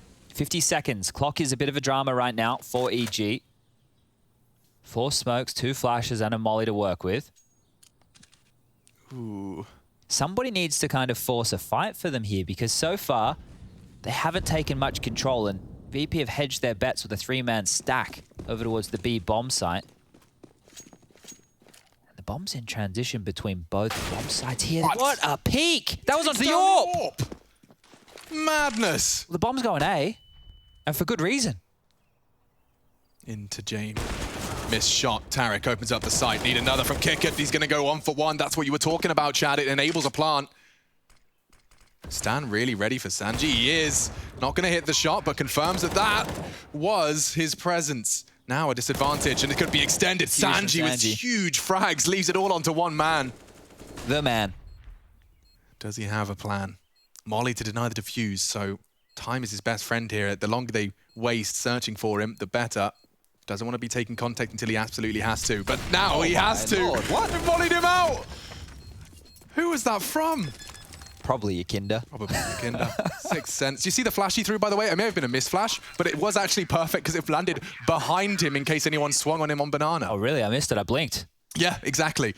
But yeah, he's got every little T crossed and I dotted. This is Sanji with a great multi-kill. Yeah, good pressure from Sanji, right? He's on his own. That rotation is miles away. The fact he doubles up, that is insane impact. But look at the scores, right? Like we were looking, I was only looking at the EG side because they're strugglesome in rounds. But if you look at VP, 4 players with 7 kills, 1 guy with 18. This is an unprecedented carry performance from Yakinda. And that's VP taking another CT round. 9 now posted. What are you up to? Yakinda! You're nuts! Somebody get me a bag of almonds. Try to compete with this guy. Another nade onto the nose. Stan's gone. Straight into a double kill. And their entry kills. Complete disrespect. Their opening kills. He is taking the fight. Like, EG, you had a game plan. You talked it through. You had 15 seconds. You talk about the entire round, how you're going to spend 2 minutes. And then 2 of you have your dreams cut short in the opening 10. While he stands in a molly. You'd even threw the utility to stop it. Yeah. You threw everything to stop it. He just plays anti, through the flames, double spray. I really want to make sure I'm making this clear. He is entrying on the CT side as if it was the T side, right? He is taking control of this game. Yeah. And he's doing it with an AK. Feels like it's T-side. I'm concerned, though, for his teammates, because 2 of them are low. That's the movement. And it is Breeze and Obo. So James gets that info for free. And Sanji with a very passive. This is more for info than anything else. Can't be taking those lines against Obo. You really can't. He's proven it. He keeps proving it. 4 kills, but all of them impressive. Can he continue to tip the scales into EG's favor? So Breeze could be going on a bit of a solo. This is a bit VP-esque in the sense they split up, divide and conquer. Buster's looking the wrong way. Yeah, and with such low HP He's as well. looking the wrong way.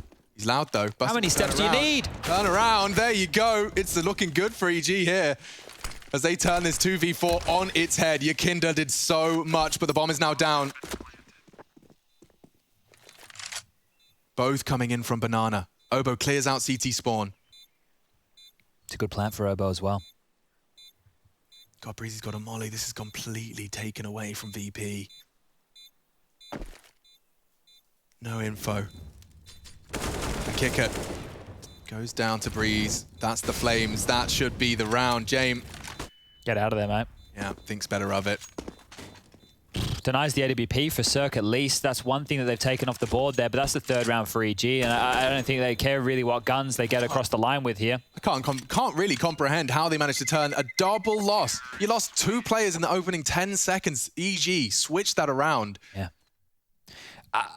When Yakinda's dead, VP don't look as scary. Yeah. And that seems silly to say right now. Now, so, there's a flame on the floor. Yep. He turns the flash. 78, 71, 63, 55. He got double molly landing. He just puts as much down range as he possibly can. It's an all-in. It is an all-in. Buster did get caught out, though, and that was where the cards started to fall.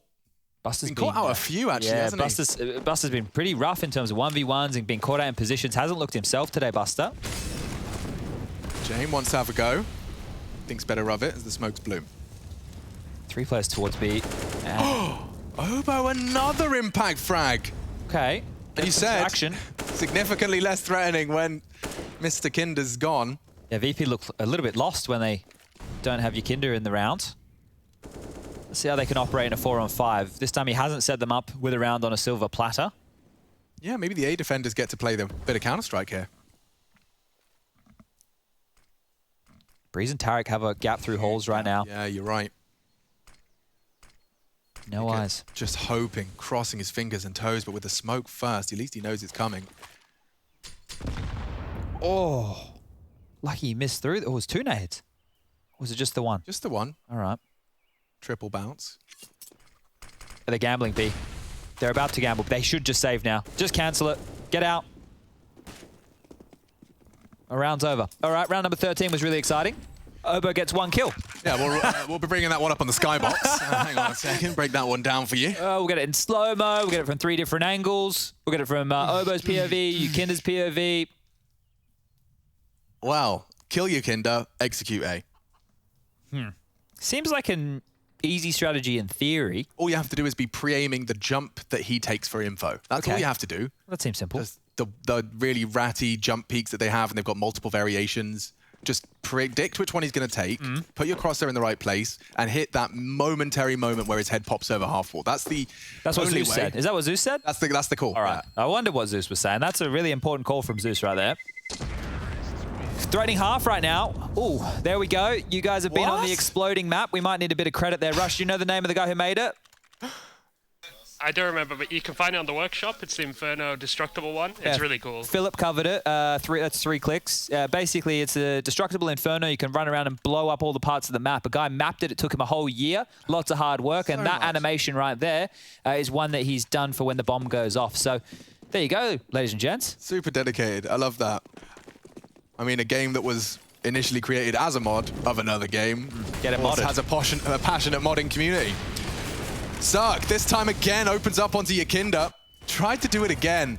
Yeah, maybe too many times now, you might think. Oh, yeah, I don't know. I think, you know, we were praising his confidence when it pays off. It looks silly when it doesn't. But that's definitely going to keep them honest now. Twice in a row, and a gag order has been issued for Yukinda's aggression. They can't just be executing into this, are they? Looks like they are. Breeze straight through. Knife out of the smoke into Sanji. Uncomfortable. I know there's 2 here, and there's have to commit. An issue. Bullets, smokes, there is no vision. He finds a point of contact. Nice from Zerk. Everyone's here. The smokes will start to fade. It's about to be a bloodbath, 3-on-3. And as vision's restored, it's gonna get messy. James in limbo.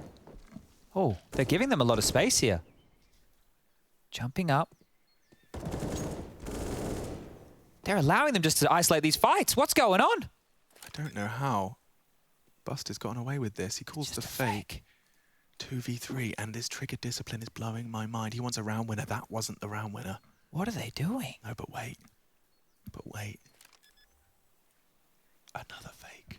They have to commit B. This Gotta be planting now. EG can't believe it. Why is he not peeking? He must have info from somewhere, but now Deny. executes, denies, and now they've got 15 seconds. It gets super uncomfortable. Tarek and Zerk have to turn it around. James knows what they're up to. James can protect him. Just hold the line. 9 seconds. That's the frag. This could be the plant. James missed his shot. They have to defend him. Tarek needs to hit that shot, but it's enough. He buys time.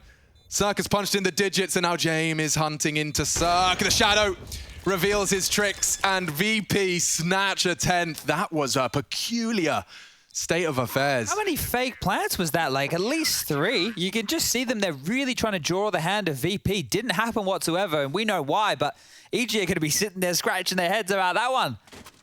Didn't clear the back of sight. They gamble stacked on in, and VP get a much-needed 10th. That was so odd. James clutches up the 1v2. You know, I know they say if it's not broke, don't fix it. Well, this Yukinda banana pushes has almost broken VP's money. It's the final round, and they will be able to buy. But if they lost that one, I would have had some real questions coming into the final round of play. Not doing it again, though, surely. You would hope not. Because he wouldn't dare. He started Vertigo really strong as well and then tapered off. Eventually, you need to know when to call it quits. He's pulled it off. I guess you don't call it quits. No, he wants banana.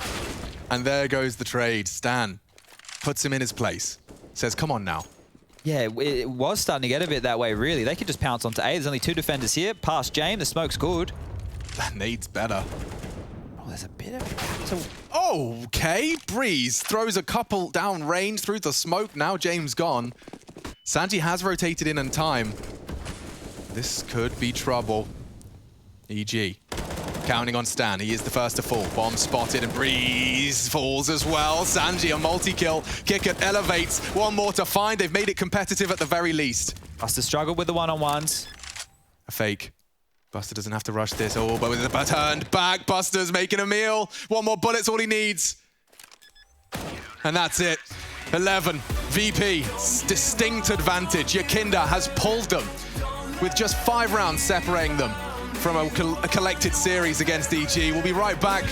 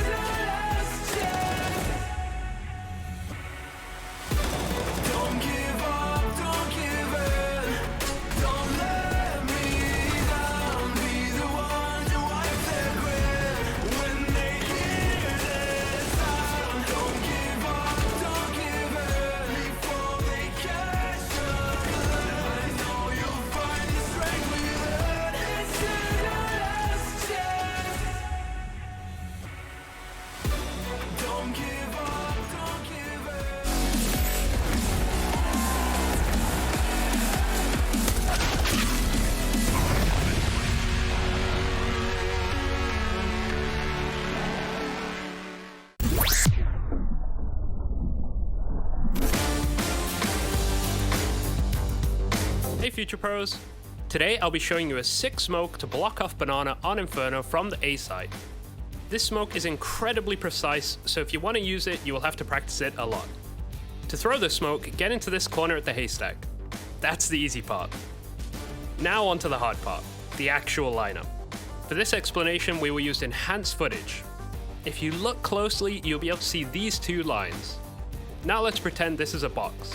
You will position your crosshair along the top of this imaginary line and ever so slightly to the right. If you're on the correct pixel, then congratulations! You will be gifted with a smoke that lands at the base of Banana. If you mess it up, don't worry, just tell your team you were going for a T-stairs smoke and it should all be good. Good luck with this one.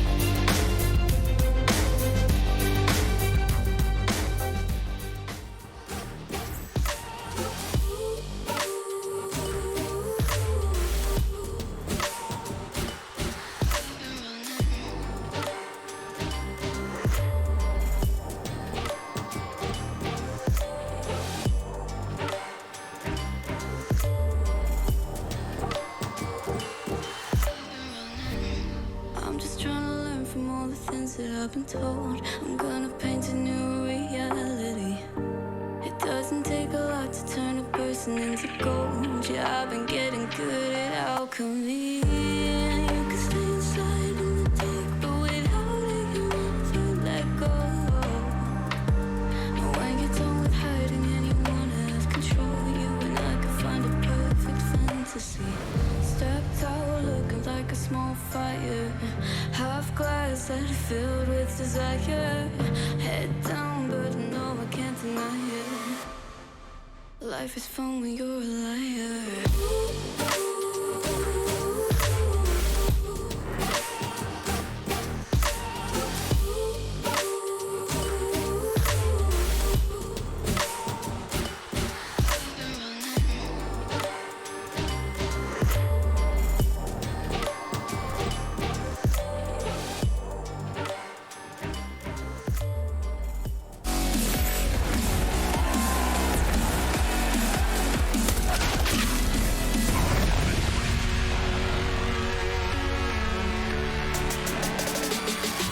Well, Yakinda and Virtus Pro have managed to battle fiercely on their defense of Inferno. Now the sides have been swapped over. EG take to the defense.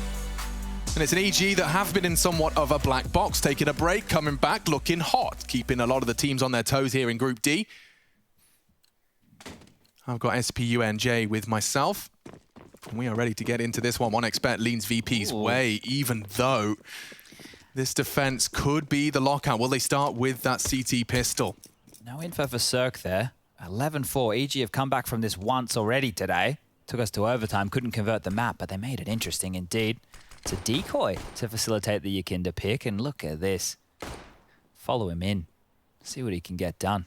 The utility, look at it. There's 2 mollies, 3 smokes, and a bunch of flashes. Yeah, it's a full exec.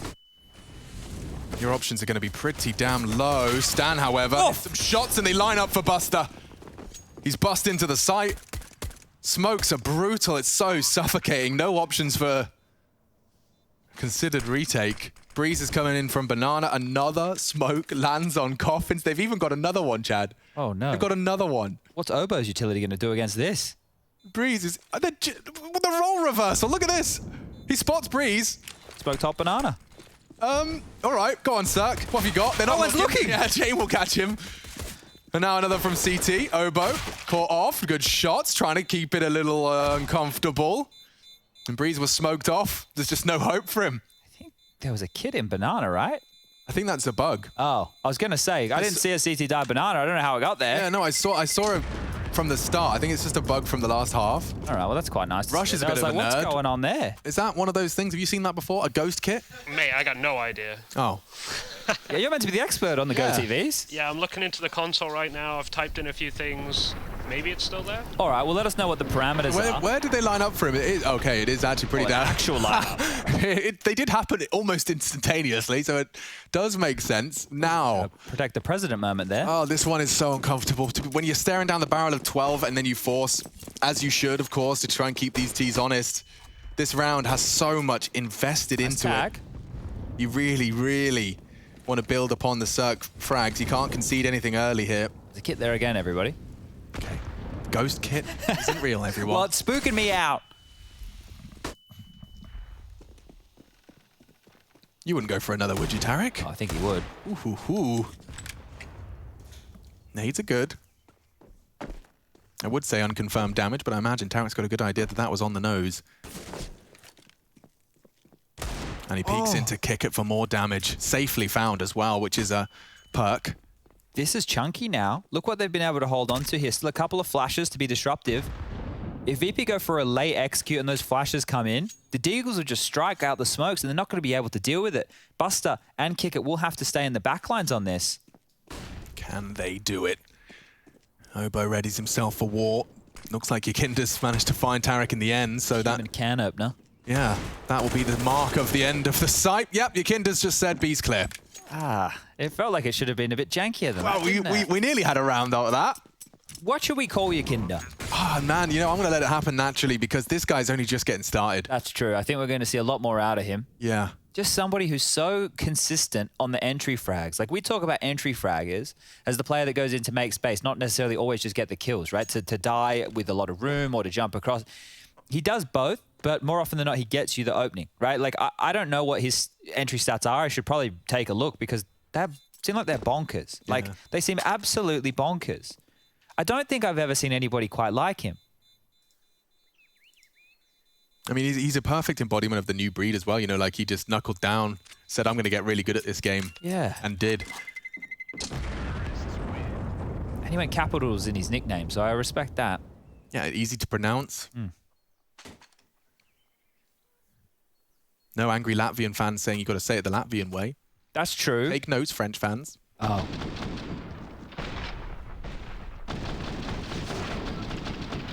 Just like that, 3 rounds separates VP from a collection. This is really staring down the barrel of it now. They've held a couple across, so they can continue to be a problem. It looks like aggression straight down mid, barreling all the way here. Kickit might get caught back turned. Yo, he's behind him again, but Breeze, that's the Deagle. That's a second, potential third. His head was on a swivel. And Cirque, he's being hunted. Sanji has the audio cue, knows it's a redundant fight, but will continue to try and take this space away from the CTs. Oh, he's taking this so quickly. Cirque's not going to be ready for him. He's still looking apartments. Cirque's about to get owned. Yeah, he's threading the needle. Sanji, look at the amount of space. VP so hyper-aware of when they've got an advantage, even if it's just based on sound cues. Kickit's trying to hold on to these guns, but Obo and Stan are about to collect something. This is a massacre. You'd be happy with the AK. Could even find a second for Obo if they're not too busy juggling. He's been spotted. There's a kid on Stan. I'm sure. They confirm. They want to go for it. Kickit's going to play spoiler. Good shooting from Obo. Would need another now. Just going to try and keep hold of that AK. And Kickit, last seen in apartments, he hears him moving around. Save that AK, Obo. Get it out of there, mate. Best he can. Oh, he goes down to the bomb. That one there. He's going to be kicking himself. He was at 100, dude. I think he was making a deep sight plant. An educated guess, yeah. Just didn't know where it was planted. That's a problem. That would have been a nice gun to carry on through. Never mind. 14-4. Let me remind you. See the scoreline top right of your screen? 19-17. That one was 14-4 as well. And then EG brought it all the way back. 15-15. Then we had to go to overtime to separate these two teams. So don't sit here and think that EG are completely out of this one yet. Remember, they beat Astralis on this map just yesterday. I made that mistake before, Chad. Not going to underestimate them again, but Virtus Pro, can they string together a couple more? Stan seems to think not as he catches 2. Magnificent. Banana aggression and banana control entirely EG's. This is the same situations that happened on Overpass, right? They ran in, they tried to find entries, they were denied, and then they just limped around in these 3-on-5 situations. Jame letting his teammates try and find kills. He's sitting in the backline to save the AWP, and round after round, it's stacked up. So he's just pre-aiming the jump peek here, because he knows, with control of banana, if it's passive, Stan's looking for a safe way to get that information. He'll actually just happily wait for sound cues and drop his own smoke. So 60 seconds up mid. And it's just a question of if EG want to step a toe out of line. You don't have to play for info when you have a 2-man advantage, right? You're not worried about getting overwhelmed at either bomb site. And even with all this excess utility for VP, they would have to pull off the masterful call to make this one work. The A setup strong, the B setup both in sight. They're not going to get isolated with their fights. The play won't be over towards CT when the smokes come over, but this is Yakinda's chance. We've seen him blow heads off around this angle. Not today. Threatening. Tarek once more. That's the mid to be, at least for Yakinda. Yeah, he's actually going to peek around his own smoke. Tarek just holds the line. Well, looking even worse for wear now, VP. EG starting their comeback. They're going to save this. They're not going to have a look in here. And this is where we can seriously start to have this conversation. I know it's just one round. I know that there are a lot more rounds that EG have to win. But if you see the fast start from VP, and we don't see any pauses until we get to the tail end of the game or overtime, it's the same problems. And that's what, if you're a team and you want to be one of the best teams in the world, which is where VP want to find themselves, closing games out when you have massive leads like this and not squandering it, not letting the mental pressure become a part of the game, that is something that you need to be able to master. Especially now we're only in the online environment. They're all at home, right? So that added pressure, it's only being applied by yourself. This was Stan's start and a great start. Second was really nice. The laser beam through the smoke there. No trace of fire to be followed on through. Now we do see an early timeout. VP, perhaps in the same mindset as you there, Chad, of learning from their past mistakes. Bingo. What's his name-o?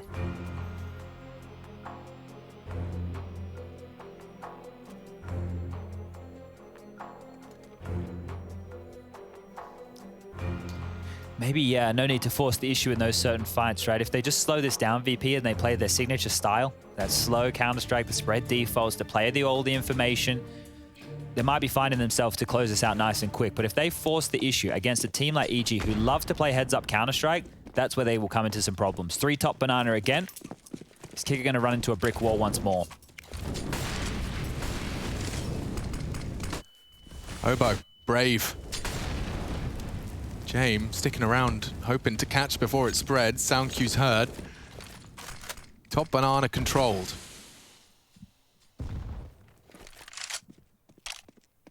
So look how much utility they've used just to start off this round. Take a look quickly at the bottom right-hand side of your screen. Ooh. We're only operating with 2 smokes, now 0 Molotovs, and a handful of flashes. There is still 1 minute and 15 seconds that they have to defend. This is perfect for VP now. The world is their oyster. No gap in this smoke. Stan throws out one of his own so as to potentially completely nullify that. You don't want to be peeking into a potential CT one-way. 60 seconds. Obo given the tough responsibility of top banana control, but that's the power of that flash from Kickit. He fires off a shot, confirms he was blind, and also confirms that he's probably not holding the line. Ooh, Jame was. He saw a couple there. You can see how much Obo's coming. And he actually peeks in to bait Tarek into this perfectly. Kickit, not going to have a chance. Nice from Tarek, puts another on the board, and he's got more in him. Sanji found. This is just clinical, losing bodies across the map one by one. I'm getting flashbacks of Overpass. There's 2 things that are present. 1, EG knows they can come back from this scoreline, and 2, VP knows they can let it slip from this scoreline. whoever lets that come into their mind the most, yeah, let's see what the power of will have in this situation. Because VP, as the desk mentioned, are on quite the streak on Inferno. 8 in a row. This was for number 9. And this just looked too easy. I thought that was a dream start. So much utility dump. They have a smoke and a couple of flashes left. VP had the same level of weaponry. They had more utility. I've seen this round before. How's it go? It's the one where Yakindo just walks up mid and kills 4 people with the Desert Eagle. On the arch side, that's right. Okay. I've seen this one. I know how it plays out. I normally don't like watching reruns. So here he goes. That didn't happen. That was in the sequel. It was the sequel, yeah. That was in the sequel? This is the poor spin-off. Sure. Yeah, this is actually the one where he gets naded down to 16 HP. Okay. Yeah. Different round. Got it confused. It makes sense. Easy mistake to make. Now remember, it's Friday. That happened. Oh, maybe. Oh, it's the Buster version. Okay. Holy moly. You just said Friday. I just remembered Rebecca Black. Yeah. I forgot all about her. So did most people, I think. Hi guys, Obo here. I'm the human aimbot. There it is. There's the human side of him. Yeah, I suppose there have to be a little bit of him organic. Okay, 14-7. Here we go again. No, do we really? Like, do you believe all the words that are coming out of your mouth right now, Chad? Yeah. I legitimately do. I think that VP, for me, have shown mental weakness. Not necessarily just in this series. Over in Katowice, against Gambit, the other CIS Devil, who they were matched up against, a team who basically stole their spotlight. Yeah. VP were the ones coming off on back-to-back tournament wins. But the VP of the first half of Overpass and the first half of Inferno are the one that look like they can vie for the spot with Gambit. Yeah, but it's one thing to, turn the kettle on. You got to pour the water into the mug. They've turned the kettle on. It's boiled. They put the milk in first, Chad. That's the issue. And now here comes Yakindo. He is on an entry path. Set piece. A man on a mission. Breeze. Here to destroy, and he does catch Yakindo's hunt. He's got more in him. Flash is good, spray is better. Breeze with 2 opening frags on the defense. 4 players here. Everyone from EG is here. They responded so quickly. James loses half of his health to the molly. Cirque's holding the line. James just one more bullet through the box. He doesn't know, he doesn't spray, doesn't commit. And Cirque lives on. If they can get the bomb on out of here, they could fall back. Wait, who's in halls? Breeze. He's still been up there the whole time. Yeah, he got 2 and just continued to not take any more further fights. He's just left his team. He's going around the world here to lock them in. This is huge from Breeze. Kicker arriving late. Oh, well, he has found Obo. That'll spur Breeze back in, but if they try and go back, he's not ready for that. Oh, big frag. Breeze.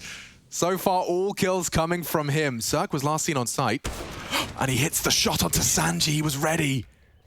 What a beast. And James running into the stand. Could be the end of this one. He's so loud, he's got no health, and should have no hope. There you have it. EG post 8, VP scratching their heads now. Sweaty palms. You start quivering as you release the next call. Mum's spaghetti right now. This is very, very rough to watch, isn't it? This was a set piece. This is normally what we ask for, Okay, you get such a big What is going on? Pull off the set piece. I can't believe Breeze kept pushing. I thought he was going to jump on down and help the team because there was that moment, but Sanji got into pit to deny that. A interesting buy on the way out the door. VP get into a couple of upgraded pistols, 2 Deagles, 2 P250s, a Glock, and some util. One of the keys they had going for them on Overpass was in those close rounds that they were losing when EG was on the comeback was that the bomb kept going down, right? They were denied the plan on that one. That's what Jane was searching for, and that's why we do see them only onto these pistols. They're operating with max loss bonus. That is 3,400 going into next round. So they'll all be able to buy. But what's VP's plan here? They've smoked off arch side.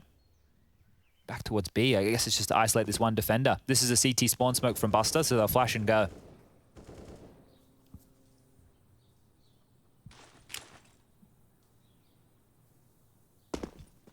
Tarek has nothing to report yet, but as soon as that smoke release and flashes pop, Tarek wants to stand and fight. Oh, the second flash should seal his fate. He throws out one of his own, and in support, Stan provides just in the nick of time, and all 3 for Tarek.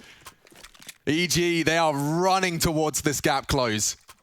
This is the impressive thing about EG, is that I think the old version would be mentally out of it. This one here with the fresh boy, Obo, in the team, they look like they're not only revitalized in terms of the way that they're approaching the game as individuals, but they don't feel like they're mentally checked out.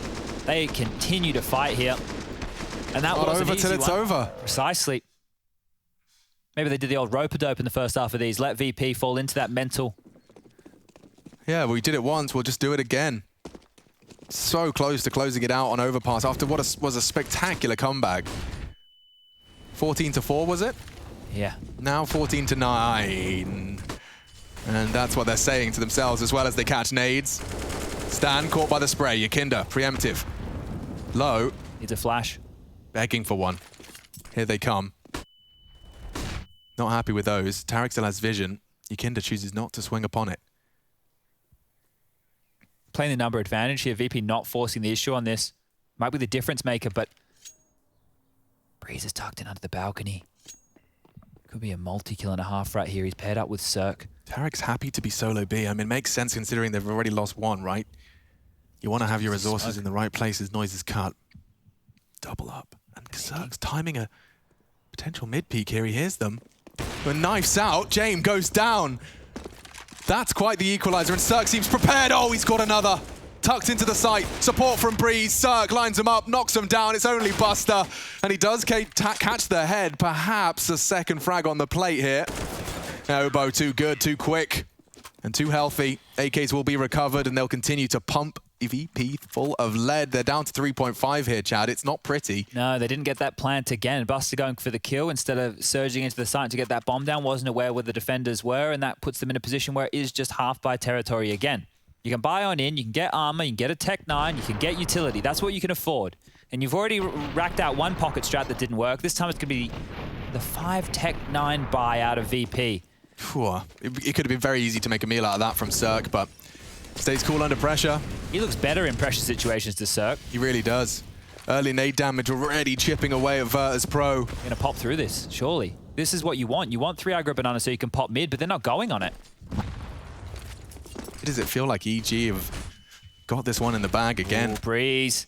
Flash and go. Yakinda, first one on the list. Flashes do suppress him, but they're not into the site. Called it off. And it's a cancel. Sandy's got the bomb. He's been spotted on short with it. He can still get out of there. And they're going back to Banana, so they're just pulling EG around the map here. But they used all the utility just for that one bit of movement. Pressure on Cirque. Back to mid. Pushing for info. Close fights, which do favor the Tech 9, and that's what Buster was waiting for. Breeze caught on the hunt. After all of these weapon rounds, is it gonna be the Tech 9s? This thing is, there's only that smoke that Buster's been able to get, right? That's the one piece of utility they're working with for VP. Left or right? Could drop it, could make that choice. Is Stan gonna search again? They're both playing middle here. Obo can clear. 40 seconds left, and they're going back to Cirque with the combat orb. He's the man with the molly and the smoke. If he fires off a shot, that util, oh, it's so perfect. Hits the first. Can't run through it. Aim is gone, they try to. Sanji losing a lot of life, goes for the Hail Mary. Sanji can get the bomb down. Virtus Pro, the closest they've come to a round, but look how fast this flank is. Obo, more impact. Buster cowering on the pillar should go down, especially now he's lost his teammates. Obo first on his list, but there's no chance. Oh, wow. Oh, my God. I speak too soon. Buster makes it costly. Down to the 1v1. My goodness. Etch a sketch. EG. They deal with it. My Lord. The closest we've seen. But another for the comeback. And a comeback, if you've just joined us, by the way, you may not be aware. 11-4 on the half. 14-4 after the pistol. And it's conversions. This was nice shooting with the yeah, and his movement as well. Look how just difficult to get hold of him it was. See it from his perspective. Left, right, left, finally gets it. Ooh, they're starting to believe. Well, Obo's really believing. He's got the auto sniper. That is not me saying the wrong thing. Obo has the auto sniper and double It must be for a reason. That can lock down anywhere on the map. He could just start spamming that one through the wall.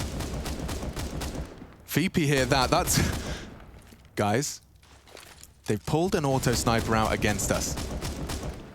What does that mean? But it's not only just the auto sniper, it's the double AWP. It makes sense Cirque having one. Tarek's gone for one as well. This is if VP get a plant, like the retake is just a write-off. It's going to be hard. So I guess they're aiming for the lockout here. Oh, nearly on the flash. Busted as well to get out of dodge. They're grouping A, though. Had himself an M4. Cheeky he pulled it out for the old retake. Yakinda's got space as the smokes bloom, though, and to deny it, Obo wants to push through. I think he got stuck. Yeah, and Breeze will catch him instead. And now another. Obo lines him up through the smoke. Catches long, denies it, sends VP right back to spawn. It's Obo's server. It's his turf. And the spray does catch Sanji as he walks on out. A victim next on the plate. Breeze and Obo combine to send VP down in the 26th. Lack of answers from VP. You heard me saying the same thing on Overpass. I started this conversation at 14-4. It's not like you just got here and now we're like, yeah, this one's on. This was almost a given in my mind just because VP mentally, for whatever reason. Here's the deal. If you go into matchup and you're a hard favorite, if you find yourself in the lead and you should be closing this out. If everybody in the team takes 10% off because you assume that everybody else is going to keep it to 100%, if anybody loses any focus, you open the door at this level of Counter-Strike, a team like EG, they're going to claw it back, and they are doing it with style right now. They managed to convert and pull us to overtime from a similar state of affairs. James literally scratching his head. 8 in a row. I mean, the timeout compulsory. You just want to think it through. Even just to have a breath from the game so far, because no matter what VP have done, it hasn't looked good. All right. One round to their name here. As I mentioned, they're on an 8-map winning streak on Inferno. You'd think they'd have a solution or two. Yeah, they're on a 7-map winning streak on Vertigo. That didn't seem to stop them.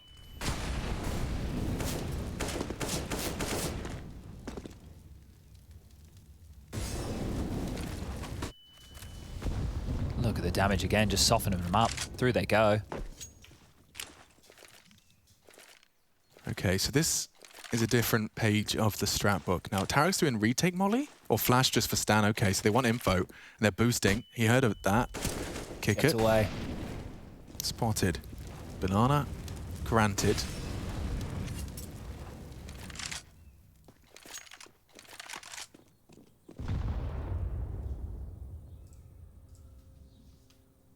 Looks like they're just setting up for a B execute here. The stack from EG is already over towards the site.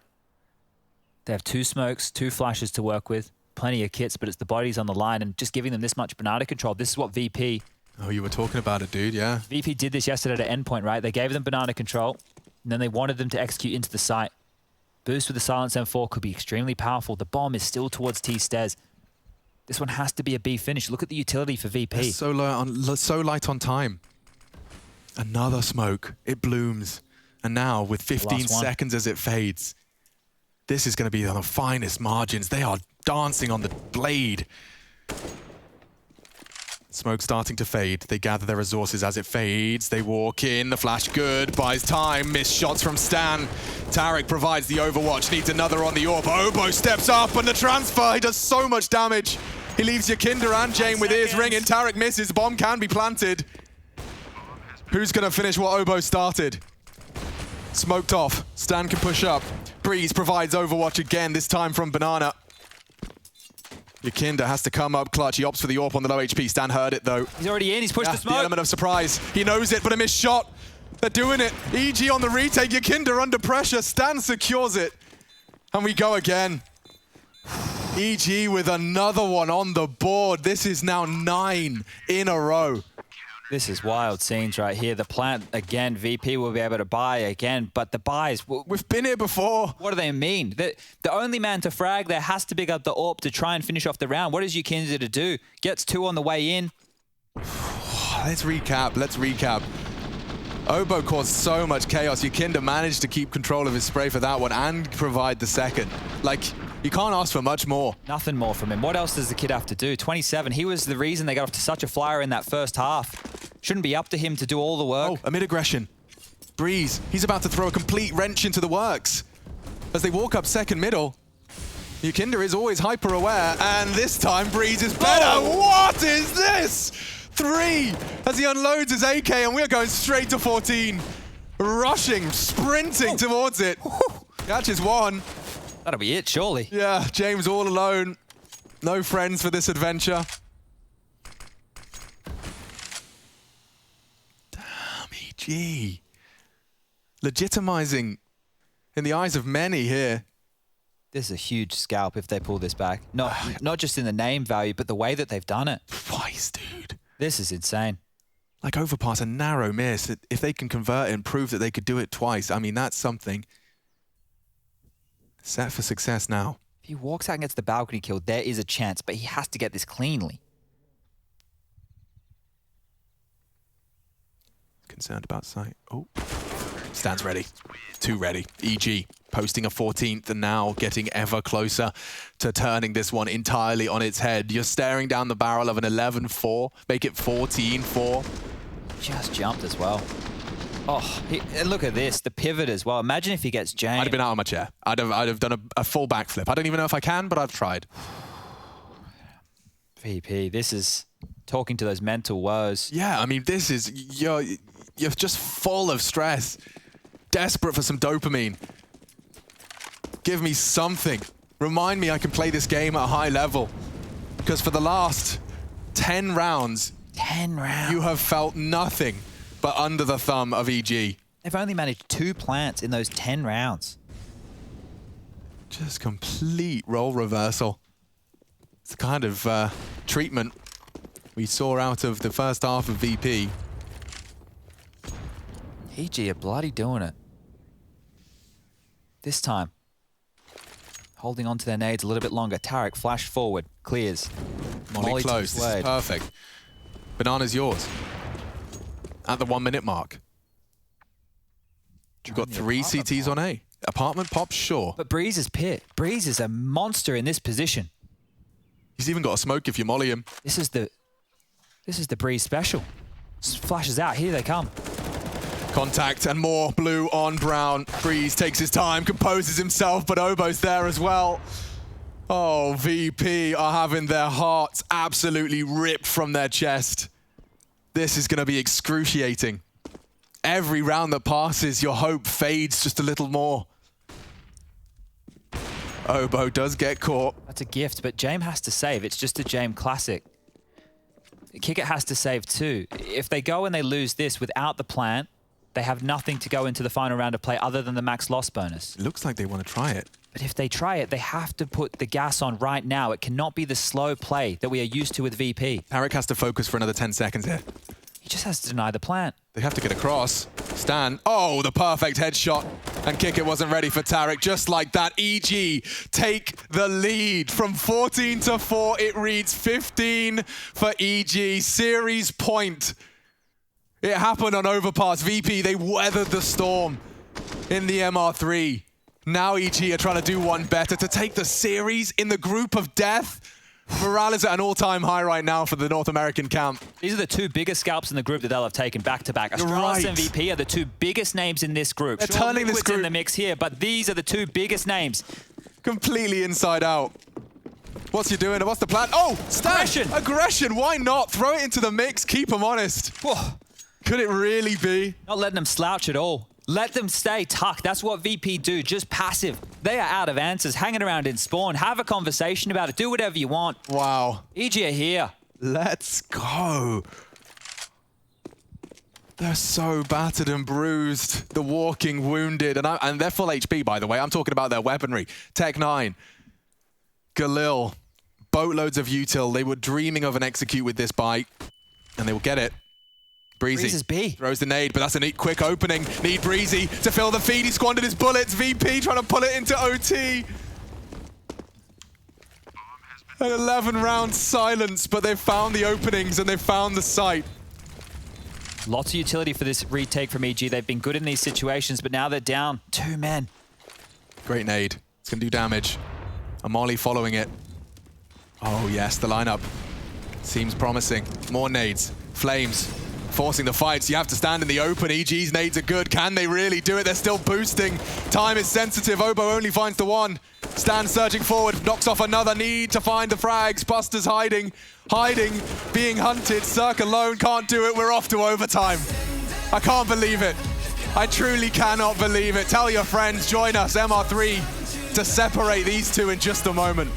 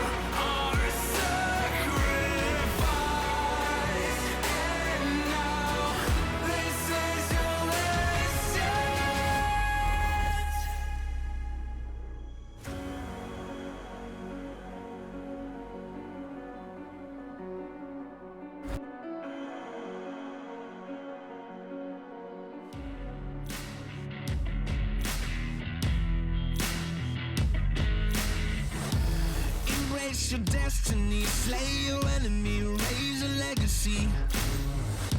No more apologies, trust your abilities, gather the energies. Pull yourself back together, been staying off track forever. Child of the nation, will seek redemption, time for salvation. Today is meant to be day of victory, time for history. Reverse the tendency, fight the entropy, channel your rivalry. You're praying for fortune to come, you're hearing the sound of the drums. It's too late to backtrack, but pack your bag now. Keep your feet on the road and stand up. You've got what it takes to fight back. Don't stop until you black out, out, out. Stand up, up. You've got what it takes to fight back, back. Don't stop until you back out, out.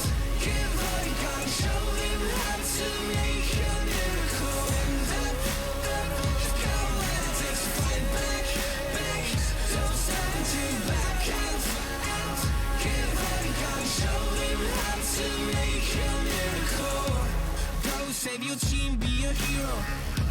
Take home the cup, be a star. They waiting for you, take aim, shoot your arrow. It's your time to shine, show them who you are. Stronger, gotta go faster, gotta get better, gotta work harder.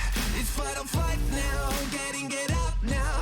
Go with the move, go for the goal, lead up the stadium, you know how it's done. Stand up, up, you've got what it takes to fight back.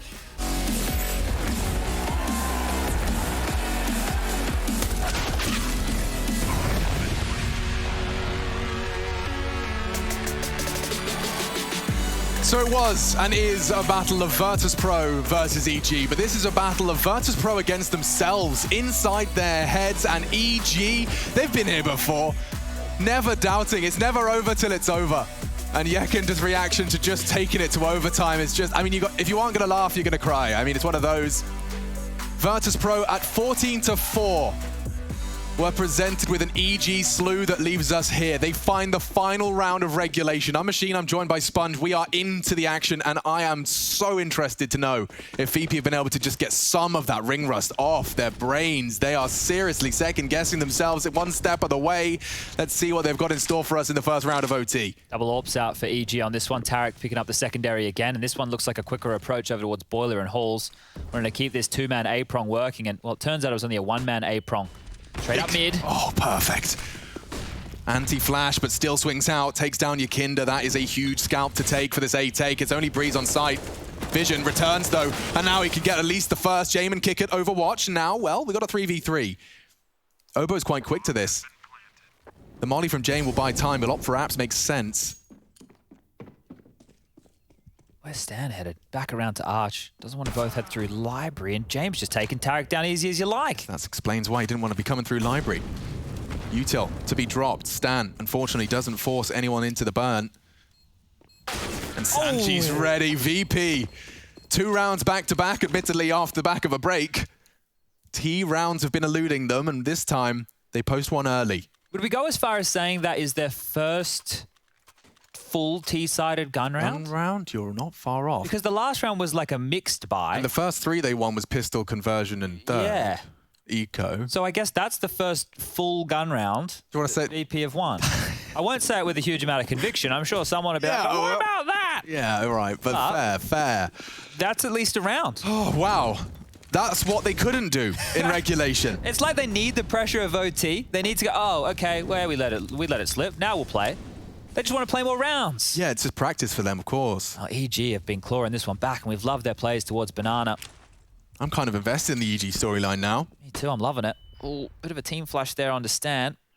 He lives on, but he's sticking around. He wants to get out of dodge, and he does. Just in the nick of time. Can't hang around here for too He'd have been long. so isolated if they'd have committed to that, but supportive utility gets him out, and he's actually setting up for his own retake use set. Interesting. Well, they hadn't pushed up anywhere near that far, and now they almost get it for free, right? Because we can see there's nobody in Banana. VP don't know that. They still need to clear behind the half wall and the sandbag position. They're worried about a sleeper agent That smoke could be a bit of a fakey boy. Another smoke limped out top banana. That might add as a bit of a caution to VP to know, hey, hold up a second. They've thrown that out very, very early.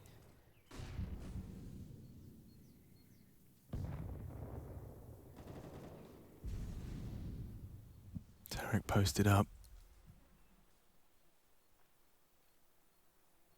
Util thrown. Stubborn on the line. Will pull the trigger in time. They're advancing all the same. Smokes have bloomed. Do you really want to go through that? Oh! Dear, they line up for him. Tarek gets the collat. Sanji's in the smoke. Could be finished off by the USP. But that is a big FU. Brass on his knuckles. Get out of B. And they're getting hunted from behind as well. There you have it. EG responding kind. Tarek there. Huge play from him. Gets himself up to 20 kills with this little sequence right here. The first one to kick it. I think he was trying to jiggle out a shot, and then the collat pushing through the smoke. This is one thing that EG have done well. When these pushes have come in, there's always been someone making it awkward, so they don't just get free control. They really have to fight for it there, and that's a big one. 16-16. Last round of the first half of Overtime 1. Let's see who comes out with the round lead. Maybe back over towards A for VP. B has not been the go-to by any means. Oh, they're going fast. Oh, very fast. Stan pre-fire. He knows what it looks like in his buster to find it. An opening frag for VP's T side. They're just hugging in the smoke. They're happy with the work that they put down, and now Obo.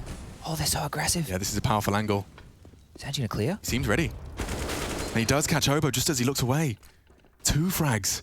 Virtus Pro. Reborn in the Overtime T side.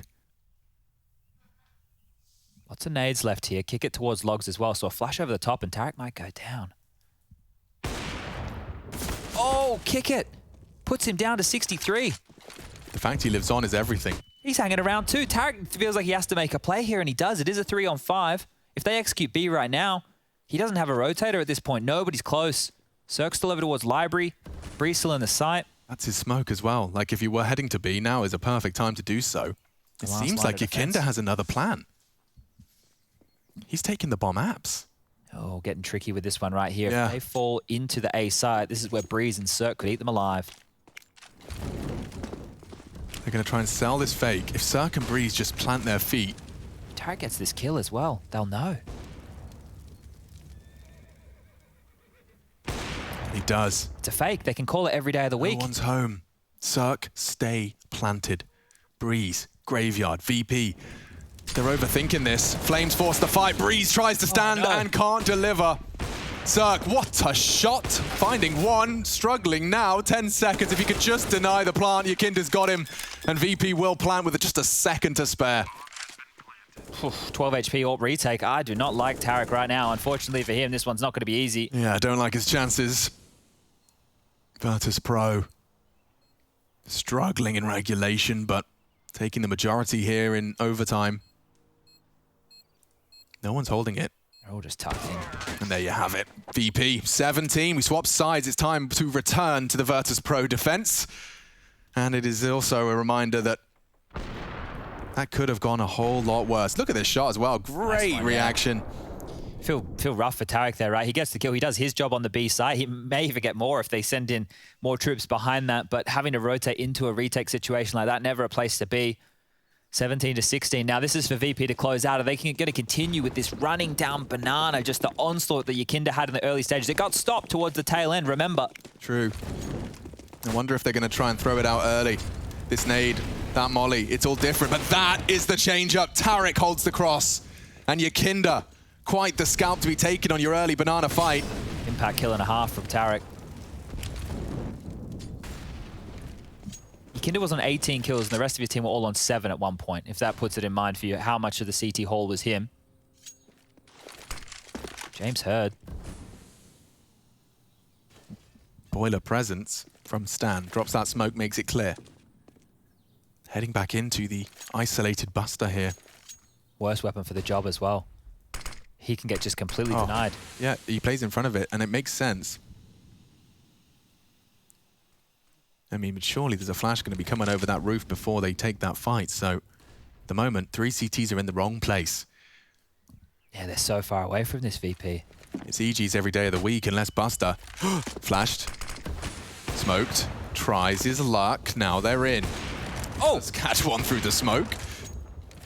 Keeps it level. 4 on 4. Rotates on its way as the plant's coming in. He's even got the lineup. I haven't seen that one before. All right. This is the thing, VP, you have to go for this retake. It's overtime. You have so much money. Clearing top mid, they see there's no flank potential. They have good utility. They can smoke banana, they can molly oranges, they can molly new box. Making me nervous though. The bomb's half ticked by the time they arrive. Here it comes. Retake util. They've done it once before. Stan bides time, lingers in the flames, and is going to burn down. Another. They really don't have time for this. Kicker would have to be defusing now, and oh my god! Oh, they're actually doing it! Just have to hit him through the smoke, and he does! He knocks him off the bomb! The 1v4 from Sark! That's unbelievable! Unbelievable scenes! The collateral team kill just... What is happening? I don't understand. Woo! All right. So the most stylish, the most badass last-second retake out of VP. But it's denied by Sark, and this is how it finishes. Jesus. That is how you win a round. 1v4. Unbelievable. It's all happening today. Holy moly. I think the server exploded. We had to take a quick technical time out there, but I think we should be back underway in a second. Oh, that was, I mean, Virtus Pro, they did everything right. Sark. I mean, that's the shot you dream of hitting. That's the shot no one's upset you haven't hit. Oh, he's done it. And EG, VP, a game I will not forget in a hurry. Okay. Well, the tech's fixed. We're back underway, 17-17. Nikinda, he went down early. He didn't get a say in that round whatsoever. How can VP recover? That's got to rattle you to the core right there. Deep banana smoke. Okay, burning, no thank you. Bullets too. You can keep those, Nikinda, I think. And they haven't gotten themselves an opening on this time, EG. Nikinda trying to give them something. He's pushing the issue here, Nikinda. If he goes down through the smoke, Alex.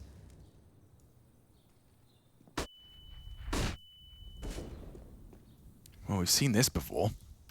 We've seen this play out of Nikinda and Buster. And Nikinda just hanging around. He's trying to retreat. Buster saves his life. They tried to punish, and it seals their fate. VP set for 18. Even boosting, he's going to swing half wall. Cirque not ready for this.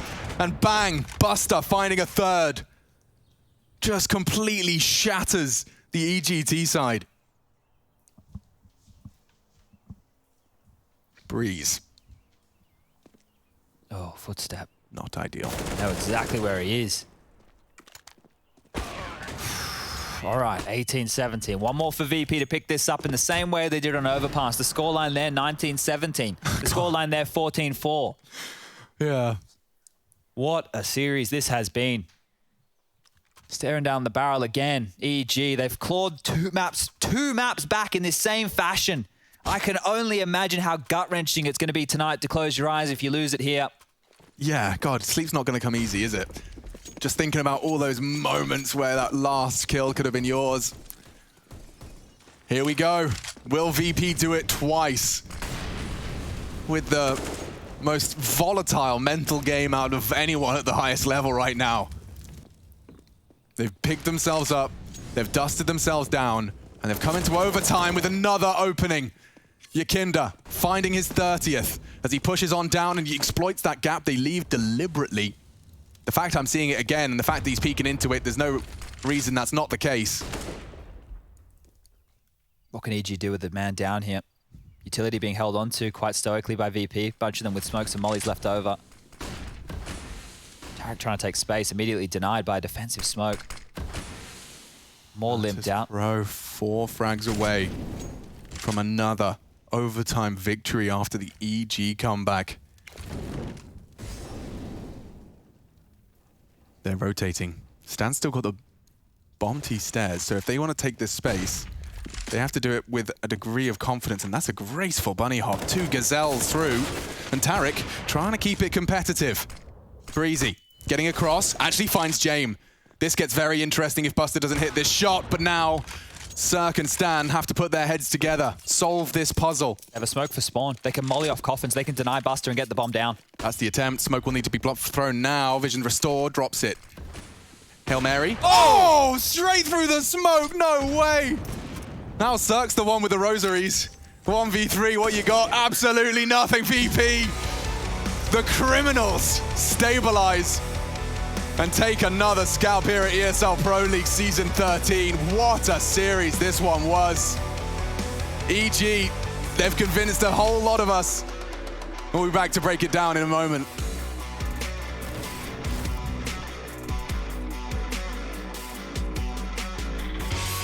Would you give up the fight if you had no time to even surrender? Would you give up your rights and let your life slide away?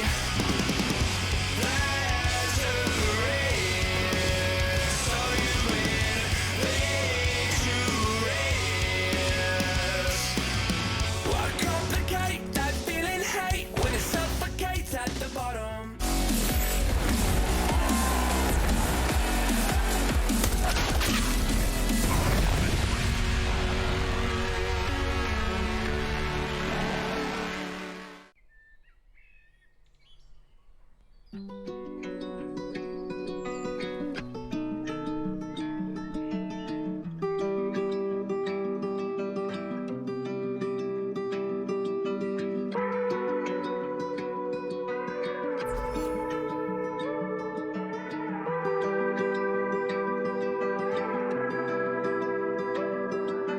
Down on myself, hope you're doing well.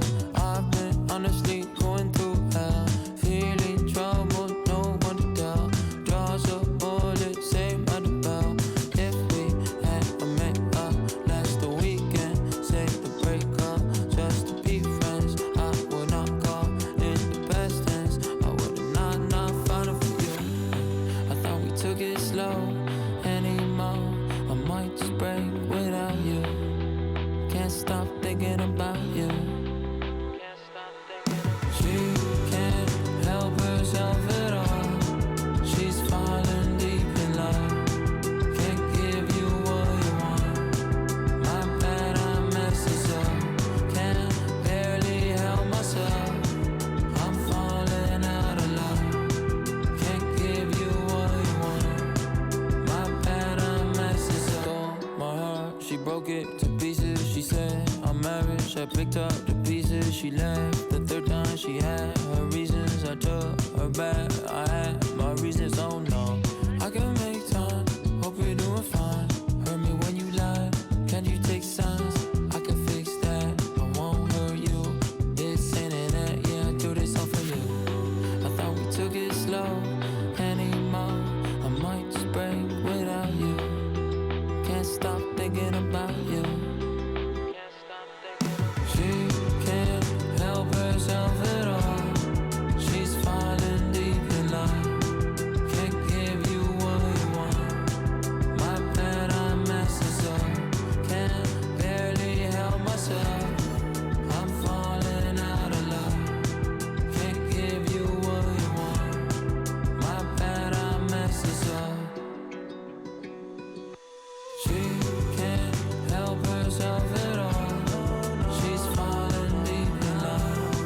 Can't give you what you want. My bad, I messes up. Can't barely help myself.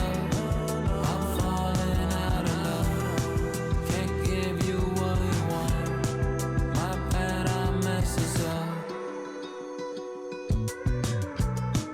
My bad, I messes up. My bad, I messes up.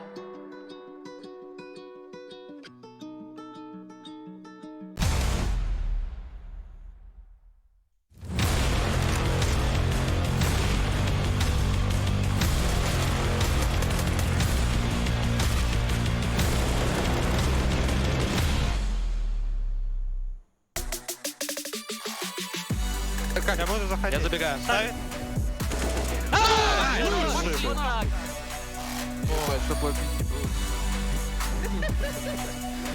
Sometimes you get so full off the appetizer that you can't even really enjoy the main course. However, in this situation, VP and EG hardly could be considered an appetizer, especially when you think about just how tumultuous this matchup got. My goodness, Yanko.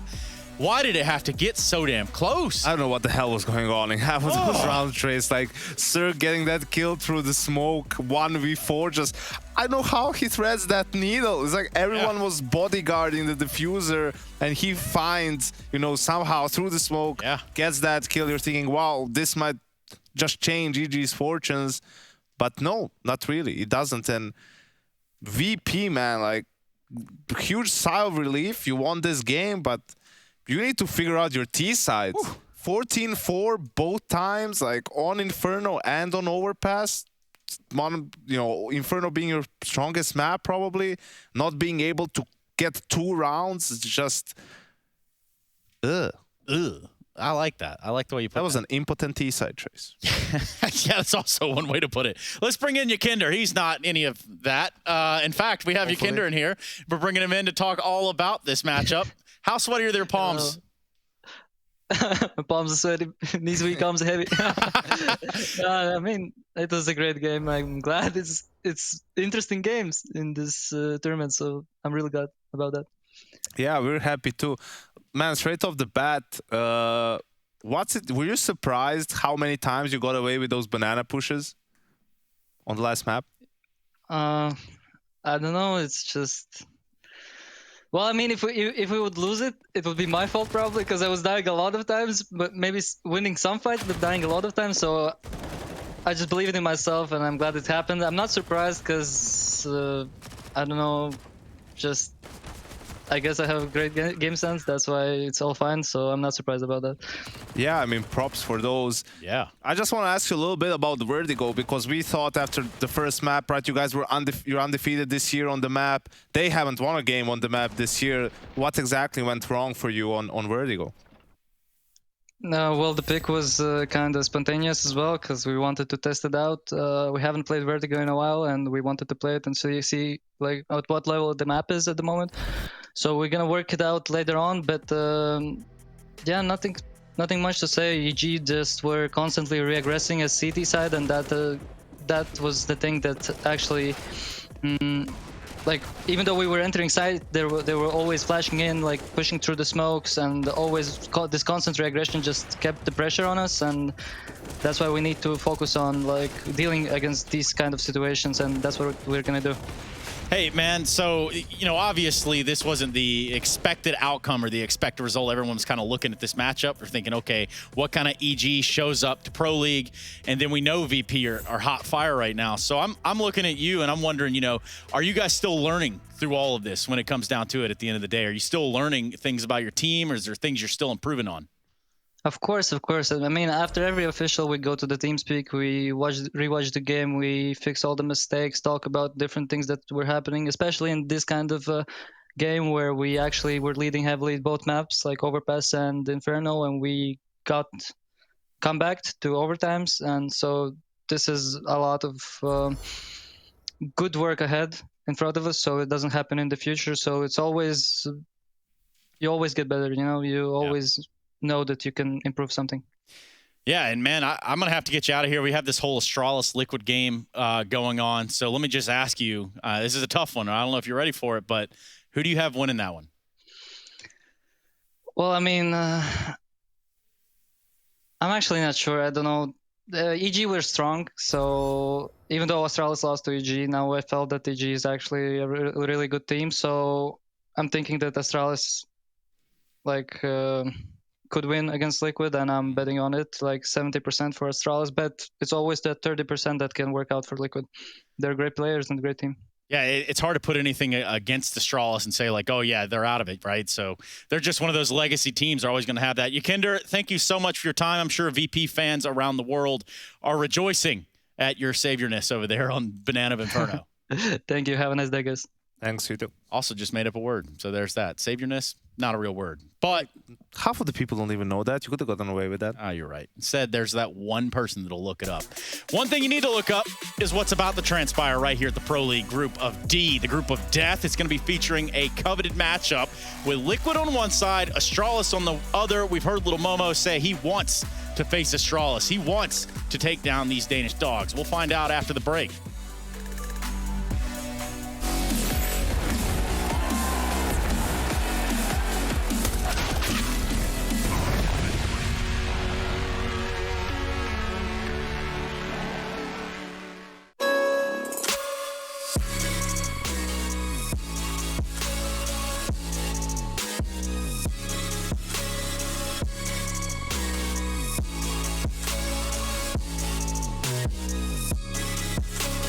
You love it, you wear it. What's your style? Get your merch at shop.eslgaming.com.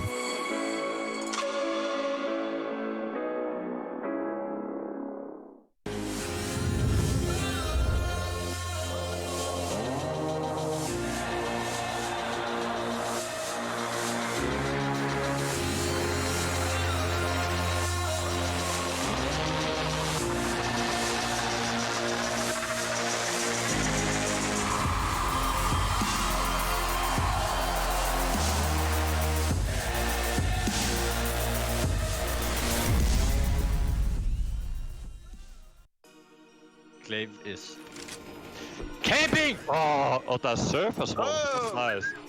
I did it. Kill him. Oh! Okay, Glaive, I like that. Imagine if he's rotating again. Imagine if he's actually doing it. Oh, he does it again! And again. It's the rotate king. Nice matches. Okay, can you hear me? Nice, yeah, I heard. Just stop sounding like an elephant. Are you an elephant? Oh my god, what a Top aimer. right, top right. The left!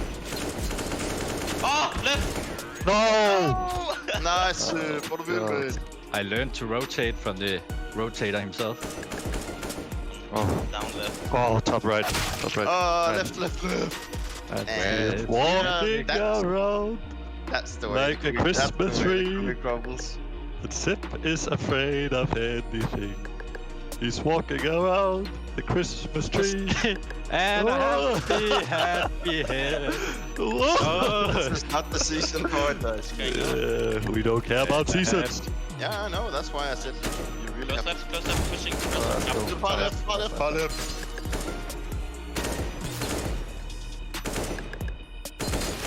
No. Oh, Really gotta win Mattis, those. you are crazy good today, my friend. I must say. Thank you, but Oh my god. Glaive, you just 22. I saw one going top left on left cam. One, he's left, middle left, middle left. Dead, nice. Man. Where is he? Please don't take the Far left. H's. Oh, Sim, push! Kill him! Oh my god! Okay. One top right, I think. I think I saw him. Left, Top right. top right, top left as well. And one push to some right. Oh, Peter. Oh, Peter Parker. Mr. Parker. One Top down right. Top right. Nice, Peter. Left. In the middle, right? Oh. Oh, down below. Top left and down left.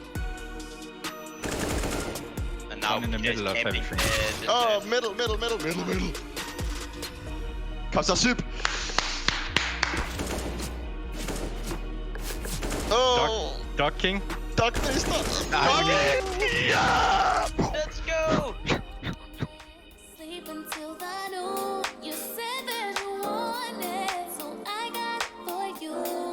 Let's all get together and show them how we ESL Pro League is brought to you by Gaming Malta, Intel, US Air Force, 1xBet, and DHL.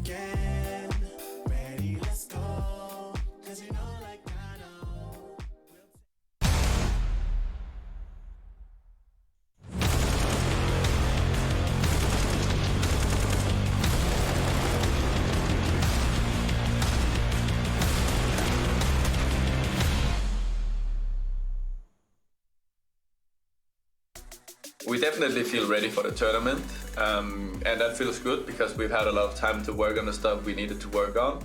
But you never know when the official game starts, how the team reacts. And as a team with a lot of experience, and now we're also going to be playing at our office, which is very exciting for the team. It's going to be good. I really believe that we'll have a strong showing in the group stage. It doesn't get any more El Clasico than this. Astralis up against Team Liquid here in Group D of the ESL Pro League Season 13, and this is destined to be a very spicy matchup. I'm Jason Kaplan, joined by the lovely Pimpers. We're going to be breaking this one down before we get into game, and of course throughout the rest of the match as well. But this is El Clasico. I don't know much about football, but I know the term El Clasico, and this is going to be an insane match, I hope. Two teams with a rich history when it comes to Counter-Strike, let's put it that way. Two teams who've been the worst rivals for I don't know how long. There was this whole period where every single final almost in international Counter-Strike was between Astralis and Liquid, and every single time Astralis would win it.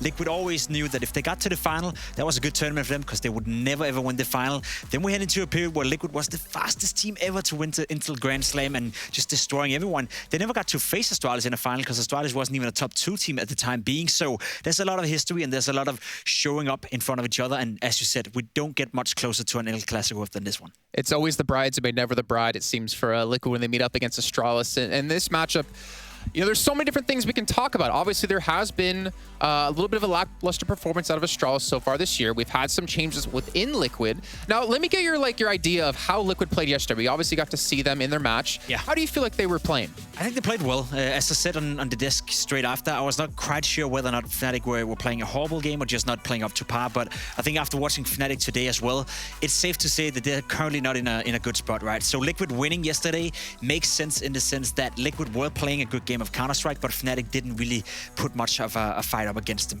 Couldn't even win against Endpoint today. That's a bit disappointing, but let's not talk about that. Let's not talk about that. Let's stay away from that one. But for Liquid, sure, first game was a good showing. They were in control throughout, you know, even though the first map was a close scoreline. To those who didn't see it, there was never any doubt that Liquid were going to win that game. So I feel very comfortable that Liquid is coming in with great confidence against Astralis. And speaking of confidence, you know, one man in particular that we have to talk about when it comes to confidence, it's got to be Fallen, because he played fantastic yesterday as well. We saw him on the 8AVP really put up a solid performance that the team desperately needed. Now, obviously, take a look at their world ranking. They seem to be getting, I'd say, better over time, obviously after that major slump towards the middle, but they haven't fully recovered in my eyes to be that Team Liquid that was always number 2 when it came to CS a couple of years back. No, because you see the highest placing they have right there is around 5, 6, 7, right? And in itself, that's okay. Modern days of Counter-Strike, I feel like, as we discussed yesterday as well, there's not a clear number 1 team in the entire world. That spot is up for grabs right now. Astralis is not playing their best brand of Counter-Strike. Vitality is struggling. Na'Vi is struggling. So there's no clear number 1 right now. Even Virtus Pro, you can make an argument that if they win Pro League, they could be in the discussion for being the best team in the world together with Gambit, which is crazy to say out loud, but that's the scenario right now. So if you're Team Liquid, you must be super, super motivated, because there's a real shot that they can get back into, maybe not into top 1, you know, or top 2, but they can get back into the very top. But isn't that like super exciting for viewers as well to realize that there is no number 1 team? There is no dominant force like Astralis was back in the day, and anyone could rise up and be that team. It should make for great Counter-Strike, should make for the fans to feel, you know, interested in the games and feel interested in how the teams are doing, not only in the playoff, but also in the group stages. So yeah, definitely. When it comes to the videos, we got, Overpass coming out of Team Liquid. That's quite interesting to me. Astralis have been flirting with the idea of playing a lot of Overpass recently. They've been flirting with the idea of implementing that into the map pool more. I'm curious to see if any roster changes is coming into Overpass. I could imagine that potentially, right? If there's any map that Bobski were going to play now, it could be Overpass potentially now that he's not playing Nuke. We don't really know. Dust 2 coming out of Astralis, that's a comfort pick right there. What I've seen from Liquid on Dust 2 is some of the worst Counter-Strike I've ever seen Liquid play on Dust 2, to be completely honest. We saw the Katowice when they were playing against Virtus Pro. They had no chance whatsoever against Virtus Pro and Dust 2. So if you're Astralis, I feel like that's sort of like a punish pick. The Nuke as the 3rd deciding map. We saw Astralis struggle on it yesterday. Yeah. Liquid, I mean, they're a good Nuke team, so I feel fairly comfortable that if it goes to a 3rd, it's a 50-50. So I think yesterday we kind of had this discussion about, you know, was Team Liquid looking exceptionally good, or was Fnatic looking bad? And I think this is the true test here now for maybe Liquid. But even saying that, I feel kind of hesitant to do so, because like you mentioned before, Astralis didn't look good yesterday either. So it's really hard to tell where Astralis currently sit at and really how good Team Liquid are at the moment. I mean, we saw EG as well put up a great fight here against Virtus Pro, really playing some solid Counter-Strike, so we must give credit to EG for playing well. Whereas for Astralis, you're right, yesterday wasn't a good day of Counter-Strike for them, and it's not necessarily the result yesterday, the performance yesterday I'm scared about. It's the whole start to 21 for them. It hasn't been great. Yeah. It hasn't been up to par with what we expect from Astralis. They're not out of it, they're not playing horrible Counter-Strike, they're just not up to the level that we expect. The Magix is struggling a little bit, Astralis as a whole is struggling a little bit. This game here against Liquid would be a good time to turn that around. Yeah, for their sake, hopefully they don't struggle here today in a very big matchup up against Team Liquid. We're going to send over to our commentators for our first map of this match. It's going to be Overpass, brought to you by Harry and Hugo. Ooh, lordy, I can't wait. Why did they let us cast this one? It's Astralis taking on Team Liquid. It's an El Clasico. Feast your eyes on this one, boys. We're getting into it. Delicious. And Zip, he's not messing around here. Back in with the Dorberas. Every pistol. Every pistol. Xyp9x is the official Dorberetta player of Astralis. All right. Get him locked in now. Where's this one going? Liquid, map pick, their T-side start. And they're going into middle late. Device is going to see that cross as well. Bomb spotted. Lots of utility on Liquid. dupreeh boosted con side. And AAA for Astralis. It's always the risk, right? A map like Overpass, not running heavy B out of spawn. If you get rushed, ooh, you're going to be left worse for wear. But at this point, the meta is so expecting to see 4 on B. We almost never see those pistol rushes. Right now, Liquid are taking long, moving back into short as well. In the connector, boosted is dupreeh, so keep your eyes on him, because he could come in clutch here as Liquid cross past. Yeah, big dupreeh. There's a nice little tap onto Stewie. And now will this just come down to the B play? Naf gets ahead of it. First man in, no one else is nearby yet. And Glaive through the smoke. This guy and his smoke shots, man, he's back on them. Back on his same BS. Look at Glaive. He crossed into the site and he's clinical in with the second. Wrapped all the way into water, but now alone is a Liege. And Fallen's left up in the clutch. A 1v4 required, turned into the 1v3. And dupreeh ain't letting it happen. Astralis get that pistol round locked in. And they get a good start here on Team Liquid's map pick. I love the way that the teams and players are still figuring out ways to hold on to this B bomb site with utility, right? Like just letting them out monster, dropping that smoke. Think back to like a team like Na'Vi. They're one of the teams that made the left side pillar smoke that electronic throws from the pit.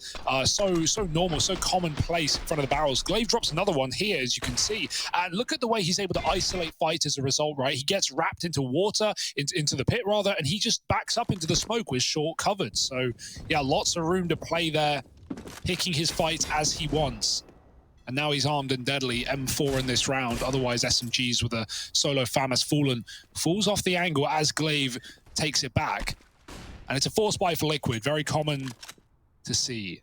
Even without a bomb plant, most teams want to try and crack that money early. So crawling through connector, we saw a lot of this from Liquid the other day. dupreeh, does he know? Because he's got his eyes on top mid right now. Turning back and at least trying to deal with his flank. Support from Glaive as well. So connector is not a worry for Astralis. Device still has the info on the A site as well. And even pushing through, Astralis is not waiting around. They punish play Liquid, catching them, setting up. And now Stewie alone should just be a quick 2-0 for Astralis. And I don't mean the series, I just mean this map. Just Stewie left alive with the Deagle. And even though that's a nice flick to find some damage, oh, even more. Oh, he will get the kill. All right. There's the wrap in through Con, though. And Magisk has got this round laid to rest. The one kill comes in. That's really the extent of it. Astralis, they get that 2-0 lead. And Eco now to follow for Team Liquid. I am very excited for this matchup, right? Yeah. I'm really, really curious to see if, if Fallen in the mix now for Liquid, taking over this IGL responsibility, having the fact that, with that, we've been getting more mileage out of guys like Stewie 2K. Is that going to be enough for Liquid to rise up and beat someone that they've had a feud with now for a long old while, man? Yeah. This Astralis-Liquid rivalry really does go back. It's worth noting that Astralis have won the last 9 series played against Liquid. That goes all the way back until mid-2019. So some time ago. Feels like a forgotten time now. And yeah, in all of those series, 8 of them were BO3s or BO5s. One was a BO1. So feels pretty good for Astralis. Good track record, right? But if there was any time for Liquid to, come in swinging, it would be off of this change, right? The recent boot camp here in Europe. Astralis in shaky form at the start of the year. But I feel like, you know, whenever Liquid are up against Astralis, Astralis are like, oh, come on, boys. For old time's sake. For old time's sake, let's bang them out. Will it be that easy, though? This round, yes. Eco for Liquid, but coming up after this one, it's going to be the big old buy.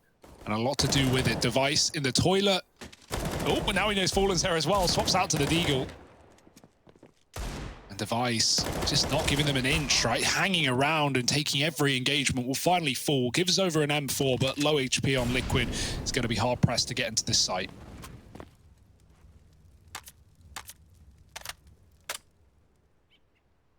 Yeah, they're boosting this M4 of Elise up, and he almost catches a player jumping, but not given that chance. This M4 with no armor behind it, at the full mercy of aim punch. He'll land that dink onto Zip, but up close here, tucked in at the Shrock is Dupree, and I'm relying on him to get this round locked in, and there it is. With the swing, he takes down all three in a matter of moments.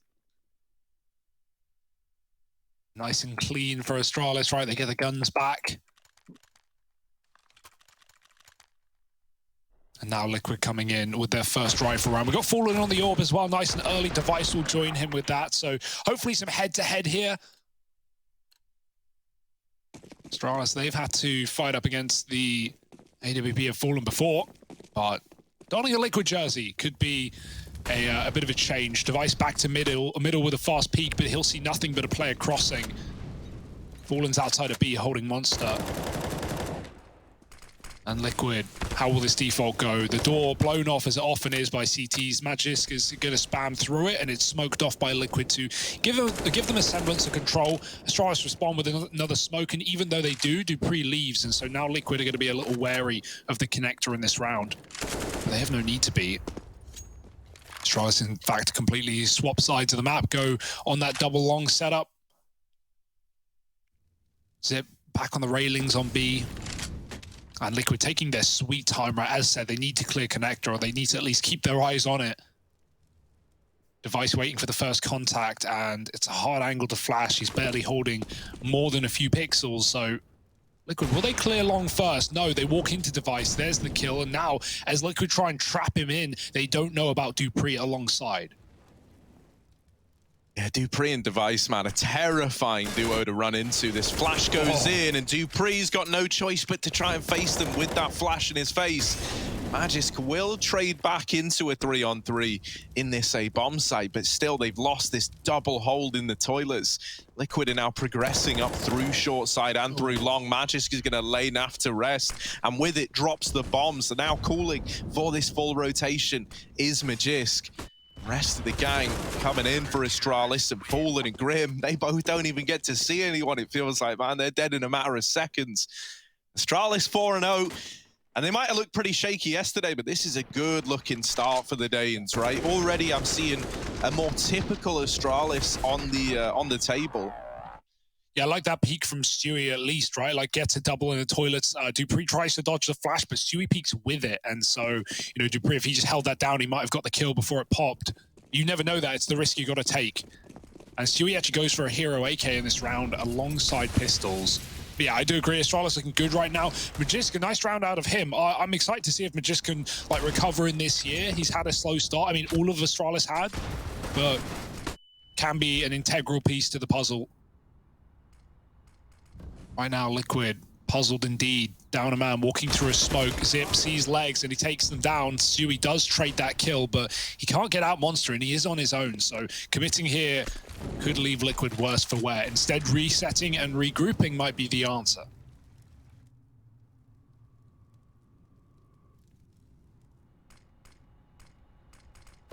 Yeah, they do have this AK on Stewie, and it's looking to do good on a B entry, but Magisk just gets rid of him. That AK's now gone. Liquid don't even really look like they're planning for a round win here. The bomb is still dropped at T stairs. Look at it. That's nowhere near you. That's nowhere near you. It'll be sad if they get this kill. Yeah, it'll be like the EG round yesterday, man, where like they get the kills and then they go, oh, if only we believed. Why do we think we're so bad? Look at this. The push in. But Dupree gets them both. And so in a way, everyone's a winner. Yeah, everyone's a winner there. Get it done, get it over with, get into the gun rounds, say Liquid, and they will. All in due time. See, I can't help but feel like, you know, even though Liquid are obviously very, very familiar with like the rivalry they developed with Astralis, no one is like more tuned into the stories around it than someone like Moses, man, who's going to be coaching this team, right? He will have been the voice that accompanied some of these past matchups, and now he's the guy trying to help Team Liquid come up with solutions to the Astralis problem. Yeah, good luck. Oh, look at this push in mid. Dupree is not waiting around. Oh, he can wallbang them. They're boosting. They have no idea how deep he's gotten. Caught mid-air is fallen, and Dupree is still stalling. Flashed out, goes back in, but actually the second flash is what gets him from Grim. It's Dupree dead, and Device still here in middle. Going to try and smoke the top of the connector and cover his teammate. Drops off. Almost a collapse, but one will do for Device. Trading onto a Liege and backing out to the toilet. He's got so many angles to fall back into. Oh, only legged on Stewie. You take that if you're Liquid, but this is not pretty right now. And he gets out. Device even leaving, man. Oh, he's going back in. Device is double dipping, not the triple dip. No one ever attempts it. Oh, he's back in again. And has to run for the hills this time around. Doesn't want to throw the AWP away, so he gets out of there. Oh, no, never mind. He's actually going back in. It's just another route into the fight, into the combat. Device. Feeling it. He's frag horny right now. Look at him go. In through the toilets. Grim and Stewie, they have dodged him for the time being. But with Glaive pushed up outside of Monster, if this comes down to a B play, Liquid is screwed, man. Real rough spot to be in. They're going to go back up through the connector. Doing so leaves them back in the eyes of Device. Look at how close he is to his screen. That's how serious he's taking it. He hears the footsteps. Oh, no. Grim shot in the back, and Stewie followed up on 2 as well. Device going to take 4 down and put Astralis up onto 6. Wow. Yeah, he's having a great day, is he? Woke up on the right side of bed. He's a Great Dane. Great Dane indeed, yeah. Dogging on Liquid right now. Woof, woof. And a really good start for Astralis. Yeah, like you said, just triple dipping, man. Going back in. This triple dip, man. This guy's not stopping. He's just peeking everything he can, and Dupree looks good as well. Dupree always looks good. Yeah, I mean, that goes without saying, but I thought I'd say it anyway. Liquid, however, a slow start on the T side of their map pick. Not what they had prepared. I'm just going to say, an Astralis, you can have this. You can have this free. You should make bobbleheads of the Astralis squad. Wouldn't you? Cool. I would own or like those Funko Pops or whatever they're called. No, the bobbleheads are better, I think. I would own a Dupree and Device bobblehead. Bobblehead. Yeah. Key clarification, but yeah. And I'd make them kiss. Ooh. So that's just for me. Look, Astralis 6-0 up right now. And Liquid down to pistols and armor again. This is a real beating. Grim, though, getting across. They don't know. Zip's going to check it regardless, but he didn't believe in the check. He looked and then was like, nah, I already know that's clear. But it wasn't. Grim's got the opener. Glaive decides, well, the best thing for me to do now is to get the hell out of danger. Don't dig this hole deeper. So he gets back into the toilets, ready to defend this A bomb site with his life. Yeah, they could walk the smoke. Stewie with a pistol on the other side. Could be a good move. Elise moving up on short as well. Glaive, oh, he even hits a bit of damage through the wall. Nothing significant as Liquid get closer. Astralis are full stacked. 4 players on the A site. What a setup. Like, believing in this. No bomb for Liquid either. They're so far away from it. Glaive gets tagged, re-aggressing on long. They have to eventually go back for the bomb. This is not a round that you're not expecting to make interesting, and they're getting fed kills. A second frag in the favor of Liquid. Device does trade, and you know Glaive is here as well. So Liquid have got a good bit of information that, hey, this site might be stacked, but what if we just kill them all? Fallen with the scout, taking down Device. And Liquid could go B. Look at Naf's position. He's outside of the water. But all these kills coming in from Fallen are just tempting you in. You haven't seen Dupree. He could be anywhere, and he is in the right place at the right time. But that bomb, still unsure, uncommitted. Fallen going to get that info for his team. Even hits the shot with his scout, and that will send them right down B. Dupree might have to save the AWP Device. He's on 8 health. Where'd it go? There we go. Dupree's going to get out of there with the AWP. But Liquid get their first round, and Fallen doing so much damage, right? Might have only got 2 kills in it, but he was constantly leaving you on low HP if you're Astralis, just harassing you with that scout. I've really enjoyed what we've got out of Fallen. Like, I'll be honest, right? To be kind of candid about it for a moment, I didn't. When they announced Fallen was joining, I was like, oh. Don't think you're the only one. Because, like, being real, you know, the stats hadn't been there for Fallen for a while. Is like, you know, all the Brazilian teams he'd seen him in had ultimately, like, kind of tried and failed. But if we can get this second coming of Fallen, man, that would be one hell of a story. And the stats have been there for him individually. The cooling has looked great for Liquid. Like, you know, just having Fallen in as well gets you that much more out of Stewie 2K. And so I think that in and of itself is worth it, let alone when you focus on what Fallen's been bringing to the table. It really is a very exciting prospect, the fact that he has been looking so good as an individual. Yeah, and you know, hypes up the team as well. Like Liquid certainly look reinvigorated after the departure of Twist, right? No questions about Twist's ability, but maybe the vibes in the Liquid camp weren't up to cut. And now they certainly are. These guys seem pumped and ready to go, finding their first with an eco round as well. Good stuff from Fallen and Grim, 2 apiece. Now Liquid, well, they need to show it's not just a one and done. It's not just a fluke. Got to build on what they've started. Device back to Toilets with the AWP. Fallen's holding B again with his. Naf trapping. Zip on the right side. And Dupree actually fighting for Connector this time around. So, oh dear, Liquid, they get flashed out. Grim blinded from B, and Magisk setting Dupree up for an opening kill. Grim has been flashed by that exact flash like 4 times now in the Connector. He's been getting wrecked by it, but very, very often has he actually been punished, right? Usually he's been flashed off the angle and then just been allowed to reset. That time he gets killed, just annihilated, never even sees them. Device now up close in the divider and rids them of Stewie 2K. Naf and Elige left up in the 2v4. Elige trying to get some progress in through long, but Device is not giving you anything other than bullets today. That's all we're getting out of him. Naf left up alone. Late in the long angle.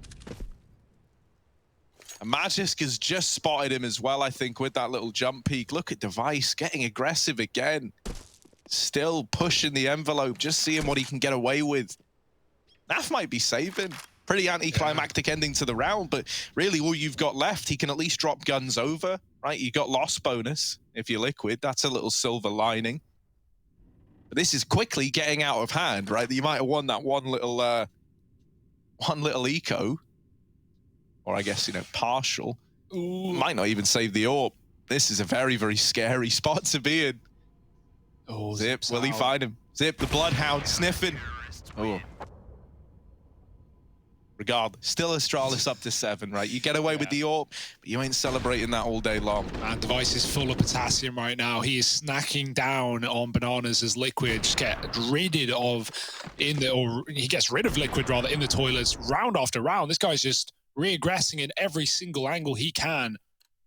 And it may be Liquid's pick, but it certainly doesn't look like it with what we're seeing out of Astralis. They seem more comfortable than ever on a map that they have had, you know, tragedy on recently as well. Like, really struggling to close out overpass games, even with close scorelines, but this one is not a close scoreline at all. One-sided as they come. Device back to middle. Liquid again on a default. Astralis have continued to lean B in almost every one of these rounds. But as things get quiet, they move players up that top side. They know Liquid are taking mid with numbers. The utility gives that away, and Device, come on, not through the smoke, man. Give us a break. It's going to fade. And Elige doesn't know how close he is to death, but he sees through the smoke and catches Device with no info. Damn, Dupree, your time to shine now. Magisk can flash him in. He's got one primed and ready to go. Dupree back in the toilets.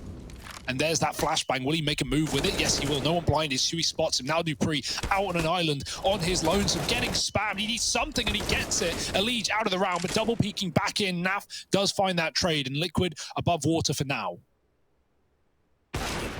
Oh, Fallen's AWP. Wow. Looked like he had that one dead to rights, but instead he's dinked. Liquid, they might be a man up, but my God, does it feel claustrophobic if you're them right now, right? Like, Glaive's pressuring you in con. You've got 2 fighting you back in the site. You're kind of trapped in the toilets. And Glaive's even pushing the boat out more than that. He's wrapping through con. There's so little time left that Liquid pretty much have to commit to the A play. And so Glaive's able to get away with murder in the back lines. Now the push looking to come in. 15 seconds, by the way. This bomb on Naf is dropped by Magisk. And there's Glaive's flank finding another. Fallen just looking to save, just looking to stay alive, and he could even get denied that privilege. Lives to tell the tale on the first, and now just has a few more seconds between getting out of the round with the AWP. Yeah, one thing I really like that obviously almost every team does now on Overpass is blow that door off. And the cool thing about it, not only does it let you spam from B short, but also get info from the B site as well on jump spots, etc. You can even see it from heaven. But right there, it shows how good it makes the flank from Glaive. If you come up connector on a flank as your B player, when your team is stacked A and the T's are moving up toilets, they'll hear the door, they'll know you're flanking, they'll keep their eyes on that, and then they'll kill you and go back down to B. But because the door's blown off from the start of the round, Liquid never know when Glaive is actually activated. They did get the spot in, and they had to commit due to time anyway. But just in general, the ability to get up silently on that flank and be way more effective, be way more speedy into the round, rather than just retaking after you've lost A, I actually like that for Astralis. So very favorable, and a bit of a problem that Liquid couldn't solve with such little time in that round. And look, the last 2 rounds coming down to time here for Astralis. Both of them being AWP saves from Naf and Fallen. And so he does have that yet again in this round, but grim consolation to the scoreline. Taking some B control now for Liquid. And oh, look who's here. It's Device. Ew. Watching Device, man, I don't know. Always makes me nervous. I feel like, you know, even when he's on these pixel angles, he's just going to nail you on the cross. Feel lucky if you're Stewie there to have survived the passage. I'll get spammed by Glaive. As we know, you know, like Glaive, the king of spamming, be it smokes, walls, whatever, you name it, he's spamming it.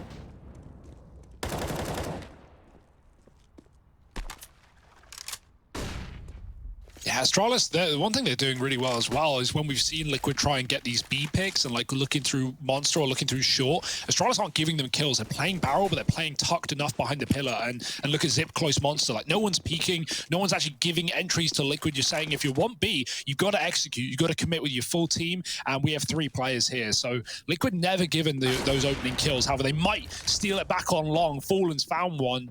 Dupree pushed it with no flashbang, punished.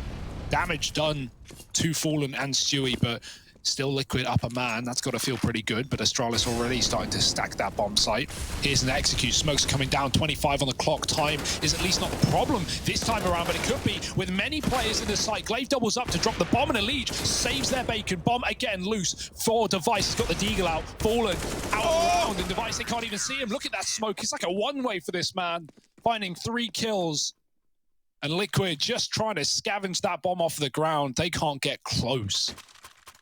And when he does stuff like that, tell me you wouldn't buy a Device bobblehead. Come on, Astralis up to 9.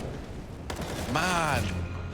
Dirty. Device is looking scary today. Like, really is just something else. And this smoke was disgusting, by the way. Like, we were watching that from their POVs as they're trying to get it. You could not see him at all. Massive gap. And yet to Device, it's like, you know, he just sees everything. He's like the oracle of that A-bomb site. Yeah, he's borrowed Glaive's monitor. Smokes, never heard of him. Rounds, never lost him. 9-1. Effective are Astralis. Back in form, perhaps? Don't want to get ahead of myself. You know, it's interesting. This is the group of death, right? So we're still trying to place teams in their current form. We go, oh, Liquid, they beat Fnatic dominantly. That looks amazing. Then we watch Fnatic lose to Endpoint, and we go, ooh, Fnatic, ooh. What's going on, boys? And now we see Astralis beat Liquid. Like, we're building up this mental picture of where each team lies. I do, however, think, despite that loss earlier for Fnatic, I think Endpoint are definitely a force to be reckoned with inside of this group. Yeah, of course they are. I think they could find some upsets here. And they're already off to a good start. Liquid, however, not quite the case. Back to middle, Elige tagged by the AWP. I'm just going to get ahead of it. Endpoint beat Astralis. I said that yesterday and you laughed at me. No, yeah, but you're right. Yeah. We had a little thing. We had a little chat. Well, okay, after watching beat this game, I no longer think that. Nah, Endpoint beat Astralis. Well, we'll get there when we get there. Liquid are getting to A, and they're getting there fast. Yeah, look at this. In they go. The molly's down, running through it. Our team Liquid, they try to go fast because time's so often been their undoing. But when it's not time giving them the short end of the stick, it's Dupree and Device lighting them up in the site. It all comes up in favor of Astralis. Dupree with 3. And the rest of the gang chiming in for a kill apiece. Astralis up to 10, reaching double digits. Team Liquid, your eyes don't deceive you. They've only got 1 round. And so this is where they're going to look to bring in Momo. They've used all their tactical pauses in 11 rounds. Really? That's what it said. I don't remember many pauses being I don't recall called. any pauses. But it said 0. It's gone. Oh, okay, yeah, it was just our graphic, maybe. Or maybe I misread it. I'm good. Everything's fine. Who knows, Harry? Yeah, Either man. way, Point is, they've used some pauses. Here they are. This has gone by. No, that is right. Yeah, that is right. Yeah. Sweet. Yeah, this has gone by so fast, right? Like Astralis, we know they're schedule fans, right? That EG game went to OT, it went the distance, it went on an hour over schedule. So Astralis, they're putting us back on track, Harry. They're giving us a nice quick map to get back in control of our evening. However, don't make it too quick. I actually do want to cast today. Yeah, right? Like, there's returning us to schedule, and then there's ruining the day. And Astralis, they're towing that line right now. Yeah, we're watching you boys. Suey with the scout. Often see it in his hands. The only round Liquid have won was with this exact buy, right? A scout and a bunch of Tech 9s and Deagles, but Device dealing death to a Liege, and he won't be done with one. He's got Stewie as well. Dupree was low, so he can't get out of the connector. He gets killed in it, and Device missing his Deag shots, a rare case, finally puts Liquid back in control. 3-on-3, could this be their second? There's a chance, there's a hope. Magisk getting aggressive at long, just spots Naf, and they lose Grim down at the B site. Now Naf's going back, throwing himself into the firing line. Fallen, trying to get tricky with it, trying to get cool, and in the end, he's put in the grave by Magisk. 11-1. I don't know what to say at this point. Harry, you're a monster player on Overpass. Yeah, I don't mean you're sick. I am, though. I am a bit of a monster on this one. You play a monster. Do you feel like Zip right now, 2-5, hasn't played into a round? I mean, no. This is just how it goes at Monster, right? Yeah. Either you're getting 5 players come your way very quickly with a lot of everything, or you see nothing and you're just kind of rotating and telling everyone, "Oh, good job, guys, good job." Like. That's the game that Zip's getting, and that's fine. That's fine. Second half, that's when we can see Zip come alive, or when he's finally dealt a B play. When you're in Zip's position, you're not responsible for every round. You're only responsible for maybe like 2 or 3 in the game. But it's like as long as you hold your own when it matters, you're still feeling good. And that's what we need to rely on Zip for. Yeah, they're just assisting him with smokes. Device throws one from the A site back to Monster. Bye-bye, Fallen. No angle for you. And that's a good thing as well. Zip's not getting antsy. He's not getting, annoyed by the fact that he's not playing into rounds. He's just tucking. He's in the same position every single time. Oh, Device decking Naf. Justice reigns from above. 11-1 and 5-on-4. Nice. Nothing getting easier for Liquid. And yeah, Zip's still waiting. Magisk is trying to steal his monster kills. Have you no humanity, Magisk? Zip's ready, man. He's about to get his first round, and Magisk is here. Like, nah, buddy. Mine. All mine. Look at him. Look at that look of determination on his face. Magisk ain't messing around. Magisk ain't messing around. He means business. And so as he gets delivered this monster play, maybe that's where we see Magisk business brain start turning. Looking to convert these bodies into wads of cash. There's the swing. Magisk with 1. Grim's going to trade it. Zip, we've been waiting. He's been waiting for his time to shine. But of course, Glaive going to snatch the kill away first. Zip having to fall back. Dupree's even coming in to steal some of these kills. And just falling out in the open. Missed shot from heaven. Gives him a second chance at life. But there's Device locking it all in. And somehow, the only man who doesn't get a kill is Zip. Right, here's the question. Answer on the socials now. Who gets more kills in this map or in this series? Is it Zip or is it Bubsky? Because that's a big one. That's what I'm wondering. All right. Because right now, Zip just not getting any action. I don't know, man. Magisk, he gets the 1-for-1 Monster. Glaive swings in, Zip hiding in pit. The thing about Zip, man, is he's very, very smart. Like, his whole mantra is like, play with the team and play not to die. Whereas some of the other guys in Astralis, like, I play for the big momos. I play for them big moments. Yeah. Moments I don't think anyone's going to forget. Nice. And Zip ain't like that. He plays for the round win. So it's not necessarily the most, like, in a clutch, that's where you see him come alive. That's where you see the real Zip. Well, here's another chance for Liquid at 12-1. They've found an opening kill. However, they've had a few in this half, and it's not really netted much. Reboost at B. Magisk putting Glaive up, or vice versa. They're figuring it out. And he catches Stewie. Easy peasy for Astralis. back into the 4-on-4. And back to the A side for Liquid. Things have gotten awfully quiet at B, and Device has confirmed that with a kill onto Elige. It feels like wherever Liquid go, Device is sat, scoped up, ready and waiting. Minute on the clock. Time is not the problem. But Astralis certainly are. At least proven to be. Liquid grouped up for this A execute. So many long angles for Device to pick his fights. Flashed out. Nice stuff from Fallen. Grim gets that kill. Now it's onto the truck. Zip is gone. Swinging into that 1v1. And now Liquid with the best opportunity yet at a second round. And it might be so. Astralis saving, giving the respect over. And more so just not only due to the positions, but the money as well. Zip and Device have cash for days. And actually, now that I say that, they could just go for this. Like, there's almost no reason not to, right? You don't have a lot of loss bonus, so this does mean you have full utility in that next round as well as the AWP, but yeah, Astralis playing it by the numbers, safe decision, could have gone for it, could have still bought in the last, but not the end of the world. Giving away 2, is it? Also, Hugo, you might remember an old saying, right? Those who are born in March are probably just better than everyone else. Ah, who said that? Right, it's a famous saying. I think it was... Socrates. Yeah, yeah, Socrates, actually. That was who said it. Well, it's Dupree's birthday today. Ah. Happy birthday, Dupree. Shout out the Dub one time. I love Dupree. And so the fact that it's his birthday and he's out here for a whole other year, damn, that's big. Yeah, big news. Just trying to get it over and done with, man. Get to the celebrations, get to the cake and confetti, or I think I saw earlier they already had cake. Or have some more cake on me, Dupree, with a game like this. Yeah, man, yeah, you burnt that cake. You burnt it. It's a big cake, and Dupree's hungry. Here he is. Got 18 kills in the game so far. All right. And down here towards the short side, Zips finally decided enough's enough to give him the horns. He gets aggressive. They mess with the ball, and that's what happens. Stewie looking for this pick, trying to get them back in. He gets spotted. No re-peeking off the back of that. Well, you could in a normal game. This is not a normal game. Through a smoke, Elige dead. On a lurk, Dupree does find him. And a free upgrade as well. Damn, it feels good right now for Astralis.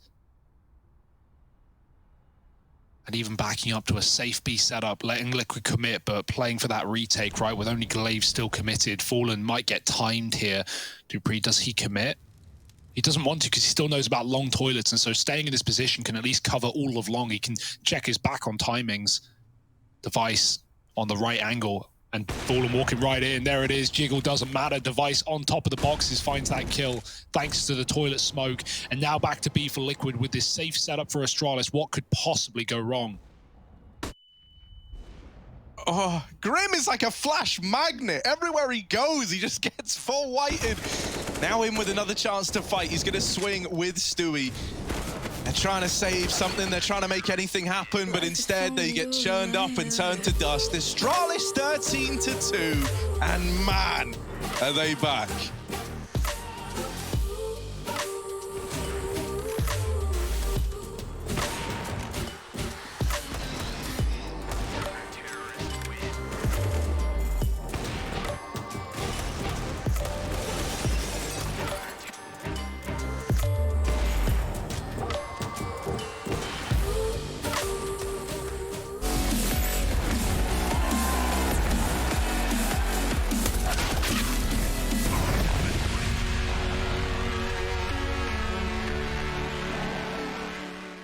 Hey guys, Naf here from Team Liquid. I'm going to show you guys a little bit of tricks on the overpass CT side.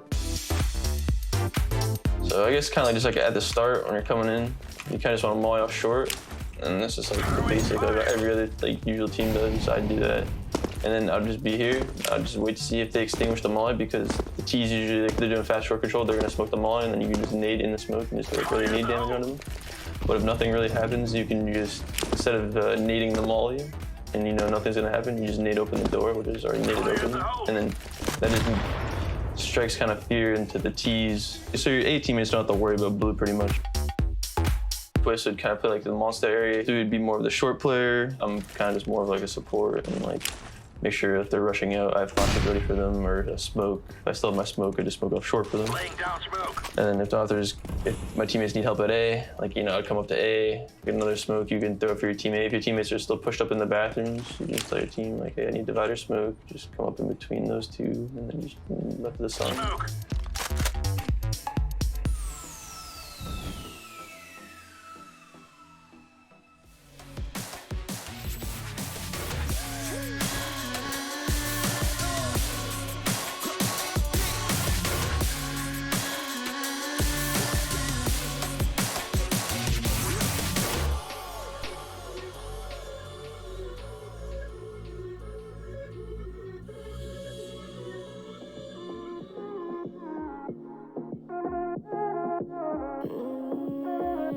Chiqui, escucha loco, siéntate y relájate un poco, que en esta vida el tiempo es loco, puedes perder momentos preciosos y sepas que cuando pides ayuda yo me levanto, todo lo que tengo lo comparto, y aunque me sienta triste yo canto, ay canto, vive una vida llena de personas que te quieran, que te respeten de veras y que lloren cuando mueras. Deja de mirar la acera y levanta la cabeza, sigue pa'lante y no temas, resolverás los problemas. Ay mamá, si una cosa no te gusta, cámbiala, si la situación te asusta, enfréntala, si la vida es injusta, tú grita, deja de callar, escucha, sigue la alegría.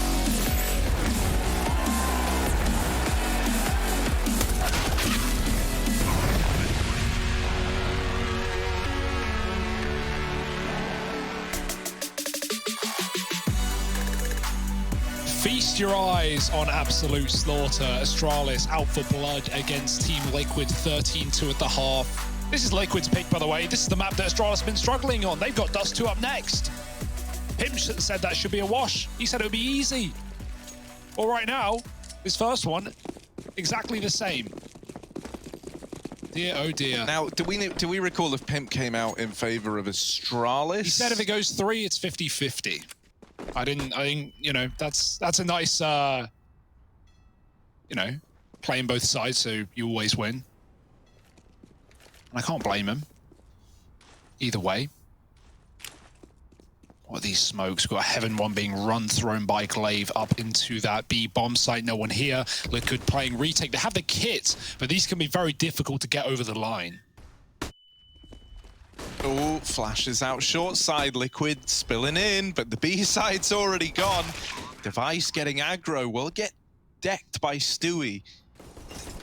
An advantage taken for Liquid. They're trying to make this CT pistol round happen. Now they're hounding down Stewie here in CT, but short side is what you've got to worry about. They run it down. Glaive will trade and we're into a 2-on-2. Out of Heaven is fallen down into the pit, and Glaive is still fighting here, going for his infamous smoke shots. Tag now, and the knives are out, but Fallen steals the kill away. You've still got to worry about Zip. This is what I mean. Zip plays to not die. That's his whole mindset. Now with the peak, and this is why he's so good in clutches. Doesn't unleash his true potential till he's all alone, and it's required. 3 in the round, and Astralis are up to 14.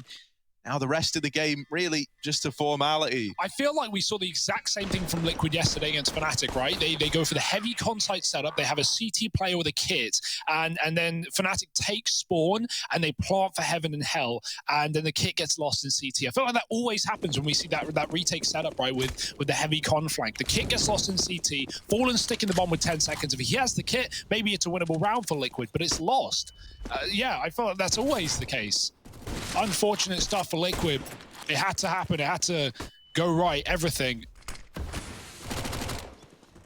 Fallen chasing up long, running away. The MAC-10s in hot pursuit. Zip with the hero AK. I say hero, the solo AK more so. Astralis, they're here to close it. Liquid had to force here. There was no choice in the matter. Hugo, why are you still talking about this game like Liquid can turn it around, man? I admire you for wanting to believe. Wow. And I'm never one to write off a team before the game is over. But what are you doing right And yet now? here I am, writing off a team before a game is over. I'm giving them the respect that Astralis won't. Oh, I mean, yeah, someone's got to, right? Stewie's out of the round, and we're down to 4 for Liquid. While this is like a sad first map for Liquid, my goodness, is this nice having Astralis bringing this form, especially after how shaky they looked yesterday. Out from short, Grim's Deagle trying to deliver, but Dupree and Magis trade it right back, and Liege isn't ready to let go of this B bomb site yet, and that smoke is a little bit problematic for Magisk. He can't get out of the short side, so Zip's got to do a lot of the heavy lifting, and instead, he's dealt with. There's Team Liquid in with a third. The double scouts get it done. Leach took the MAC-10.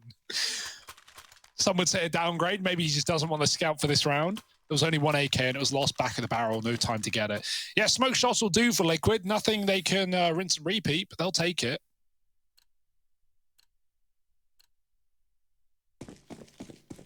Astralis, they've got more than enough breathing room to still get back in control of this game. I say get back in control like they're not in it right now. More so the money in the way. Fallen, scouting middle. It's going to get flashed off. Something that never really happened to Device in that CT side, right? When did he ever look uncomfortable? He would get a shot off, he would reposition, he would get another shot off, and rinse and repeat, rarely blinded. Dupree got a clear connector. Will he hard check a Liege here? Will he just clean him right out of the corner? He might not have a choice. The Liege peeks in first and takes that kill. He can't escape out B water. They don't own it. And Zip is lurking nearby. He actually gets flashed out by his teammate. And Zip is just left to go get the bomb. So Liege can duck and dive and out of the area, but instead he stays in con, and Glaive going to run through his smoke. One shot will do it, but he can't find it. Liege, another smoke kill from him. 5 on 3. Liquid look good to get this one over the line.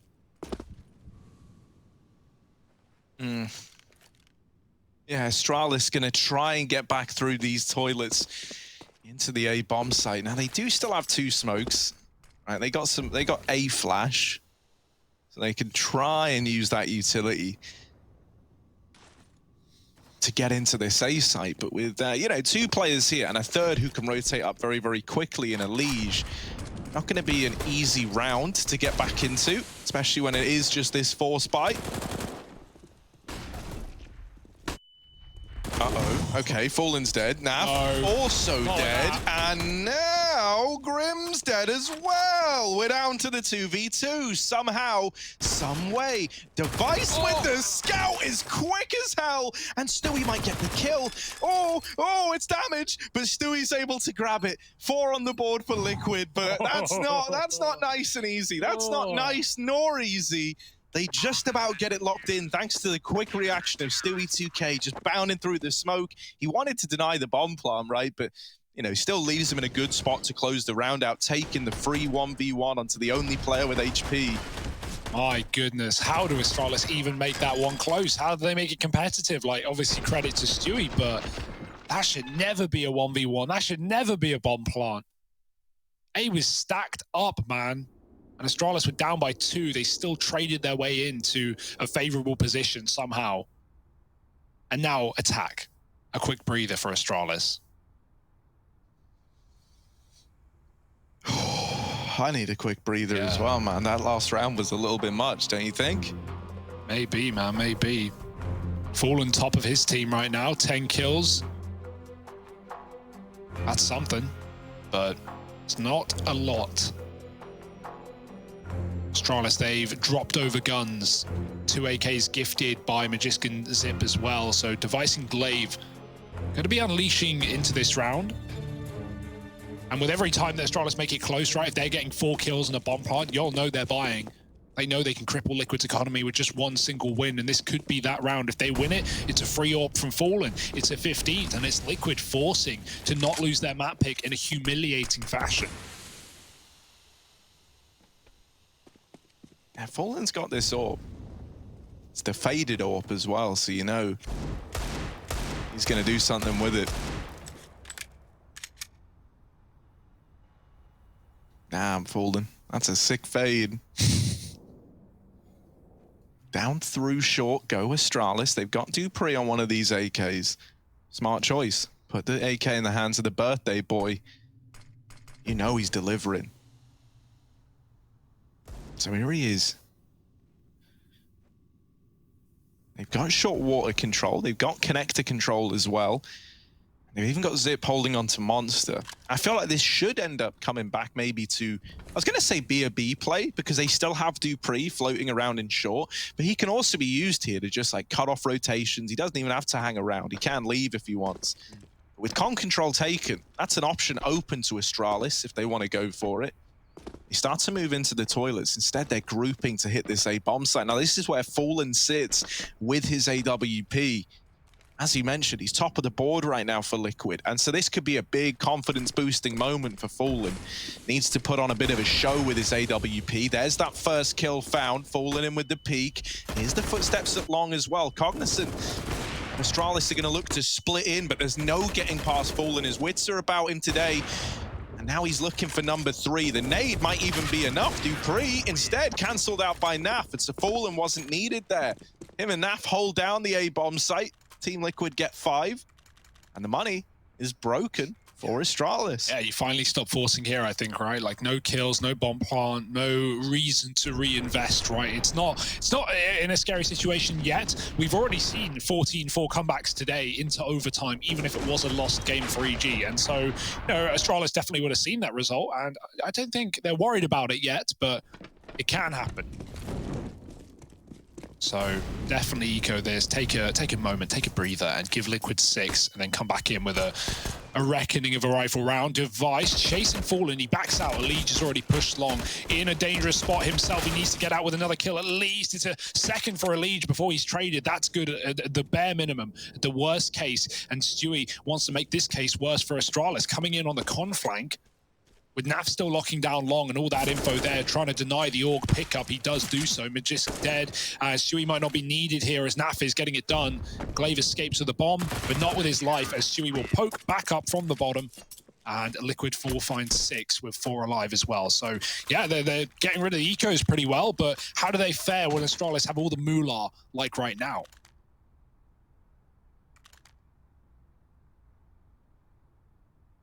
Still, there's absolutely no way that anything could go wrong here for Astralis, right? Oh, dear. There's no way that Liquid pull this back. Would you say unlosable, Harry? Unlosable. Okay. Much akin to ships that have been unsinkable. Yeah. So take a look at this. We've got the rifles back out now for Astralis. Double orb. Any utility getting thrown over mid, Fallen waiting patiently, and Stewie on that secondary orb. He's looking to put it to good use down at short B, just peeking in towards the connector. Holding for this water cross. Oh, the timing. Magisk was holding for exactly that. And then he's like, nah, they ain't peeking short. The moment he tries to look somewhere else, oh, that's when Stewie rounds the corner. Man advantage taken for Liquid. 5-on-4 and Astralis grinding to a halt, trying to regroup up back here in middle. You know about Stewie's AWP. I've yet to uncover Fallen's up at the A-bomb site. Yeah, this smoke as well coming down will deny Fallen more room with the AWP, but he plays in the toilet instead. See many a clip from this guy in this position. Careful. That hole caused the death of your teammate. You don't want to give Stewie any more. He has backed up at least, but that door getting swung is info for Liquid at a bare minimum. Stewie holding for a boost.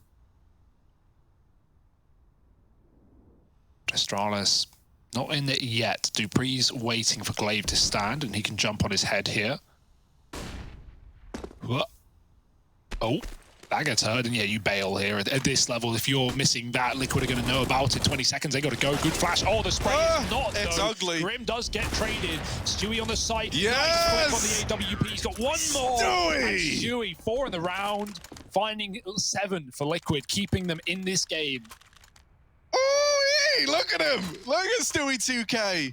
Lighten up the scoreboard. Like that. I love it. I love it when we get the Stewie know and love. Delivering. Putting up 4. 1 at the start of round 3 to close it. I don't know what it is. There's something about Stewie. It's like when he's secondary AWPing, he's like better at it than when he was having that stint where we saw him donning the AWP a lot, right? And it was kind of juggled between him and Naf. Obviously, he was IGL in then as well, so I imagine it's a lot harder to be scoped in, no mini-map, trying to tell everyone what to do. Yeah, it's one round as well. Let's well, you know, Hugo. See if he can do it again, Harry. I think he can. I think he can. Big Stu on the AWP. Lots of faith. So much faith in Stewie 2K. Yeah, with this setup as well, it's nice for the AWP, right? Very passive. I feel like I've just cursed the ever-loving hell out of the guy. But let's see. Big Stu, AWP, Grim down in water as well. They're getting close. They're getting in his face. Grim's not budging, though. He's not ready to give up this B bomb site. And here he is holding the fort. Finally bested in the head-to-head. Naf, able to swing out, able to get things back under control. He's left it just on one man. Now Dupree, while he's good for the first, will get traded right away. And so Liquid are onto 8. Yeah, that was falling in heaven with the AWP. But like I say, you know, nothing really could go wrong. Could at all go wrong for Astralis here. No. Surely not. We've never seen it happen. Unlosable was the word used. Unlosable, unsinkable. Yeah.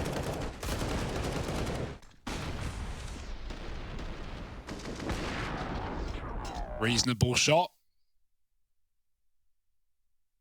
And Liquid, hey. Also, Fallen looks really good in a Liquid jersey. Big fan of that. It suits him. Look at him with the fade again. Damn, Fallen, nice fade. Here he is, over here in mid with the AWP. Ooh, spamming could kill Stewie right now. He's out on a limb on the short side. Astralis don't want to give away the fact that they're 4B right now, so no one fires a shot. They walk Monster. Molly's come down. They go right through them. Dupree leading. Man on the side, they got to get past. Grim has nades out. He has no idea they're already out. He thinks that Molly trapped him. It did nothing of the sort. Dupree deep in the site. Stewie back towards CT. Needs something here from this position. And they're not giving him an inch. They're not giving him a fight. Molly and Graffiti flash in the face. Stewie still stands by, waiting for his time to strike. Astralis get the bomb on the bomb site, and they can plant it as well. There's no one here to stop them. Wallbang attempted, Wallbang connected, but not enough for a kill. Molly will push Zip out, and Astralis just fall back. 5-on-4, chilling in the bomb site. Reasonable damage from Glaive, who, as we know, doesn't see walls or smokes, but now the... Oh! They didn't believe! They didn't believe! And now Zip almost takes it all away. Stewie trying to recover, trying to save this, has fallen alongside him. It's the two AWPs fighting back in, but Device waiting, wants these AWPs for himself. There's the Deagle, failing to connect, and Device is going to lock it in, grabbing an AWP, and it's Astralis up to 15. Devastating stuff for Naf, man. He checks it, and he's like already made up his mind that there's no one there. He's looking down, turns away, it dawns on him. He like double takes the spot, but it's too little, too late. And then Zip goes on to do that as well, right? Like it's not even like one kill that gets traded. He wins the round off that position, really. And Device back on a pistol round. Glock v Deagle wins it out. And hey, I didn't think there would be time in this map for Device to drop 30 kills, but as Liquid have longed it out just that little bit, Device sits one away. My goodness, this is a great game for Astralis.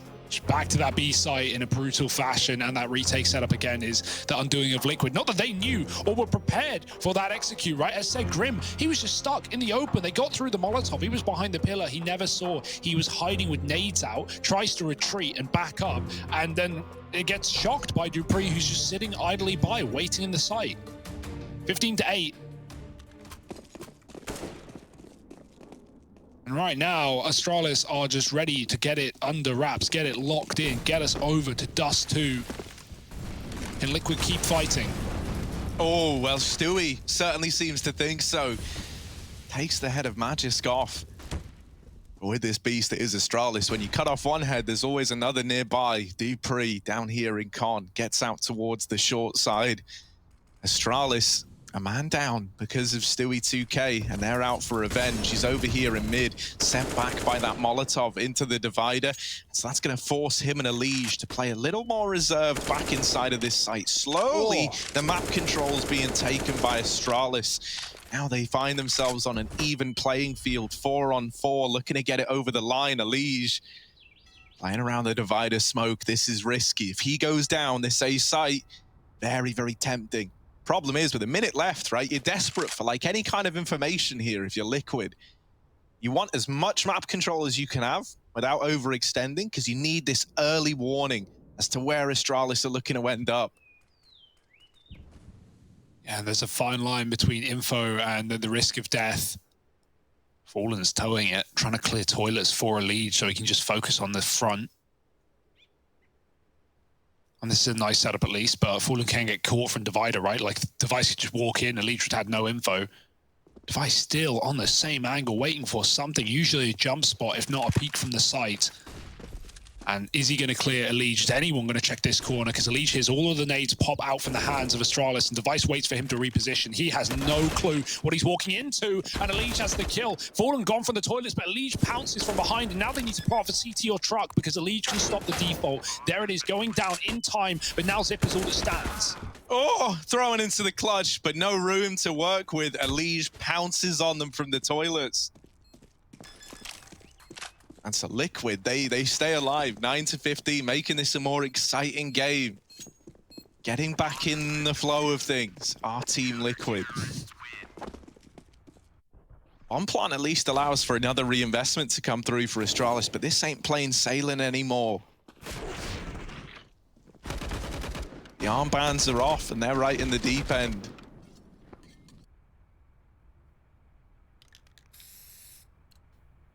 Yeah, thrown from the training pool into the ocean. But still time, still chances, still overtime even. Not that Astralis are thinking of that yet. Double orb again, Elige flashed out of middle. He's really been pushing the boat out, right? Trying to take these early kills, push up on long, walking through smokes on T side, playing reckless.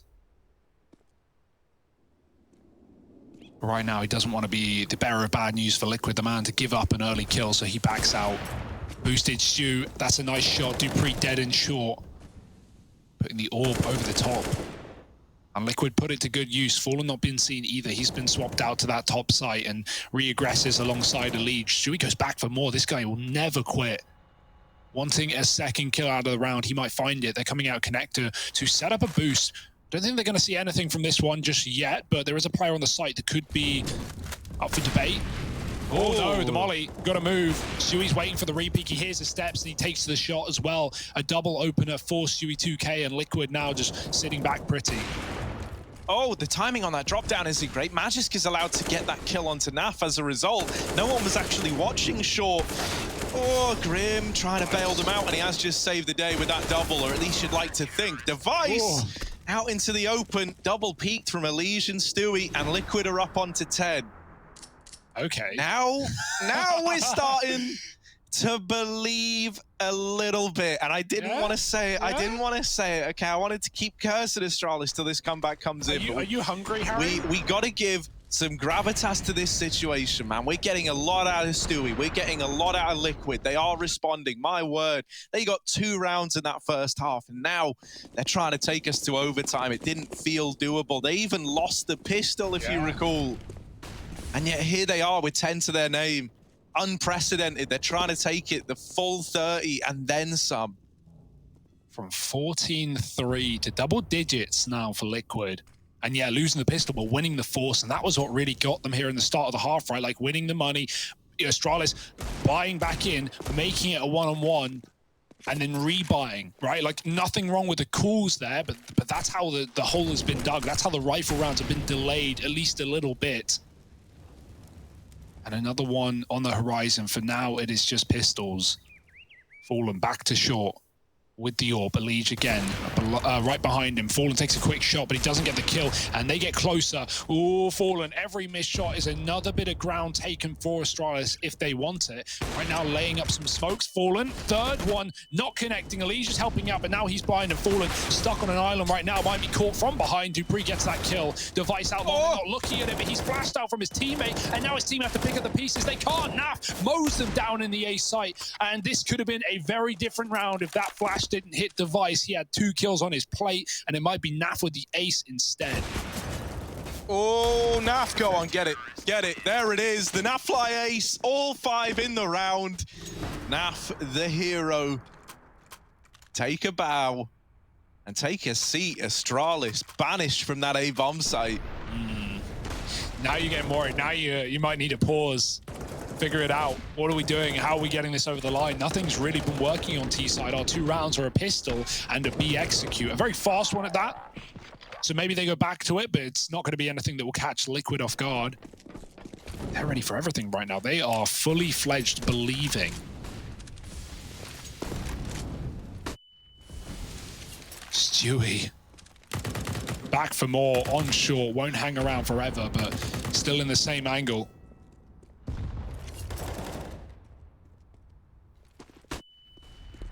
NA, they want this, they need this, especially with the news of Cloud9 coming down the pipeline. Liquid want to do NACS proud, and finding this comeback, doing what EG almost did but couldn't quite. Could be one hell of a hurrah, sending Astralis 0-2 in the group. A rare case to see, but we're not there yet. 4 rounds separate these 2 teams. Astralis, this is it. We got Device on the Krieg with Zip as well. No AWPs here. Liquid still run this double orb that has really got them to the position they're in now. Oh, jump check along Elige. Wits about him. And with the first, Magisk will trade it.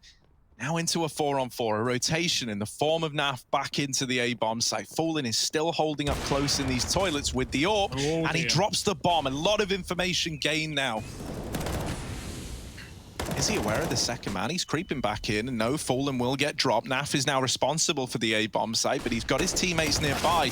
Now out through the dumpster, and Naf is just taking gunfight after gunfight. Glaive's dead as well, and Liquid are on to 12. Oh, lordy, okay. Okay, Liquid, we see you. We respect it. We respect this. Yeah, Harry, are you hungry is my question. Because I got some of your words that you can eat after this one. Chow down. Here you go, man. If you cannot respect the caster's curse that has given us this game, then I don't know. I don't know what to tell you. I don't know how to convince you. Astralis are taking another timeout. Fallen in this time, looking down the line, and he says, look, I remember it was 3-14, unwinnable. But he looked him in the eye and he said, look, if we're really good, now we come back, now we show them. And did they? They might. They might. Gotta wait and Where see. were you when Astralis were playing their unlosable game? Where were you when Liquid embarked on an impossible comeback? You want to be right here, right now. Because Liquid are just 3 away from OT. Yeah, at least Astralis have that blanket, right? They have the trampoline to jump out of the burning building on top of. But the money, at least, is no longer a factor, right? Because half of these T rounds have been exactly this. Pistol armor, couple of specs of utility. Fallen, nice opener, Glaive gone, and now Astralis trying to get closer on the short side. Fallen won't peek wide, he holds toilet instead, and that nets him another 2 for Fallen, maybe a third, and Astralis are feeding the beast right now. Smoke comes down, and Astralis cool to bail. 4 players for Liquid on the top side right now. No surrender. No chance back in. The flash. Oh, Elige, does he know? He should have. Magisk round the corner. He goes back and finishes the job after he uncrouches. And Zip, while he gets a kill out of nowhere through a smoke, the Deagle shouldn't be able to save the day for Astralis. Fallen, bailed out by Stewie. Both players with 5 health combined. Zip could mow them down. Winning the round, unrealistic, and Naf will just collapse upon him. I'm loving the confidence we get from Liquid, right? Like, everyone peeking together, no one shying away from gunfights, no one giving room to Astralis players to clutch rounds. Naf has always been so good at that, just re-aggressing and catching these kills. Stewie as well, off of his B-rotate, saving his team. And is there any way back in? Is there any round that Astralis can conduct that will get them over the line? Because right now, looking a little bit more flustered than they were. Plus, they all in this round, right? Without a bomb plant here, there's even a chance that you're pretty limited heading into round 30. Oh, no one wants to be the first man to die. Stewie is still taking risks, though. Man, no chill like that. Oh, the AWPs again are opening up just round after round. They can't seem to get past Stewie or Fallen. 40 kills between the two of them. Yeah, no chill, by the way. Like, Stewie just goes out short on AWP's connector. He doesn't even care about B Water. He doesn't get caught either. Astralis are committing with that fast flash. One flash is all they have, and Stewie now trying to stand tall. He can only get a kill. Naf spammed in the pit. The wallbang won't work. The Glock is out. That's desperation for Dupree. And Naf swapping out to a pistol of his own. It's getting dicey. It's getting scary. A lead from the side. Plenty of time for Magist to find this clutch. Can he do it? Time is his only friend, though. Over at short, right, you've got this push from Elige. He knows about him. They don't know where Fallen resides just yet. They last saw him over towards Heaven. That's where they're anticipating. He's still floating around. Elige is actually leaving the short side. Now, this is giving some room to Magis to get this bomb planted. Elige, complete and utter reposition, but it is going to cost you time. Magisk backing up. Fallen has been waiting patiently at CT for Elige to get here. Magisk, hiding. This position has betrayed Liquid once before, and this time Elige is good for the trade. Liquid up to 14, now 1 away from an overtime. That never should have happened. This was unlosable. Astralis, it's slipping through their fingers. You can feel it. You can feel it getting away. And this might be the comeback that never should have been. NAB wilding today, giving false hope to all European fans all over the world, and then closing it out. Magisk miffed that Elige went for the full flank round, the wrap. He was trying to isolate a one-on-one against Fallen. He was trying to get the AWP out of there. Fallen dies a hero, just jumping in, getting the info for Elige, and that's all he needed. This is it, ladies and gents. 14-3 to 15-14. Liquid. Unwinnable, they said. Unlosable for Astralis, they said. What were they talking about? And so this is where we find out, was this all for nothing, right? Was getting this scoreline this close all to just have it stripped away at the end, or do Liquid successfully run it back? Once more, Fallen has found the opener. Him and Stewie, this AWP tag team have just been unstoppable. And now into the B site once more for Astralis. But to do that, you got to get past Stewie 2K on this AWP. And there's just no getting past him. Zip all alone, 1v5, Liquid. They're about to take us to overtime. All that stands between them and OT is one man, and while he might be good at clutches, while he might have done the impossible before, Liquid, they're the ones dealing in impossibilities today. Zip knows, man, it should be dawning on him. Yeah, this is unwinnable. Shut up, Harry. This will be the clutch of the century in the context of the round, but it's not happening, Harry. It's Stewie, 3K at the back of the B-bomb site, and he's going to draw us into more gameplay, more rounds, more Astralis Liquid after the break.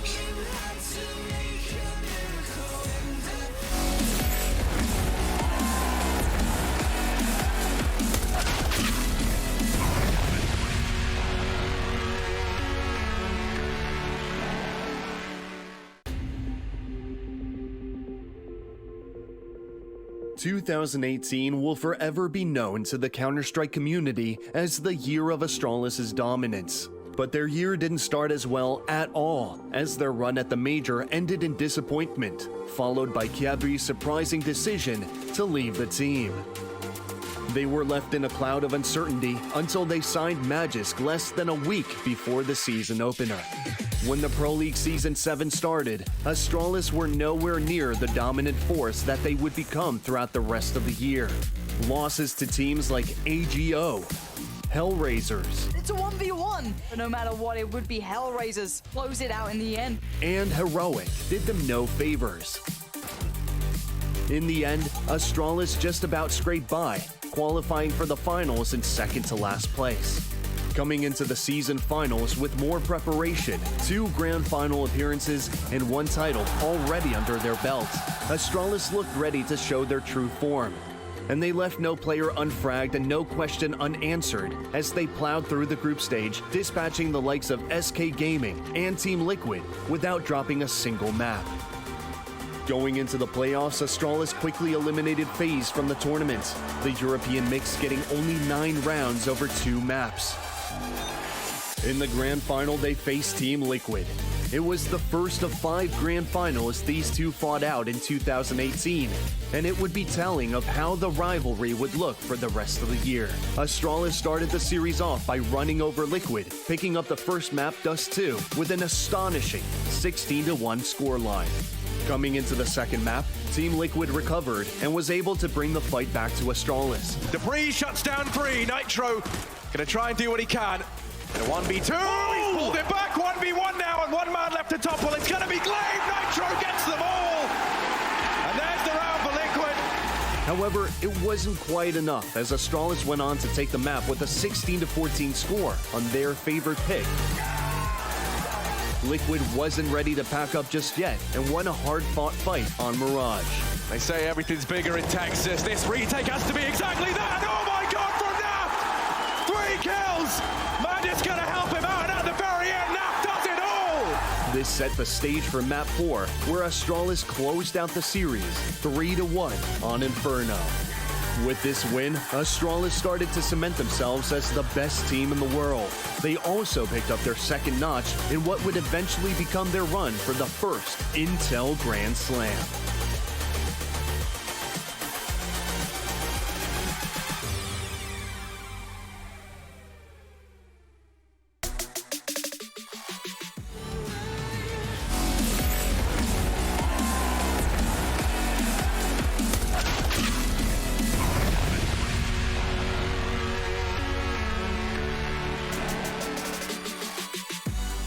The unthinkable has happened. The impossible has occurred. Team Liquid have got this game to overtime after a 13-2 half. My oh my, it didn't feel possible, right? Astralis got the pistol. It should have been theirs. It should have been locked in. And now here we stand in OT. Team Liquid looking to do NA proud. Where were you when Team Liquid secured this map? That's the question you got to ask yourself. You want to be someone hearing about this on social media, or you want to be catching it live right here, right now? The double AWPs are back out. These were the key to unlocking this comeback in the first place. We had countless openers from Fallen, mega multi-kills from Stewie, and they're looking to bring that in this overtime as well. But already, Magis puts up the first. It's a Liege on the receiving end. Fallen now looking to try and reclaim lost players over here in mid, but now he finds himself trapped, having to smoke the molly and get the hell out of dodge. Yeah, desperately would have wanted that 4-on-4, but backing up and into the angle of Device, who is set ready on long, waiting. 5-on-3 now. We've never seen Astralis with this advantage. Even when they found a 5-on-4, the executes would often leave them high and dry. Liquid are gambling. 2 kills coming the way of Astralis, more so towards that top site, where Astralis duck down below and head towards the inner, or the lower rather. Stewie is here. Naf's grabbed another AWP off the body of Fallen, but Stewie can't stop them from getting in. Dupree's killed Grim. Stewie hears him up close. He needs everything he can find. There's the first. Lots of info for that jump peek as well, but the bomb is getting planted. And Stewie picks it out of the air. Not today, he says, as Zip fires back, and Naf, who swapped off the AWP, now has a clutch to find himself. Yeah, and even though he's given us some big moments, this is not a nice spot to find yourself in. Zip should have it dead to rights, and indeed he will. Locks in the kill, and with it, the first in OT. Man, why couldn't they get that in regulation? I mean, yeah, it was just one round, right? Just one round. Just but one round. Now they get it put up. They finally are able to break this streak. You got the double AWP investment coming back in for Liquid. I doubt we're going to see any more aggression out of a Liege after that, right? That was like the first domino falling for Team Liquid. And past that, everyone felt so pressured to reclaim a man advantage that it kind of dug the hole deeper. Yeah, it came with a flash. It's something that Astralis were doing a lot on that CT side, but, you know, Magis wasn't pushed. He was just waiting at the back, so the flash did not affect him.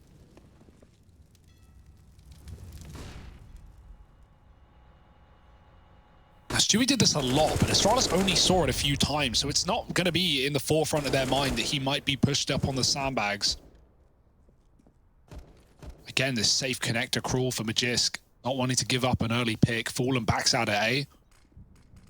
Him and a Liege on the site. Quite the twosome to be reckoned with. Magist checks every angle, even looking for the con boost, knowing the water is not under control of Astralis. Zip holding out Monster on B just to stop any aggression. You don't want to walk into a stack. A Monster push can leave you, rotating heavy up towards A.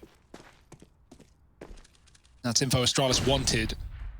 So they're still defaulting. Con clear now. Lots more real estate for Astralis to enact some pressure on this A site, set up and execute. But they got to get past Fallen first. Easier said than done. As you've said, he's been the man to find many opening kills. Alicia's pushing up as Astralis rotate down towards B. 35 seconds. Alicia's going to get this info on the smoke fade. Will they rotate down in time? It's big for Alicia. We need this rotation out of NAF. The sooner he gets his Canadian booty moving down towards that B-bomb site, the better, because Stewie now is feeling the full brunt of this pressure, dropping the bomb with that first kill. Oh, Grim, good timing on the peak, traded by Device. Stewie's still alive and still trying to fight back into the round, but Device meets him with the AWP. Oh, more AWP kills coming in, this time from Fallen, and with the bomb dropped out in the open, Glaive can try his damnedest. There's just not enough time, and so there it is, locked in. Liquid come in with a second. Oh, 16-16. Oh, boy, it's getting close. It's getting exciting. Astralis, can you feel it? Yeah, I mean, that massive flank for Alicia is so big as well, because there was chance to plant. There were 5 seconds maybe after killing the first player. He could have just jumped on the bomb site and stuck it, but, he sees Alicia, and that's the realization. They're like, oh, I've got to go for kills. I have no choice here. 16-all. I'm glad Liquid don't just get swept in OT, right? Like Astralis, they've gone through these motions 1,000 times before, coming into extra rounds, bonus time. And so Liquid fight back with a team ace in the second, trading 1 for 1. Back to middle, back to the default, back to Magist clearing connector. Nothing unusual here from this T-side start for Astralis. It's all about where it's going, where it's ending. Flash on long should get fallen off the angle, but does he blind shoot? Yes, no connection. Device now controls long.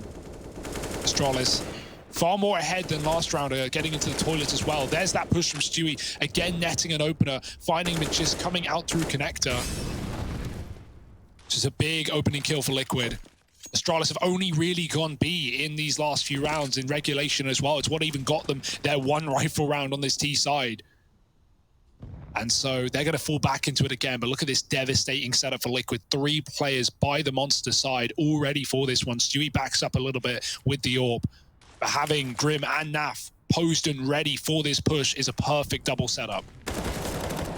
Yeah, there's Grim making first contact. A re-smoke down as well to add insult to injury. Now Dupree gets that key kill over at short. Now Grim's starting to feel the pressure a little bit, but he does have Stewie keeping an eye on the short side. A missed shot gives some breathing room. And now getting very, very suffocated indeed is Stewie. Forced out of the site, but the P2's in with the kill. And Elige holds firm at the end. Team Liquid, they win out that first half of overtime, 17-16.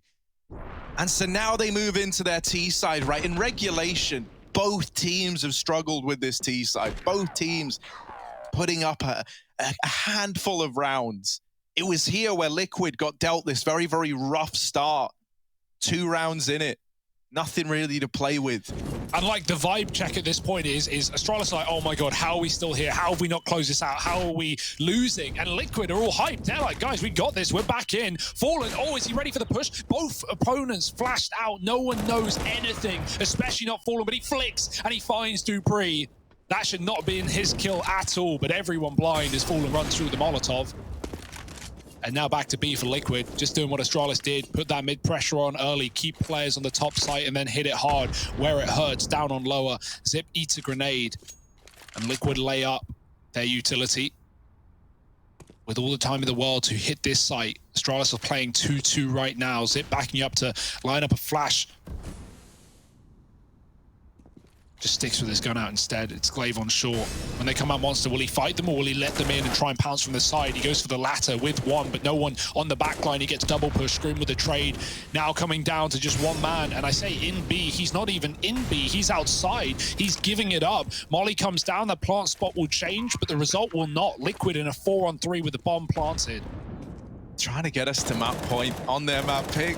Oh, Magisk, he sees the barrel. He knows there's a player there, but he can't do the damage. Spot snap, that's a nice shot. Oh, Device is in with another. Astralis ain't messing around in the retake, neither's Elige, but it's only 1 kill. And so now just Fallen, all alone, 6 HP, even a tickle away from certain death. The flashes deny his vision into the site.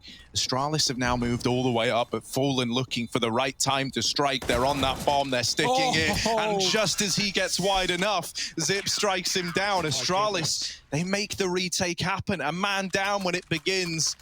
And yet they're still left standing with 2 at the very end. Oh, that looked like Fallen could have had that kill as well. A second's difference would be everything. But that comes down, the most part comes down to the fact that Astralis threw that Molotov on default, right? And so the position that Fallen was playing, he never committed out Monster. He was waiting, holding for a short flank, holding for a T-spawn flank. And so he's late. He doesn't have any other position to play. The bomb's not for him. So if anything, one Molotov really sets Astralis up there to win that round as Liquid desperately get the plant in on sandbags.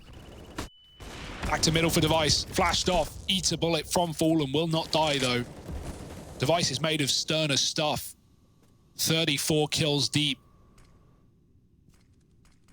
In the same vein in rounds. We're nowhere near the end. This could go again and again. Dupree peeking, Stewie's ready for it. No flashbang off that one. Glaive was doing damage and the audio of opponents getting hit was enough to get Dupree interested. It will also be his undoing. But good damage done at least. Liquid have 2 players low. Maybe Fallen will throw Stewie the AWP, who knows? They're all away right now though. Double AWP, Magisk and Device both AWPing that top site right now. Are Liquid interested? Are they invested? Moving up into middle, certainly seems like it. Glaive's trying to kill these B players. They line up utility, and Glaive can confirm this is a fake. Oh, he could have got so much more out of that peak, but he at least, at worst, gets the info that they're going up the connector. Look at Device, just getting stuck in with the Deagle. Man's got an AWP on his back, but he's using the hand cannon. Oh, Device! And his D good for a double. Grim will trade it back. Glaive's fast through the con again, and remember how this was the undoing of Liquid once before in regulation. Well, here he is, but with a missed spray, it gives you a little bit of time. It gives you a bit of a chance. Elige gets into the site and will get this bomb down. This time Liquid live to tell the tale. The flank from Glaive wasn't enough to undo the site play, and even though they've lost Fallen, Elige still stands, but blindsided by Zip, and the round locked in. Astralis onto map point, staring double overtime right in the face. They want to end it here and now. They want to do what they couldn't in regulation. It's like VP all over again, man. I'm literally getting flashbacks to our last series, right? EG pulling a 14-4 game into overtime and then falling. Man, that's got to hurt. That's got to do things to the brain that you can't even comprehend at this level. So much on the line, and Astralis know that more than anyone. If they lose this series, they go 0-2 in the group. That's Astralis 0-2. That's something they cannot afford to face with so much more competition here inside of Group D. Scary thing is, though, with them at map point now, 1 away from closing it, this is where Astralis are going to look to just get it over the line. A fast B play from Liquid. They really are just throwing it all out the window here and into the B bomb site. Elige with the opener. Man down for Astralis. They're trying to reclaim. They're trying to get back into this match. It's the only man remaining, and Fallen is good for the trades and then some. The bomb now looking to go down. Dupree and Device want to do everything in their power to deny the double OT. And even though the nades found a bit of damage, still, Device through the smoke, that spurred them on. Now they're believing. It's Device and Dupree, 2 iconic names fighting side by side versus Stewie and Naf. Liquid, they fought so hard to get this back into overtime. It didn't feel doable. And this bomb plant decides if they get another shot at it. Dupree with a smoke on the bomb. Device getting on it. The spray not connecting. Stewie, you only need to do 14 more damage, but the stick is stuck. And there's Astralis locking in this map in overtime. They couldn't do it in regulation. Liquid make an impossible comeback happen, but they can't get it over the line. And so just like that, Astralis have closed out Liquid's map pick. Would you give up the fight if you had no time to even surrender? Would you give up your rights and let your life slide away?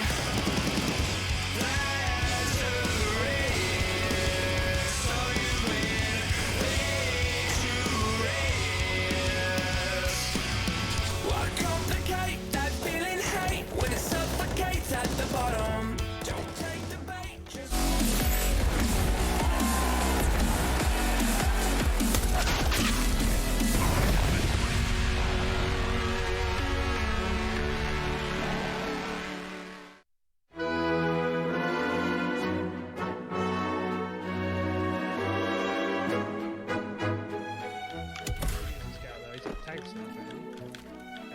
Yeah, I've seen him. I'm going for this.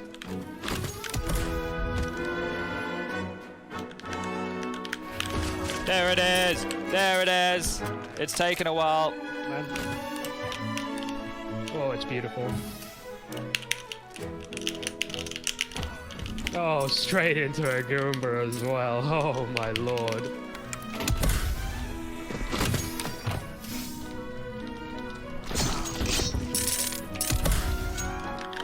I see one guy over here is coming for the drop. I'm just gonna go. Push late. One more behind. Towards the tree. Go ahead. Sorry if I bumped you. Go and screw it.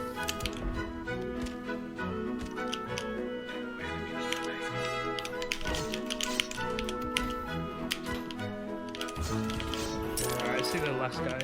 One enemy remaining. Oh dear. I'm on a tree. Oh, dude, this is good. No. I got him. I still got 3 breaches here. Ah, nice. 4 enemies remaining. One below me in the town.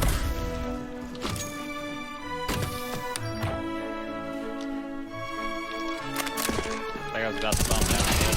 Oh. Oh. Yeah, one in the road here, Freshy. I might go for this.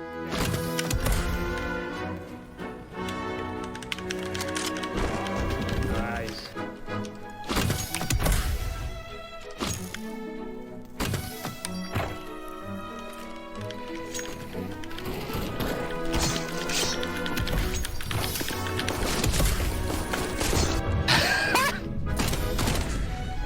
Oh, the poor guy, man. I was trying to throw bump mines at it. You go to hell, never coming back. There is nothing as it seems in your requiem for a dream.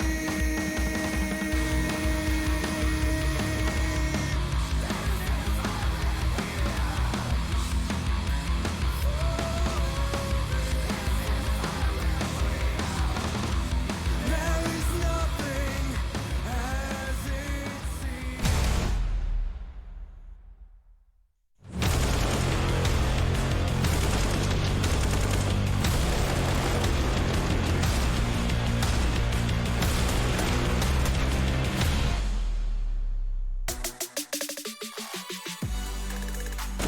Hot on my side. Hot, hot.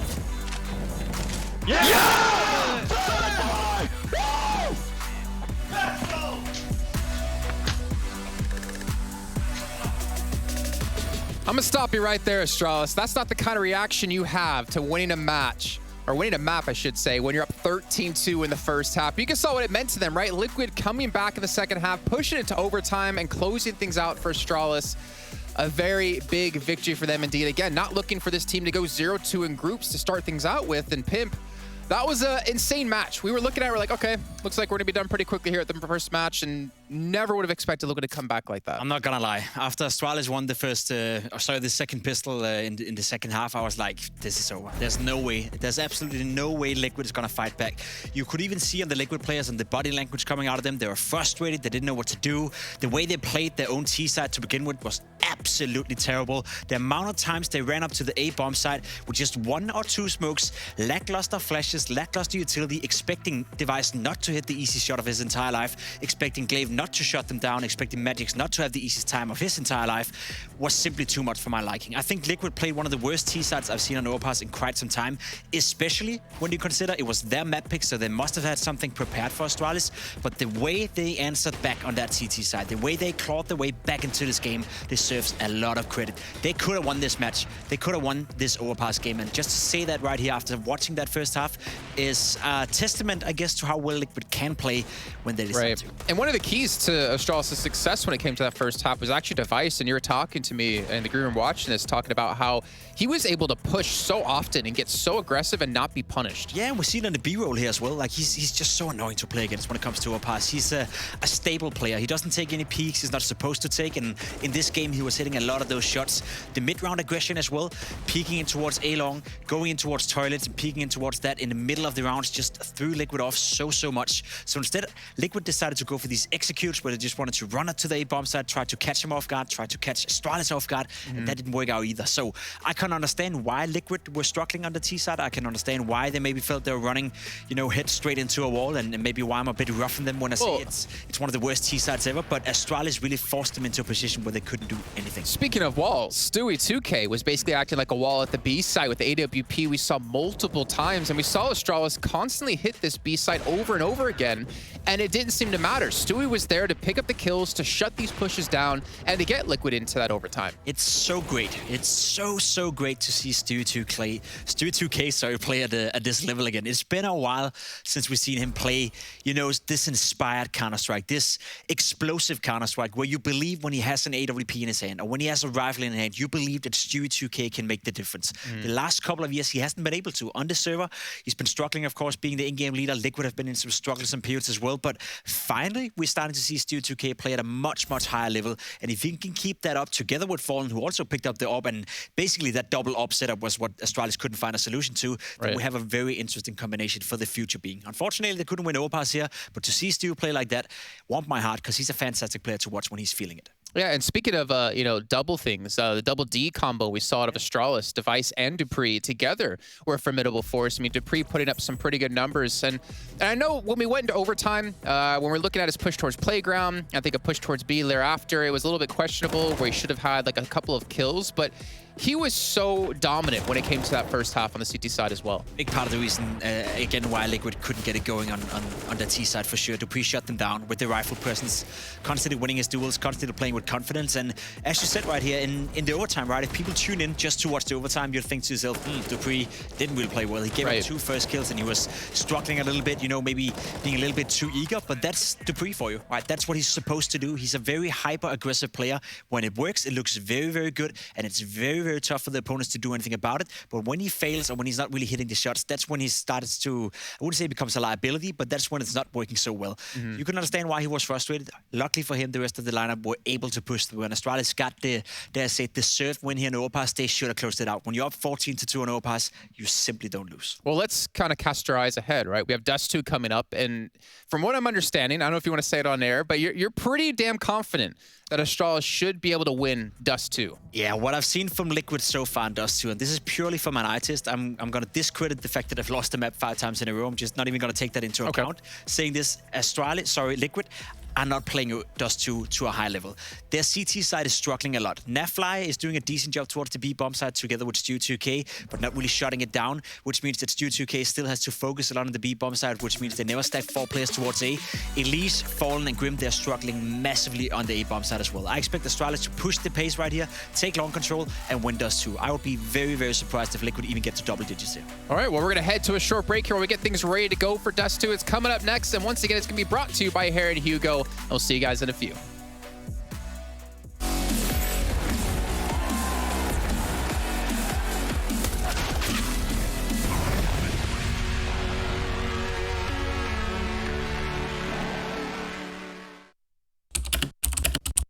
Hi, my name is Sue Lee. My handle is Smix. I think it's important for these initiatives to happen. Empathy really goes a long way, and it always means so much to us, and I think that's where initiatives like this really help. Good luck, have fun. Yes, nice shot, my friend. Cheaters ruining your plays? I have eyes on the enemy. Bad servers stopping your shots? What you need is ESEA. Advanced anti-cheat to stop cheaters. And the best servers around, all with 128 tick rate. ESEA, the best way to play CSGO.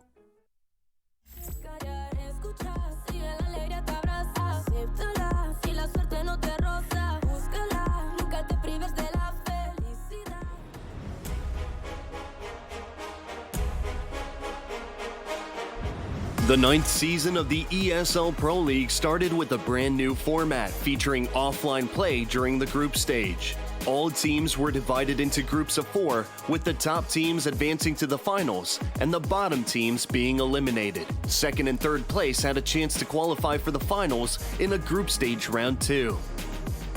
After a disappointing 2018, Team Liquid made changes to finally become the #1 team they were meant to be. With some success already under their belt, Liquid headed into their group as the clear favorites. All out to Stewie here. Def in the pit. Stu knows where he is. Is he going to be able to pick it up? And he does. During the group stage, they confidently swept the opposition, only losing a single map. Off the pick on Twist here. The regression now coming out from Liquid as Nap will get a 3K towards Long. In between the group stage and the beginning of the finals, Liquid managed to secure 2 more tournament wins, inching them closer towards the Intel Grand Slam. With these victories under their belt, the North Americans look poised to take their first ESL Pro League win. But on the first day of the group stage, they lost to North and a mighty Valde in uninspiring fashion. As Valde peeks it out from the window, finds Naf, he finds Twist as well. It's all an illusion, a 1v3, and Gade's gonna put him to rest. Facing elimination on the very next day, Liquid quickly dispatched Tai Lu, only to face Hellraisers in a close 3-map affair in the second round of the lower bracket. Melting before them, Hellraisers, it all falls to Oscar. Such a sensational game, a sensational series, but it ends in a demoralizing spray down. The last team standing between Liquid and the playoffs was MIBR, who also played through the entire lower bracket. The match would again be a quick 2-0, and Liquid was set for the quarterfinals. Akko 1 versus 4. This has been an outrageous game, and it's going to be Liquid making it through. In the first match of the playoffs, Liquid faced their old rivals Astralis, against whom they played out numerous finals in 2018, a year in which Liquid could not seem to beat them. However, in this 2019 edition of the rivalry, Liquid was victorious over 3 maps. He's gonna stick it. He's gonna stick the defuse, and Naf's got him in the spot. In the following semifinals, they denied Mousesports a second map comeback and qualified for the grand final in a 2-0 fashion. And now all onto Carrigan 1v2 to take us to another OT. It's been quiet from Carrigan. Stewie has managed to get across, his back's turned, it's over, it's all done. In the grand final, they faced G2 Esports, the French super team. The match was close and went into overtime on multiple maps, but in the end, Liquid was able to hold the hometown heroes to a single map and grabbed a decisive 3-1 victory. Stewie, he may have just done it! Double for him, and Alicia on the other side. Oh my god, Amanek in a 1 versus 3 with 19 seconds. Unbelievable scenes here, ladies and gentlemen. Team Liquid are your Season 9 Pro League champions. With that win, they got their 3rd notch towards their Intel Grand Slam and set the scene for their win at the following ESL 1 Cologne in 2019. ESL Pro League is brought to you by Gaming Malta, Intel, US Air Force, 1xBet, and DHL.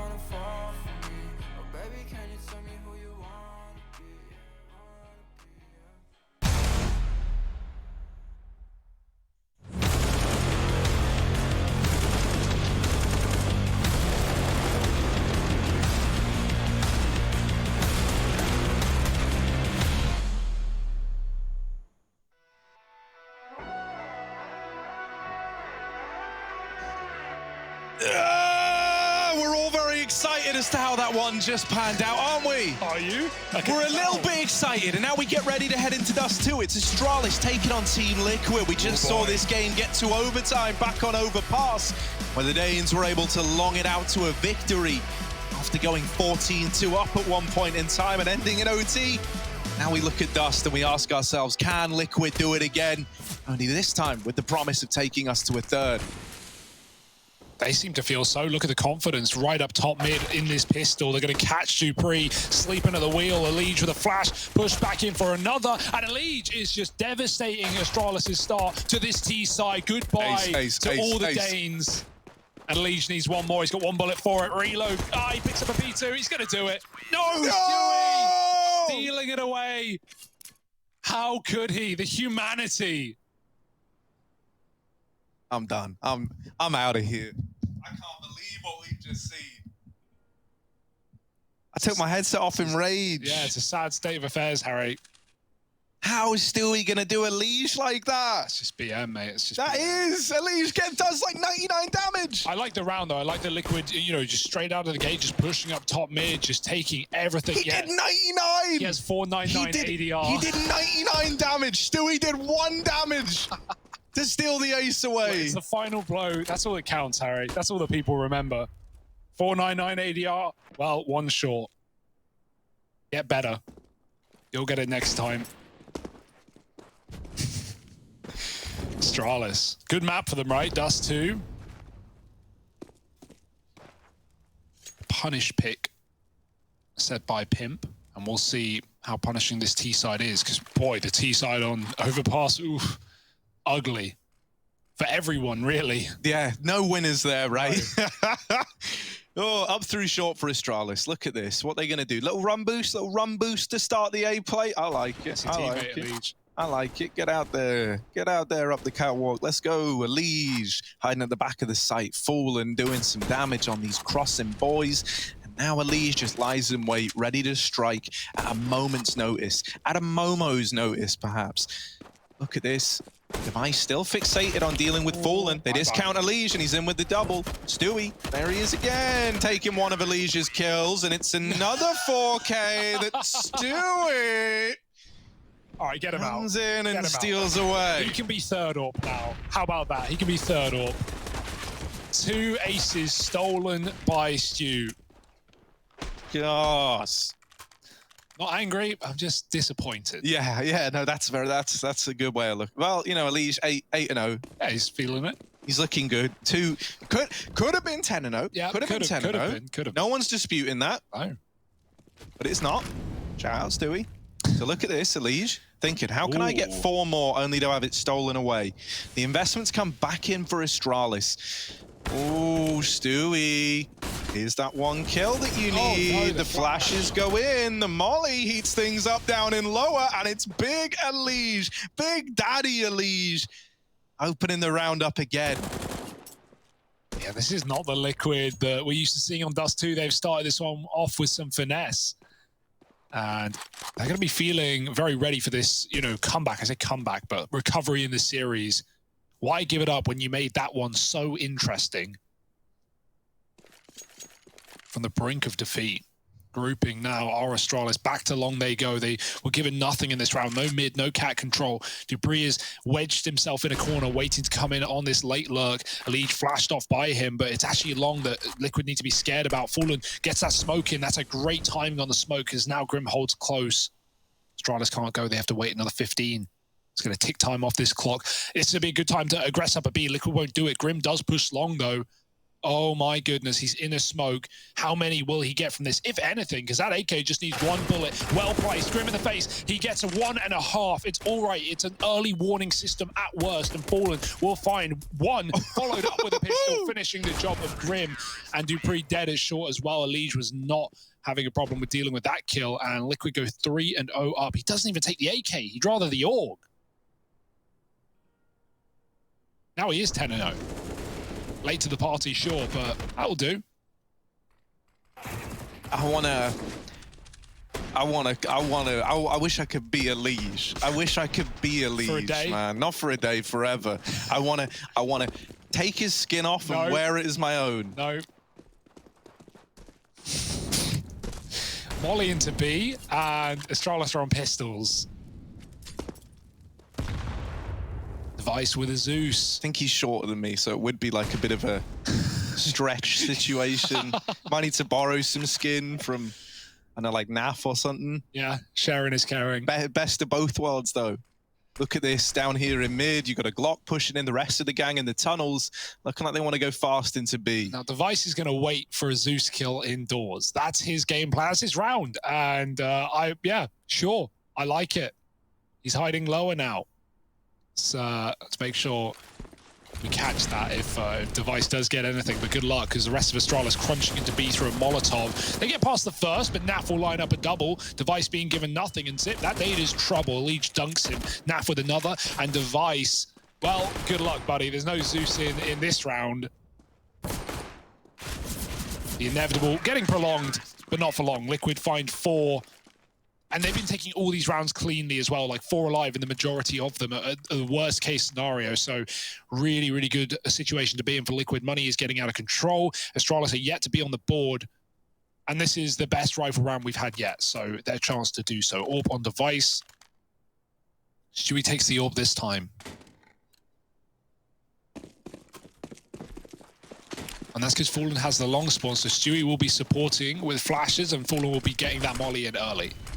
Something that is sick here, though, is like, I was worried that Liquid would come into this feeling, I think there were 2 ways it could have gone. Hang on, I'll hold this door. Let's just watch the long fight, because look at all this, look at all these nades, look at all this utility. Magisk is trapped out on an island, the island of Magisk. It sounds great. Oh, it sounds nice. And he's here, putting up the pain with the AK at long. Dupree gonna deal with Elige down in the bottom of middle, and this round might get stripped away from Liquid. They might not have any say in the matter. Elige with his first death in the game. Round number 5, and now they lose Naf at the B-bomb site. This round might just belong to Astralis after all, as the save is called in for Liquid, and Astralis are hunting these saving players. Oh, Grim, he saw him, but he can't get that kill yet. He needs to go wider on the angle. Oh, he almost had Glaive. Another step to the left, and that would have been Grim's. Even so, getting away with these guns is going to be a task in and of itself. Astralis had Magisk up Cat. He's been here all round long. He's not activating, so it seems like Astralis will be respecting Liquid enough to give them these weapons into the next round. But ultimately, it's more down to Astralis wanting to take a clean round of their own and build their money. And they can't afford casualties at this point in time if they want a full buy in the follow-up. So first taken. Better late than never.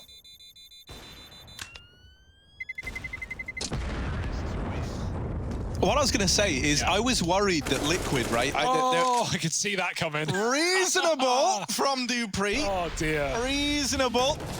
And the thing I was worried about is, like, you know, there were 2 ways it could have gone, right? You could have either been devastated that you end up losing overpass, right? So you come in a little bit like, man, you know, we had that impossible comeback, or you were going to be spurred on, like, well, look at what we were just able to do. And it very much seems like the latter, right? They've come into this firing on all cylinders, and so now we might really have a series on our hands. Astralis going to flash Dupree fast out the long doors, and oh, Grim was there. He's flashed off the angle. They trade utility. And Astralis get this long control they were looking for. Dupree's just flicking back and forth, trying to dodge flashes, but still remain on the angle enough to stop a re-peek. Smoke fading eventually. Fallen might have a collat available. He gets flashed and mollied. But often these mollies fall short in the car. We've seen many teams, even Astralis, struggle to get players off this position. They're still wary of it, but this is a close peek. This should be Fallen's kill. And there it is. Dupree's down. Fallen now, stuck at car. A little bit screwed. Mollies could get him killed, but he backs up with the smoke. Does he prepare himself for Device in the pit with the orb? Trying to cover and cut off his escape. Nice kill from Zip, and he doubles down, coming in from lower. They push, they feed the beast, and now Astralis with another pick. Catch Fallen retreating. He thinks he's found his gap, but he never knew about Device drop pit side. 2 left for Liquid, and one of them is in the wrong place. Grim needs to do everything. Oh, Grim with the spray. Still holding on to the A site for now. And with Device all the way back at long, Magisk is the only man looking to challenge into the site. They lose Naf, but Grim is still a big problem. The peak is in, but over at the ramp is Magisk, and Grim has dropped the bomb. Now 1 man left, and Grim with 1 bullet makes it look so damn clean. Liquid up to 5, and Grim the man to get them there. Woo-wee, look at him. How on earth, man? You feel Astralis realizing that, oh no, we've killed everyone. We know where he is. The bomb is committed. We can't get Magisk out. That's it. Grim's been added to the skin list. Give it to me. That sounds awful. Oh my God. Look at that, man. They're hyped. Like, Liquid are believing, man. Liquid are believing. And I'm believing in Liquid. I can't help it. I can't help but get romanced by this story. What on earth is that from Grim? What a godlike clutch. Oh, Grim. I just want to say his name more. No chill. No chill on Grim. Any Grimmers? Damn, it feels good. to be a Grimmer. Oh my goodness, Astralis probably feeling pretty grim after that one. That was not a round that they wanted to let slip, but they didn't really have a say in the matter, like just coming down to Grim firing faster than them and more accurately at that.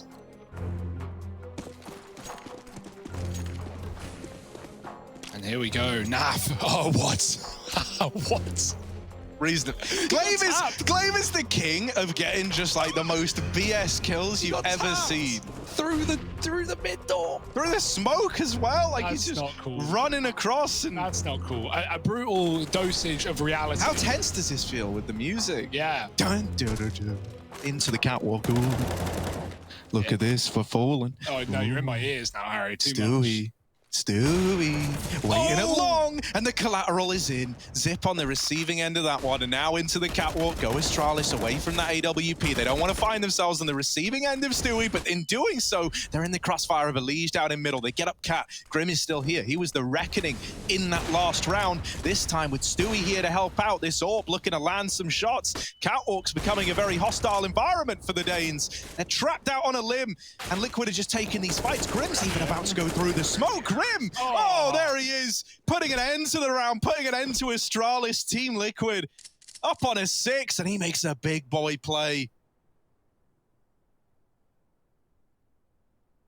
Yeah, that's broken Astralis, right? Like the mental side, at least, has got to be feeling pretty rough, right? You only just won Liquid's map pick, and it should have been a lot more one-sided than it was. And now Liquid are coming, firing off, feeling it. And look at Stewie, dude. He's hyped.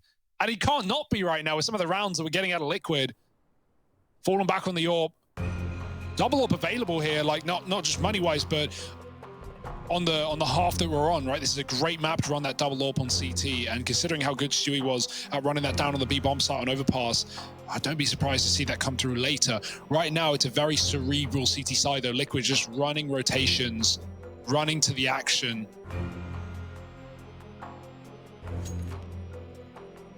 And Astralis left worse for wear. For now, Device slow start. Remember how Overpass began with Device in toilets and Long just running around and hitting every shot with the AWP? Well, that was a long time ago.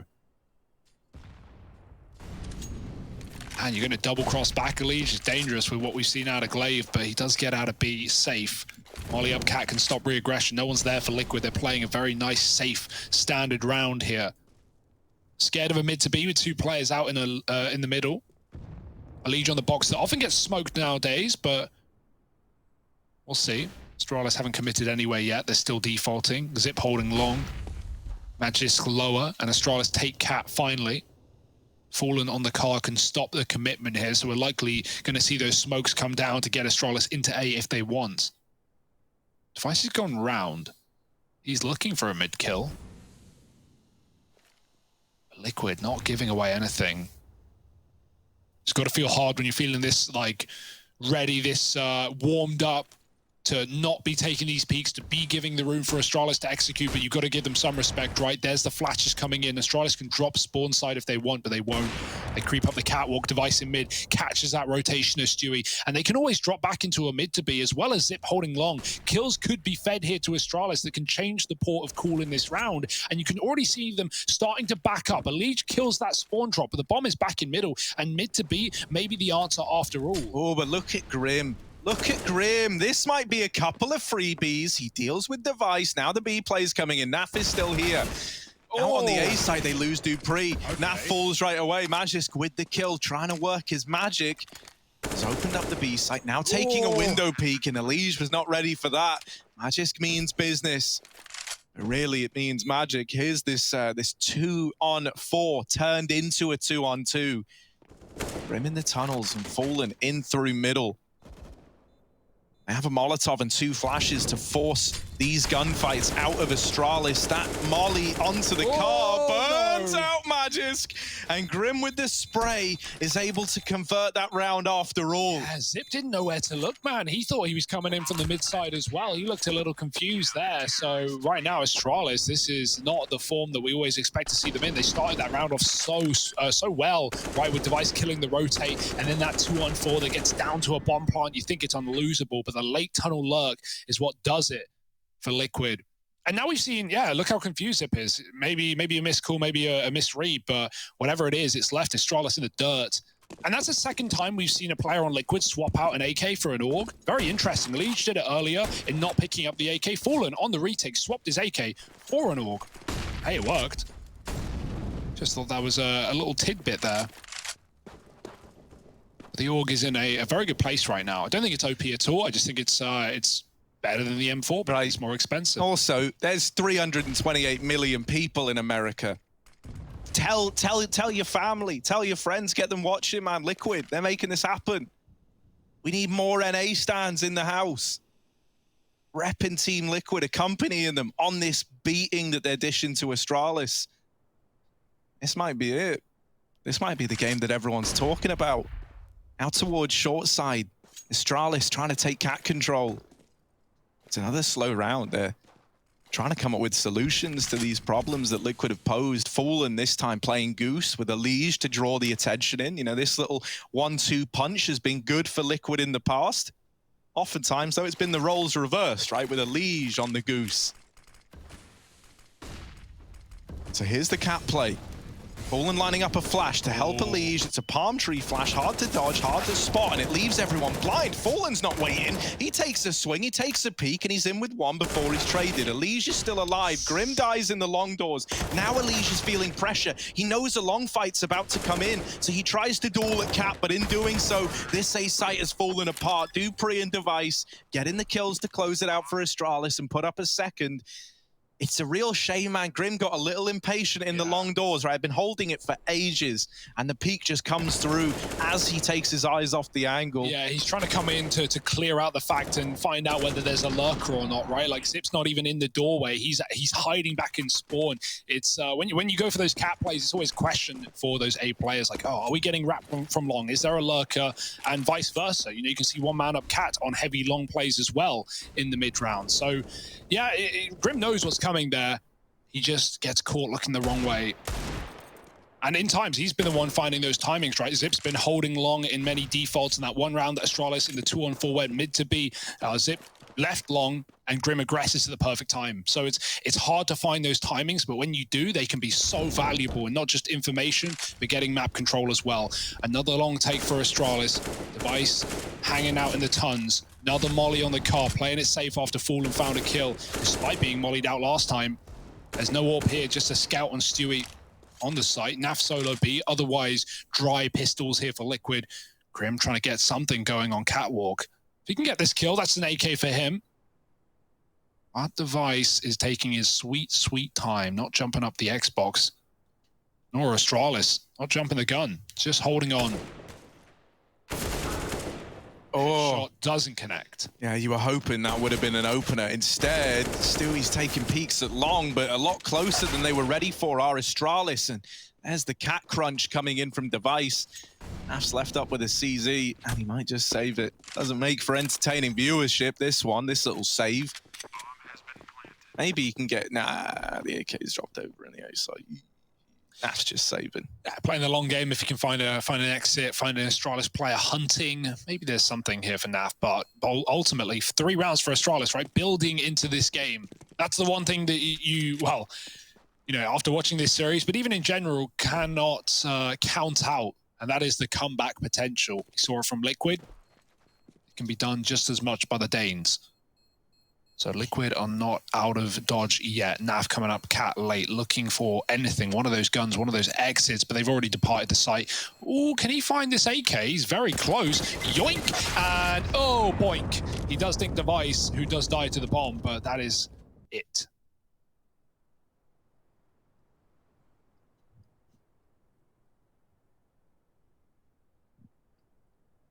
Yeah, a bit of a shame, right? But, you know, didn't really have much of a chance, right? He gets the AK and he's like, well, they're all here, no one's looking at me. He takes one down with the bomb. Regardless, just an eco for Team Liquid, so his 4th likely up. Glaive again with the mid kill on Stewie crossing with the AK. Like, Device is trying to get it with the AWP, and Glaive's just stealing them away. Dupree down in lower in the meantime, making a bit of a ruckus, making a bit of sound. Look at him go. Dupree, here they are, birthday boy over on the short side, but they're not quite offering up the kill. And so they will get out of there. Dupree just doing some damage. Rotation into B, called for by Fallen. Liquid setting up heavy in mid, and the bombs dropped outside of the tunnels. Now, not really much of a chance for Liquid to find anything in this round. And the numbers alone tell you that, let alone the weaponry. Astralis is still being very, very careful, though.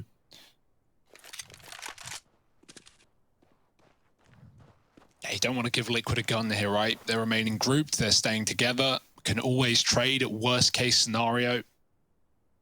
And this double eco, it represents an opportunity for Astralis to get back into the T side and actually recover this half. It started very strong for Liquid, but my goodness, Glaive, that is a mega brain lineup. Not moving his mouse, so his position stays in the same. And look at the flank from Fallen. Oh, they check it. Looked good on the timing, but not today. Denied by Zip. Glaive up into the site. Nap hiding behind the box. He gets jumped on. Dupree pounces, and the plant is in. That will be 4 rounds for Astralis. Just about getting Grim out of the round. Surely not. And no, indeed, 4 for Astralis, and this is it. Liquid, they've been waiting a while for this buy round. Double eco for it. They can double AWP if they'd like, and so they will. Yeah, I mean, you know, that really was the difference maker back on overpasses when we had these double AWPs out. So it's good to see it making another appearance here. Last time we saw Stewie with that AWP, he was able to find a good bit of impact, but then he ends up dying, and they weren't able to reinvest into it. Then having to take this double eco, finally it's back in play. Glaive tapping mid again, always makes me nervous. Stewie does live on the cross this time around. Glaive is still fighting it with the AK. That's ballsy to say the least. Device tries to hit the timing out through lower, but just misses it. Mid control taken for Astralis. Liquid set up with one of these AWPs at Cat. That's Fallen there. Stewie's rotated into the B site and is just holding middle from B. Astralis have kept all their options open, though. They've got mid, now they're taking Catwalk. All right. This little boost is, you know, I imagine going to provide you a similar angle than if you're, like, playing on the boxes to your right, but they're going to clear the boxes on this short peak. They're going to say, oh, well, no one's looking at Cat. And in reality, Fallen's been here all along. Now, he's fallen off the boost and has just decided to hold his ground. This could end up with, like, a 1v, you know, like, one-and-done trade. So he uses his time to get the hell out of there. This lineup, like, ridiculous, honestly. Try and explain that one, Rush. Yeah. Hey, future pros, here's what you're going to want to do. Figure it out. Look at this. Astralis ready with the A-play, ready to move in, take this site away. Fallen with the AWP. Now's the time. Now's the time to shine. And Glaive is the man caught crossing. First into the crosshair. Elige still tucked in at ramp. The A-play grinding to a very awkward halt for Astralis. Device has provided a little more of... Wait, the bombs? A little more of something. They're going back. They're going, they're running, they're getting out of there. They're going back towards B. They've got to go fast if this is going to work. Stewie's not ready to give it up. No, it's back into A. And Fallen's still here fighting. That bomb's got to go down. Fallen's not giving them the room, but Magis hits a belter. There's Grim with the repeak. It's down to the clutch for Magis. Trying to find 5 for Astralis. You got to get past Grim. And with that peak from Ramp, now the short peak as well. And Grim will get the trade. Ooh, that gets a little bit chaotic, a little bit close. Liquid is still there, left standing tall at the end. Man, you're seeing red if you're Astralis though, right? Like they had that cat take, Device kills a rotate off of mid, and they decide like, we're not being given a lot, let's just go back, let's just drop into a mid to B with 20. I don't know who makes the call, but when Device dies, they 180 right back into A. The funny part about all of that is there was no one in the site. One smoke on default scared Astralis from actually committing. They thought there was someone Goose or on the boxes. There was not. It was only like, you know, down on ramp and long for Liquid. So Astralis actually could have planted for Cat and been absolutely fine. Liquid were giving them that, but Astralis weren't to know. They thought that smoke was being played, and instead it was them being played like a fool, like a fiddle. An 8 found for Liquid is Astralis. I mean, yeah, credit to even get back into that position and get a bomb plant, but not the round. However, that's the start. Device picking Grim out early. He has had some incredible rounds so far, so don't want to give Grim any more breathing room. He won't be breathing in this one. Glaive does get tagged, getting up Catwalk. Magisk is defaulting B, and okay, through the smoke in Astralis style, he finds Naf. Yeah, this feels horrible now if you're Liquid. If you haven't made the right decision here, if you haven't got your chess pieces in the right place on the board, this round is done. Stewie, caught with utility out, couldn't have picked the worst time to have that smoke in hand. It's just dealt with. And so the round's locked in for Astralis. It's probably just the save. Liquid going to try and hold on to the AWP and M4. You can see Astralis want them to do anything but that. This is definitely the round to hunt now, right? Like now you've got Liquid's economy on the back foot. Now you know you've won this round. You're already spreading out. We've got a player holding onto the bomb in case things get naughty, but Liquid are not going for it. And so Astralis, if they can find a gun here, if they can get a player out of the round, it's worth losing bodies to do so. Here's Fallen. He's going to hear these footsteps. Spamming again. Here they come, one by one. But Fallen needs quick shots, and he needs them to all be connecting. Blinded off the angle. Dupree with a kill. And Elige, where has he gotten to? Astralis wonder. Not the doors. They've mollied and spammed.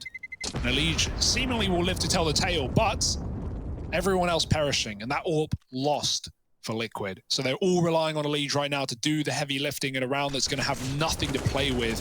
Astralis have crafted a path to an 8-7 half.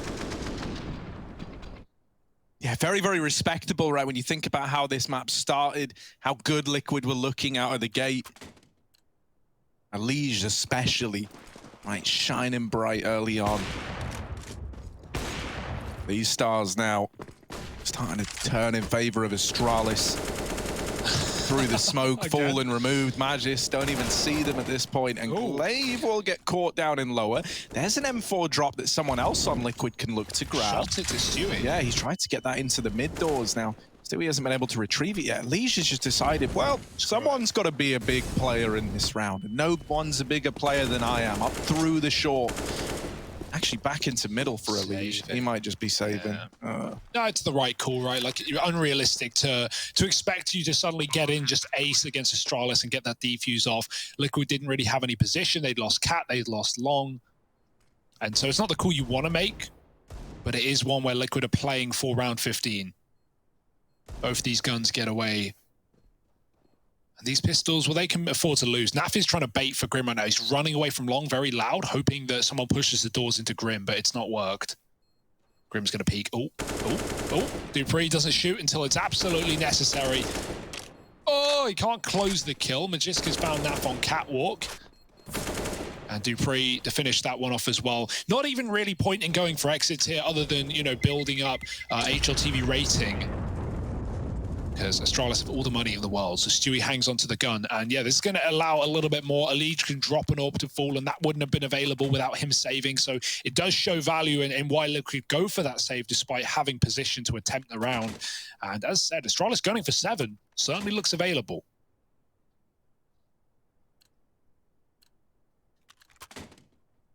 Oh, here comes the spam. The AWPs, the autos. Oh, well, they survived the journey. Stewie's tagged. Fallen's peeking. He's like, fine, I'll fight you in the mid doors. Pick your gun. Got all the time in the world. You got all the weaponry at your disposal. Double AWP will be taken, but only because Glaive is tagged up. Oh, the nade could be big. It certainly is on Magisk. He's got to line up utility. He couldn't move. Are they just going to full send into B on the final round of the half? Device dropping smokes? This should be for the door. Here they come. And out they go into the site. Stewie is blinded, might get one, but that's the extent of it. Out through the doors is Naf in with another, but he's left to the wolves. Astralis into the 3-on-3, and it's just peaks from everyone on Liquid as they trickle into the bomb site. They've given over a lot of these 1vx's to Astralis, leaving them a man down in the retake. It's Grim and Fallen up against it. They're grouped here together. 2 flashes on Grim. All you've got to try and get this AWP roaring into the retake. More utility, denying you position. Window is the only spot you can fight from, and it's another molly into Window. Both those flashes are gone now. So Fallen tries to commit with it, and he will land the no-scope, but that is the extent of the retake. Astralis managed to put up 7. We're split right down the middle. No clear winner in sight, and maybe, just maybe, a 3rd map on the horizon. Stick around to see if we get there.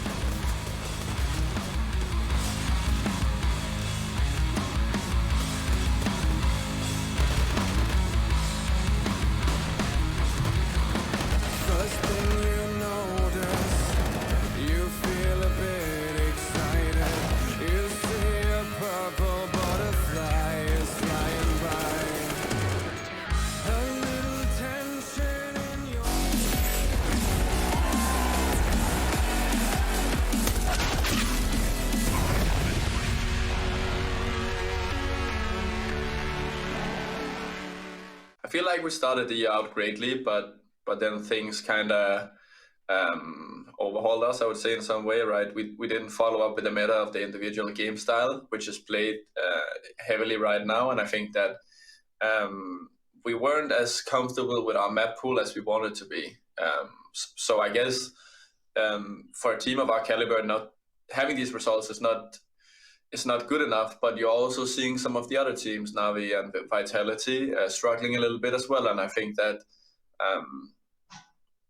the end of the last year was really rough in regards to how many tournaments, even though we weren't traveling, there were so many tournaments and games that I think that we started off maybe strongly, but we didn't really have the fundamentals and the foundation we needed for the entire year. And we kind of had time to work on that now after Katowice. We had, I think, 2.5 weeks, and we feel so much better now. And I think that we're also going to show that in the Pro League group.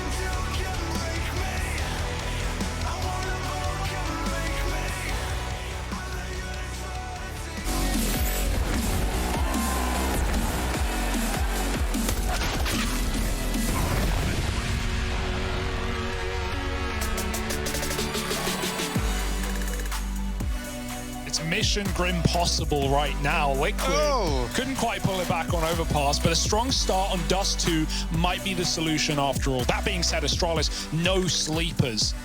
They sneak right back in. They take 7 at the end, and now they swap over to that CT side. Liquid got a lead now, and they've got a lot of utility to do it. In a rare showing of solidarity, Grimmers and Naffers coming together, hoping. And that can be enough for Liquid to get us to a third. Device push down short side, trying to take an aggro peek. Down here in the lower tunnels, there's a lot of danger. But Device is looking to brave it. Oh, he's in uncharted waters. They go up. Oh, no, Device. It's juicy down into the bottom of mid. And Device might show you how to get the ace done. 4 out of 5. And someone else steals it away. Oh! It's getting to you, isn't it, Harry? I'm getting mad. I'm getting mad. Zip. Uncalled for. That's our third almost ace. Yeah. It's, I mean, incredible round for Device. You got to give it to him, right? At this point, I don't even know what to say. Zip is the Danish Stewie, and Device is the Danish Elige. Yeah, there we go. That's what he's known for. And now 4 Glocks. Liquid, hey, they get a pistol round again. They get to redo it, Harry. Lucky them. Unfortunately, Astralis, they have a lot more money, and so rifles galore, the scout picking targets out of middle, Dupree providing cover, and the flash will find nothing.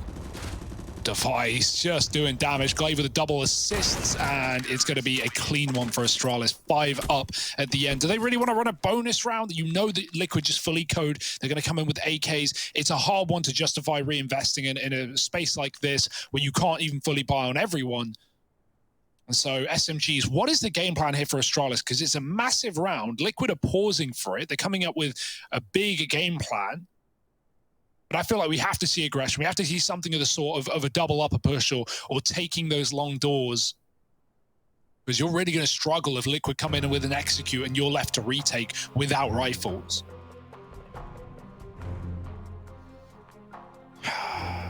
Well, look, man, Moses is talking to the boys. He's trying to pump them up. He's giving them ideas. He's whispering little things in the ears of Fallen.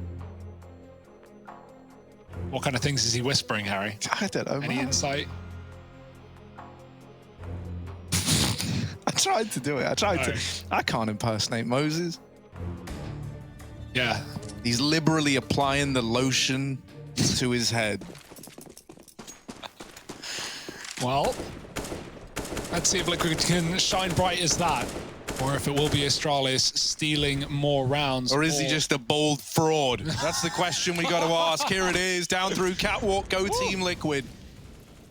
Pushed up close. I'm waiting back in tunnels with Grim. What solutions have Liquid come up with here? Glaive aggressing, and there we go, that's the opener. Secured a Liege, no less, to get them there. Into the A site go these three boys for Liquid.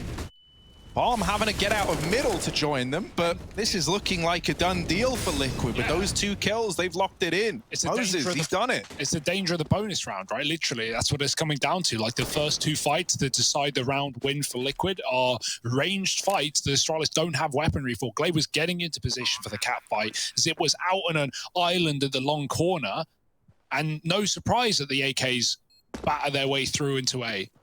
Good round for Liquid. But that's going to be one of the easiest ones and one of the freest ones yet. You know Astralis are coming in with rifles. And they'll be in far better control of a normal round. That being said, Liquid, 5 alive, building their money, equaling up the scoreline. Working hard to get this to a 3rd map.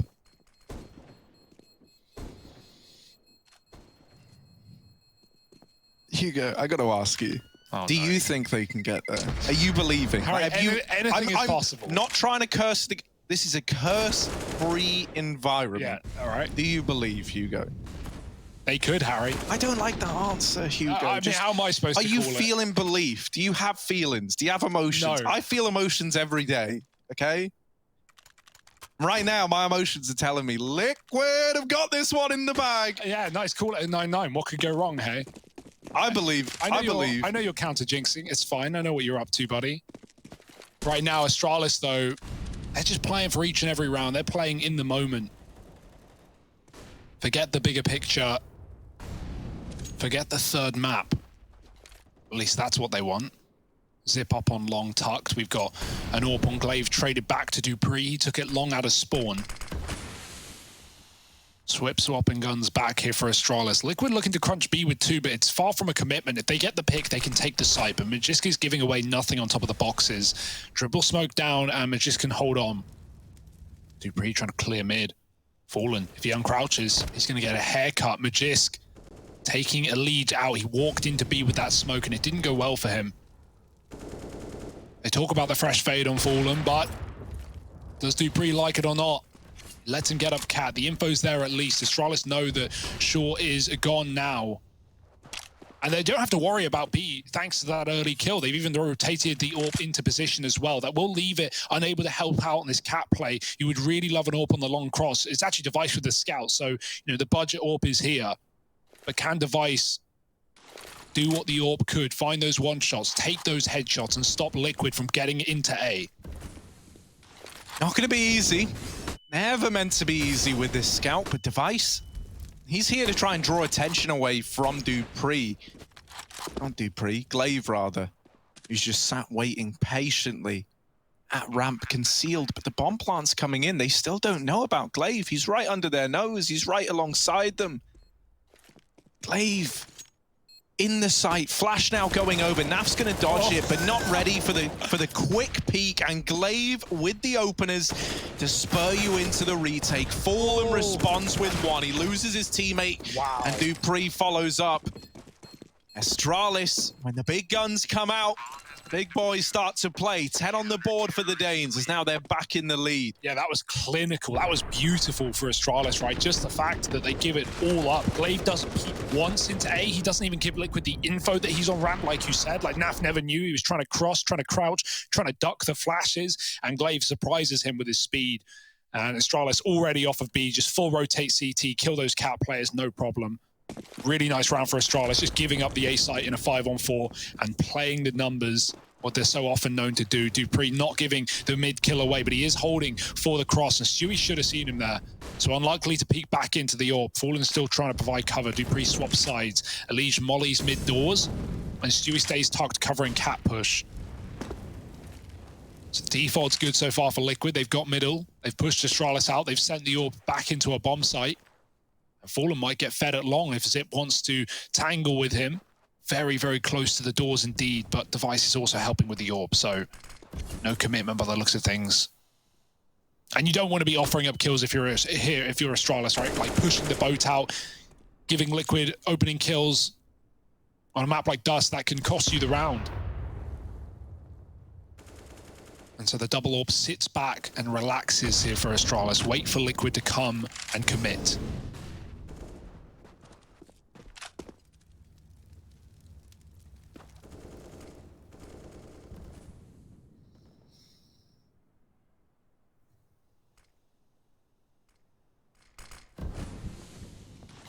They drop this cat smoke, often the one you drop when you're trying to make this cat to A play happen.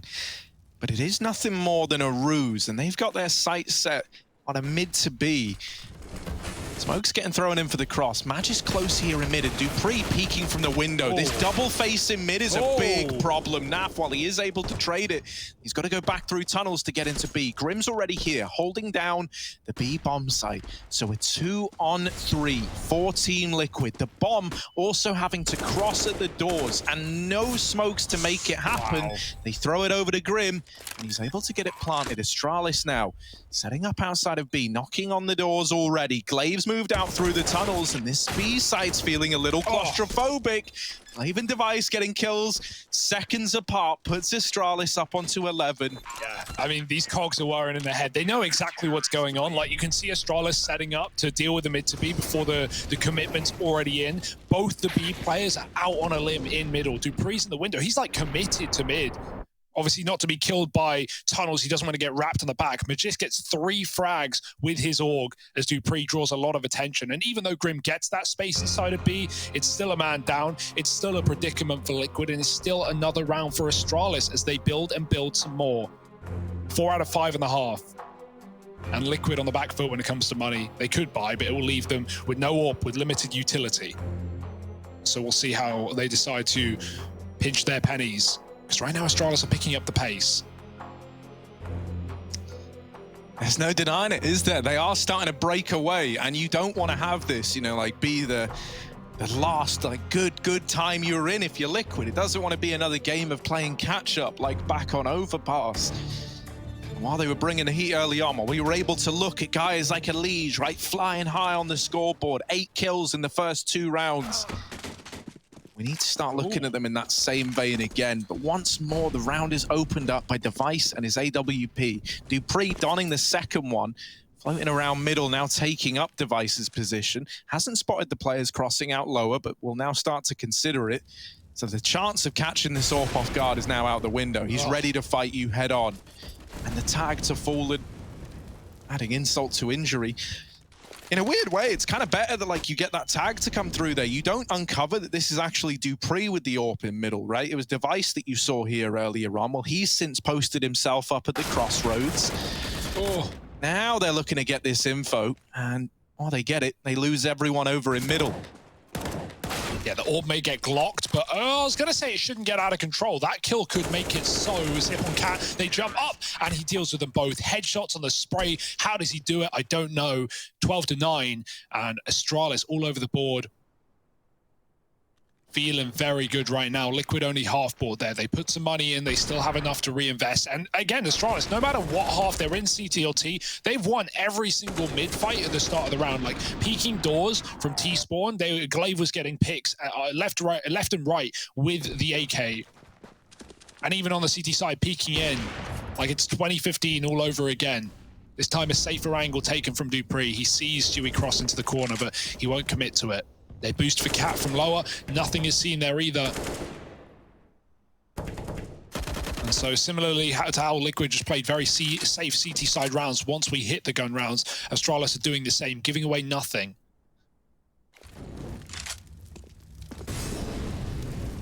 Back out mid, Lige is looking for a lurk. Glaive is going to be ready for contact this close. No, it's Lige with an opener. That's a massive kill to start the round here for Liquid. It's going to make Astralis a little bit scared. Throwing grenades into B will keep these players here for a few more seconds longer, as Astralis now have one man on A to deal with this entire cat execute.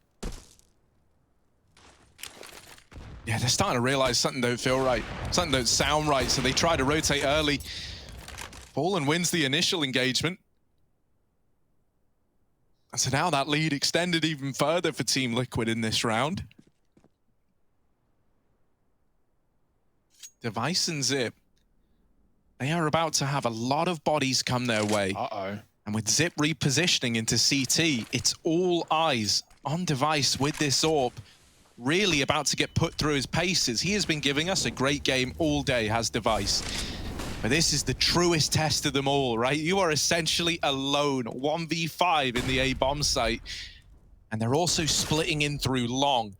Oh, now having to consider it, and a missed shot. Device knows that that was his chance. And with it not connecting, it will just be this save. Team Liquid not ready to give this game up yet. They respond with double digits of their own. Yeah, I really wonder how that would have played out if Zip never left long, right? He went back to CT. He believed in the mid to B. He tried to cover it. Oh, he just gets away with his gun as well. But if he was still long, Device would have had all the room in the world to just fight Cat, drop that bomb, pick his fights from the headshot angle on default. But instead, stuck between a rock and a hard place, stuck between two splits for Liquid. And the AWP is gone, but Dupree does save one, and Astralis still have money from these previous one rounds. Double AWP save for Liquid. Do they really keep that? Seems so.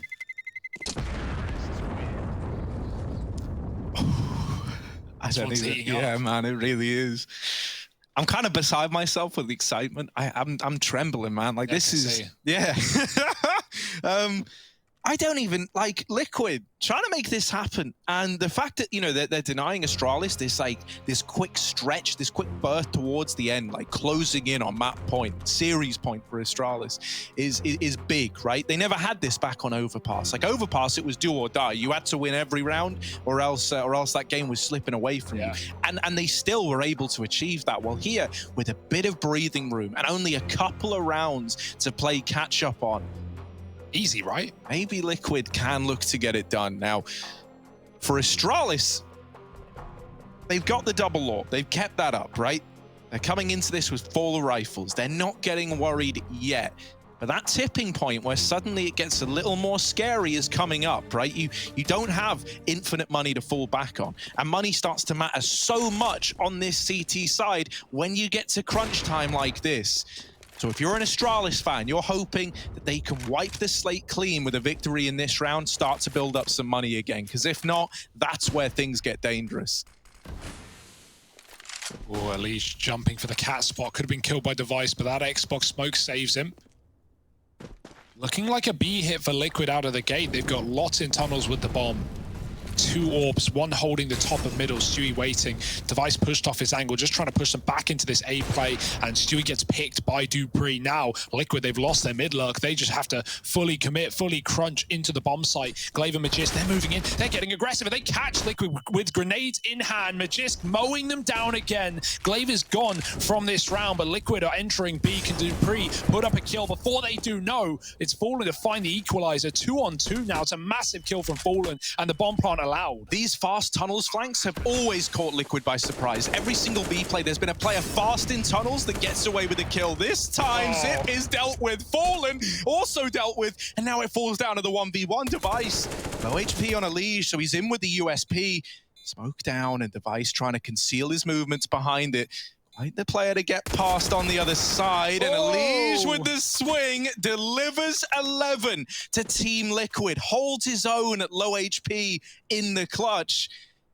And with that, now the money's broken for Astralis. This is where 12-12 starts to feel inevitable. Yeah, great reaction from Fallen there, right? Not just that first kill, he's ready for the re-peek in B. He knows they're going to try and catch him setting up with how many AWPs we've seen, not only in the CT side, but also in middle for Astralis. He was so ready for the re-peek. And then even kills the tunnels flank as well. This AWP on Fallen saves Liquid in a huge tipping point round. Astralis now on Deagles. And Liquid destined for great things right now, looking to level up the scoreline. And not much Astralis can do or say about it. Not on Dust 2, not with Deegs. Liquid low and slow, out long, silently as well. Astralis know this is likely the case, likely the port of call, but until Device gets some information, they don't want to start throwing too many bodies here. They will begin to rotate round, as it's all they've seen here from Liquid. There's the start, Fallen finding Device. And now Liquid can just move up contact. No way these pistols will be able to win this one. The Deegs ready and waiting. There's a flash on Dupree, but he's not looking to set it up. They're looking to fight. Yeah, this could still get scary, right? Like, pistols threatening, especially in this little A site crunch, but Stewie's there to mop it all up. And so the danger, the crisis is inverted. The crisis is inverted, guys. Yep, inside out. And now we find out, how much power does this Team Liquid squad really have? Can it run Crisis? That's the big question. Astralis calling in a tactical pause. Zonic weighing in with his man. Take a deep breath. Words are hard. Take a deep breath. Zonic weighing in with his thoughts and trying to come up with solutions. There we go. Lots of S's. I'm getting a bit lispy. But, you know, as Dust 2 often comes down to, it's very hard to, like, you know, you can't base what you've seen in previous rounds and use that in the same way, like, oh, this was the weakness, like, this is what we need to do. Because Liquid are going to switch it up every round. They're going to be playing off of spawn. They're going to be playing off of feeling. Dust 2 is a map where, yeah, it can just be decided by where those spawns come in. This time, it's nothing special. We got Stewie. He could take a long peek early. There's nothing really crazy for Liquid, so they'll just go about their default again. Right down middle for Fallen, no fear. Astralis leaning B, what a heavy setup. They seem to have read this one ahead of time. Let's see if they make the right call. Glaive goes back to mid and back to Fallen as he again finds an opening. This guy is full of man advantage situations for Liquid. He loves taking the first out of the round, and there's nothing Astralis can do or say to stop him. Device again pushed off a catwalk, falls into spawn to try and cover the mid to B. But Liquid, they got time. They're in no hurry. Minute on the clock. Lean back, relax. Yeah. Wait to see if Astralis make a mistake. That's the horrible part for Astralis, right? Like, you feel so tempted going a man down to try and go for, like, info plays that with Liquid just sat back and waiting. They're getting rewarded for this patience. Fallen coming into his own again, like, he was such a difference maker back on Overpass. Well, you know, had a kind of slower start here. Now finding his footing as we approach the most important rounds in this game, and it really is showing. This is a save for Astralis. They've already written this round off as one that's just going to slip by the wayside. So Liquid are now back in the lead, 13-12. And the money of Astralis, right? We look at this save, we look at this decision to try and hold on to these guns. Well, this doesn't mean you get a full buy. You know, like, this is basically what you're going to have up against the weapons of Liquid in the next round. Yeah, you've got to be buying against 14 right now. You're the ones tasked with pulling this comeback. Presuming they don't win a round with 3 rifles, I imagine they're going to be ecoing till 14 and then buying full. It's not a good position to be in, but they need to get all these guns out, and even then, it doesn't look locked in. Liquid are hunting right now, coming in on this flank. Dupree does kill Stewie the Orb. Fallen looking for a third in the round. Zip does kill Fallen, and few Crisis averted, but not for long, because Dupree gone, and Zip trades, but it's not worth it for Astralis. Trading favors Liquid. They had all the money to lose there, and Astralis are going to be the ones on the back foot.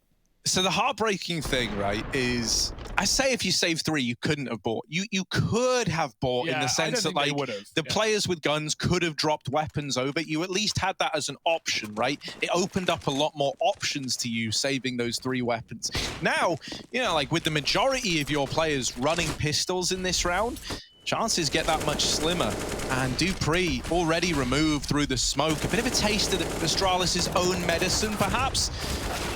Elige keeps it in favor of Team Liquid, but the bomb is loose. And Magisk, a lot to do, right? A 1v2 that he's been able to whittle down all alone. Oh, and with the control over the bomb, but he's given it up, right? trying to get ahead of this, trying to read where Liquid might be wrapping from, and he's worried about Catwalk.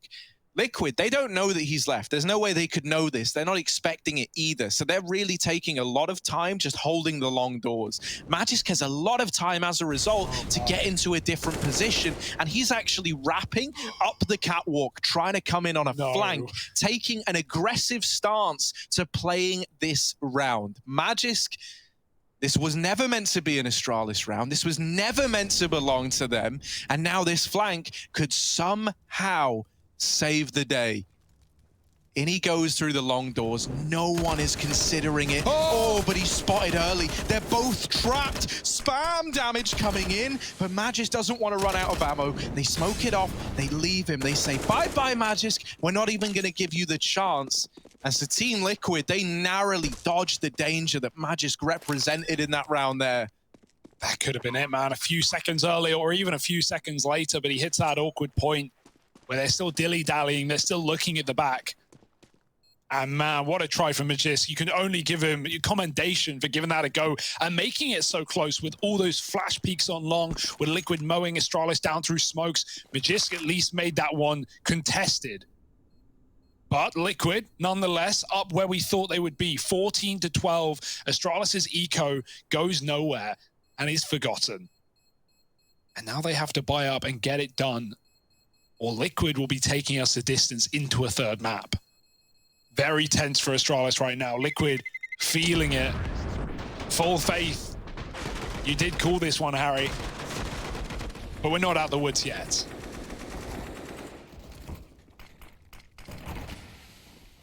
Hey, we're not out of the woods yet, but I tell you what, the end of the forest is well within sight. You know, like you see clearings off in the distance. You see Salvation, Team Liquid trying to get us to nuke.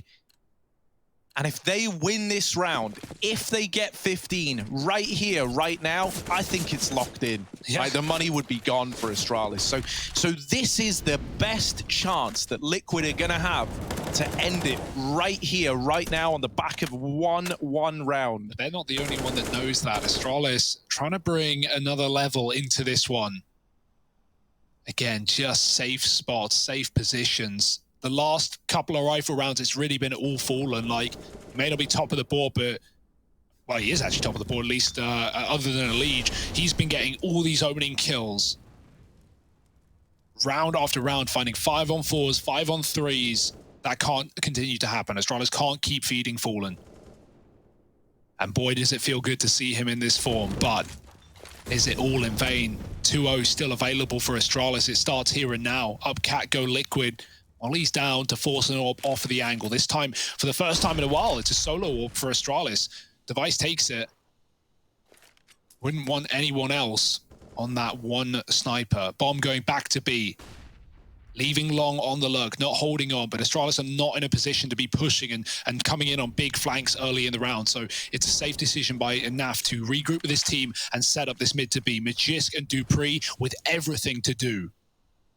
And right now, only Magisk in this B bomb site, right? While Dupree's nearby, he's going to be, keeping himself busy with holding on to middle. So Magisk has got a lot riding on his performance at the B bomb site, and they are about to come through this smoke. Magisk, there's one. The flash leaves him so damn blind, and Dupree has to turn back around to fight into the site. He's kept the advantage in favor of Astralis. The rotations are coming in right now. They're going through the smoke. They're trying to deny that bomb plant. Dupree not able to find it, and oh no, the numbers getting smaller for Astralis. They pause for a moment, but Elige breaks that silence with the kill to Glaive.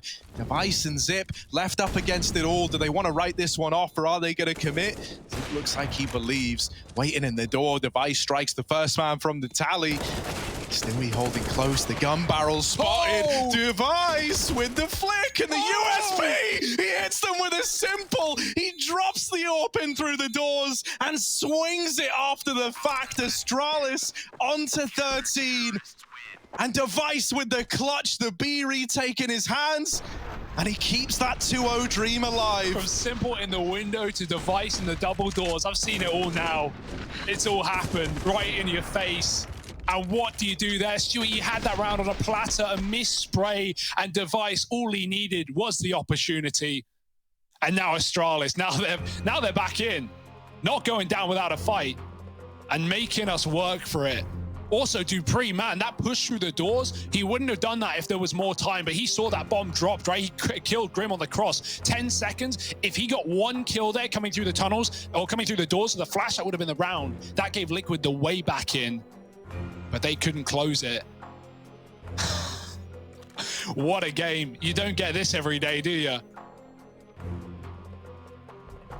Group D, heat up. Group D, where the D stands for death. And that's what's going to face one of these teams right now. 14-13, Astralis are not giving up. Device is fired up after that one.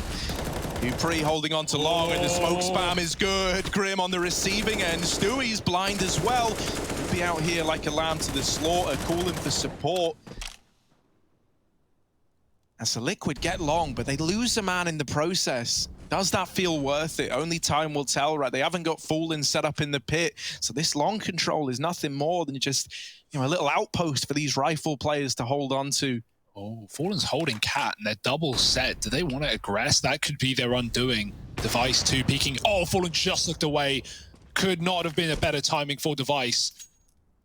And now sending it right back from Fallen's opening kills to Fallen falling up against 14. And now Astralis, well, this entire storyline, Harry, was their money getting broken, their opportunity to close, getting left to one round, and after they win it, they could do the same right back to Team Liquid. Round 29, Liquid are going to be broke. If Astralis can finish the job, kill them where they stand. Back to middle, Stewie with the AWP, he sees the jiggle, he double scopes up and nothing gets given to him.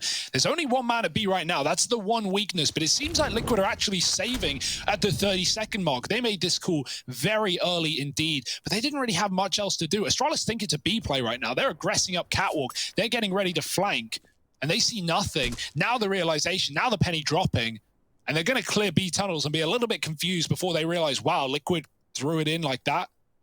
They called it off so early in the round. 2 kills is all Astralis needed to send Liquid back to the drawing board. As weird as a play as this looks, it's sadly the right call for Liquid, right? Yeah, it's like the only call you feel like you have left, right? And I think it shows a lot of faith in the fact that, you know, with these weapons saved forward, you might be able to salvage something. But, you know, for the other two, man, it's just pistol and arm. You know, like maybe they get an SMG dropped over if someone's feeling generous. But this is why I say that round at 14-12, like that was Liquid's chance to win the game. Yeah. It was the only way they could have done it easily. Now it's got to be a grind. Now it's got to be an upset victory here with a cobbled together saved by. And if it's not that, then you're force buying to try and take this to overtime. Astralis back in the driver's seat once again. They've got the money going their way. They're building up confidence, and Liquid, they've had the fear put in them. Up towards Catwalk they go. Once again, it's another very, very measured round from Liquid early. Not overextending, not looking to throw a man advantage in favor of Astralis out of the gate. And even though Astralis lost all the momentum in overpass, right, you felt like Liquid were destined for a win, getting it into overtime after how hard they fought. Man, when it's all on the line, when it's cut and dry, Astralis, they show a different face. And here is going to be the same case, 14-14. Forget the last 2 hours. It's all coming down to these 2 rounds. Astralis can close it without a worry, without a breather if they want, but will Liquid give them the satisfaction? Back to Cat. Players still coming in from lower. No fakes today, just a full commitment into A. Glaive and Zip here to stop Liquid. Do they have it in them? The 2 bottom performers right now for Astralis about to have their ultimate test in the moment, in the defining moment of this game. Can they rise above it all? Glaive out in the open, but dead on the swing, and they're both melted like it's casual for Liquid. The bomb plot now coming in. Astralis have got money. That ain't a problem. You know, they could look to give this a bit of a check, but the worry is Zip and Glaive are pretty poor, so you probably want to keep some players alive. Liquid up to 15. Yeah. It's a save. Glaive peeking from Goose, he misses the timing. Stewie's out before the smokes bloom. Glaive tries to drop a molly behind him, and he sees Stewie close, who doesn't see him. And that was all the temptation. Glaive's like, oh, well, I can re-peek. I can kill Stewie. By the time he'd thrown the molly, pulled his gun out, and gone back in, not only was Stewie tucked Gandalf, but more players were out behind the smokes. And that one way that we see come down favors Liquid, doubtably. And so Glaive gone, Zip falls shortly after, and this two-man A-hold, you said it yourself, the bottom performers, they needed to show something. They couldn't get a kill. Fallen again, another opener, add it to the list, add it to the docket. 15-14, Liquid. Finally another chance to close. They couldn't do it at 14-12, but they've been given a second opportunity.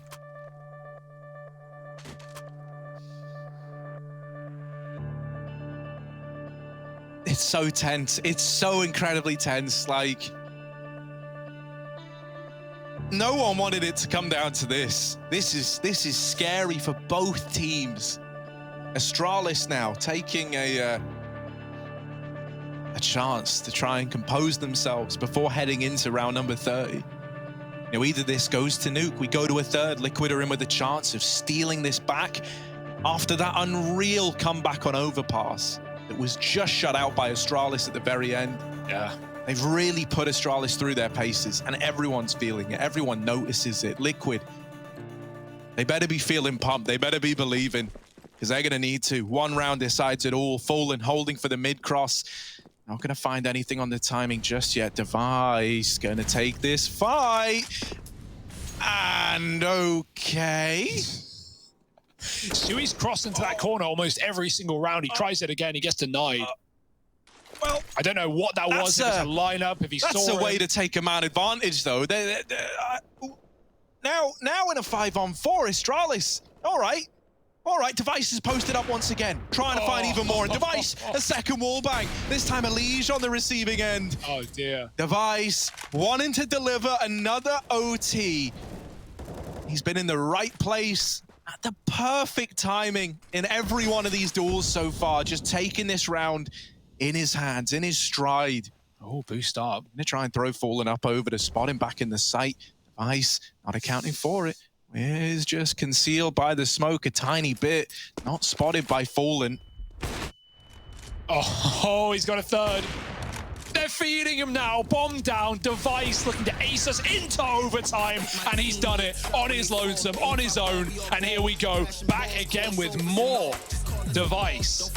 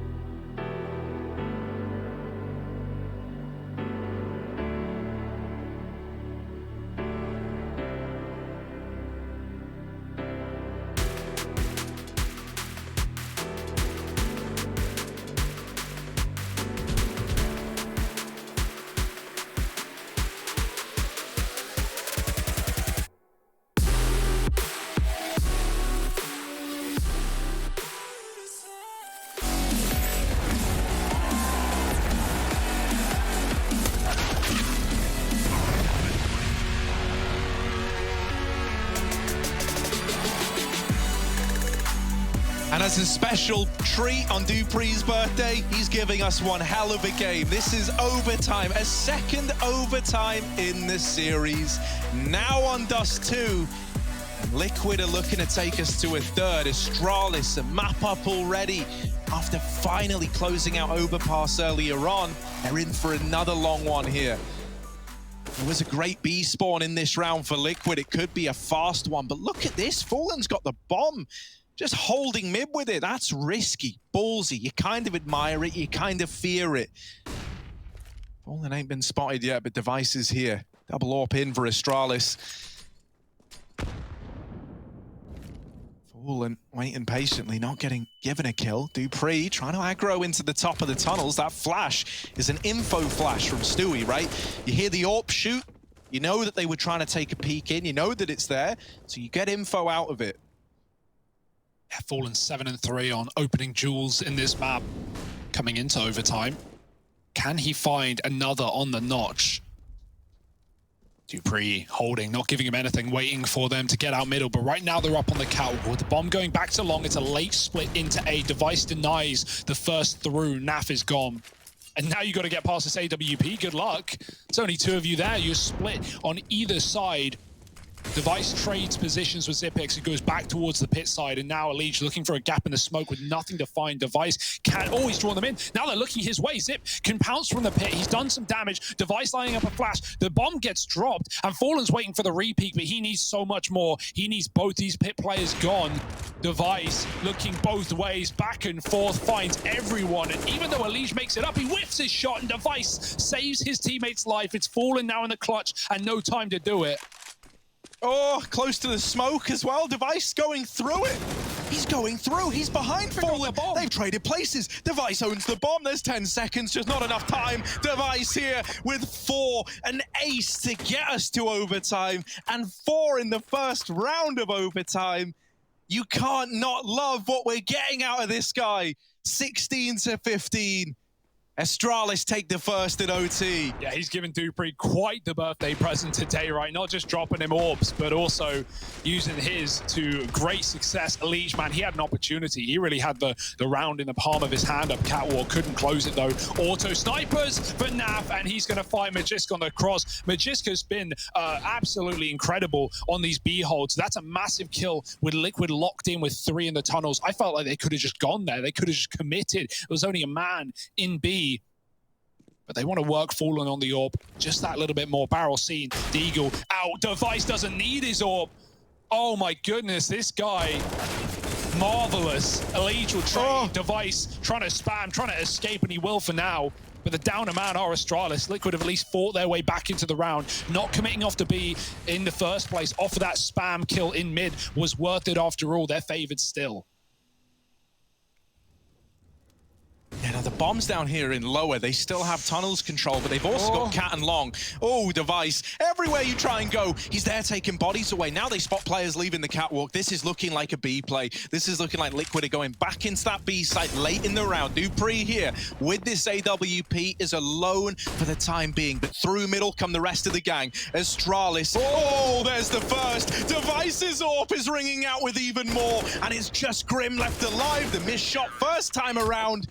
And Xyp9x there to get it over the line. 17-15. 2 in a row now for Astralis, and it's still Device putting up multi-kills. 5 in round 30, 4 in round 31, 3 in round 32. He's counting down to victory. That's what Device is doing right now. Every round giving a little bit more room for his team, and they win another disadvantaged position. How is Device on long? He's just taking mid picks and ending up back there, back to the snipers, back to the spam, but crouching below. Astralis managed to cross, and not a blow is dealt, not a bit of damage done. Astralis keep their eyes on B. It is flashed off by Grim, and it could be a commitment, but it is not.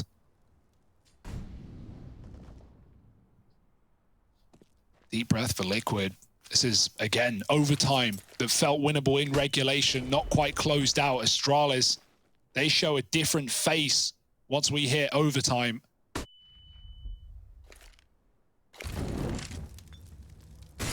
Where can Liquid even go? Where is Device not? That's what it feels like it's coming down to. Fallen has not had the same opening kills in this overtime either. That could be the turnaround right now for Liquid. They're setting up Util and Cat. They're trading grenades. Astralis are holding on to a belt of utility, and a belter of a grenade can come through. That molly burns when they drop spawn side. Oh, it's getting scary. It's getting dangerous, and caught out in the open. Zip almost dies. He'll live past Fallen. The HE absolutely trashes Liquid's economy, health rather, and Device gets traded after one.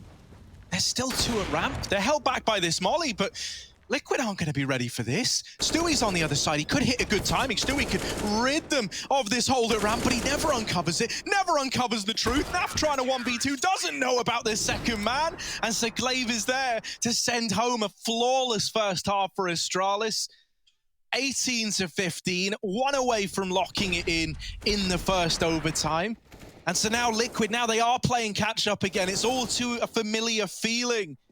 Getting it so close and then having to grind it through to another overtime. That's the reality that faces Team Liquid now. Yeah, their CT side was damn good though, right? They did win that out 8-7 in regulation. So back out with a double orb. Dupree always sees the cross. He knows a player's made it to pit, but he could get mollied. So a smoke comes down to provide some semblance of an escape. He takes health off while he does it. Glaive denied by the Molotov. He could have gone through, but he chooses not to. Astralis don't want to give away that kill. And somehow, despite all that's going on, they've dodged death on both fronts. Taking health down, but Liquid aren't to know. Lee just leant back into spawn to try and help out on what could be a mid to be. It certainly looks like it. But right now with Dupree outside along and cat control taken, Astralis, they could just set an A-take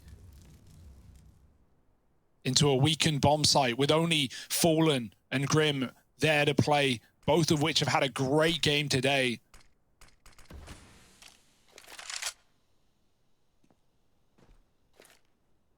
They're in no hurry.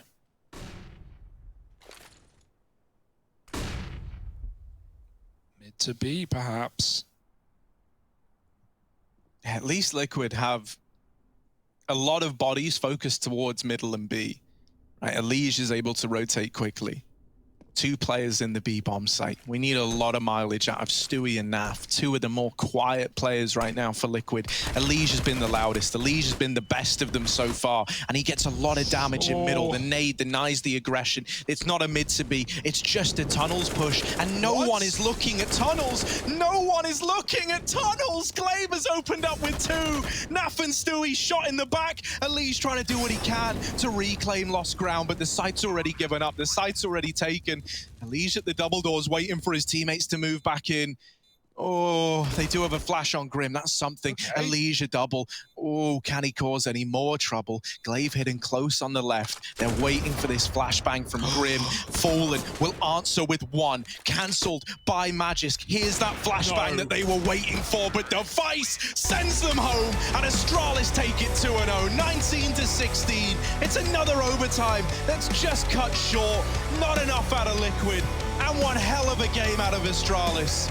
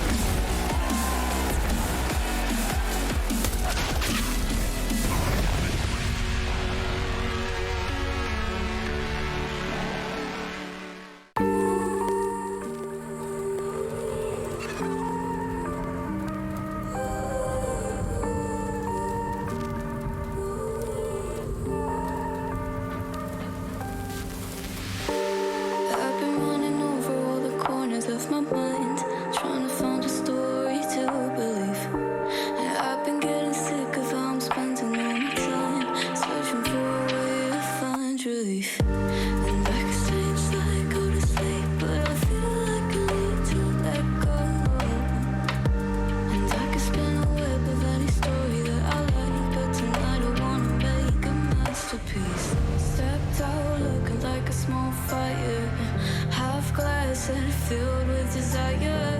Head down, but I know I can't deny it. Life is fun when you're a liar.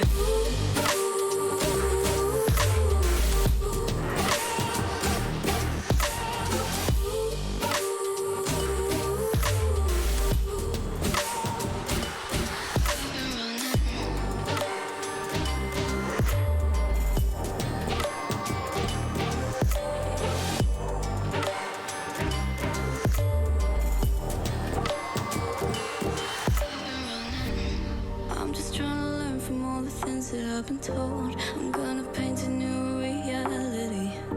It doesn't take a lot to turn a person into gold. Yeah, I've been getting good at alchemy. And you can stay inside in the dark, but without it, you never let go. And when you're done with hiding and you wanna have control, you and I can find a perfect fantasy. Stepped out looking like a small fire. Half glass that are filled with desire. Head down, but I know I can't deny it. Life is fun when you're a liar.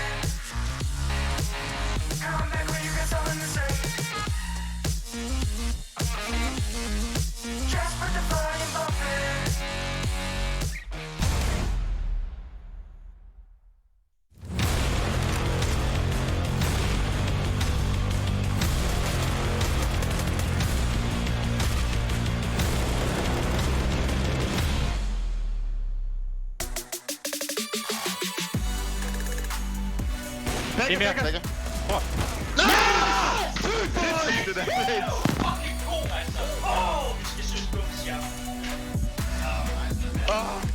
My God, we have been blessed with some BEA beautiful Counter-Strike today. EG versus Virtus Pro, and then Astralis against Liquid. What a crazy entire match that was here, Pimp. But Dust 2 coming down to overtime as well.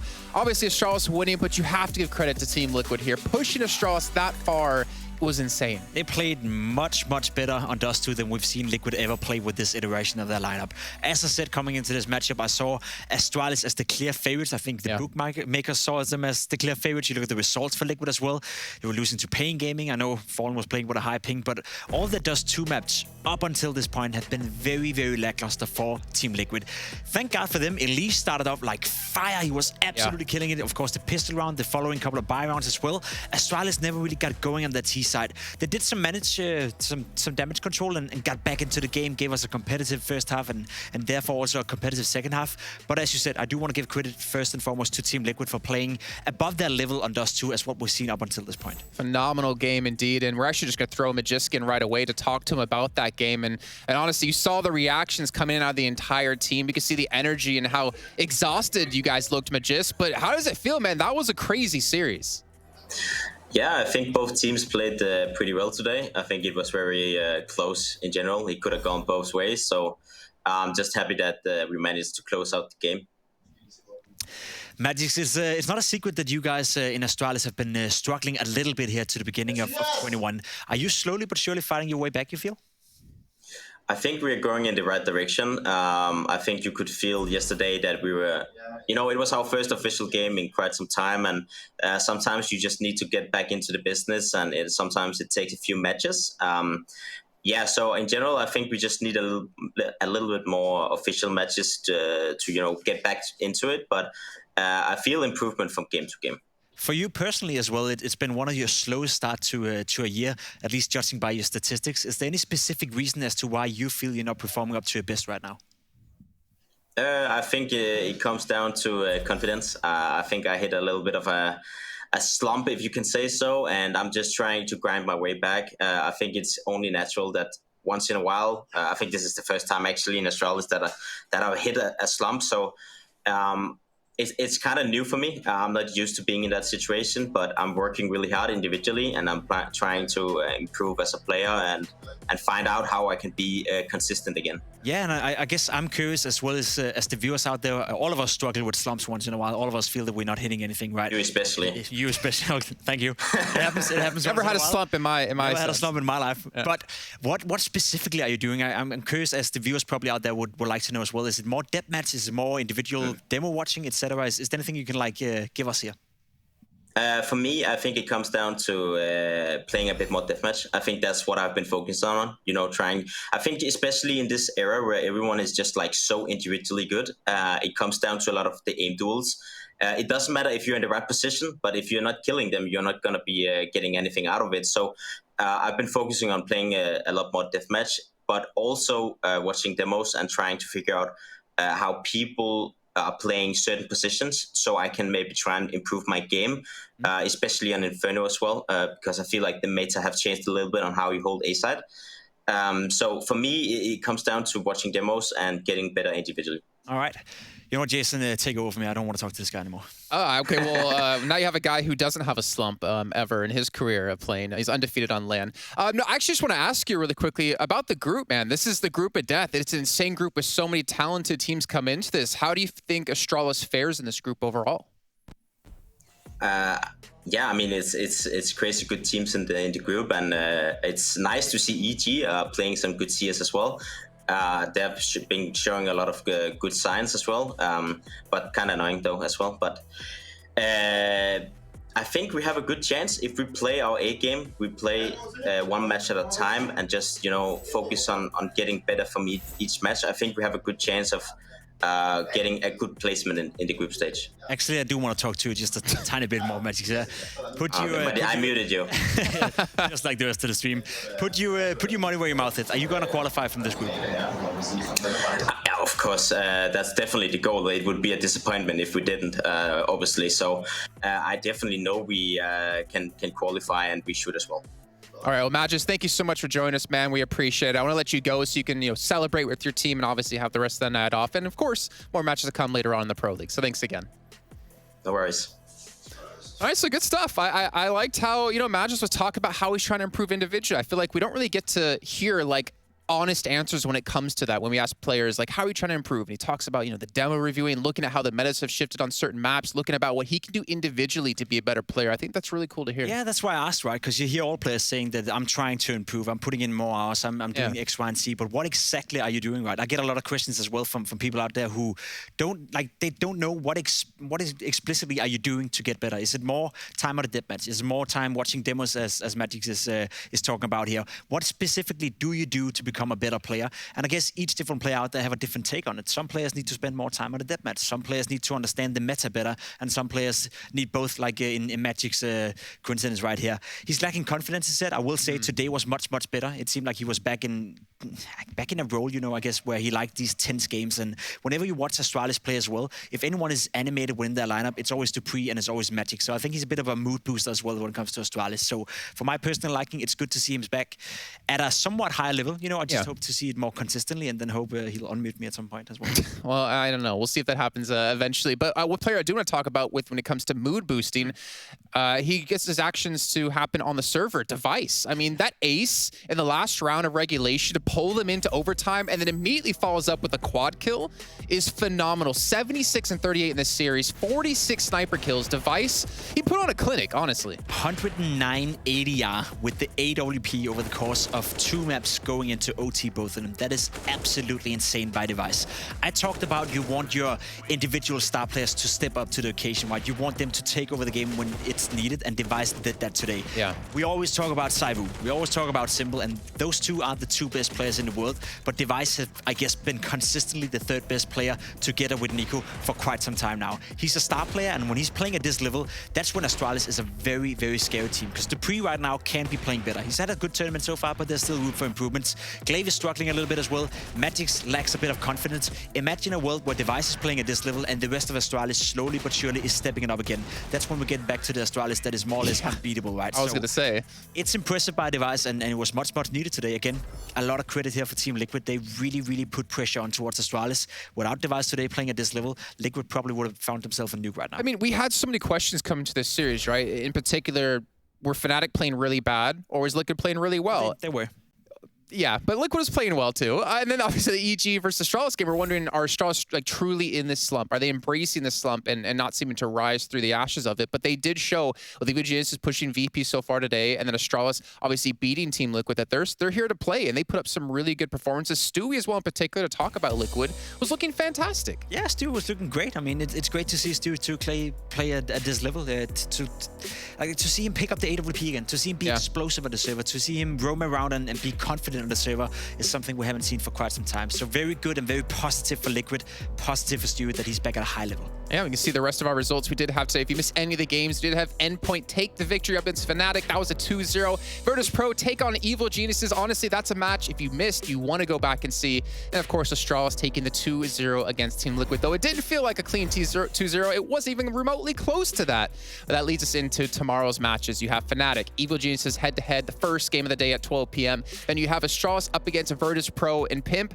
I mean, looking at that game alone for me is like, what the hell's going to happen? Yakinder today was playing out of his mind. That's going to be a banger of a matchup. You have the stylistic clash between Virtus Pro, who are one of the slowest playing team out there in the world of Counter-Strike right now, that have one of the most aggressive players in Yakinder, that is going to put a lot of pressure on the Duprees, the Device on the server as well. So that matchup there at 3:30 Central European time, that's one you want to tune in for sure. And then, of course, Fnatic going up against EG. This will be the absolute last time I'm going to look at a Fnatic game and think, okay, I'm going to invest into this lineup. If they fail tomorrow at EG, if they go out of this group without even winning a game, something severely within that lineup has to change. Fnatic have been out of shape for more than, I would even say more than a year now. They've had glimpses of where they show good performances, but tomorrow has to be it. And of course, our last game of the day is going to be Endpoint up against Team Liquid, but we have to end things today so we can get ready for tomorrow. Thank you again for watching, and we'll see you tomorrow for some more Pro League action.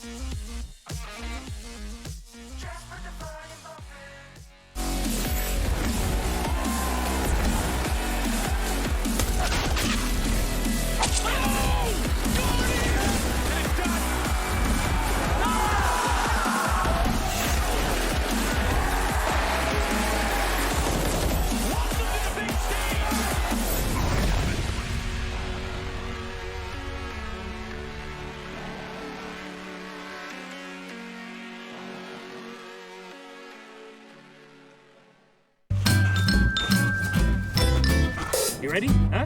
Hey, he's a good boy, huh? You ready? Huh?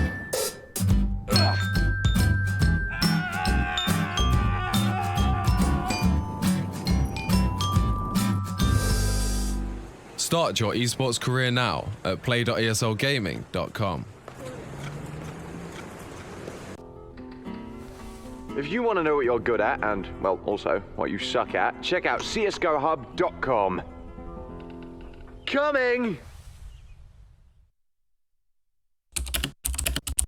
Hi, my name is Sue Lee. My handle is Smix. I think it's important for these initiatives to happen. Empathy really, really goes a long way, and it always, always means so much to us, and I think that's where initiatives like this really help.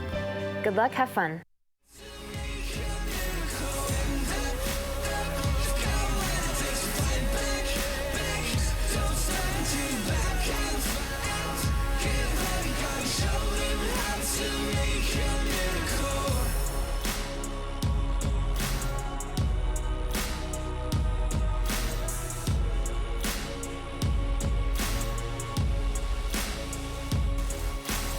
Stand up, you've got what it takes to fight back.